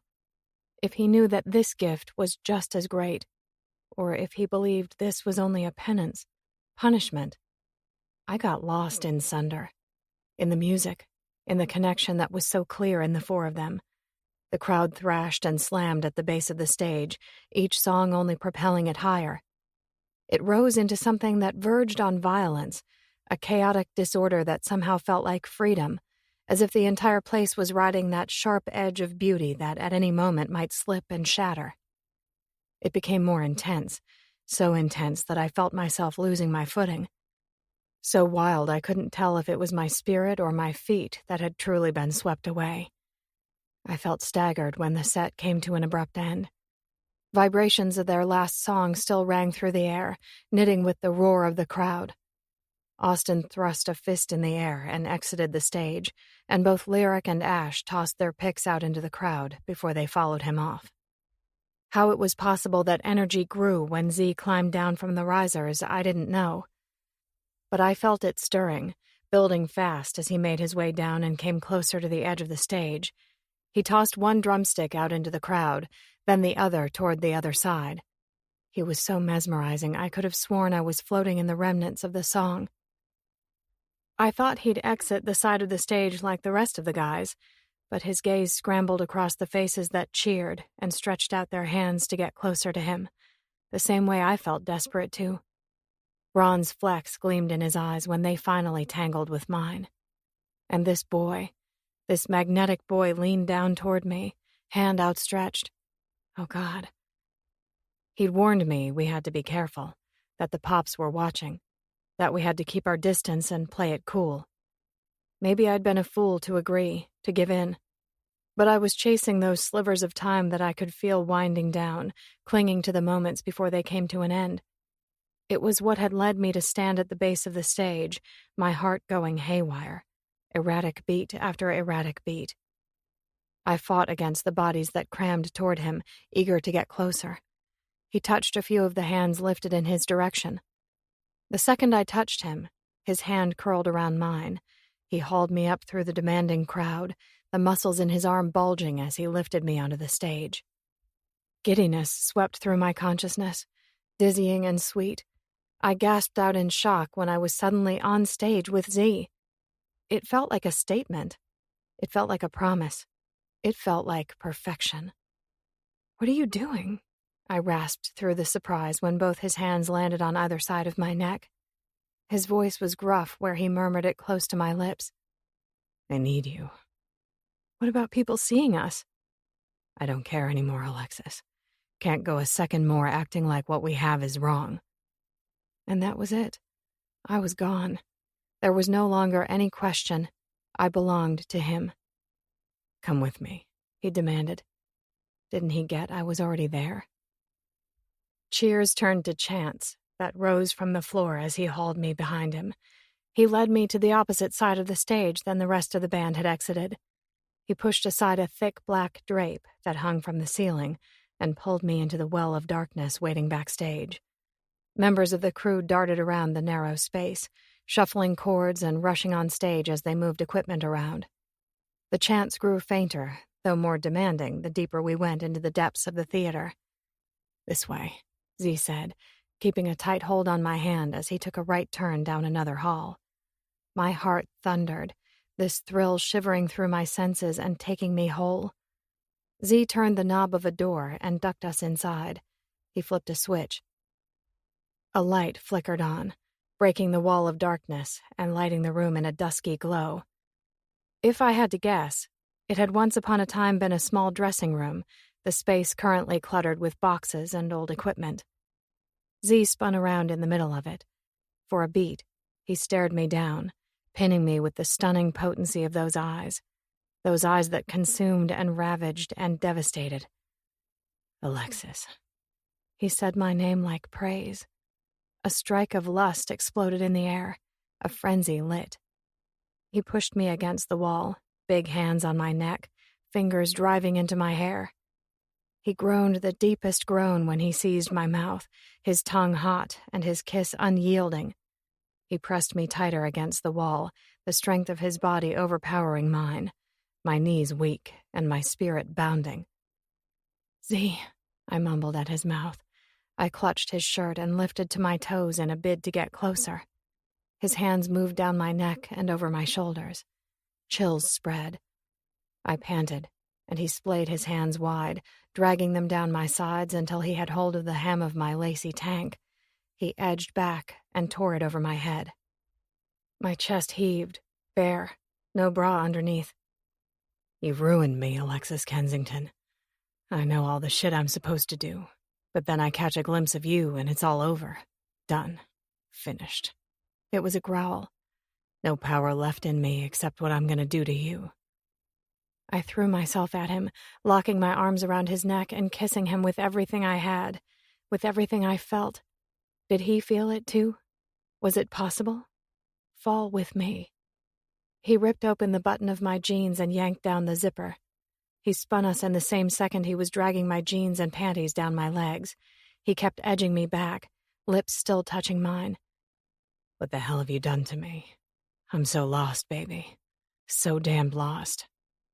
A thunder vibrated the floors, the heavy beat of music as it thrummed from the other side of the theater, the chants of the fans a throb that pulsed against our ears. I lifted my face, the man a fortress over me. I flattened my palms beneath his shirt. "And with you is where I'm found." His defined abdomen trembled as I drew up his shirt, and he leaned down so I could pull it free. Needy pants jetted from my mouth. He was so gorgeous in the glow of the light, his body glistening from the exertion of the set, muscles solid and tight, relentless. My fingers shook as I trailed them over that mark before I turned and dragged them to his fly. I ripped it down, and it was Zee who shoved his pants to his thighs. His cock sprang free, just as massive as the rest of him, begging, demanding, straining toward me. I took him in my hand, pumped him twice. Zee groaned, so deep and dark it echoed through the room, like a chord added to the rumble that vibrated the floors and shook the walls. I gasped when he grabbed me by the waist and hiked me up, shoving boxes out of the way and setting me on the edge of a table. I clung to it, barely keeping myself upright when he gripped me by the knees and spread me wide before dropping down in front of me. Desire flooded. A river. Liquid. Hot. "Alexis," he murmured against my flesh before he drove his tongue in, taking a sharp dive through my center, deep, penetrating, before he angled, sucking and licking at my clit. Pants rose in the air, my stomach in knots as sensations flew. He set my thighs on his shoulders, his hands running up and down, driving me higher with each caress, higher with each stroke of his tongue. "Zee, oh, God." Flames leapt beneath the surface of my skin, tingles building.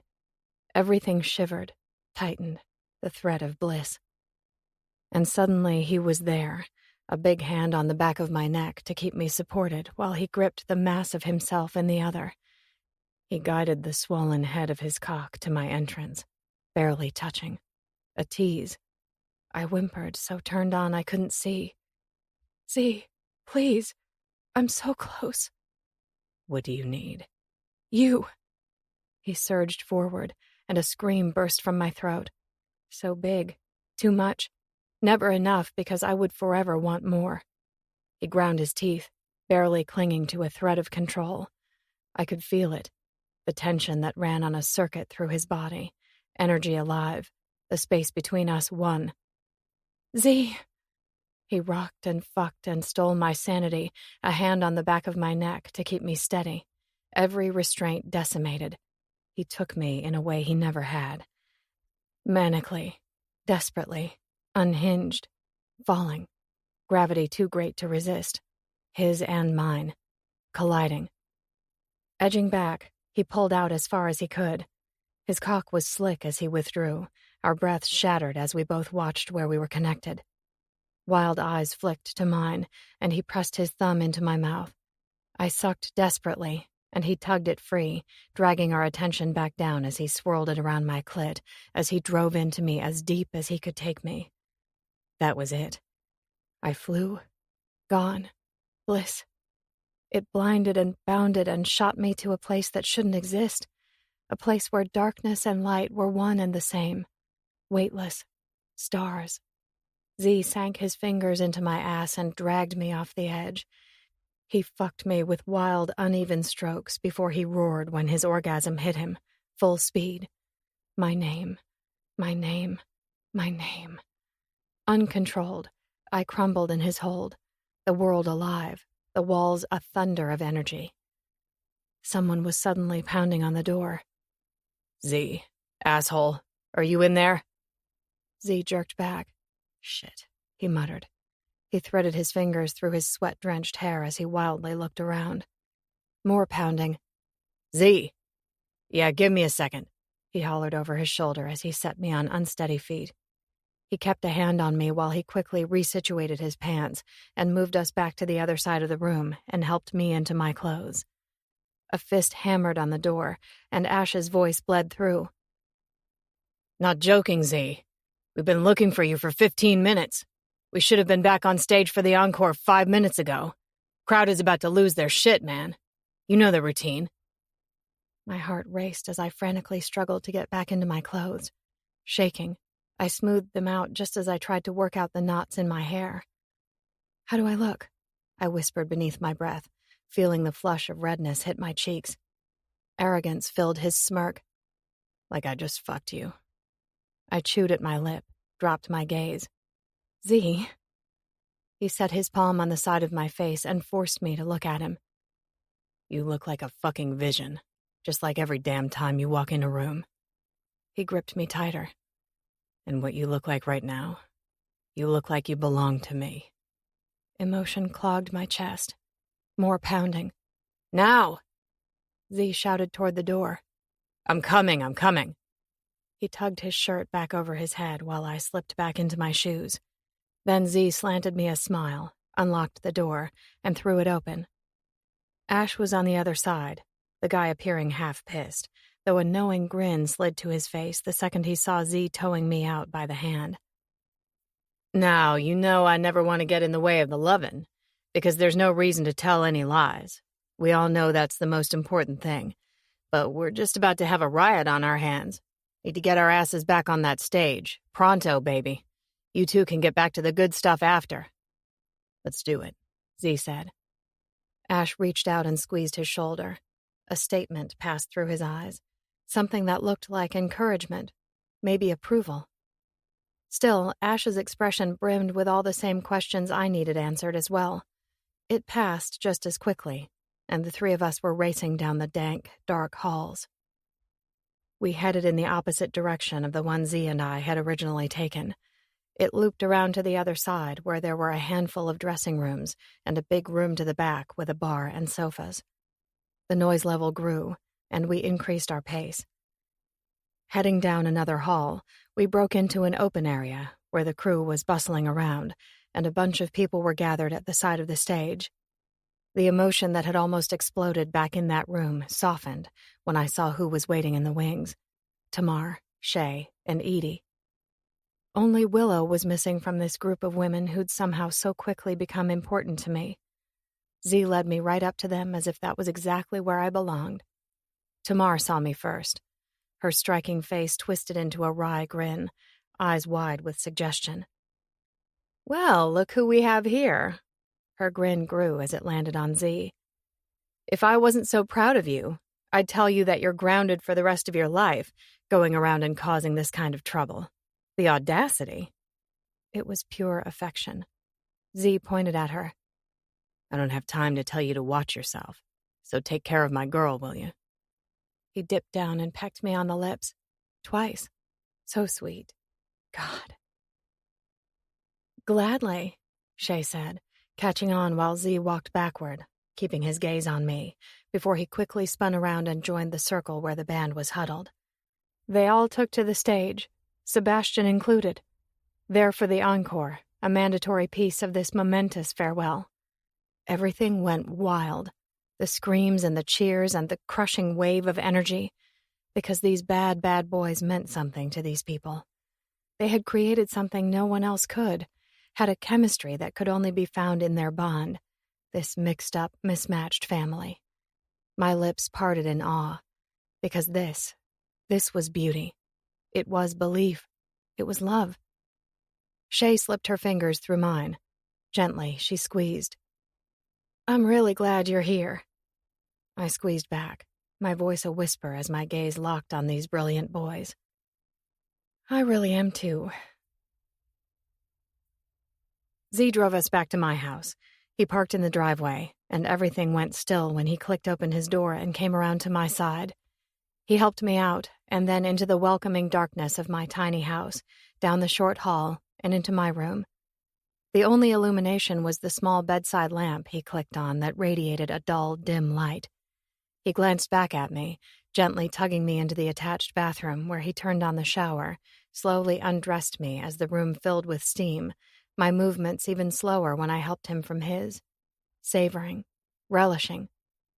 We stepped under the warm spray, our bodies bare, and I swore I thought maybe it was that moment when our spirits were freed. His kiss was slow and tender as he washed my hair, his touch even gentler as he lathered a washcloth and carefully ran it over my body. Something about it felt cleansing, as if we were leaving old promises behind and stepping into new truths. Our truths.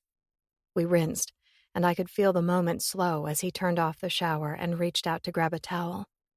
He ran it over every inch of me, in praise, in adoration as he knelt at my feet. I clung to him by the shoulders.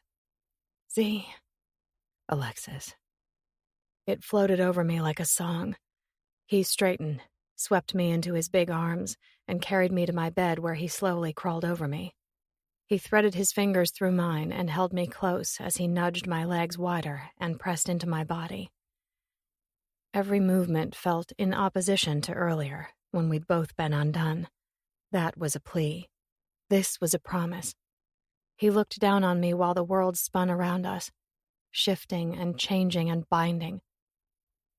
"Fall with me," I whispered. He leaned down, lips just brushing mine, and Zachary Kennedy murmured his truth. I already jumped. Chapter 37. Alexis. I jerked up in bed, disoriented, blurry-eyed as I squinted and tried to make sense of what had pulled me from the most perfect kind of sleep. Zee was in the middle of my bed, spread out, face down, naked. So insanely sexy. Totally out and completely at peace. I bit my lip, overcome by the well of emotion rushing to the surface at seeing him next to me. I tore my attention from him when I was prodded again by the sound I realized had pulled me from sleep, my doorbell ringing again and again. Quickly, I eased off the side of the bed, grabbed a robe, and slipped it on. Tying the belt into a slip knot, I padded across the hardwood floors and clicked the bedroom door shut behind me so Zee could remain asleep. Once in the hall, I hurried to the door and popped up on my toes to see through the peephole. Shock stumbled me back 2 steps. Then I shot into action, working the lock and ripping open the door. "Avril, what are you doing here?" She wasn't even supposed to know where I lived, but still I was surging forward and wrapping her in my arms, hugging her tight. She hugged me back before she unwound herself and put a few inches between us. Her face was pale, body too thin, clearly anxious. "I needed to talk to you." I shook my head. "Why didn't you call? How did you even know where I live?" This was the one privacy I'd asked of her. My sanctuary away from the ugly realities of the rest of the world. My safe haven.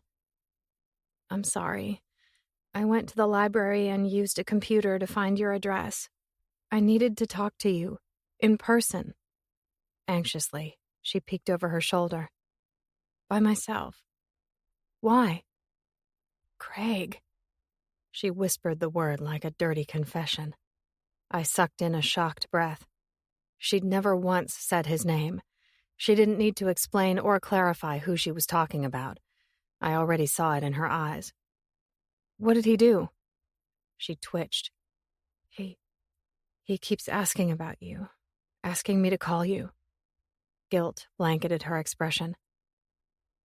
It's always been money, Alexis, when he makes me call you. Horror filled the harsh breath of air that pitched from my lungs. It was never for you. She looked so frail in my doorway, her shoulders slumped and her body worn from the lifestyle. Everything I have is his. Don't you get that? I keep trying to tell you. I blinked through the torment. What did you do, Avril? What did you do? Her laughter was empty. I sold my soul to the devil. Grief nearly dropped me to my knees. Avril. She shook her head and backed away, as if she needed to keep space between us. I needed to warn you, to tell you he keeps talking about you, asking questions. He sees an opportunity, and I think he's looking for a weak link, for a way to get to you, for a way to draw you into that world and keep you there. And I'm pretty sure he knows that's me. Fear twisted through my spirit. What does he want from me? Her mouth pinched in regret. I don't know. I think he's angry that you got away that night, that he didn't make you pay for what he believes you owed him. And if he looped you into this life with me, that would be quite the jackpot, wouldn't it? The words on her tongue were sharp with disgust. Nausea pulled in my stomach. Never. Shaking, I stretched my fingers for my sister, my twin, this broken girl who had always been my other half. Just stay. We'll figure it out. Whatever you think he has over you, he doesn't. It's not right. It's not legal. He can't own you. Sadness rippled through the dawn as she looked away. I could stay, Alexis, and you would do everything you could to help me. And you know I'd just end up right back down there anyway. I'm not worth it. She looked back at me. For the first time in a long time, her eyes were shining with resolve. Just stay away. I call you, don't listen. No, it's a lie. The energy shifted, building in intensity, fierce and savage. I jerked my head to look over my shoulder. Zee was standing at the entry to the hall, wearing nothing but his underwear, every inch of him straining with the clear need he had to protect me. I had thought this house had been my reprieve, but it was Zee who had become my safe place. Avril startled. Oh. I looked back to her. We can protect you. She stumbled back, her gaze wary as Zee started across the floor. Avril, he said. Let us help you. She fumbled a couple more steps back. Protect her. Then Avril turned, stumbled down my steps, and bolted. Chapter 38. Zee. I need to see him. No, he's safe. I squeezed the phone so tight I was pretty sure I could hear it crack. 10,000. I was done. So fucking done. You think I'm just gonna hand over 10 grand? Always knew you were nothing but a greedy, selfish bitch, but this time you've gone too far.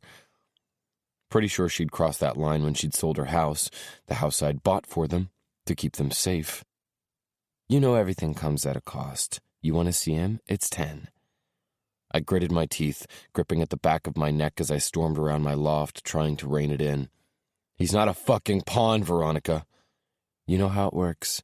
Not anymore, it doesn't. I'm done. I'm going to see him, and you aren't going to stop me. She laughed. Don't fuck with me, Zee. You should know better than that. The line went dead.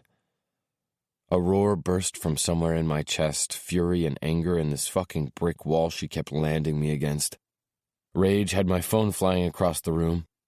It slammed against the hard floor, tumbling as it slid.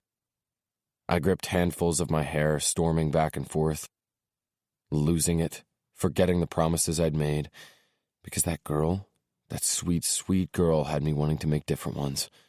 Would she get it? Would she understand? Could she ever look at me the same? It didn't matter. I was finished letting Veronica control the situation. Yeah, I was fucking fed up. But I wasn't doing it for myself. I was doing it for Liam. That precious kid. The one thing that had been the permanent light in my life. Now Alexis glowed all around me, adding and amplifying. Maybe the two of them together were enough to finally purge the dark. I jerked my car to a stop out in front of the shitty building, propelled by the frenzy that pulsed through my veins. They say there's only so much a person can take before they finally break. Mark and Veronica and all the fucked up choices I'd made had broken me a long time ago. But I was ready to change it. Shift paths. Take all the pieces that had fallen around me and put them back together. Build something solid. I was ready to stand. I jumped out of my car. My attention shot around the area, vigilant of my surroundings and every shady-looking motherfucker lingering in them. That ball of anger pulsed. Fucking hated she'd brought him here. Before I left, I was going to make sure she was packing her shit and moving back to where it was safe. Yeah, I was terrified what this was going to cost, what the guys were going to think, how they were going to react to what I'd done. Because after this, no chance could it remain concealed. But I was finished doing her bidding, thinking it was somehow protecting him and providing for him when the only thing it was doing was exposing him to the vile depravity of this seedy world. He deserved better than this. The building was 5 stories of dingy gray brick. Trash littered the sidewalk out front, and weeds encroached on the sidewalk. I jogged toward the building's entrance. The lock on the main door was still broken. Surprise, surprise. I took to the stairwell, bounding up 3 flights to Veronica's floor. Voices shouted from behind the thin walls, and babies cried from behind the doors. I skidded to a stop in front of apartment 317. I pounded on the door. "Who is it?" Veronica's voice shouted from the other side. "Me." It was nothing less than a growl. "It's a bad time." I pounded again. "Seems like a pretty damned good time to me. You can't just show up here." Hostility wound tight. "Open the fucking door, Veronica. I'm not leaving without seeing him." "No, I'm busy. Come back tomorrow." "Open the door or I will bust it down." "I'll call the cops." "Good." Metal screeched and the door just barely cracked open, one of those chain locks keeping it from coming all the way open at the top. "Please, just go away." I thought maybe it was the first time I saw real fear on Veronica's face. Guess maybe this time she had a real reason to be afraid. "Open it." Cries echoed from somewhere inside. Liam. Devotion pumped fast, and I thought maybe Veronica saw the resolution written on my face, because she scrambled to slam the door closed. My hand was already on the knob, ramming it forward. It caught on the chain. I didn't even hesitate. I reared back, lifted my foot, and kicked it in.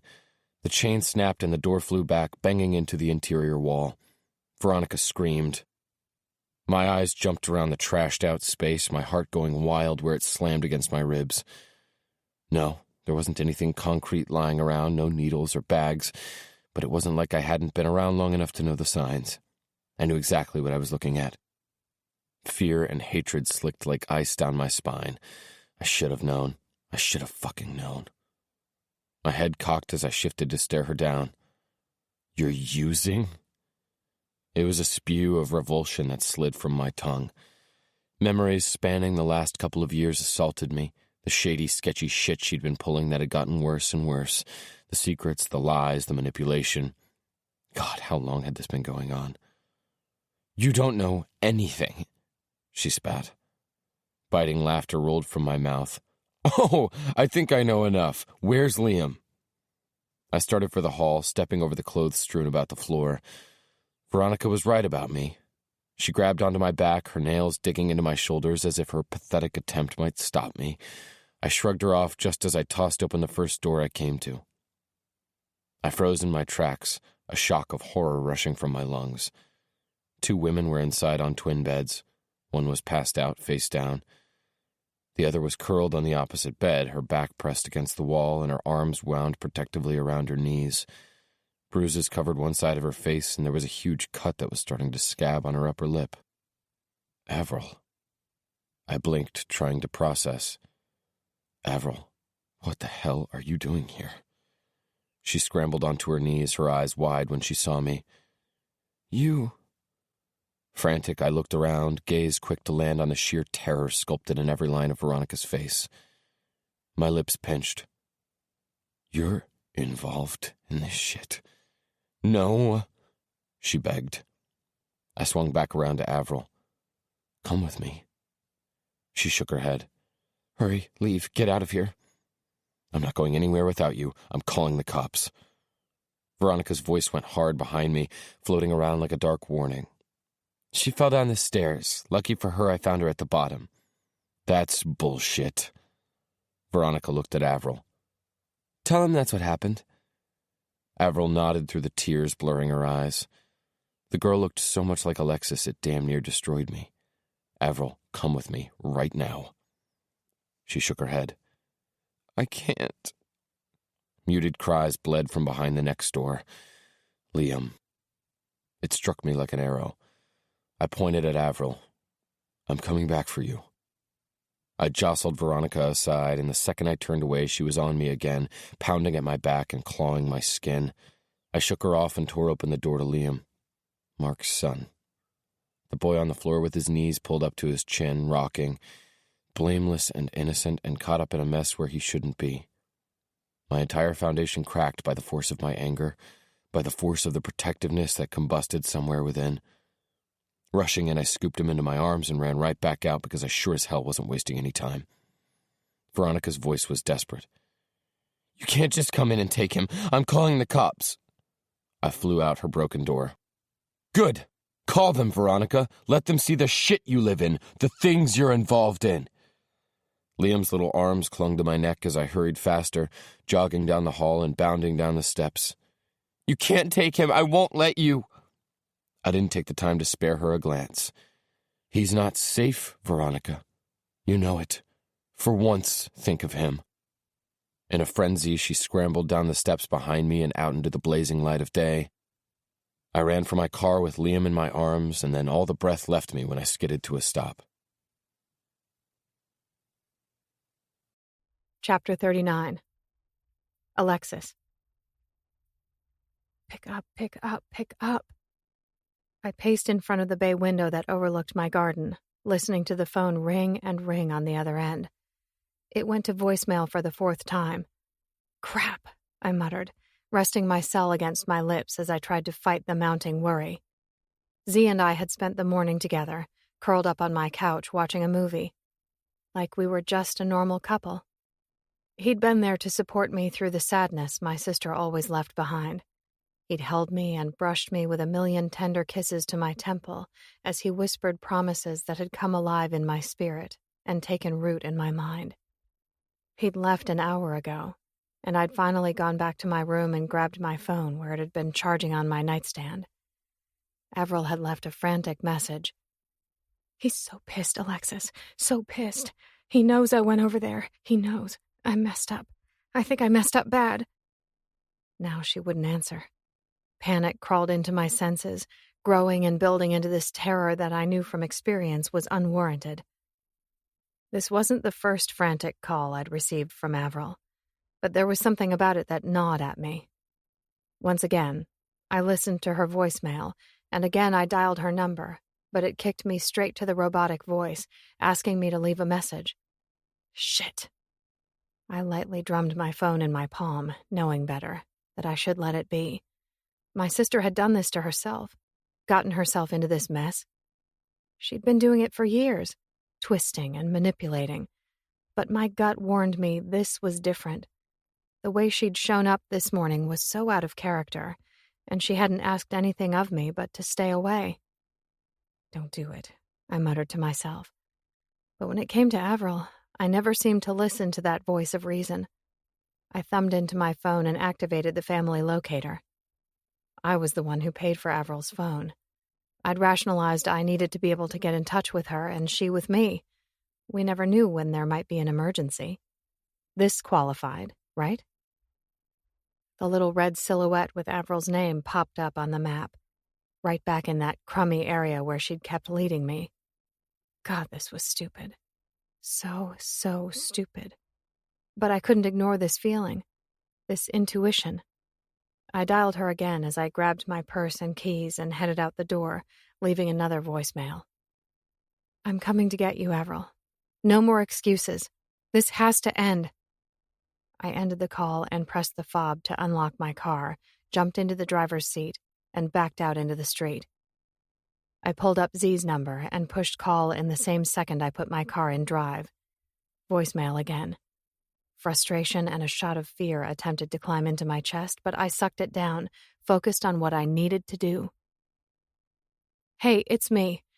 Avril called. Something's wrong. I need to go over there. I know you just left, but you told me to call you. Do you think you could maybe meet me down there? I'm driving, though. Door's locked. I won't do anything stupid. Promise. Call me back if you get this. I ended the call and connected the Bluetooth to Maps. I needed to get to my sister. Shock paralyzed me, and I clutched the steering wheel where I had pulled to a stop in front of the rundown building where Avril was supposed to be. Hurt twitched through my body, and I started shaking. Shaking and shaking and shaking. I couldn't focus beneath the force of the blow. I guess it was autopilot that had me reaching out to unlatch my door. Or maybe it was just finally coming face to face with the reality of what he'd been hiding that had me floundering to my feet out on the sidewalk. Zee careened to a stop, guilt on his face and a child in his arms. The same woman from his loft that day was behind him, screeching and tearing into his flesh, demanding that he give the little boy back to her. Our gazes were locked, horrified, telling. I took a step back as I felt everything crack, splinter, and crash. I stumbled and tried to hold myself up on the door of my car. You lied to me? Alexis, I can explain, but this isn't the time. You need to get in your car and go straight home. My head shook, stunned, speechless, destroyed. He was suddenly right there, a hand on my shoulder, his voice a warbled echo against the ringing in my ears as he tried to force me back in the car. Go home. Now. Lock your door and don't open it.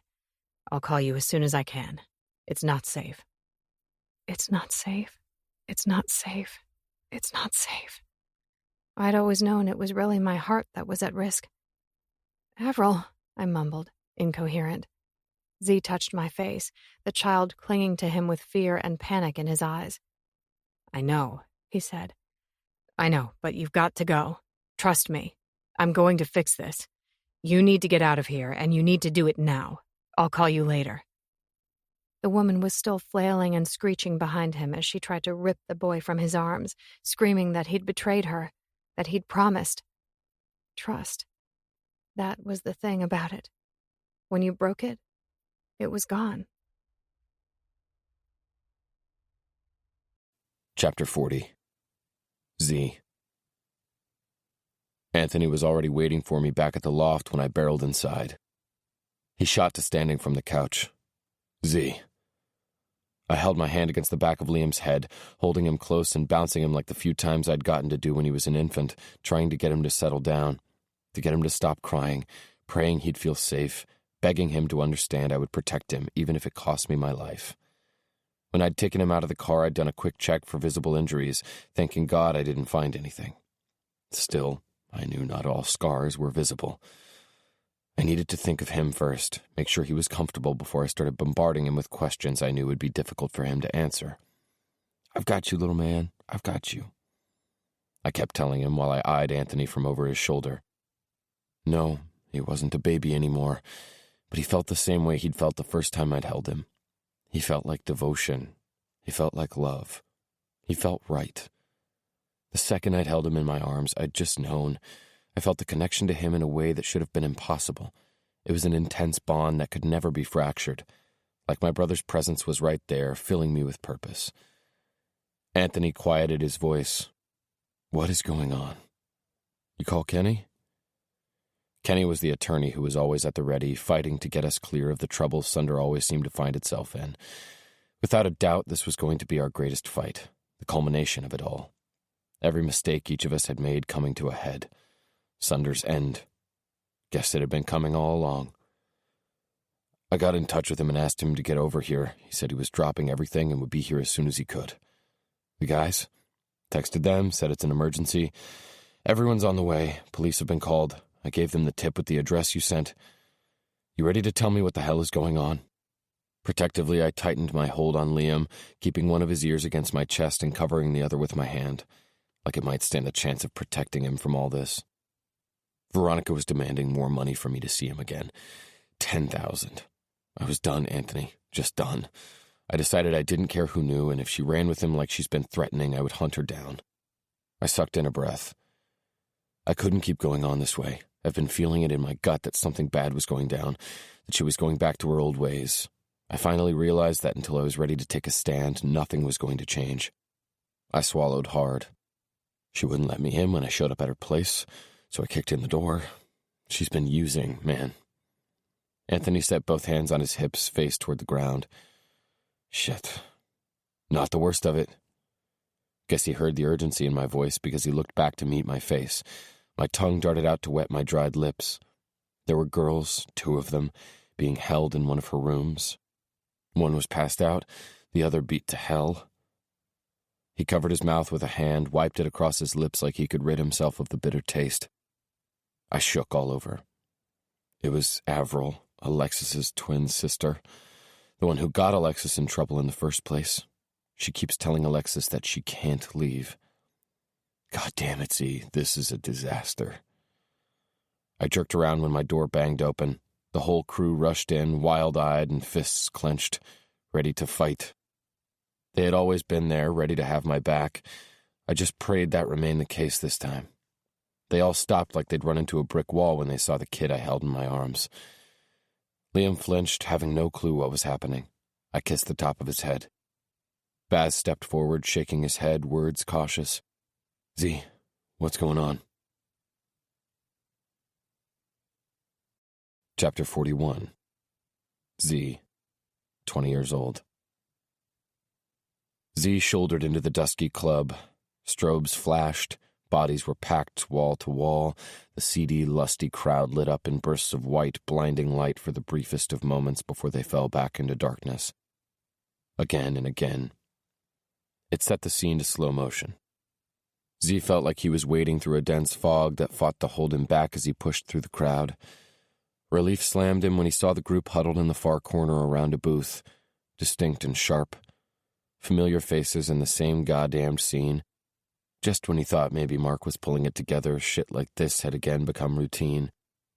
He knew Julie was trying to be understanding, but there was no chance of missing her concerned judgment when he'd slid out of bed and tugged on a pair of jeans after he'd gotten Baz's text. Zee stormed that direction, giving 0 fucks about the sneers and annoyance of the people grinding against each other as he barged through the middle of the dance floor. Baz spun around when he felt Zee approach. Zee, thank God you're here. What's going on? Baz ran a weary hand over his face. Sorry to drag you out in the middle of the night. We tried to handle it, but he was insistent. Said he needed you. Zee shook his head and took another step forward. Mark was slumped back in the booth, fading in and out of lucidity as his head rocked back against the leather seat. His eyes fluttered open, pupils pinpoint. They shot through Zee like a goddamned spear. His voice dropped in worry, muttering mostly to himself because it seemed not a soul listened to him. Fuck, Mark, man. What the hell are you doing? Mark's fingers fumbled across the collar of Zee's tee, like he was searching for something to hang on to. Little brother, you're here.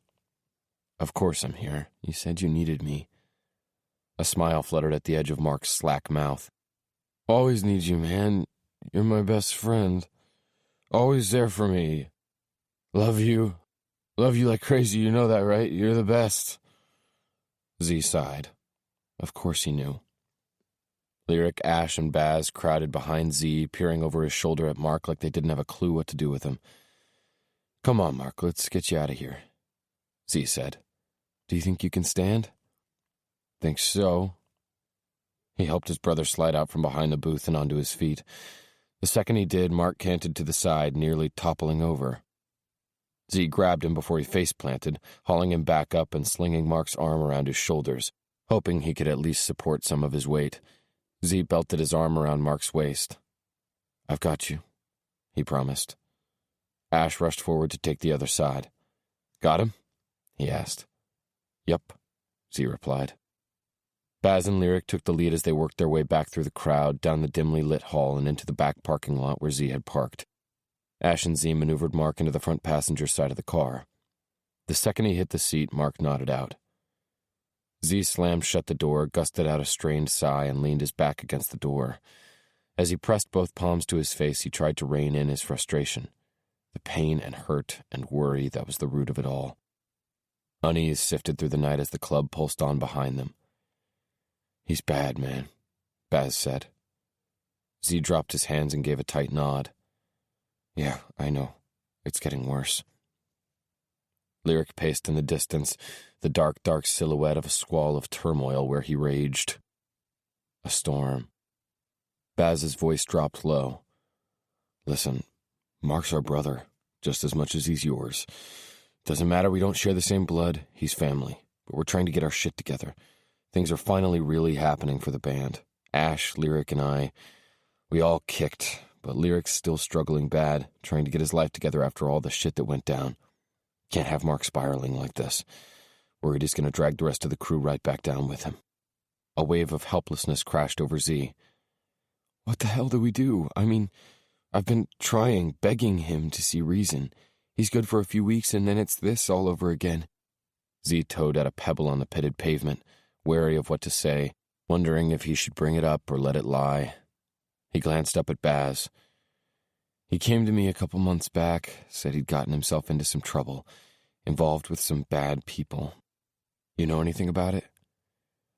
A frown cut a path through Baz's expression before he anxiously rubbed at his chin. "Nah, man, don't know what's been going on with him.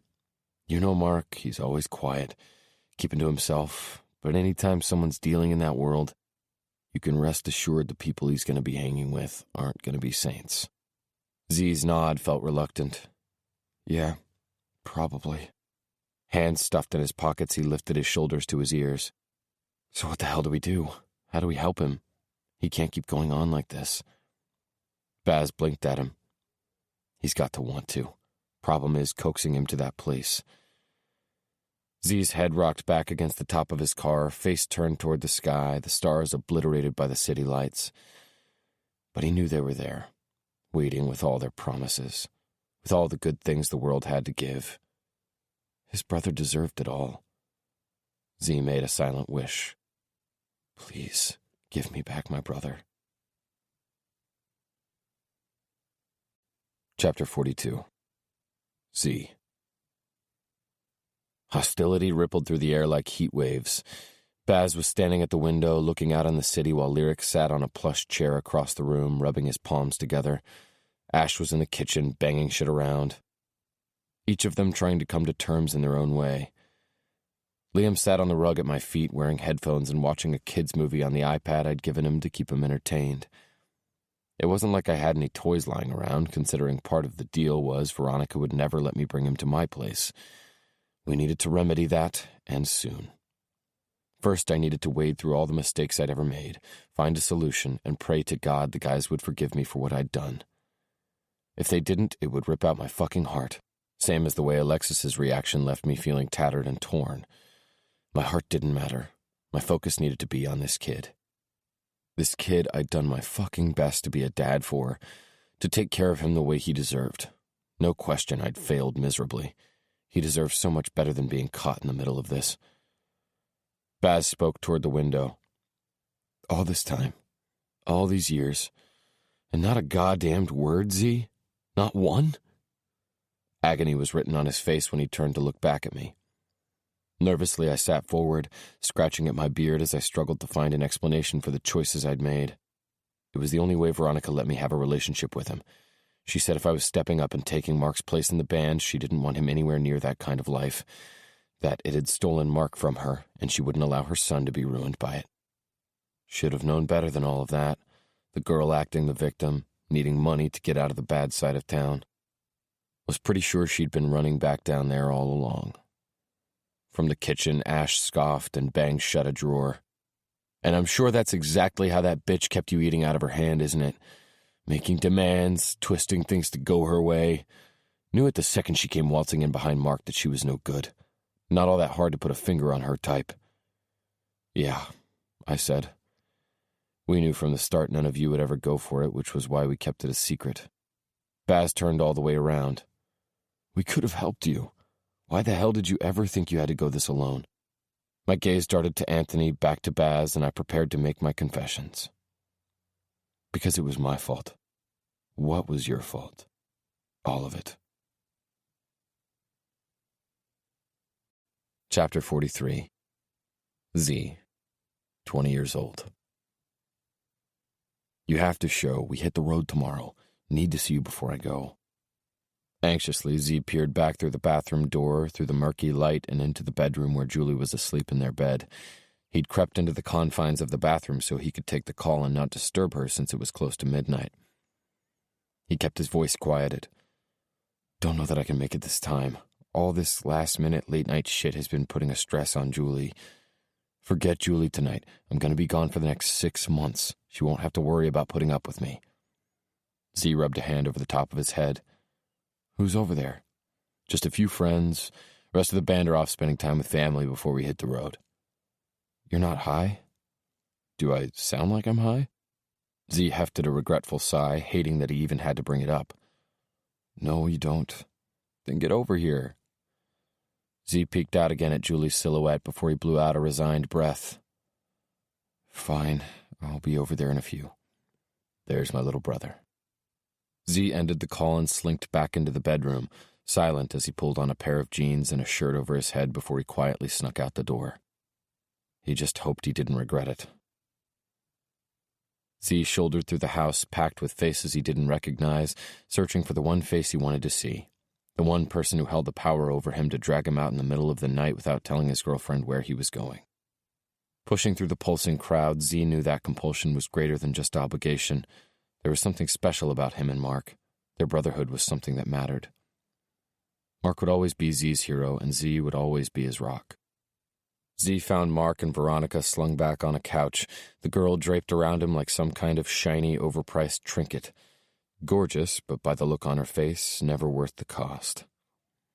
Mark rushed to stand when he saw Zee approaching. Hell yeah, the little brother is here. We can officially get this party started. Mark wobbled on his feet, his smile free and wide, though he was missing that obliteration Zee had come to recognize so well. Zee chuckled beneath his breath, slanting his brother a wry grin. Looks to me like you already started without me. Mark slung his arm around Zee's shoulder. Guess we need to catch you up. 4 shots later, and Zee was feeling just fine. Too fine. Too good and too loose. He joked with his brother in a way they hadn't in a long, long time. Like they'd done back when they were kids and their lives weren't filled with complications and obstacles. Back when the only thing that mattered was them. Mark clung to Zee as the night grew deep. Both of them were swaying where they hung out with Mark's friends in the backyard of some dude's house. He'd never even caught the guy's name. Mark slurred his words toward Zee's ear.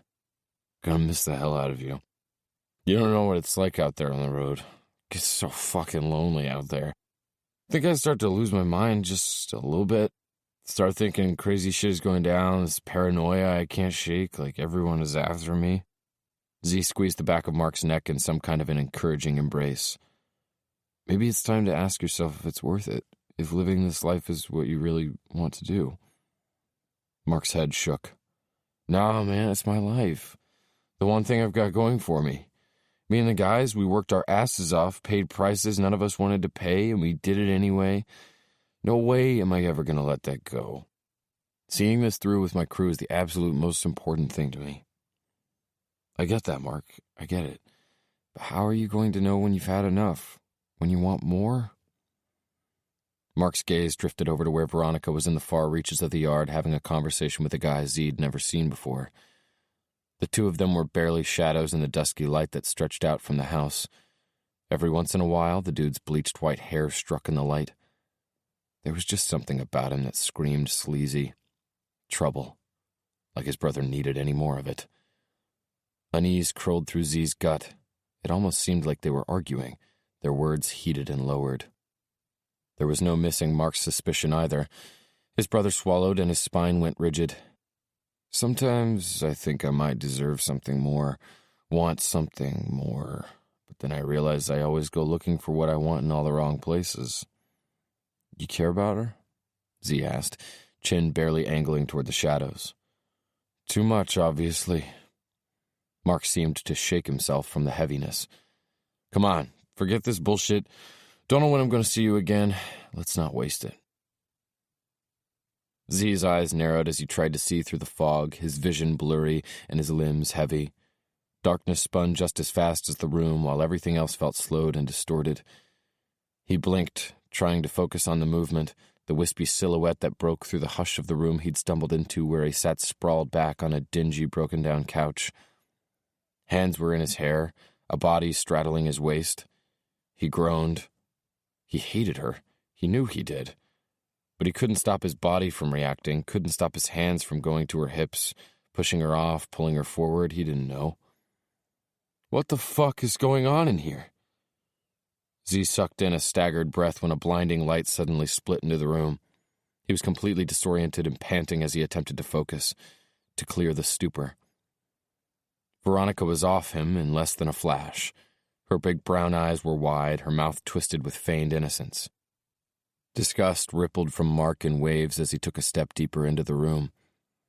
What the fuck do you think you're doing, little brother? For a flash, Zee squeezed his eyes, trying to process, to make sense of what had just gone down. Nothing? Mark laughed, but it was lacking the affection it normally imbued. Nothing, huh? Sure looked like something to me. Mark rocked and took a lurching step forward, as fucked up as Zee, maybe more so. But where Zee felt nothing but confusion, it was clearly anger that raced Mark's blood. I was just checking on... Veronica started to speak when Mark's phone rang. Don't want to hear a word, Veronica. He spat in her direction as he jerked his phone free. A sneer rode his expression when he turned to face Zee's direction so he could see who was calling. Aw, looks like someone noticed you were gone. Julie. Alarms blared, warp speed, deafening. Zee flew to his feet. Dude, don't fucking answer that. Bitterness rolled from Mark's tongue, and he was accepting the call, pushing it to his ear. Zee could hear the panicked dread in Julie's voice as she asked Mark if he'd seen Zee. Oh, he's right here, nothing to worry about. On second thought, maybe both of us should be worried since I just walked in on my fucking girlfriend straddling my brother's lap. Zee lunged for him. Mark fumbled back, killing the call and throwing his phone against the wall. What the hell, asshole? Zee gritted. Mark laughed. It was this senseless, hopeless sound as he stared back at Zee. You're asking that of me, when I just walked in on you rubbing your dick all over my girl? How fucked up is that? Zee tore at his hair. We weren't doing anything. Incredulous, Veronica shook her head, eyes wide as her attention darted between them, like she was the victim and hadn't been the one to set off a bomb. I heard your brother getting sick, and I came in to make sure he was okay. He was getting ready to fall over, so I was helping him sit up. That's it. Confusion pulsed through Zee's brain. Was that it? All she'd done?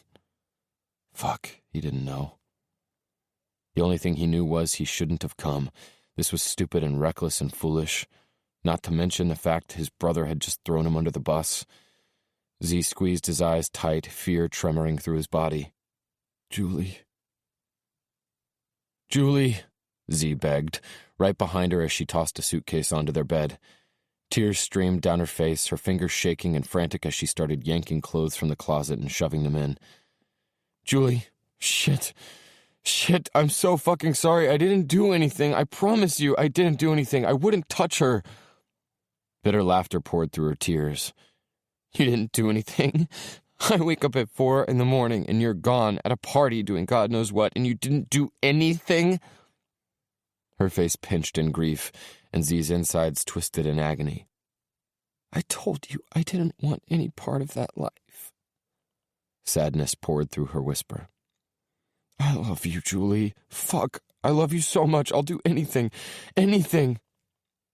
Slowly, her head shook. You already promised that. And if I can't trust you, then we don't have anything. Her expression grew somber. "And I don't trust you."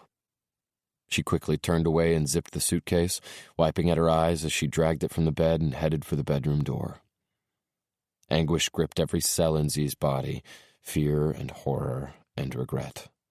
"No, no, no, no," he begged, chasing her out through the small living room. He grabbed her by the wrist, pressed it to his mouth. "Please." She yanked it free, her own misery pouring down her face. "Let me go." She pulled open the door and rushed out into the awakening day, the dusky sky grayed with morning's light. "Julie!" he pled. She didn't turn around. Zee dropped to his knees. In the parking lot below, Julie's car rumbled to a start, and Zee swore he felt his heart crack when she backed out and drove away. Chapter 44. Zee. "Alexis, come on, please pick up the phone. I need to talk to you, explain what you rolled up on earlier today." I sighed before I dropped my voice and begged into the phone. "Most of all, I need to know you're okay. Just call me back." It was the third call I'd made to her, the third one she hadn't answered. I didn't blame her. I could only imagine what she was feeling. I knew she had to be shocked. I was feeling a whole lot of it myself, trying to make everything add up and wondering what the fuck Veronica had gotten herself into. My gaze wandered to where he was on his belly on the rug, doodling on a notepad with some markers I'd found him. I contemplated. Today had been hell for him, and I hated adding even an ounce of anxiety to what had already gone down. But I couldn't shake this feeling that rattled my bones. Intuition. Dread. Before I could change my mind, I made the call. She answered on the first ring. "Shay, I need your help." I climbed down onto my hands and knees beside him. "Hey, buddy, what do you think about going to one of my best friends' houses and playing with their kids? They have a big backyard with a swing set." Liam's eyes lit up. "Really?" "Yeah, and one of those kids, his name is Connor, and he has a super cool room that's decorated with superheroes, and he has all kinds of superhero toys. I bet he would let you play with him." "Superheroes are my favorite." He whispered it like it was a secret. I ruffled a hand through his hair. "I know they are. We're going to have to get you some for around here, aren't we?" He nodded emphatically.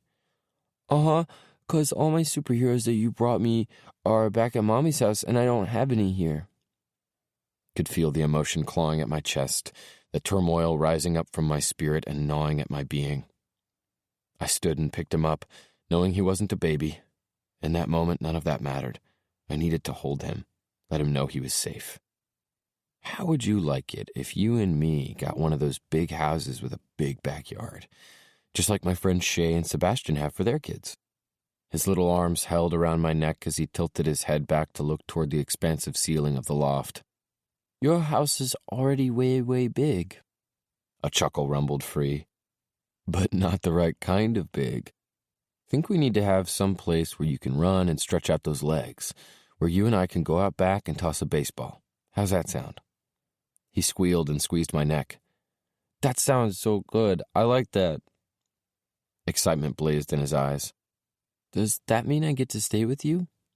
"That's what I'm hoping. What do you think about that, staying with me?"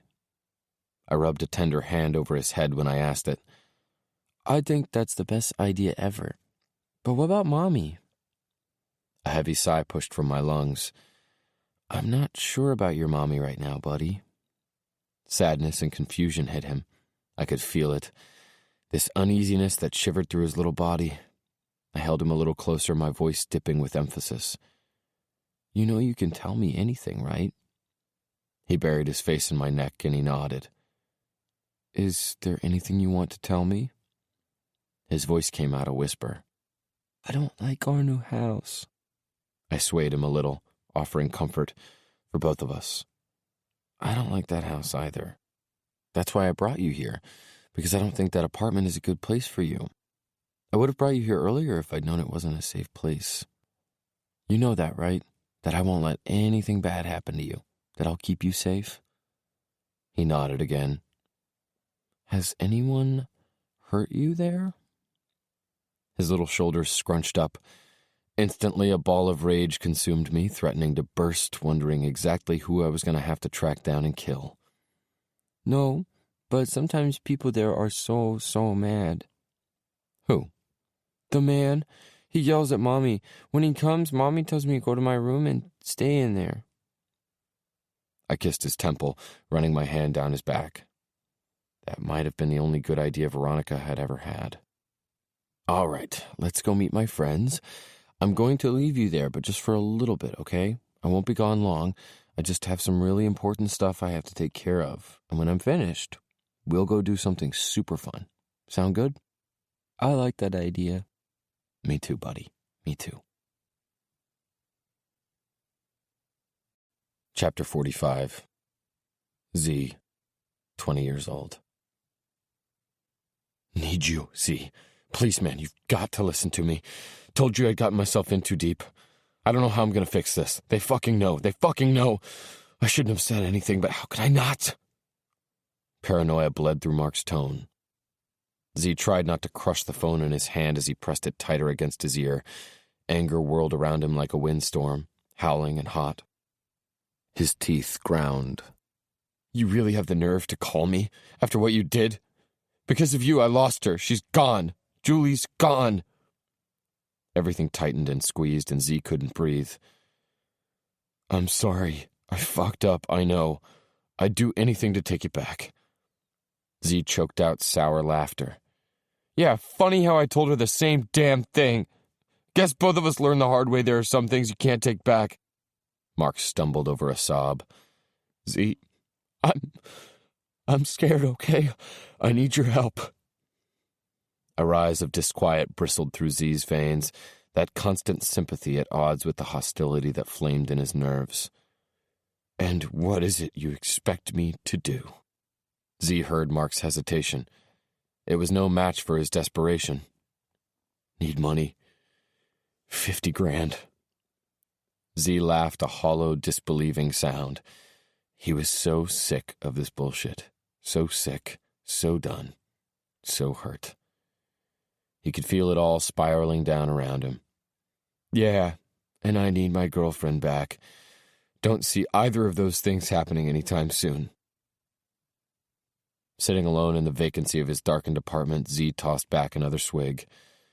The bottle he'd cracked open 30 minutes before was half empty, the dark fluid sloshing down the sides as he attempted to balance it on his knee. A fiery burn flamed down his throat, his stomach a pool of fire and venom. He attempted to focus through bleary eyes, his head spinning against the weight of his heart. Julie left him. Mark threw him under the bus. He didn't have anything left. Sorrow pushed against the anger bottled tight in his chest, so damned tight he could feel it getting ready to blow. So he drowned it. He lifted the bottle and gulped another mouthful, fighting the surge of fury, blinking as he tried to make sense of the sound hammering against his ears. Groaning, he tried to ignore it. More pounding. He clambered to his feet, quick to grip the arm of the couch when the room spun, the bottle clutched against his chest like a lifeline. He looked toward the floor, sucking in air as his mind tripped through a muddle of confusion and doubt and regret. I just wanted my brother back. I just wanted my brother back. Instead, his brother had stolen everything. Pound, pound, pound. Floundering for the door, he fumbled through the lock and somehow managed to free it. He reared back, caught off guard by the face on the other side. Tears stained her dazzling face, her brown eyes bright and pleading, one rimmed in fading black and blue. She wrung her hands. I'm so sorry to bother you. I needed someone to talk to. Not sure I'm going to be the best company right now. Her chin trembled. I think you're the exact kind of company I need. The words were out before he could stop them. What happened to you? Her throat wobbled as she fought a fresh round of tears. Rage. He didn't know if he was feeling it for her or for the whole fucked-up situation.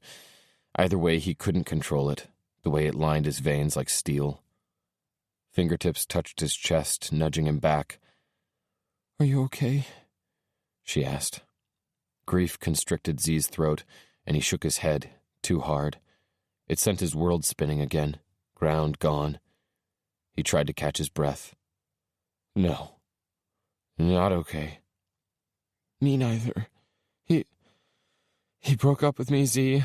I don't know what's going on in his head. First you, then me. She edged Zee deeper into the hollow loneliness of his apartment. Her voice was a soft whisper of understanding when she spoke. I can't believe what he did to you.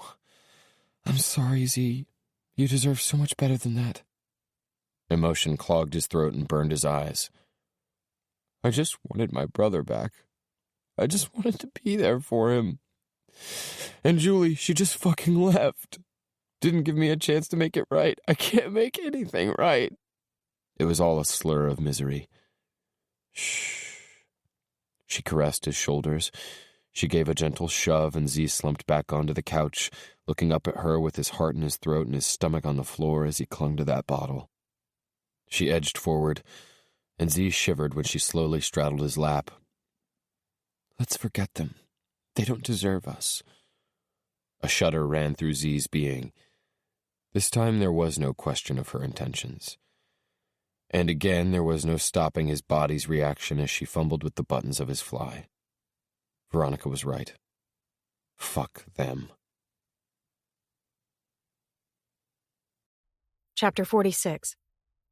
Alexis.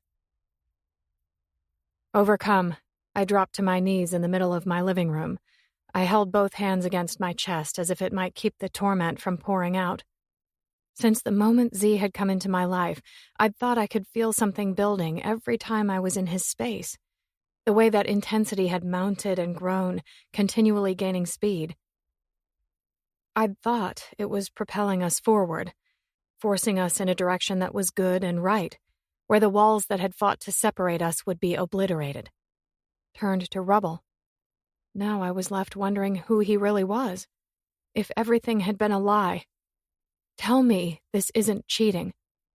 Hadn't I felt it then? An unease warning me to take caution?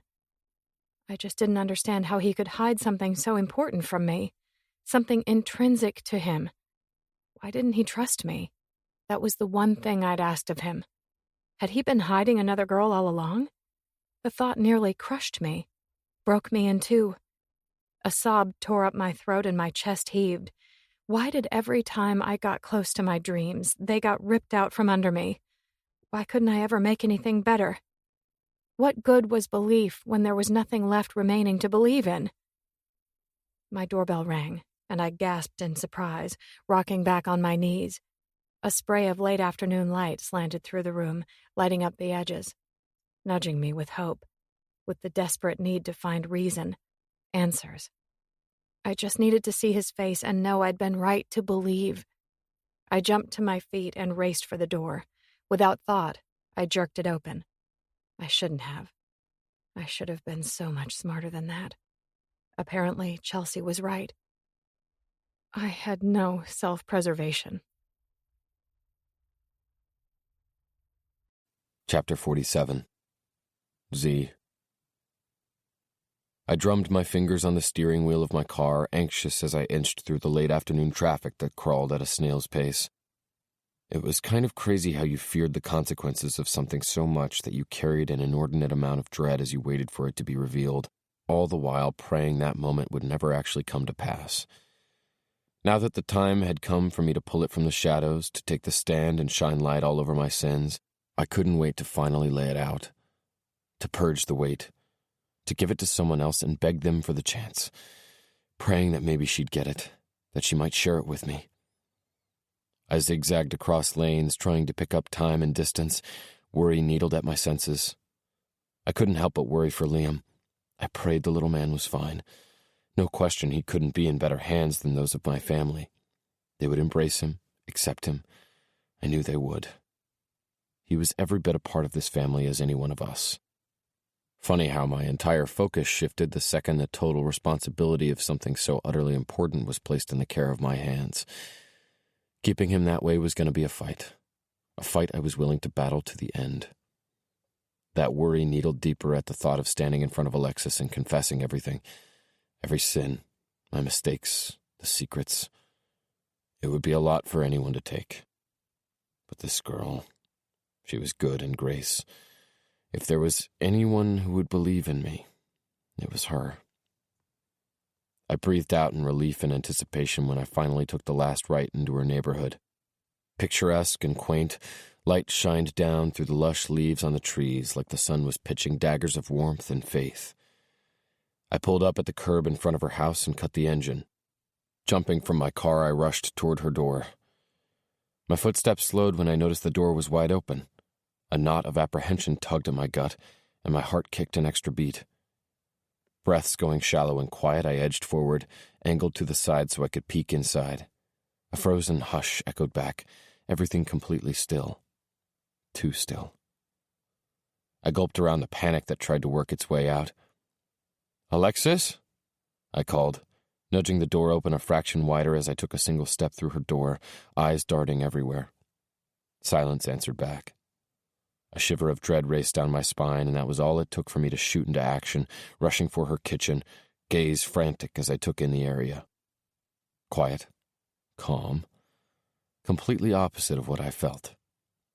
I threw open the back door to her backyard. Nothing. I raced back inside, heading straight for the single bedroom tucked in the back and the bathroom attached. Empty. Panic tightened my chest, my tongue a rumble with the plea, "Oh, God. God. Alexis, where the hell are you?" I ran back down the short hall and into the living room, headed for the door. I stopped short when something on the floor right up against the wall caught my attention. Alexis's cell phone. The back was busted open and the battery had fallen out, like it had been dropped, shattered on impact. And I knew. I fucking knew. I rushed for my car, dialing 911 as I went. I shouted out Veronica's address, shoved the keys back into the ignition, and threw my car in gear, jamming on the accelerator. The tires squealed on the asphalt as I spun the car around and peeled off down the road. Whatever was going down, no question Avril was involved. Had no idea how seriously they took me when I said I thought my girlfriend had been abducted, that I had no proof whether she was actually at this address or not. It was nothing but a hunch that felt a whole lot more like a premonition. Ending the call, I dialed Anthony. He answered on the second ring. "Pretty sure we have proof of where Veronica has been funneling the money," he said before I had the chance to say anything. Right then, I didn't give a fuck about the money. "They have her." It scraped from my throat. There was no missing the fear, the fury. I could feel his confusion. "What?" "Alexis. I went to her place because I couldn't get in touch with her. I needed to explain to her about Liam. Was going to tell her everything. I got there, and her front door was standing wide open, her phone in pieces on the floor. She's gone, man." "Shit," he hissed. "Did you call the cops?" "First thing, gave them Veronica's address.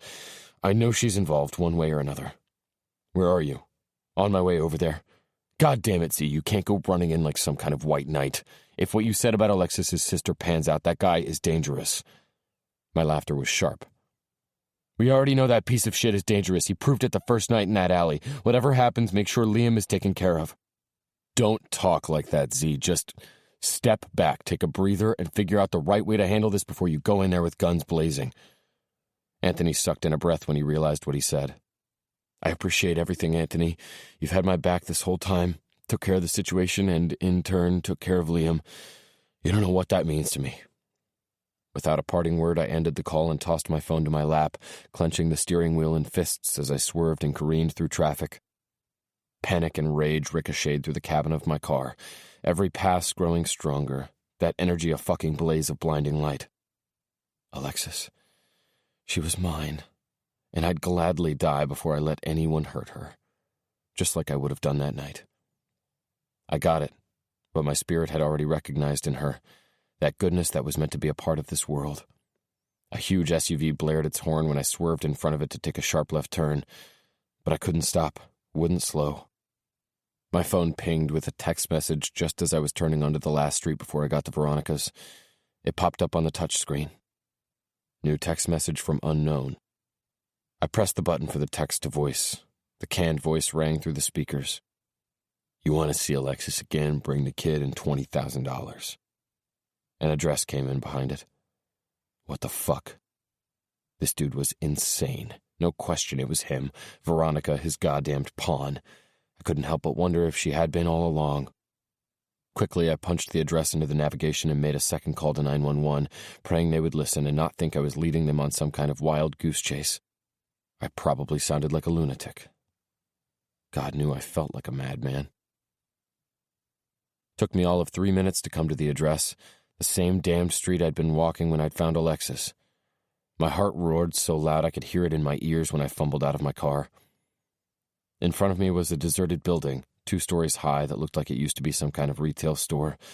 The bottom floor was a wall of windows that were cracked and splintered and littered with the evidence of bullet holes. Graffiti marked its exterior walls in despair and hate. A tremor of violence shivered all the way to my bones. I edged forward. Anxiety clamped down on every cell in my body. The fear I felt fuel for the desperation to get this girl back, safe where she belonged. I peered toward the second-floor windows, wondering just where the fucker was, if he was watching, waiting for me. There was no doubt in my mind this bastard had me walking straight into a trap. But if money was his endgame, wiping me out would be about the fucking dumbest mistake the asshole could make. Problem was, I didn't know just what I was dealing with. I had no clue the lengths he would go. Daylight slowly slipped away, casting the heavens in pinks and grays that glittered through the air and tumbled across the ground. It darkened against the cracked, fractured windows. Darkness spilled inside its walls like the pour of a river, filling it up with the intent to desolate and drown. I edged closer, my boots crunching on a piece of broken glass on the sidewalk. It rang out like a warning. Caution slowed my steps, and I did my best to bide my time, to be rational, to find reason, a solution, while I silently pled with the cops to show. A muted whimper echoed from deep within the walls. My chest tightened to a fist. Alexis. There was absolutely nothing I could do. No reason to be found. No thought of consequences or repercussions when my entire being shot into action. There was only one outcome I could see. Alexis safe. Alexis home. I yanked at the main door. Locked. Frantic, I moved, searching, sucking in a deep breath when I reared back, lifted my leg, and shoved the sole of my boot against a splintered pane of glass. It dented, the fractures multiplying into a million tiny squares. Drawing my leg back, I rammed my boot back into the same spot with all the force I could find. With my desperation. With this love. Fuck. I shook my head, trying to purge the thoughts that were coming at me just as furious as the fear. The window gave, finally breaking. Pieces shattered from their hold and pinged across the floor. Raging, I stepped through, eyes wild as they narrowed, pinpoints as I peered into the depths of the rundown store. Garbage littered the floor, more graffiti inside, light fixtures destroyed and dangling from the ceiling where they'd been ripped from their holdings. But it was the needles discarded on the floor like tokens of their victims that kicked me in the gut. The abhorrent reality of it stung my spirit. Memories of Mark flashed through my mind. His smile, his talent. The loss, the loss, the loss. I reeled with the impact of it, this place nothing but a shrine to the casualties of the souls that had been swallowed by addiction. I blinked against the tragedy of it, turning my ear deeper to the foul dungeon's depths. Quiet echoed back, dense and malicious. The sound of evil. Doubted it made much difference at all that I kept my footsteps quieted and contained. Asshole already knew I was coming. Still, I stole forward cautiously, slowing even further when I edged around the display case near the back. I pressed my back up against the wall and inched closer to the archway that led to another room in the back. My chest heaved with the strain of my breaths, muscles tight with adrenaline. I gulped down a stealing breath and rounded the corner. Then I froze. Fury licked at my insides, flaming, scorching, inciting a war. That foul piece of shit was leaning casually against a pillar in the middle of the room, like he was the king and this vile, run-down building was his kingdom. Maybe I should have expected it, but I couldn't stop the horrified shock when I found Veronica hidden deep in the shadows, this deep gutting pain that she was actually there and involved this way. She was a raging silhouette of agitation, arms crossed over her chest, hugging herself as she stalked one direction and then spun to head the other. An illicit storm. Out of her mind. Gone. There was no other explanation. It was Mark who told me it was the needle that made you do wicked things. Yet none of it compared to the terror that ravaged my senses when my frantic gaze caught movement to the side of the pillar. Alexis and Avril. Both were huddled on the ground, bound at the wrists and ankles. Alexis's head was twisted as far as it could be, like even then she was struggling to find me in the darkness, lighting the way. The space between us leapt, fierce and hot, desperate and mad, those blue eyes a storm of terror. Craig tossed a lighter into the air and caught it in his hand, like he was just standing there passing time. A sneer curved one side of his mouth. I don't see the kid. Protectiveness rushed through me, this crashing wave that stole my breath. You're obviously more of a fool than I thought you were if you're actually stupid enough to think I'd bring him down here.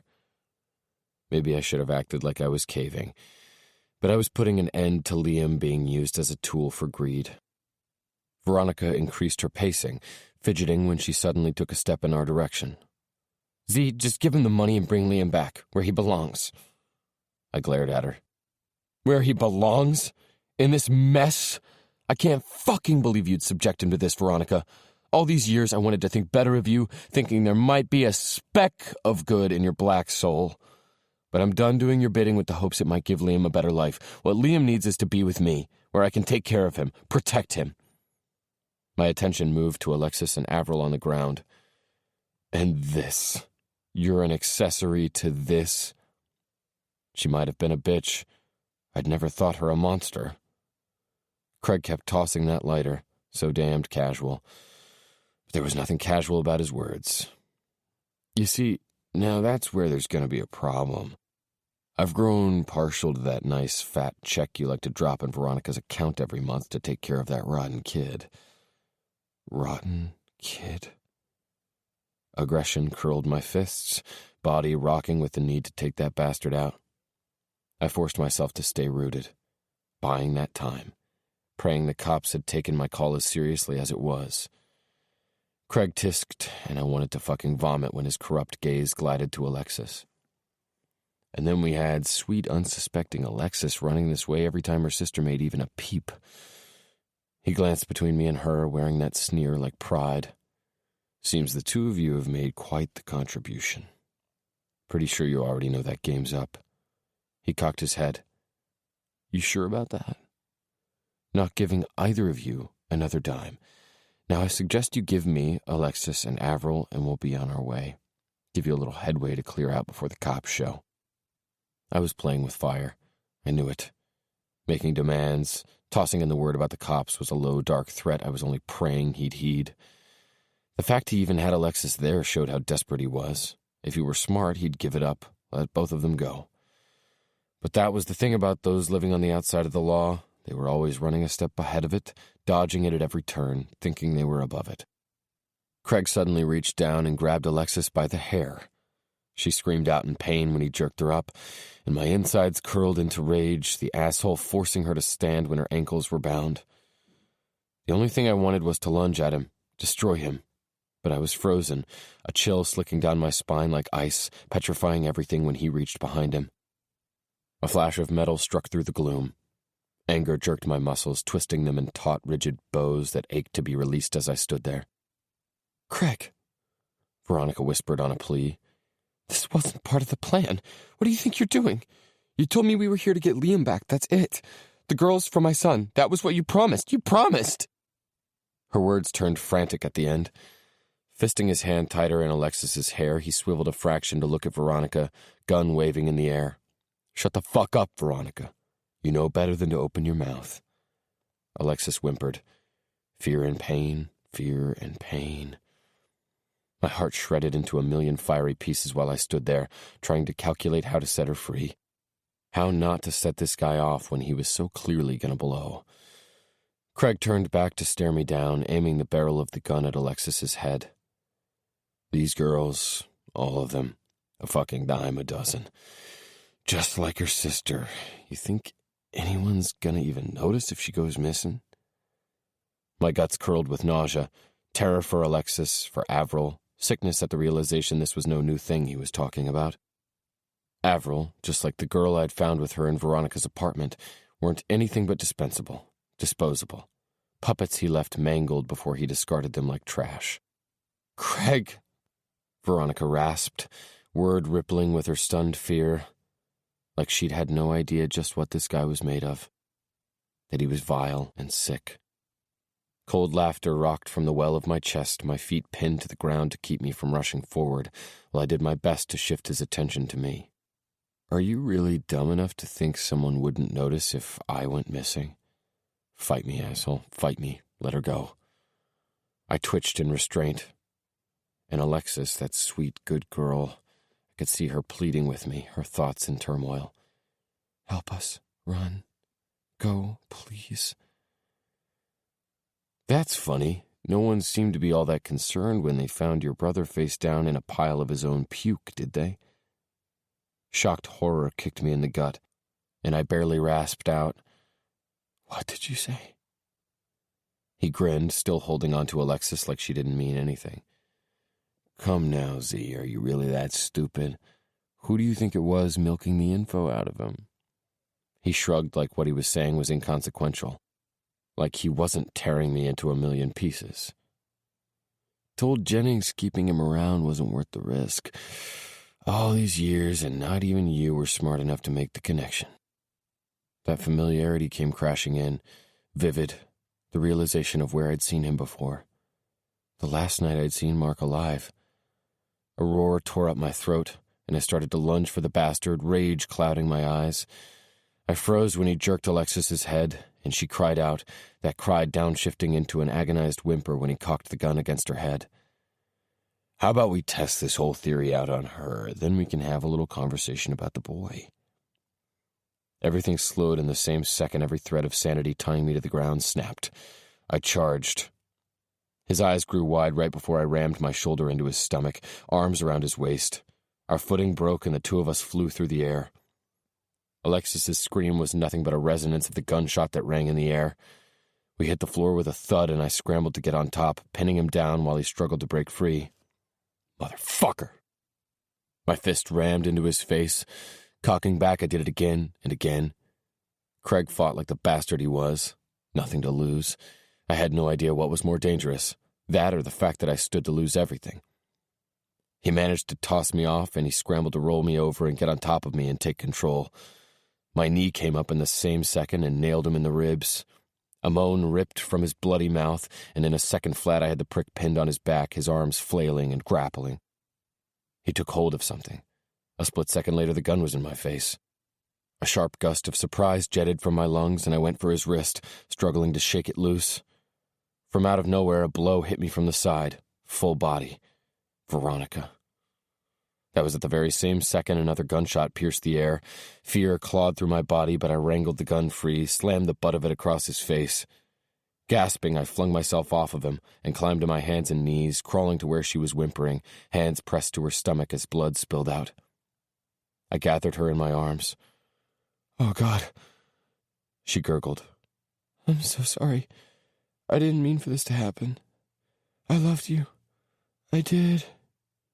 I blinked as I choked over a sob that climbed to my throat. I could barely make out her last words. Take care of him. Chapter 48. Alexis. Disoriented, my eyes fluttered open to a faint beeping that echoed in the room. Everything was a dull, aching haze before it quickened into focus. Panic welled as horror rushed forward. Alexis? Lie back. Don't try to get up. I settled back down, blinking toward the ceiling as I tried to make sense of how I'd gotten there. That man at my door. That woman in the car. Avril. Me. Bound. Darkness. Gunshots. Zee. I gasped around the intensity of it as a fresh surge of terror and anxiety washed over me. Avril. Zee. The plea barely scraped up my raw throat. Chelsea smiled, running her fingers through my hair. Safe. Avril is on another floor. She had a broken collarbone and some bruises. Physically, she's going to be fine. It's all the emotional stuff that remains unseen. Zee? She bit her bottom lip, her expression ridged in both sympathy and understanding. He's been pacing outside your door for the last 6 hours. I wouldn't let him in until I talked to you first. A strained breath blew through my dry lips. It was relief and confusion and uncertainty. This giving boy who again would have traded his life for mine, for my sister's. The same man who'd drawn me so close and had still kept me a world away, outside of the things that were most important. Are you up to seeing him? I think if I don't go out there soon and give him an update, he's going to bust down the door. That sounds about like him. Her mouth twisted, her eyes searching. He saved you both. My nod was jerky. Yeah, I don't know if Avril or I would have made it out of there without him. I also wasn't sure if we'd have been in that situation in the first place if it weren't for him. If it was about Avril, or about him, or simply about greed. I wasn't sure of anything, except that I was more grateful for what he'd done than I'd ever been for anything in all my life. It was a feeling that was all-consuming, all-powerful. Almost as intense as the sadness that had seeped like poison into my veins, that feeling of standing there, looking at the man I loved, and wondering if I knew him at all. What of us had been real, or had everything been fake? Are you ready to talk to him? I swallowed around the lump that tasted like grief and shards of glass. Yeah, you can let him in. Okay. She edged forward and placed a kiss on my forehead. I'm so glad you're okay. I always worry about you, Alexis. But this time, grief clogged her words. This time I was terrified I was going to lose you. I don't know where that would leave me. Fighting the moisture in my eyes, I blinked up at her. It's okay. It's over now. With trembling lips, she nodded before she straightened and headed for the door. It swung open and started to close behind her when a hand caught it. And that energy, it swelled and rippled and taunted. Zee stood at the door with so much torment on his face. Grief, stricken, broken, and somehow whole.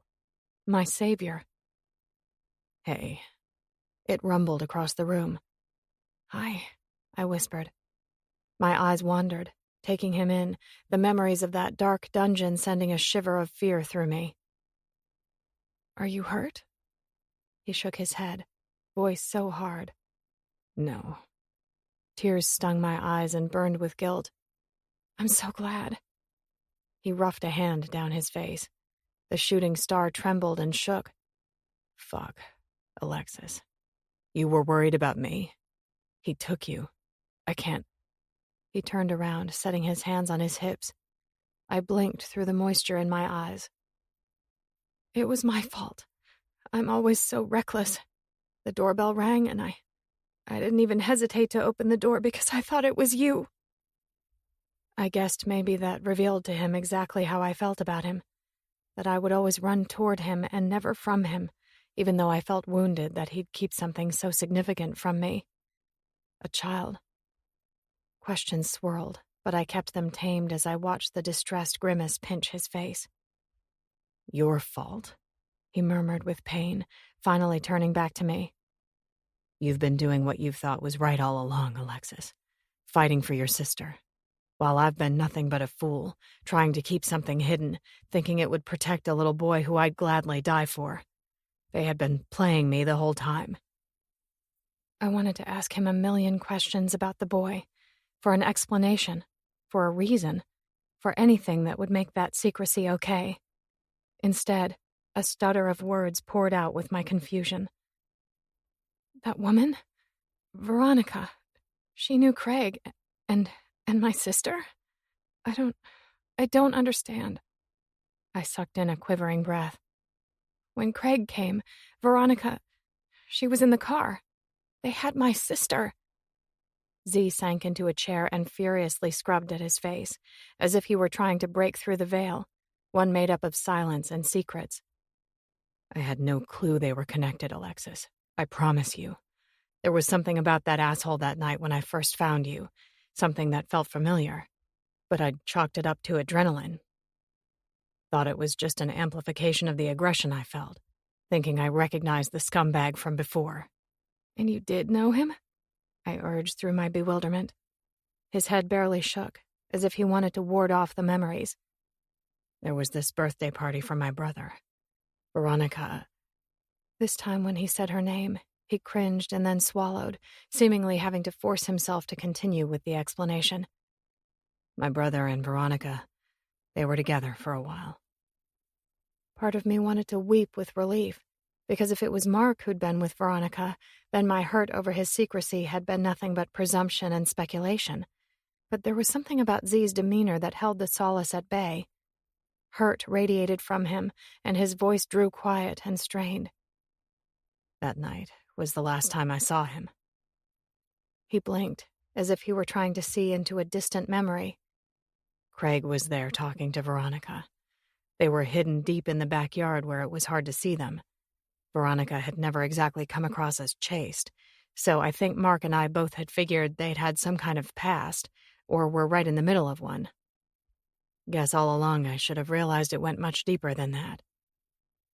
They were together, Veronica and Mark, when he died? Zee flinched at the question. Not sure I would call it that. A disorder of facts spun through my mind, the past and the present. They were chaos, a jumble of details that twisted and turned before they'd all somehow intersected yesterday in what could have been my greatest tragedy. I could have lost Avril. I could have lost Zee. Grief constricted my already bruised chest as I tried to fumble through the details. What happened after? I heard the gunshot right before I hit my head and everything went black. Hesitating, he glanced to the wall, caution in his gaze when he finally looked back at me. Those bronze eyes flamed with hatred. He had that gun at your head. Every muscle in his body tightened when he said it, the words growing hard. Maybe I should have waited, let it play out. But I couldn't take that chance, Alexis. I fucking couldn't risk him hurting you. So I lunged for him. I wanted to die when I heard the gun pop off, not knowing if you were in its path. Desperate to get to you, but knowing I had to put a stop to it all if you and Avril were ever really going to be safe. His massive throat bobbed when he swallowed. We were rolling around on the ground, throwing blows, grappling for the gun. His head shook. Then Veronica. The word broke off and he roughed a hand through his hair. Fuck, he cursed, ramming the heel of his hand in his eye, choking around grief. It trembled through me, and he was talking toward the floor as he spat the words. She dove at us. I don't fucking know which of us she was trying to protect, me or that asshole. He looked up, moisture in his eyes. She took the bullet that was meant for me. Horror billowed from him. She's gone. And I didn't understand this feeling, this constricting, strangling feeling. I wanted to weep. For her, for him, for that little boy. I didn't know. All I knew was it hurt and gutted and made me question my sanity. Zee, I'm so sorry. The words clogged and hung onto my throat, as if they didn't know if they really wanted to be released. How could I feel sympathy for the woman who had done this to me, to Avril? But I did. He choked around a sob. I don't fucking know how I'm going to tell him. The little boy? Even though they were barely a breath, the words knocked through both of us with the force of a sledgehammer. Brutal. Is that what you were hiding from me? That you have a family? Tell me who she really was and what she meant to you. I don't understand. I could feel the tremble of my chin. And I want to. He gripped the back of his neck in both hands before he suddenly hauled his chair up close to the side of my bed, the legs screeching on the floor and his intensity invading the space. It stole my breath, the proximity and the severity. Agony lashed across his face, and he gripped my hand in both of his voice rough. I'm ready to give you my truth. Chapter 49. Zee, 20 years old. Just wanted to tell you goodbye. Pretty sure they're coming for me. Don't think I'm going to be seeing you again, but I guess it doesn't matter all that much when it was you who stabbed me in the back. Who? Zee demanded. A smoky dimness cloaked the night sky. City lights glowed against the fog that sagged so low and thick Zee could almost reach out and touch it. It cast his entire world in an ominous haze, everything he'd ever known vapors and mist. Doesn't matter. It doesn't matter? Zee turned frantic, begging through the phone. I'm sorry, Mark. I'm so goddamn sorry. You're sorry. You were my best friend, my brother. I trusted you. Would have trusted you with my life. And I told you I was fucking sorry for answering that phone. But you've got to know what it looked like when I walked in on you, too. Zee blinked hard, trying to see through the torment. It was a mistake. But simply labeling it a mistake felt like committing treason. Another dose added to the mounting disloyalty. Mark's words trembled with anger. A mistake? You fucked my girlfriend. Didn't think it was possible for you to commit something like that. Zee's hand fisted in his hair and he began to pace. With each desperate step, loneliness closed in. His chest felt too tight and too empty, like he could feel the connection that had always bound them together loosen. Because he couldn't ever take back what he'd done. She said you'd broken up with her, that you hit her. And you believed her. It wasn't a question, just a sinking acceptance that severed a little more of who Zee and Mark once were. You really think I'd hit her? I loved her. Sickness clawed at Zee's being, sinking in like fangs and dripping venom into his soul. He bent in two, retching on the ground. What did I do? What did I do? The world spun faster, dizzying, ruining, toppling. I'd never... Zee could feel the world splintering, his foundation crumbling beneath his feet, opening to reveal his wrong. It tossed him headfirst into a bottomless chasm, endless purgatory.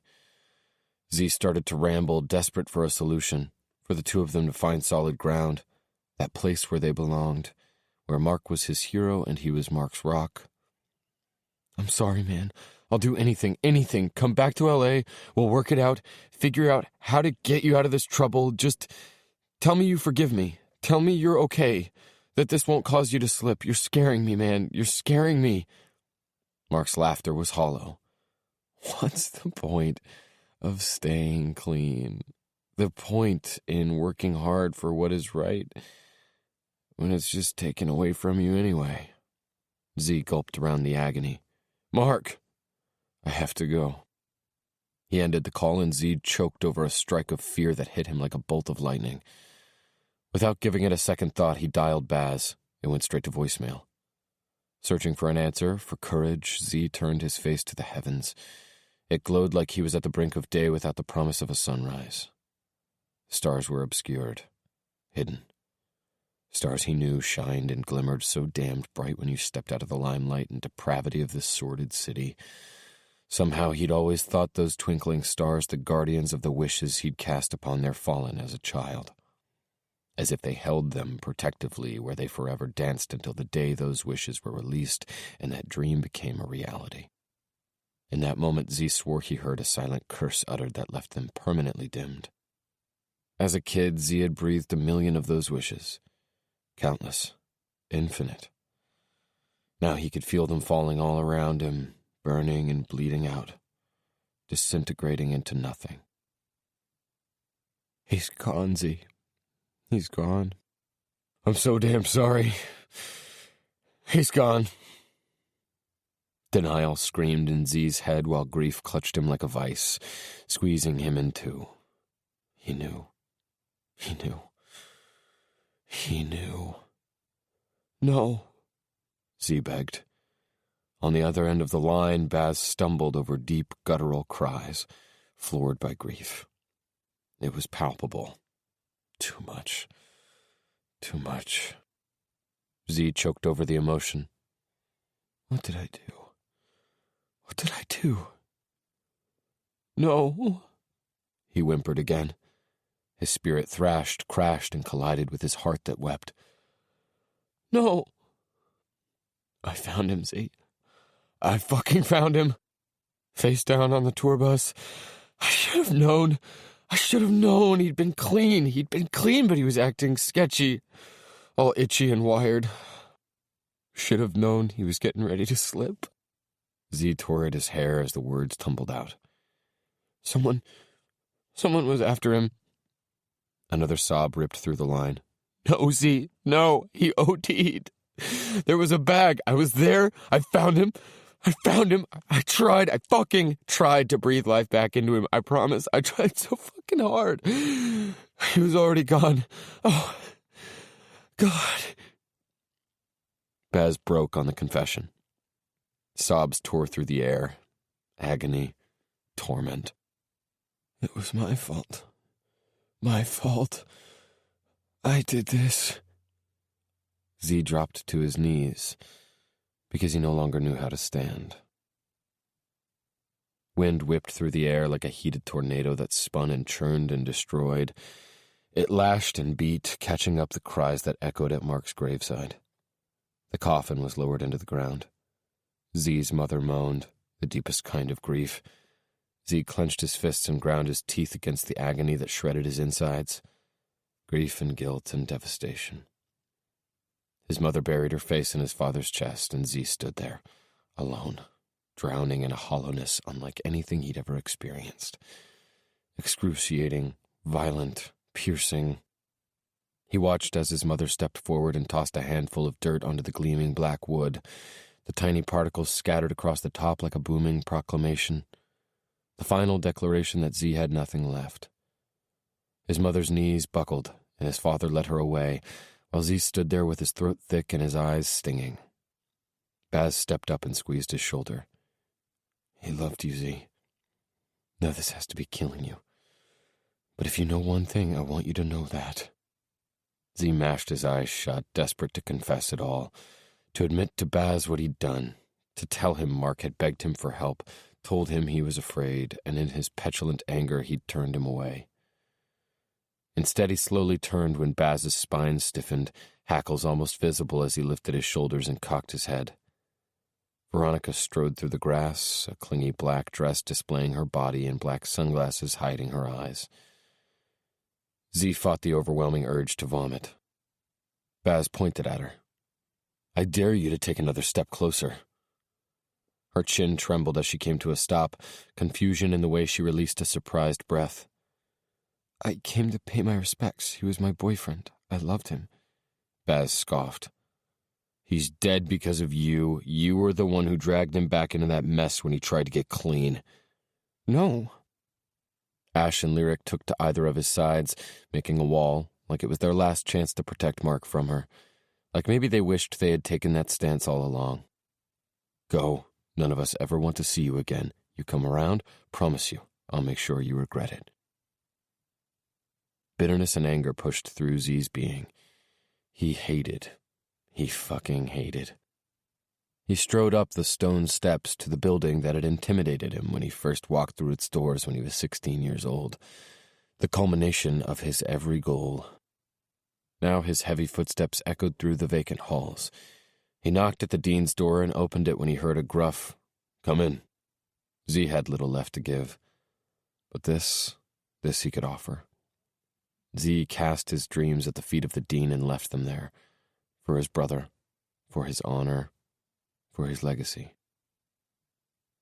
The next day, Zee rang the doorbell to the Sunder house in the hills.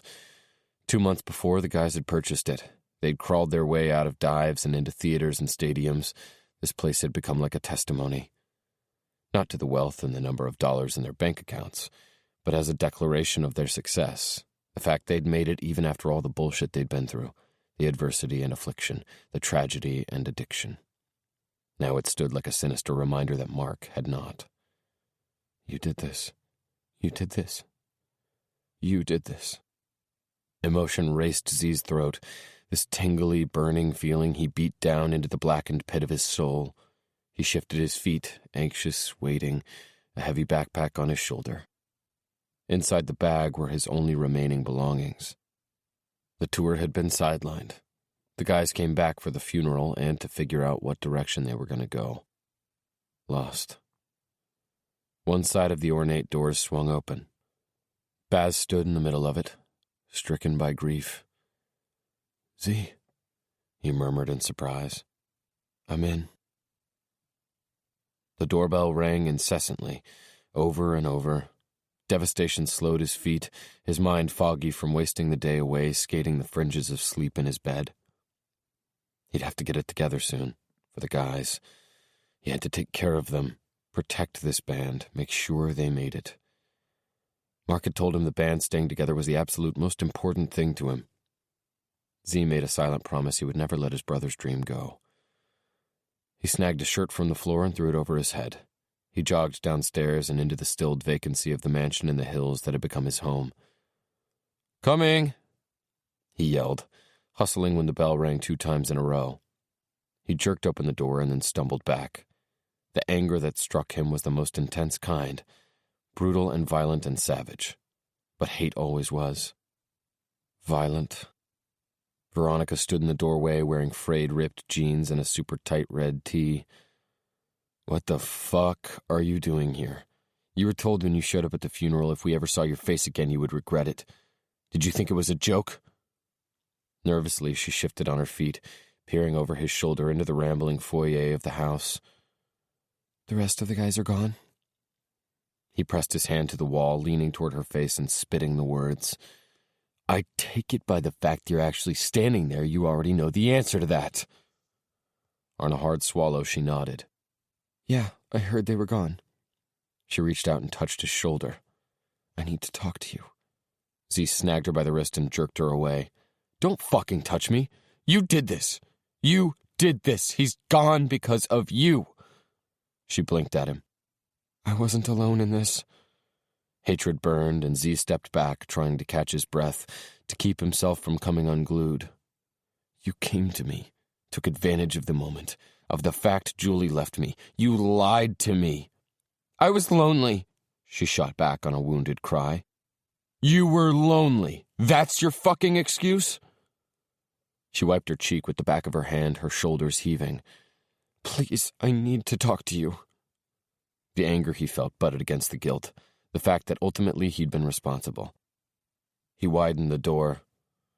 5 minutes, then you're gone. Things aren't going to be pretty if the guys catch wind of you coming around here." Dropping her head, she angled past him, heels clicking on the marble floors as she stepped inside. She stopped just at the end of the foyer, her arms crossed over her chest as she looked out over the expansive living area and to the wall of windows that overlooked the glittering pool and the city sprawled out below. Seeing her there made Zee's skin crawl. She shouldn't be. It was a disrespect to Mark. "What do you want, Veronica? Tell me and then get the hell out." She looked at her feet before she shifted enough to peer back at him. "I need money." Rage boiled through his blood, and it took everything he had to remain rooted, to keep from rushing her and tossing her out. "You need money." It dropped like an accusation and disbelief. She hugged her arms tighter. Just $300 and I'll go. You won't ever have to see me again." A sinking awareness washed over him, and his mouth went dry as he forced out the words. "For what?" More tears streaked free. "I'm pregnant." Panic and grief came so close to dropping him to his knees. It was the hate and fear that kept him standing. "What are you saying?" Her voice turned frantic. "I'm saying I'm pregnant and my boyfriend is dead and I can't do this. That's what I'm saying." Terror bottled in his throat, the words barely a breath. "It's Mark's." The nod of her head was spastic. "Please, you don't know what it's like having to stand here and ask you for help. I know you hate me, but please, I just need you to help me out this once." "No!" It flew from his mouth. A desperate demand. "I won't let you take my brother's kid from me, too." Disbelief twisted through her features. "You think this is about you?" "I think this is about my brother, about the fact that baby is the last thing we have of him." Her head shook. I don't want to do this alone. I can't, Zee. I'm not equipped." He rushed forward and gripped her by the forearms. "I'll do anything. Tell me what you need. Just let me take care of you." "I don't want to be a single mom." "You don't have to be." "What are you saying?" "I'm saying I'll be whatever you need me to be." She looked around the house. "They'll never go for it. They hate me." "They should. If they knew, they'd hate me too." Doubt filled her expression. So, we don't tell them? No, we don't tell them. Maybe it was to protect the baby. Maybe it was to protect himself. Zee didn't know. He only knew offering this fucked-up solution was the only thing he could do. The only thing that felt right in the midst of everything that had gone all wrong. Veronica reached up and touched his cheek. If we do this, you belong to me. No drugs, Veronica. You take care of Mark's child, take care of yourself, and I promise I'm yours. Night pressed all around. Heart pounding in his throat, he jumped out of the taxi and raced through the hospital doors. The last 7 hours had been agonizing. Getting the text, the lie telling his crew he needed to cut his trip short because his mother needed him, the flight across country that felt like it had taken a lifetime, the worry and questions and anxiety that he had made the wrong decision. His entire body vibrated as he took the elevator, his gaze frantic as he stepped off it and explained who he was at the nurse's station and showed his ID. He was a mess when he came to the door. Sucking in a stealing breath, he dropped his head, closed his eyes, and whispered a silent prayer. I'm doing this for you, Mark. I'll regret what I did to you every fucking day of my life, but I will do this to honor you. Then Zee pushed open the door. Veronica was asleep. Beside her was one of those hospital bassinets. Zee kept his footsteps light as he edged forward, his pulse a stampede. So fast he swore he could hear it ricocheting around the room. He lost his breath when he looked down to find the child nestled inside. Dark, wide eyes blinked up through the muted light, a single arm breaking free as the baby flailed against the confines of the blanket he was wrapped in, the tiniest, sweetest sounds grunting from his mouth. A swell of emotion crashed over Zee. Grief and hope, grief and hope. He felt the world freeze when he leaned down and carefully picked up the baby boy. For the first time since he'd lost his brother, Zee felt like he could fully breathe. He held the child against his chest and silently carried him over to the chair in the corner. He sat down and cradled him in the safety of his arms. Sitting there, Zee had no questions that remained. He would do anything, give up anything, for even a second to have this part of his brother. Zee lifted him up, pressed a kiss to his forehead, and breathed him in. Zee had loved before, but never had he loved like this. Not the way he loved Liam Kennedy. Zee jerked his head up when the door cracked open. Anthony stuck his head inside before he came the rest of the way inside.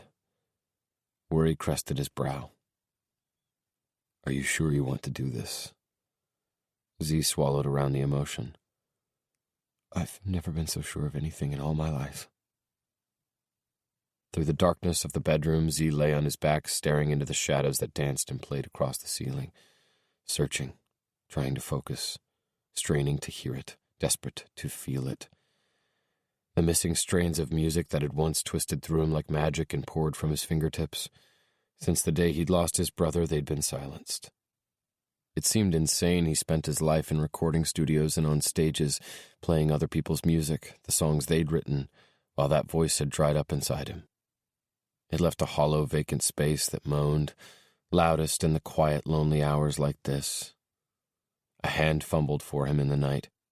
He tried not to cringe, tried to shove off the nausea that gathered like a swilling tide and soaked him through. Veronica shifted and climbed over him. I missed you so much, she murmured, her hair falling all around her. 3 months is too long, Zee. I can't stand being here by myself like this. He stared at her, wondering how he'd allowed his life to spin out of control. His words were quiet and raw. Yeah, the last leg of this tour was long.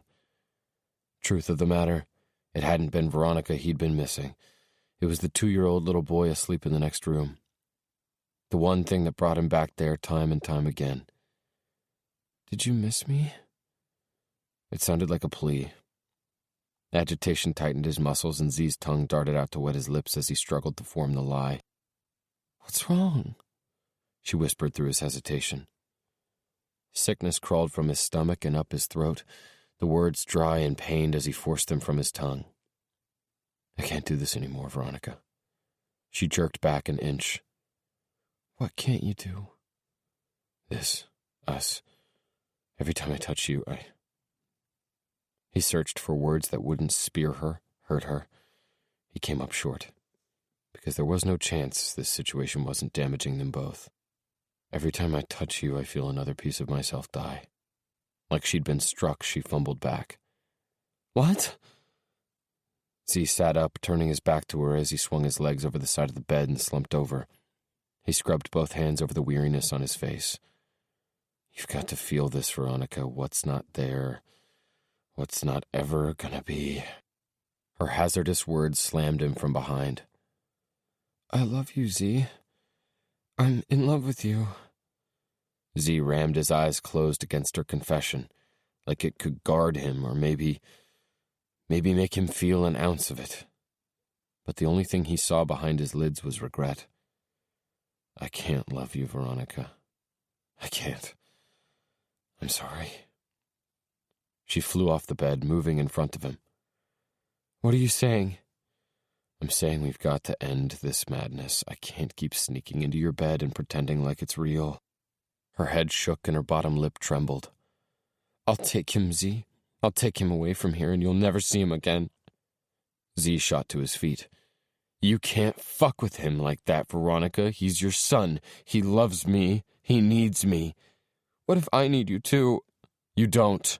I do. You leave me and you'll never see him again. I told you, you belong to me. You belong to me. You promised you'd take care of me. Zee took her by the outside of her upper arms and dragged her up close to his face. That's the way it's gonna be? I don't do your bidding and you hurt both me and him? Veronica lifted her chin. You promised. Spite filled her eyes. And I promise you will always belong to me. Chapter 50. Alexis.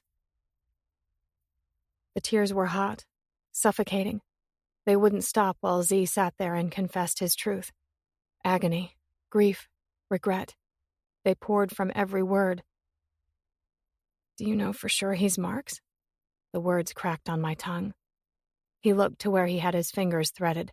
Pieces of his light brown hair flopped forward as if it might shield me from some of his pain.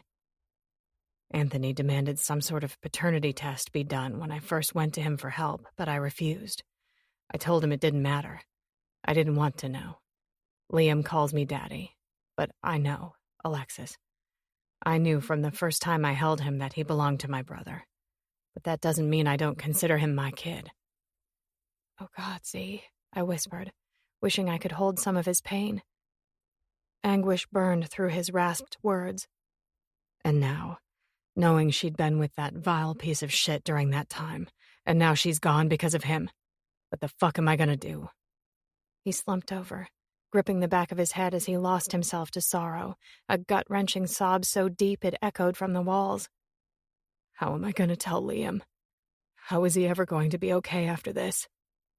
Zee, I pleaded, wanting to tell him we'd figure it out. Together. But my head snapped up with light tapping that sounded against the door. It cracked open to reveal the same man who had been outside the police station and at the hospital the day Colton was born. The expression on his face was grim. I'm sorry to interrupt. Anthony. Zee looked back at him, quickly running a hand over the moisture streaking his face. It's okay. The investigator is here, along with a social worker from the state. They need to talk to you. Zee's spine stiffened. Slowly, he stood and gathered himself. Okay. He started for the door before he hesitated to peer back at me. I'd always thought this powerful man held a vibe of vulnerability about him, something so intrinsically beautiful and brilliant, yet somehow soft. But I didn't think I'd ever seen him so clearly than right then. The protectiveness, the loyalty, and the devotion, and from where it all stemmed. His jaw trembled before it clenched in restraint, those bronze eyes begging me to see. I'm so sorry. Then he turned and followed Anthony out the door. Terror gripped me, because I was sure I'd never heard a more distinct goodbye. Chapter 51. Zee. The entire room spun, dizzying, gutting, too much. I dropped my head between my knees and attempted to find the breath the news had knocked from my lungs. Mark. My brother's face spun through my mind like a whirlwind while every silent promise I'd made him battled with the reality, confusing and disorienting. Anthony stood over me. Are you okay? Helplessly, I looked up at him, wishing I could go back and refuse the test the social worker had demanded 2 days ago when I told her the entire story. I don't think I am. Anthony knelt down in front of me, a friend, a father figure in this fucked-up situation when I couldn't seek my own. I could never admit to my parents what I'd done or the consequences or repercussions of it. You've always been his father, Zee. Always. From day one. Nothing has changed except for the fact you really are. I swallowed around what felt like razors lining my throat. Then why does it feel like I lost a piece of my brother? Anthony's words tightened with emphasis. Because that's what you've done all these years, Zee. You've clung to the idea that there might be something left of Mark when you didn't want to let him go. You accepted Veronica's claim that he was Mark's because that's what you wanted him to be, thinking it would carry on your brother's legacy, that a tangible piece of him would remain in this world. Grief thickened my words, but I felt it. I touched my chest. Right here. When I held Liam, every single time I've ever held him, I felt it right here. What did you feel? I struggled for a definition of that undefinable feeling, blinking through the emotions as I allowed myself to experience them one more time. Belonging.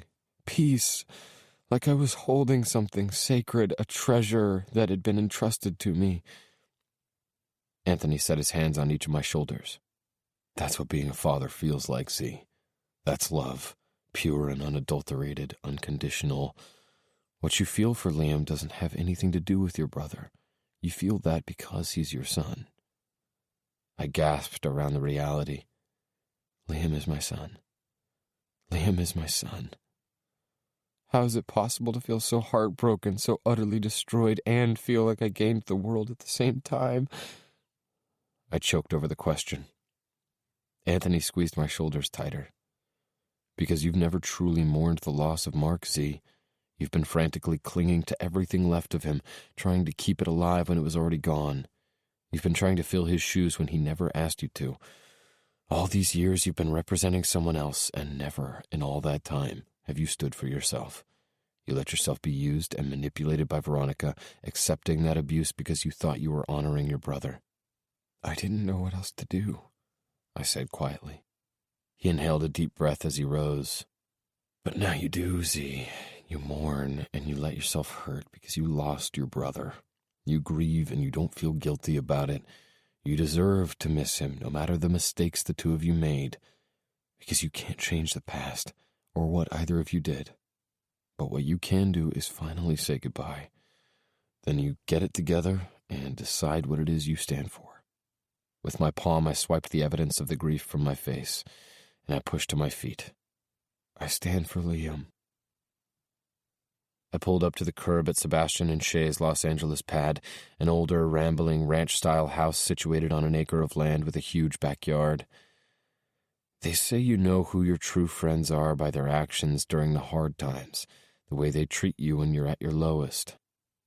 I'd spent years terrified of what the guys would think when they found out what I'd done, when they knew I'd betrayed my brother, and then turned around and kept a secret I had no right to keep, thinking it was the right way. The only way. I should have known better. I should have known better all along.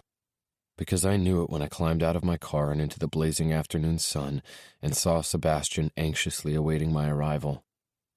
My footsteps were slow and heavy as I walked toward him, not because I was worried about his judgment, but because I had no idea how I was going to handle seeing Liam for the first time after finding out he was mine.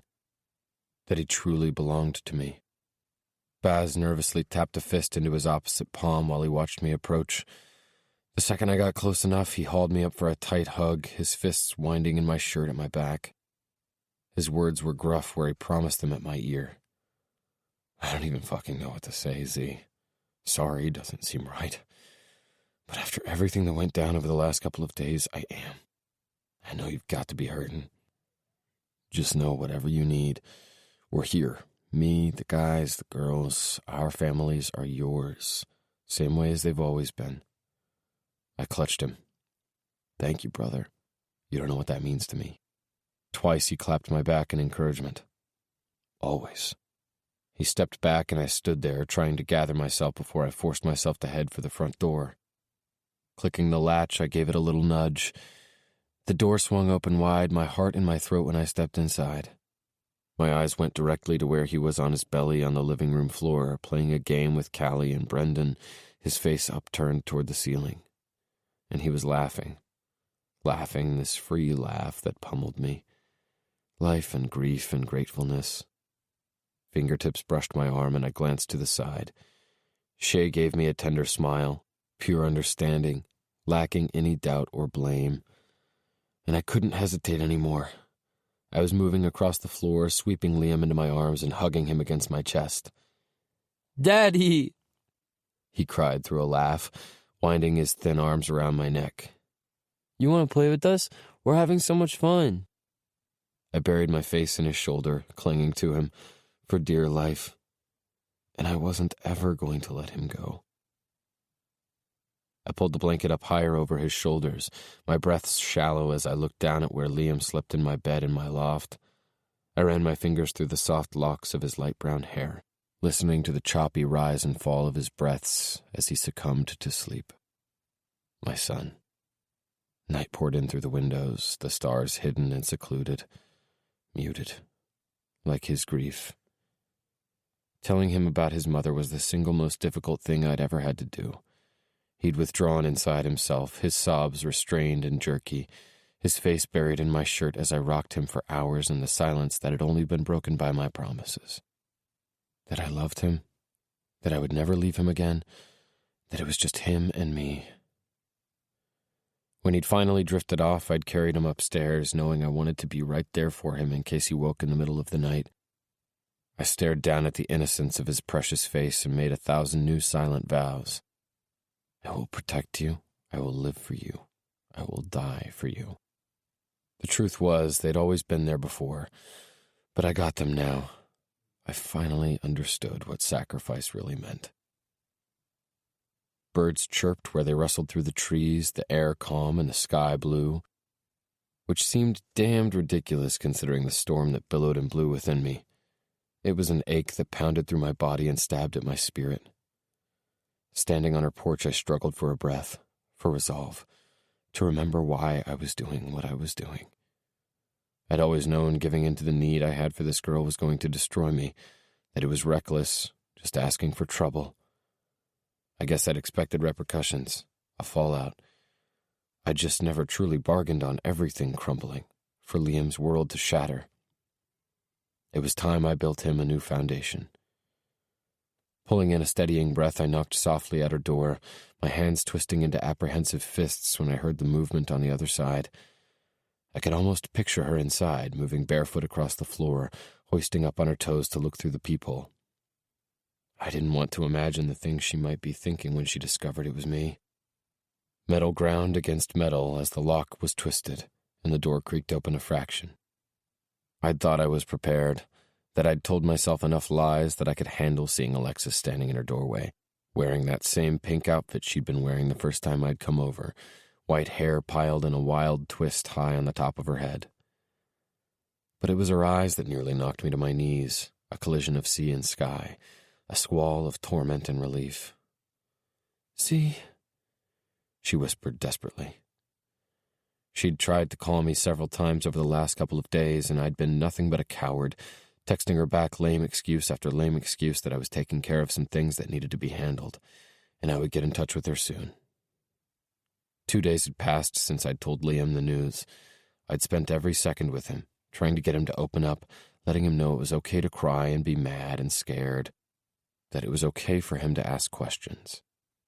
This morning, when he'd asked when he would get to go play with Callie and Brendan again, I'd called Shay and asked if it was okay if I dropped him off for an hour or two. Because this needed to be done. "You should come inside," she murmured as she stepped back so she could open the door wider. My chin trembled. Awful brave. Heartache shivered across her features as I took her back to that moment a month ago when I'd shown up, when I realized I couldn't stay away, to the moment when it had felt like we were embarking on something magical. Because with Alexis, that was what it was.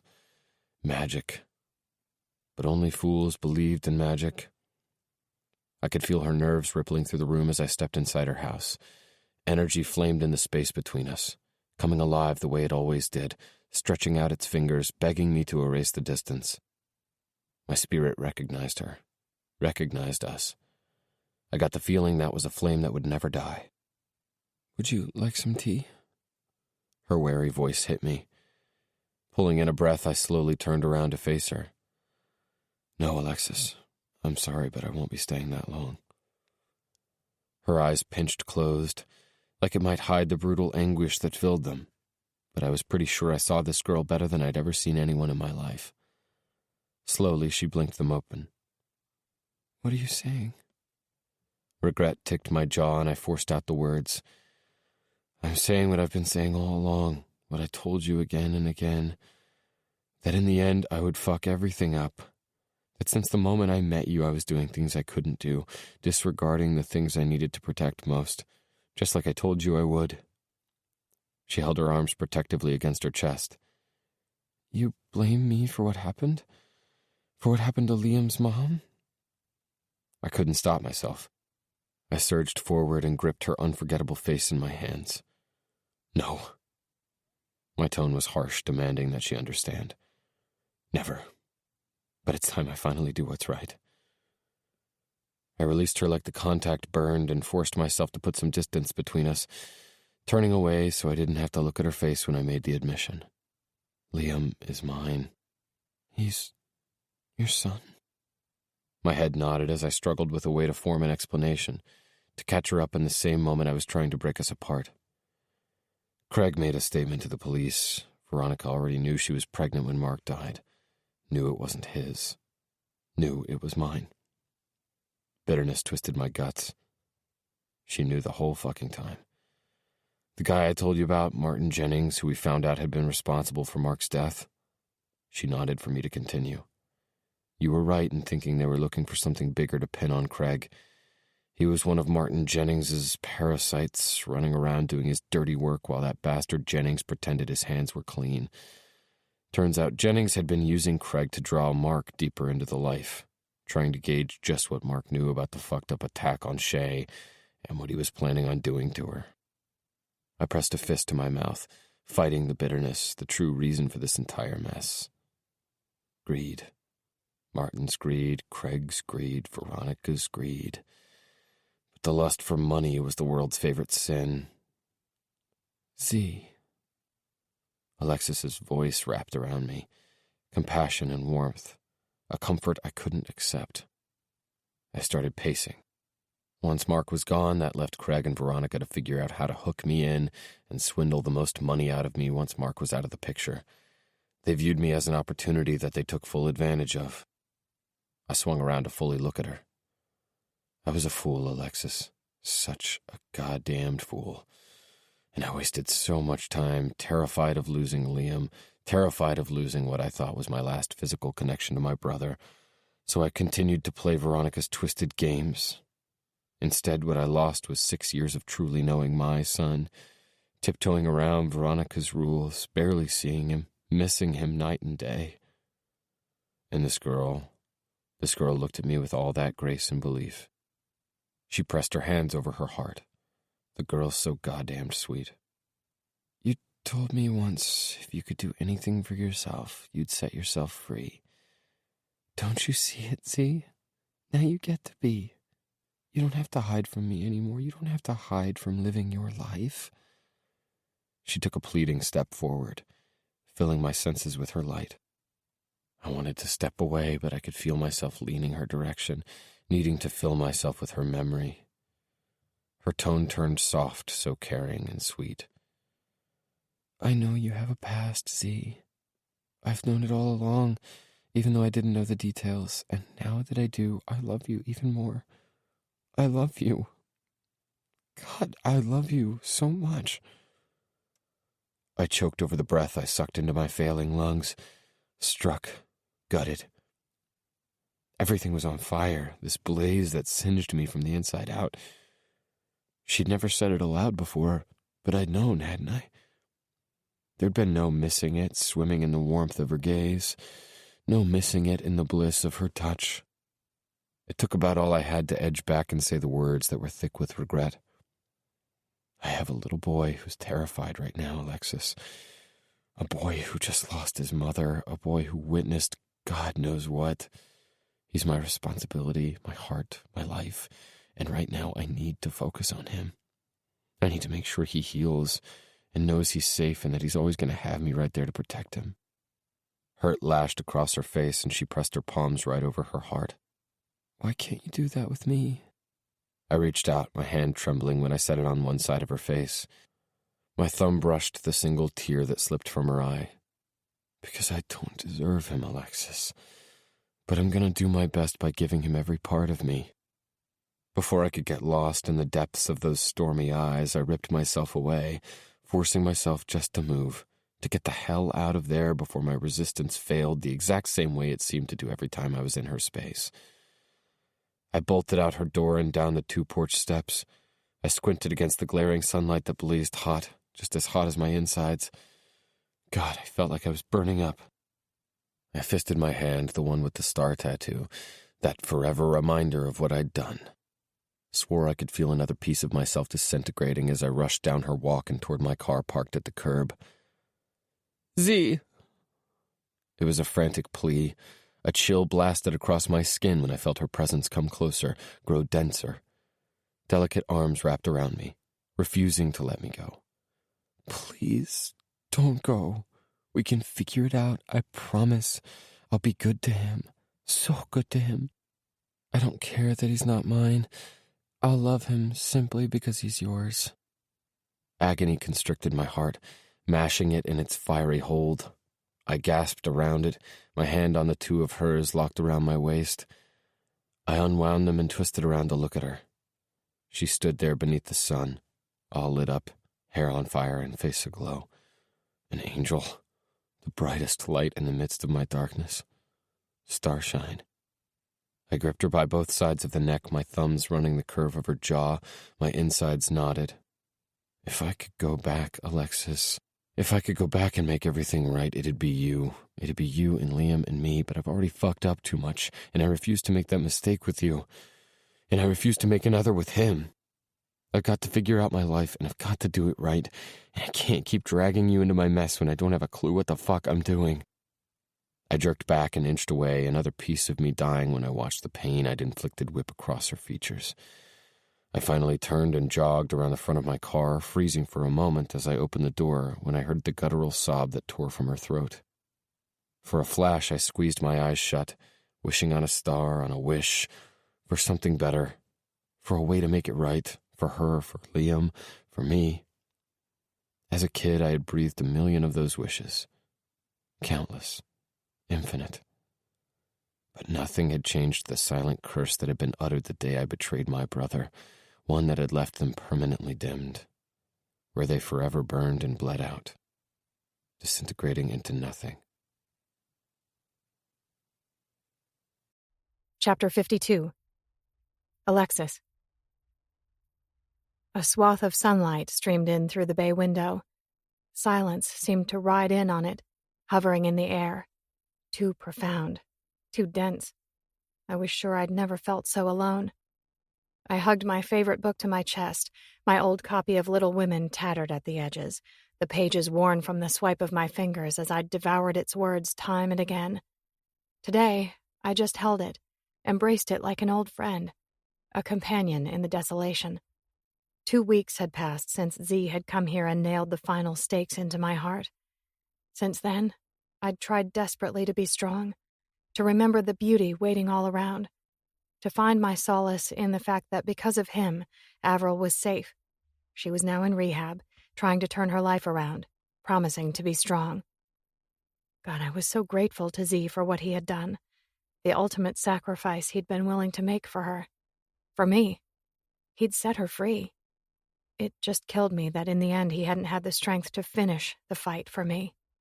To finish the fight for us. Zee had lived a life of surrender, his day's atonement.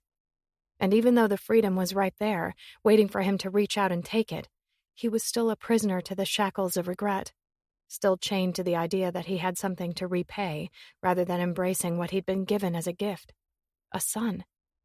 Was there anything more precious than that? But I understood. I did. But that didn't mean it didn't cut and slash and sting.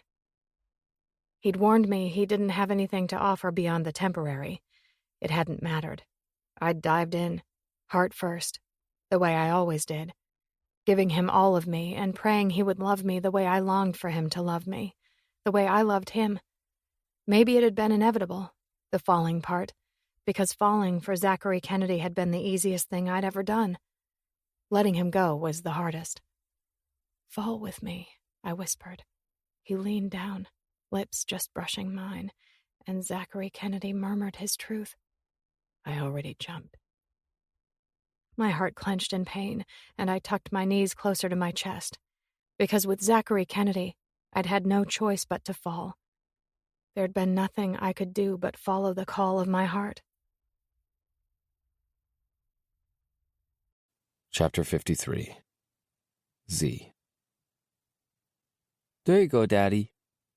My heart snagged somewhere in my throat when I looked down at my little boy. Obviously, the kid had no clue what it did to me, hearing him saying it after everything. He held his dinner plate up to me where I was at the sink washing dishes, a grin splitting his precious face. Through all of dinner, he'd been laughing with Callie and Brendan, fitting right in, like he'd belonged there all along. Like he'd been there all along, the way he should have been. Shay had insisted everyone come over for dinner tonight. It wasn't that I'd hesitated to accept the offer. Still, I couldn't escape this uneasiness at being together with the entire group for the first time since everyone had found out, which was why I was basically hiding out in the kitchen, keeping distance. Turned out it was impossible to just wipe away the worry I'd carried around for the last 7 years. Now every single one of them knew the hand I'd had in Mark's death. My neglect, my betrayal.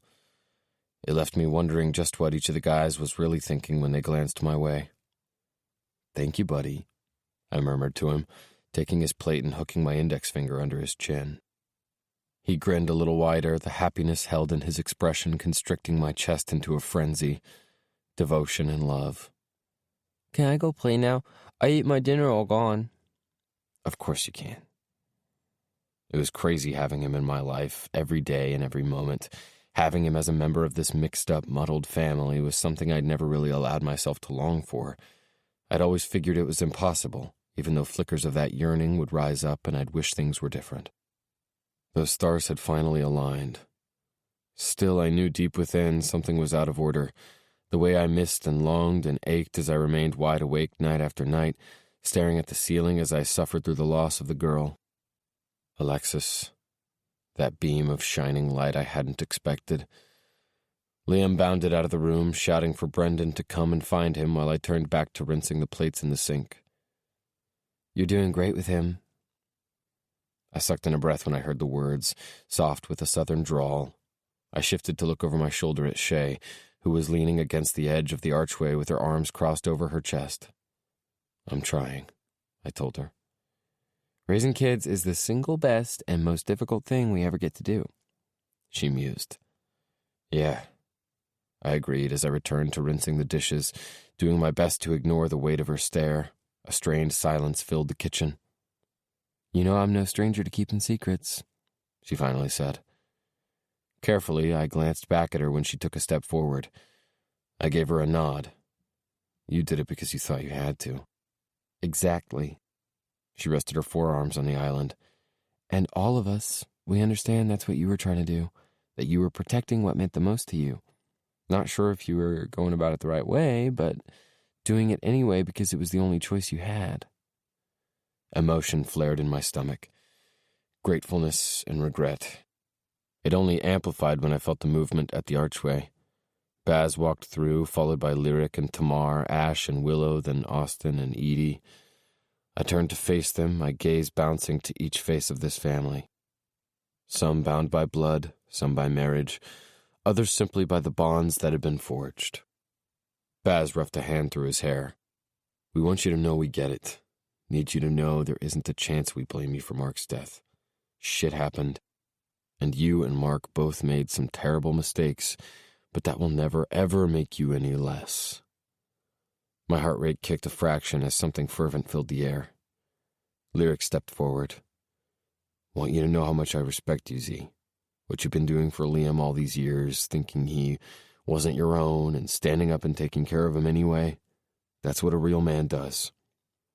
Anxiously, I rubbed a hand over my mouth. Thank you, I murmured. Ash slung his arm around Willow, who was holding their newborn. I gave you shit for years, Zee, taunting you for the fact you never took girls home, thinking you were shy or weird or some shit like that, the whole time having no clue the sacrifices you were making. He looked at Willow, then back to me. Come to find out, you had it right all along. You were living for what was most important to you. But I want you to know my goading was only because I wanted you to live, to truly experience life. For you to step out front when you were always content to remain in the shadows. Most of all, I need you to know I will always have your back. Me and Willow will be there for you, whatever you need. My chest tightened, floored by the support. Austin eased up to Baz's side. We've got your back, Zee, no matter what. My tongue felt heavy and I was unable to form words, struck with the magnitude of what this was. Them coming forward and taking a stand. For me. For Liam. Willow stepped forward, her expression tender. You've probably already figured it out, but just in case you were wondering, all of us... She gestured around the room with her free hand. We wanted to say it aloud so there would never be any doubt. We love you, Zee, and we love Liam. Nothing can change that. No one blames you, no one judges you.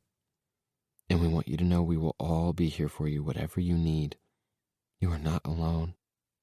Relief crashed over me, pulling me under and making it difficult to breathe. It splintered the last chains that had continued to condemn me, the ones that locked me in shame and regret and disgrace.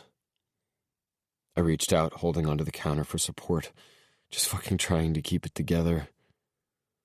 I looked to the floor for a few beats before I gathered myself enough to face them, voice gruff. You can't know what that means. The fact all of you are willing to stand there after what I did. I struggled for the words, for the right emotion when everything felt so fucking conflicted. It's hard, all of a sudden having him living with me. Not because I don't want him, but because I don't have a fucking clue what I'm doing. Lyric rubbed his jaw. There's no shame in that, Zee. My pleading gaze bounced around at each of them. I need you. I need your advice, and I need your support, because I don't know how to do this alone. Edie released a breath. Of course, Zee. That is what family is for. And what about Alexis? Shay's question hit me from out of nowhere, pointed, an arrow that staked me right in the goddamned heart. What about her? Didn't mean for it to come across so bitter, but I was pissed. I blinked as I realized it, that feeling that grappled to take hold, the anger over the situation, anger at myself for always fucking it up. Shay's eyebrows disappeared behind her bangs. What about her? We all know full well you would have died for her that day, Zee, and now you're going to stand here and pretend she doesn't mean something to you? Of course she means something to me. My head shook. But I have Liam. He's my responsibility, my first concern. And Alexis didn't want to take on that kind of responsibility?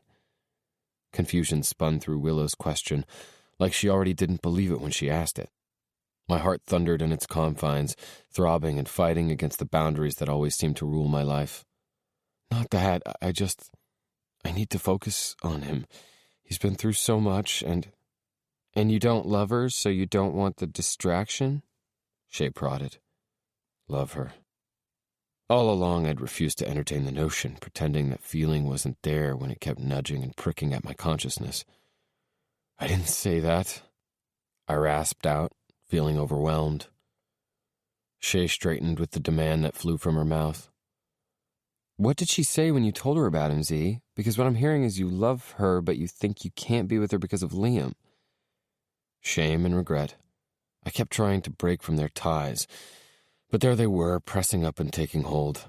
I hesitated. What did she say? Shay insisted, somehow soft, but the demand hard enough to pull the admission from my tongue. She said she'd love him simply because he was mine. Tamar groaned toward the ceiling, then looked at Shay. Do you want me to smack him, or do you want to do the honor? Oh, I'm pretty sure Zee is already over there beating himself up. I really don't think it's necessary.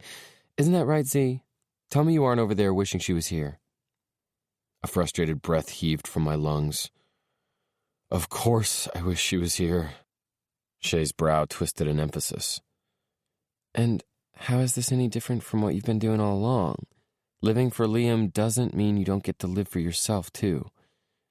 Baz edged forward. You played for her, Zee. The piano, man. You and I both know that means something. Somehow the guy just always got me, targeting in for an easy read. You think we didn't notice you stopped playing your music when you stepped into your brother's place? She touched something inside you. That's something you can't ignore. His words gutted me. The girl was music, harmony, and the second I'd cut her from my life, the songs had gone quiet, ever since I'd been taunted by the silence. I looked up at him. It meant everything. But God, the girl has to hate me. The way I handled it was shitty. She was begging me to give her a chance, and I refused to. Fuck, what did I do? Ash cracked a grin. Well, you kinda lost practice with the ladies. What else could she expect? Better than that, I mumbled. Then I guess we'd better show her better than that, Shay said. A smirk stretched across Tamar's red lips. I'm thinking I like this idea. Looks like we have some work to do. Chapter 54. Alexis. I jumped when the doorbell rang. I shook off the flickers of fear that threatened to take residence in my spirit. It would be so easy to succumb to it, to the memories of the trauma of that day. But I wanted to live. Every day, every moment. I didn't want to be afraid. Too much time was wasted on regret. Coming, I called as I crossed the floor. I hoisted up onto my toes to peer out the peephole. A shocked gasp blew from my lungs, and I stumbled back, blinking as I tried to process what anxiously waited for me on the other side, wondering if I was hallucinating.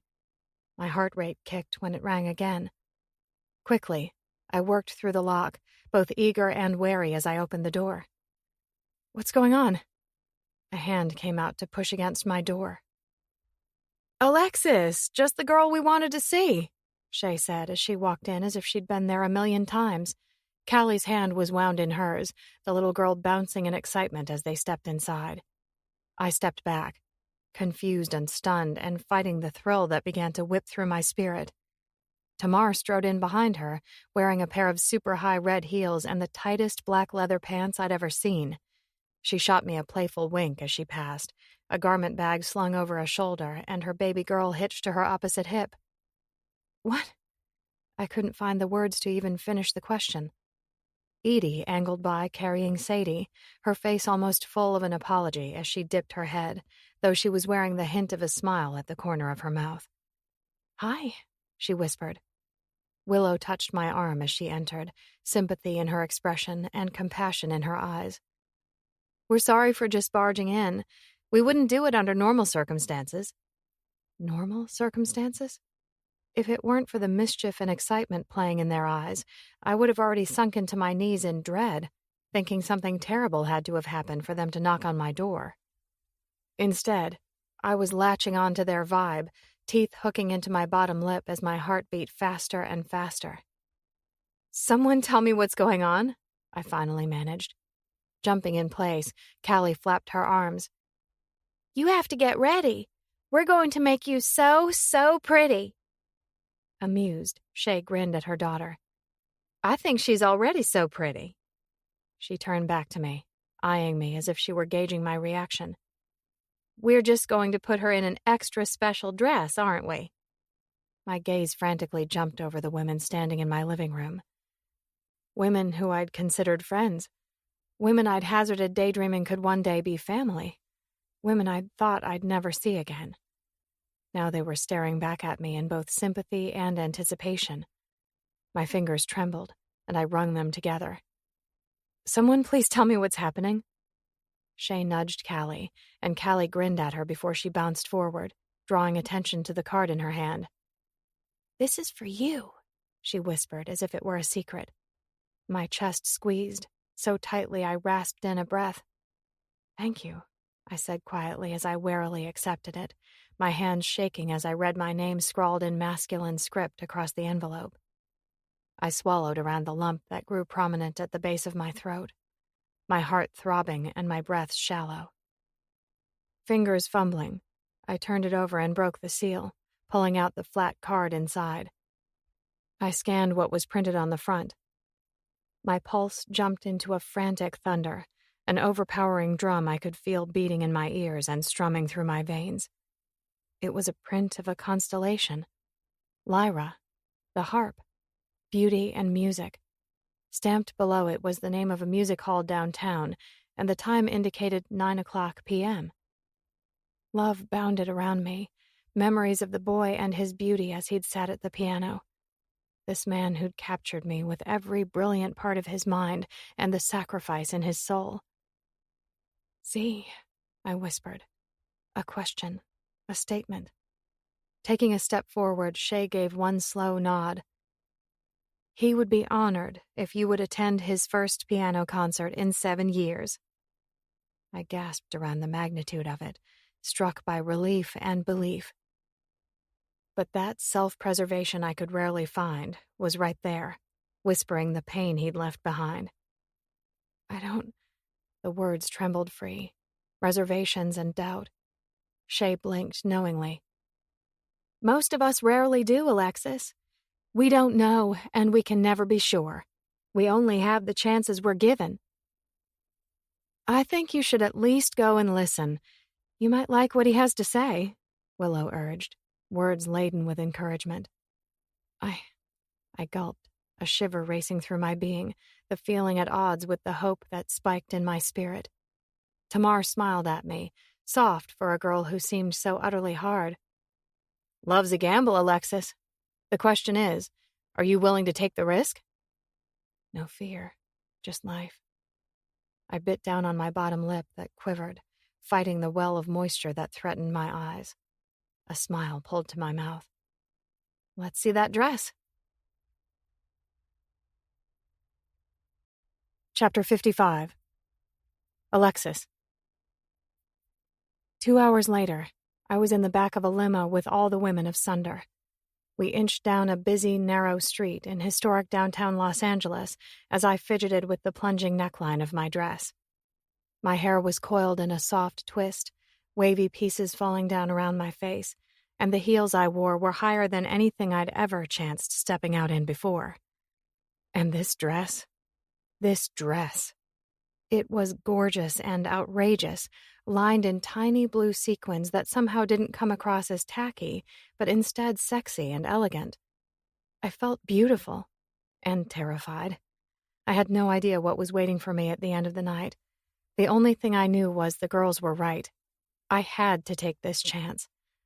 Life was meant to be lived, and I always wanted to live mine to the fullest. By saving me, Zee had ensured I had those chances to take, so I was taking one more on him. City lights flashed from a dazzling array of blinking signs boasting the best nightlife. Nervous anticipation clawed beneath the surface of my skin as the limo slowed and came to a stop in front of the old movie palace that hailed from the 30s. An old-style vertical sign hung from its ornate exterior, the box office tucked beneath the marquee that danced with large twinkling bulbs. A thrill tumbled through my body, and I sucked in a breath as I peered out the window. I gasped out a small, surprised laugh when the back door swung open, and Ash suddenly ducked his head inside, extending a hand my direction. "Madame," he exaggerated with a bow. He was wearing a pair of snug black dress slacks and a white button-up with the sleeves rolled up his forearms, the outfit paired with suspenders. A giggle slipped free as I looked around at all the women staring back at me with smiles on their faces before I accepted his hand and allowed him to help me down onto the sidewalk. A cool breeze kissed my skin, and a shiver of chills lifted as I stared at the theater. "Have fun," a chorus of voices called before the limo door slammed shut behind me. I jerked to look over my shoulder as it began to slowly pull away from the curb. "Aren't they coming?" Ash shot me a smirk as he extended me an elbow. "Nah, darling. I think this might be an exclusive kind of viewing." Oh, God. My heart sped as awareness took hold. This was for me. For us. My knees were shaking as Ash led me toward the single door that was propped open. The box office windows were closed, and the silence was thick and profound as we stepped into the lobby. Maybe I should have realized something was up when none of the women had changed when they'd gotten me ready. I'd been too wrapped up in what was about to happen. This moment significant, critical. Another beginning or a permanent end. I sucked in an awed breath at the opulence when we stepped inside. The lobby was at least 6 stories high, and crystal chandeliers hung from their heights. Pillars rose on all sides and murals lined the walls, the carvings ornate and elaborate. A grand staircase ascending to the balconies rested in the middle, and the stairs were covered in the same red and gold tapestry as the floors. "Oh my God," I whispered. Ash patted my hand. "No need to be nervous, darling." How could I not be? He guided us to the side of the stairs and toward the main entry to the auditorium floor. "Think it's safe to say our boy is about as nervous as they come, so you're in good company." The auditorium was just as lavish as the lobby. The walls were a stunning display of architecture and art, lined with coved balcony seats that jutted out in welcome of the performance, and the rows of seats taking up the floor were covered in plush maroon velvet and edged in gold.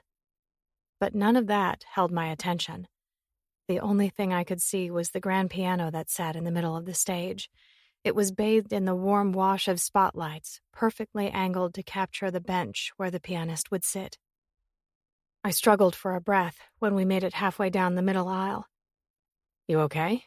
Ash asked. I forced myself to nod. "Where would you like to sit?" He waved a hand out over the empty seats. "House is yours." "Right here is good." I couldn't bring myself to get any closer, not without being completely consumed by this brilliant boy. Ash's mouth tweaked in a knowing smile before he released me, murmuring, "Enjoy the show," with another bow. Anxiously, I eased into a seat. Movement caught my eye to the right of the stage. I leaned forward, captured by an expectation unlike anything I'd ever experienced. Zee. Zee. The bold, gorgeous man slowly made his way out onto the stage, confident, owning the space as if he'd never stepped away. I swore he was the most intriguing man I'd ever seen. He wore an outfit identical to Ash's, his pants fitted, sleeves rolled up those arms and exposing the ink etched into his skin. His head was tilted down, his face hidden beneath the shadow drawn by the lock of hair guarding his expression. But I could feel it, the emotion that rippled through the auditorium like a shock wave, annihilating everything in its path. I sucked in a ragged breath. The air thinned. Tears gathered in my eyes as I watched him take a seat at the place where he'd always belonged. Clearing his throat, he looked out into the darkness. Without a doubt, I was cast in shadows, hidden, but it didn't matter. That bronze gaze found me, penetrating and piercing. My stomach tightened as I felt everything gather to a pinpoint, waiting on a moment, for this moment. He settled his fingers on the keys. A shudder captured his body, and his tongue darted out to wet his lips. Shivers flushed across my skin when his powerful voice struck the air. "When I was a little boy, I made a million wishes that one day I'd get to sit right here, on a stage just like this. I couldn't imagine anything better than people piling in to hear me play, thinking I might have the chance to affect them the same way the music affected me." My body shifted forward, drawn to him through the hazy distance. And I'd had that dream right in the palm of my hands, already becoming a reality, but I fucked it all away. The words grated from his mouth. The day my brother died, a piece of me died too. And that music, Alexis, That music that had been there since the day I was born was silenced. I couldn't hear it, couldn't feel it anymore. It left this vacancy inside me that I'd accepted as a reminder of what I'd done, welcomed it as a punishment for what I'd cost my brother. That silent echo, the price for what I owed him. His thick throat bobbed heavily as he swallowed. For 7 years, I tried to fill his shoes. Did everything in my power to make it up to him when I knew nothing I did would ever be enough. But I was committed to seeing it through anyway. I never expected anything to change. Not ever. I'd been happy to live out this life sentence if it meant protecting a little boy who'd become the entire meaning of my life. His jaw clenched, and he pulled in a deep breath as I battled to draw one of my own. Then there was this girl. This brilliant girl who'd needed me in one of the darkest moments of her life. His voice deepened in sincerity. I'd thought it was chance, finding her that way, rushing in to save her and having no clue what it was I was saving her from. His fingers pressed down, playing a single chord. It resonated through my being, the beat of my heart turning erratic. I was terrified when I realized when I was with her, I could feel it again. Music. Strains of a song that had been silenced for so many years. My insides clenched.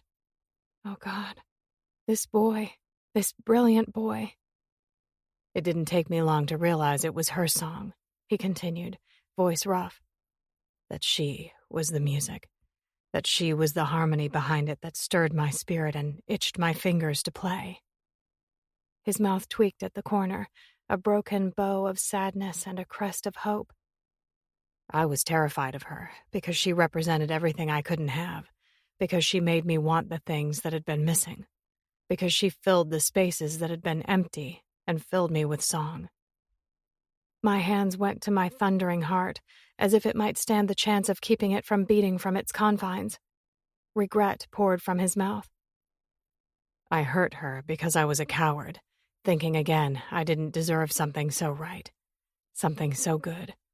Thinking maybe I was being selfish if I asked her to stay. His head slowly shook as he played another echoing chord. But I realized I don't want that silence in my life. I want the beauty. I want the music. God, Alexis, I want to live.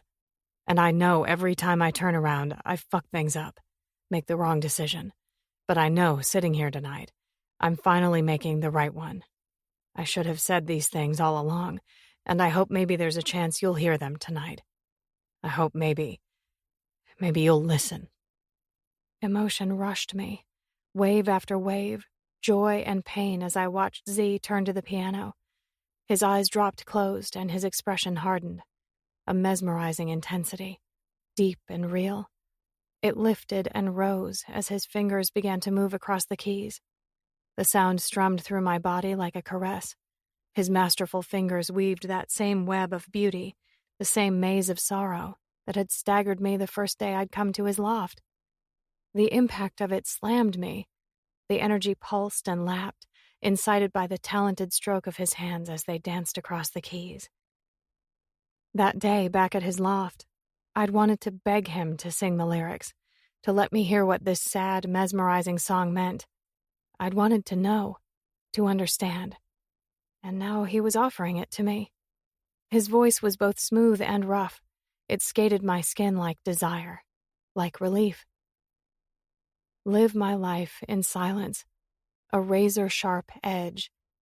Easy destruction my surrender, fractured honor my sacrifice.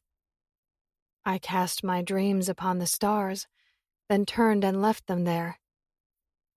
I choked over a tiny sob as he allowed me into a place he'd never allowed me before, as he let me glimpse inside, let me into that place where he kept his secrets and his pain. His voice lifted and the song took a turn, rising into the chorus that penetrated the air. Written in the skies, bleeding stars and broken hearts, scattered wishes and shattered dreams. That's exactly what I felt, shattered. Consumed by this broken heart, I could feel him healing with each of his words. His voice drove deep again, slowing as he hit the second verse. Never knew you were strewn, right there with them, burning bright and healing life, starshine in my eyes. Now I'm blinded. Starshine. I blinked around the tears that filled my eyes, unable to hold them back as this beautiful man's powerful voice reverberated through the auditorium. Written in the skies, bleeding stars and broken hearts, scattered wishes and shattered dreams. Questions and uncertainty threaded into the passion of his song as he again slowed, the sound coming from the piano growing quiet as his voice tilted into a raspy plea. You say there's nothing to fear, but it's not that easy. When fear's the only thing you've got, take a chance, take a chance. And it's killing me. The only chance I want is the one I don't know how to take. For a moment, the song completely blinked out, and a bated silence held fast to the atmosphere. My breath was hitched in my lungs, desperate in this anticipation that threaded through my spirit. Then he drove back into the song as a medley of voices suddenly joined him. But now I'm blinded, starshine in my eyes, bleeding stars and mended hearts. One by one, they walked out onto the stage. Baz, Austin, Lyric, and Ash, all dressed alike. Tamar, Edie, Shay, and Willow, who had changed into gowns. Each of them were singing as they crossed the stage to stand at Zee's side. A part of him, his support, his family. I could do nothing but rise to my feet, overwhelmed, overcome by this beauty. And my heart, it beat wildly with his song, a confession that stitched together to become a part of me. And it's you, starshine in my eyes, bleeding stars and mended hearts. They're falling for you. They all sang, some in tenor, baritone, and bass. Shay's sweet voice lifted above them for a few moments in a perfect harmony. Catch me when I fall. Are you gonna catch me when I fall? Then they all slowed and quieted, the piano barely a trickle of sound as Zee once again began to sing alone. His mouth was right at the mic, and his vulnerable, perfect heart was on display. Starshine in my eyes, and I'm falling for you. This mended heart, it's falling for you. Catch me when I fall. Starshine, are you gonna catch me when I fall? He heaved out a breath, his eyes closed for a moment before he opened them and peered directly at me. I know my life is complicated, Alexis. That I have a kid who's been through more than any kid ever should. That he's gonna need me every second of every day. But the truth of the matter is, I need you too. Need your light, your music, your song. Take a chance on me, Alexis. No fear, just life. And there was no hesitation, no question. I was running down the aisle, toward this brilliant, unforgettable man. No fear, just life. Chapter 56. Zee. That space between us had come alive, the way it always did when she was near. Though this time it throbbed with devotion, with something that sang with permanence and loyalty, the kind of hope I'd been too terrified to allow myself to feel. I stood from my seat at the piano with my family standing around me, there with their unwavering support. My head spun. My heart a goddamned riot when I saw Alexis running down the aisle, coming for me. I moved to the end of the stage and jumped off just as she reached the end. I swept her up and she wrapped her arms around my neck. God, how could anything feel so good, so perfect? Overcome, I swung her round and round while I held her against me. That sweetness filled my senses like a drug, good and pure. Slowly, I let her slide down my body. I cupped the side of her face and my thumb brushed beneath the hollow of her eye. My heart forever in her hands. Starshine. I stared down at her through the pale light that drifted in through the windows that overlooked the city. Right after the concert, I'd brought her here, needing her alone, to feel her, touch her, make her all the promises only my body could say. My strokes were slow and unhurried as I filled her, devout as I worshipped her in the shadows of my loft, My hand was on her face and the other was twisted in her hair. Her mouth parted as she clung to me. We both came, silently, reverently. For a few moments we both lay there gasping, our minds catching up to the moment our hearts had been racing for all along. Slowly I edged back, my thumb brushing the angle of her cheek. "I love you, Alexis Kensington." It was the first time I'd told her, and I was sure I'd never spoken a greater truth. Love shined back at me, those deep blue eyes filled with faith, with the undying belief that had restored what had been lacking in me.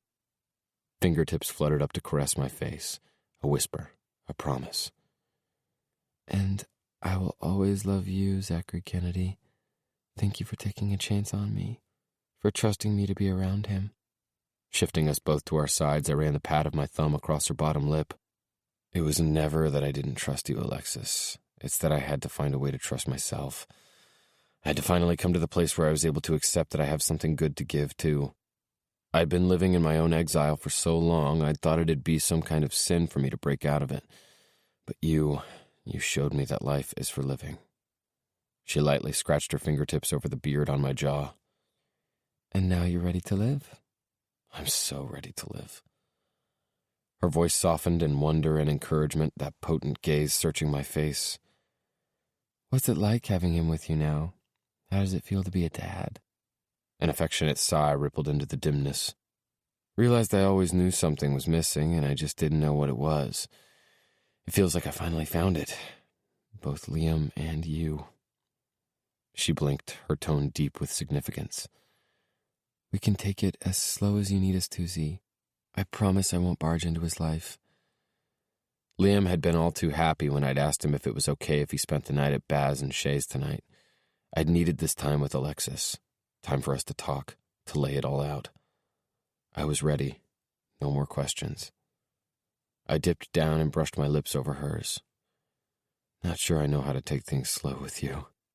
She giggled. It traveled through me like a song that rang with joy, with peace. "We aren't very good with slow, are we?" Nah. I think it was our hearts that knew all along, pushing us toward where we belonged. Her teeth clamped down on her bottom lip. "I think I knew the first time I saw you." I nuzzled her neck, letting myself grin through the happiness of it, the joy of finally believing. Sobering, I pulled back, fidgeting with a lock of her hair. I have to have stability for him, Alexis, and if you want to be part of his life, I have to know that you're all in. Things are going to be rough for a while with him. He's doing well, dealing with the loss of his mom, but I know there are going to be difficult times ahead, and God, I don't ever want you to question where I want you to be, because the only place I want you is with us. "What are you saying, Zee?" It was almost a chuckle that slipped free. "Guess I'm giving you one last chance to run before I keep you forever." Moisture shimmered in her eyes. "The only running I'm going to be doing is to you." Relief took me whole, complete. "I love you, Lex." She edged forward a fraction so her mouth could meet mine. Fire, flames, freedom. She took my hand with the star and pressed it to her lips, her voice a whisper against the skin. "You were everything I'd ever wished for, before I even knew what that meant." Chapter 57. Alexis. Anxiety thrummed a steady beat through my being. Sweat gathered at the nape of my neck, and I sucked in a breath, trying to get myself together, to keep from fidgeting while I waited outside the massive doors of Zee's loft. With shaky hands, I straightened my skirt for what had to be the 100th time. I was certain I'd never been so nervous in all my life. I was also certain I had never stood on the precipice of something so important. There are moments in our lives when we know things are about to change. But this change? This might be the most significant of all my life. My pulse raced, my spirit heavy with anticipation. Hope and fear. Hope and fear. They wound and wound, stirring my conviction. I'd never been one to tiptoe. I'd always rushed into every situation, eager to find what it might offer. But this time I did it with complete regard, with full consideration that had taken little thought or deliberation, because my heart had already screamed its decision. The lock screeched, and my heart kicked into overdrive when the door swung open. Zee stood there, that beautiful, intoxicating man who had become my world. This man who was inviting me deeper into his. The stand for something more important than I'd ever stood for in all my life. A shiver tickled across my skin when he slanted me the best kind of smile, one harnessed in affection and his own nerves. "Hey," he said quietly as he widened the door. "Hi," I breathed, softly smiling over at him as I stepped inside before I let my gaze travel into the living area. Sunlight poured in through the windows like a spotlight cast on the tiny figure on the rug. Instantly my attention was there, locked on the child as everything froze, my breath and my spirit and my heart. That moment sacred, forever etched in my mind. He was sitting with his legs crisscrossed, leaning over a pile of Legos he focused on constructing. My feet cautiously carried me across the floor, while every other part of me suddenly went wild, reaching and stretching and amplifying. Hope stretched out ahead of me like the brightest beacon, calling me home. His head jerked up when he heard me approach.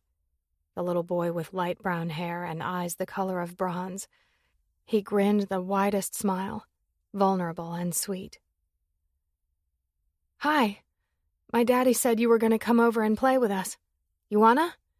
I'm building a castle because when I grow up, I'm going to be a knight." I dropped to my knees in front of him, heart first. "I'd love to play." "What's your favorite color?" he asked, looking back into his pile so he could dig it out for me.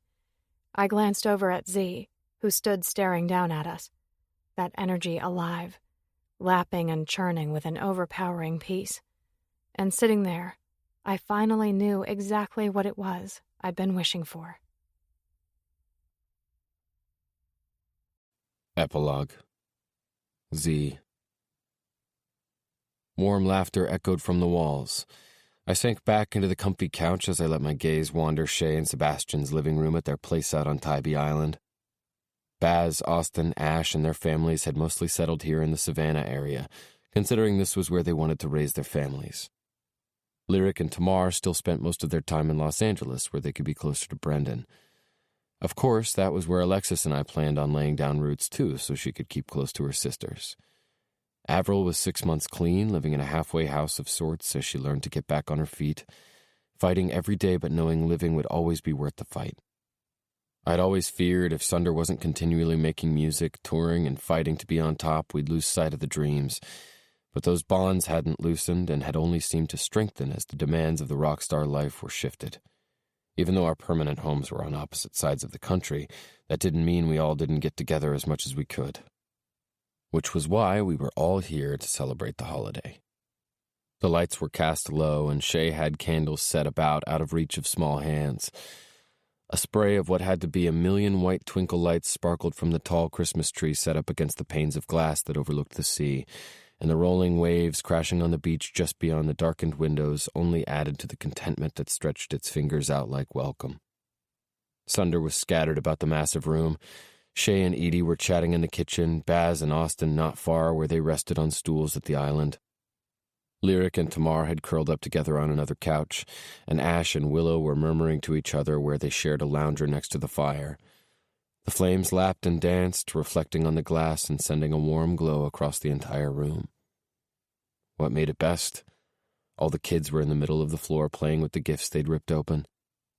My chest pressed full, unable to reconcile the satisfaction I felt, the easiness I'd never really realized had been missing until it was there. This peace that soothed the wounds that I'd thought would forever remain raw. That peace only amplified when I let my eyes settle on the two who were in the middle of it all. Liam was right at Alexis's side, which was where he always seemed to want to be, laughing hysterically as she poked him in the belly. He grabbed that spot, crying out no when it was clear he was begging her to continue. Yeah, things had been rough, but they were getting better every day. Knew Veronica would always be a loss for Liam, and I'd never discount the fact my son had lost his mother. I could only be grateful for what Alexis and I could give him. Safety and security and stability. A big house with an even bigger yard.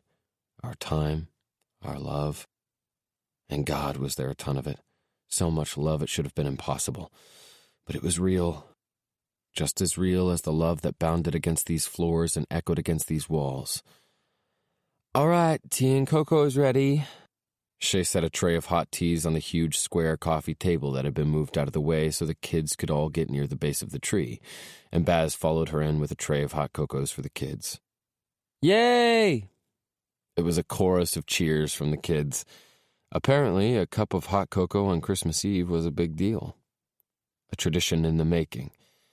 Ash stood and helped pass out the saucers and cups. "I do believe this calls for a toast," he said with one of those smirks. Lyric shook his head. "Of course it does." Ash chuckled, but his expression turned serious. "We've all been through some really rough times, tragedies and more disappointments than any of us could count." His gaze bounced around the room. "But I think it's safe to say that our luck has won out." He shook his head. "Never thought I'd find love the way I did." He gestured with his cup to all of us around the room. "And I'm betting none of you did either.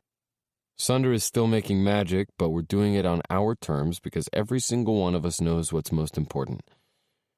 He blinked, his throat heavy. "Family." Everyone lifted their cups. "To family." Warmth covered me, and I shifted to look at where Alexis was gazing down at my son. So damned tenderly it twisted through me like a hurricane. Maybe she felt my eyes on her because she turned to look at me. Faith and goodness and belief. This girl. I couldn't have asked for anyone better, and I'd never thought I'd have a match. But this girl, she was my heart, my spirit, my soul. That space between us came alive, a stir of energy and need. Didn't matter that I had her. I couldn't ever get enough. As if she were drawn, she slowly pushed to her feet, swaying over to me wearing a sweater that hugged her in all the right ways, those eyes alive and that smile sweet. I stretched my hand out for her, pulling her to me just as anxiously as she was crawling onto my lap. I wrapped an arm around her, my nose at her temple. "Merry Christmas, baby." She looked up at me. "This is the best Christmas I've ever had. Thank you so much for letting me share it with you." I hugged her a little closer. "And where else would you be?" "I don't ever want to be anywhere else." "Now I'm thinking I like the sound of that." Her teeth clamped down on her bottom lip and that redness rushed to her face. "Yeah?" "Yeah, I really like the sound of that." I turned to look at where Liam was giggling at some goofy face Brendan was making, my voice soft. "Hey, Liam." His head popped up, grin set in place. "What is it, Daddy?" "You remember that special present we have?" His entire being lit up and he scrambled to his feet. "Yes, I've got it. He rushed to where it was hidden on the backside of the tree, weaving through everyone as he came our direction. Swore I could feel Alexis's heart rate amp rising as this steady beat began to drum between us. A connection unfathomable, a bond unshakable. Liam was bouncing like he just might pee his pants with the amount of excitement he had over the secret he'd kept for the last week, which was hidden behind his back. Figured that was about as much time as I could expect of him, the boy the perfect accessory with his little winks and attempts at throwing her off track. I shifted Alexis off my lap into the couch, then slid off and twisted around to face her. Just as I dropped to my knee, Liam was right at my side. A soft gasp left that pouty mouth, her throat wobbling as she looked between Liam and me. Hopefully. Because that was what she was. Hope. Goodness. An angel. Starshine. Liam has something special he wants to give you, don't you, Liam? He nodded emphatically, quick to pull the gift out from behind his back and shove it her direction. There was no missing the collective breath sucked in by my crew, the guys and the girls and the kids. Truth was, I wouldn't want this taking place any other way. I'd hidden what was important away for too long. Not ever again. Alexis pressed shaky fingers to her chest, that gaze sliding to me before she turned all her attention on Liam, who still held the tiny box wrapped in gold paper out in the palms of both hands. She reached out, trembling, struggling for breath while I did my best to choke down the emotion that spilled from my spirit, gathering fast and pressing out. "I wrapped it," Liam whispered quietly, like he was seeking her approval. The little man needed constant reassurance, which we continually gave to him. "You did a great job," she said, though the words were merely a rasp. She inhaled as she carefully unwrapped it. The black velvet box barely peeked out when Liam started jumping and clapping. "Me and Daddy want you to marry us. You want to marry us?" She looked over at me, eyes glittering with moisture. My words were soft. "Yeah, Alexis, you want to marry us?" She slipped off the couch and onto her knees. "Nothing would make me happier than to marry you." Liam whooped, spinning around and shouting at the rest of the family. "She said yes! I'm getting married!" She smiled at my son, who had become hers. "Of course we're getting married," she told him, her fingers a gentle caress beneath his chin. He beamed at her while she watched him with outright adoration. Her love for him was enough to knock me from my feet every time I saw them together. Everyone cheered. Honestly, they were probably already expecting this, considering I really wasn't all that hard to read, not since I let all the bullshit secrets go. Alexis clutched my hand like she needed the support, like she was overcome. But that was the thing. I'd never been known as a fighter, but I knew the first night I met her, I'd never regret fighting for her. Maybe for all those years I'd forgotten what I was living for, but no more. Alexis had taught me what it was like to be free. She taught me to trust in faith and love. Because of her, I remembered what it was like to stand. I slipped the ring on her finger and brought it to my lips. Forever. Alexis nodded through the tears that streamed down her face. With a soggy smile, she angled her head to the piano sitting on the opposite wall. "Play with me, little drummer boy? It was always a wish, you know."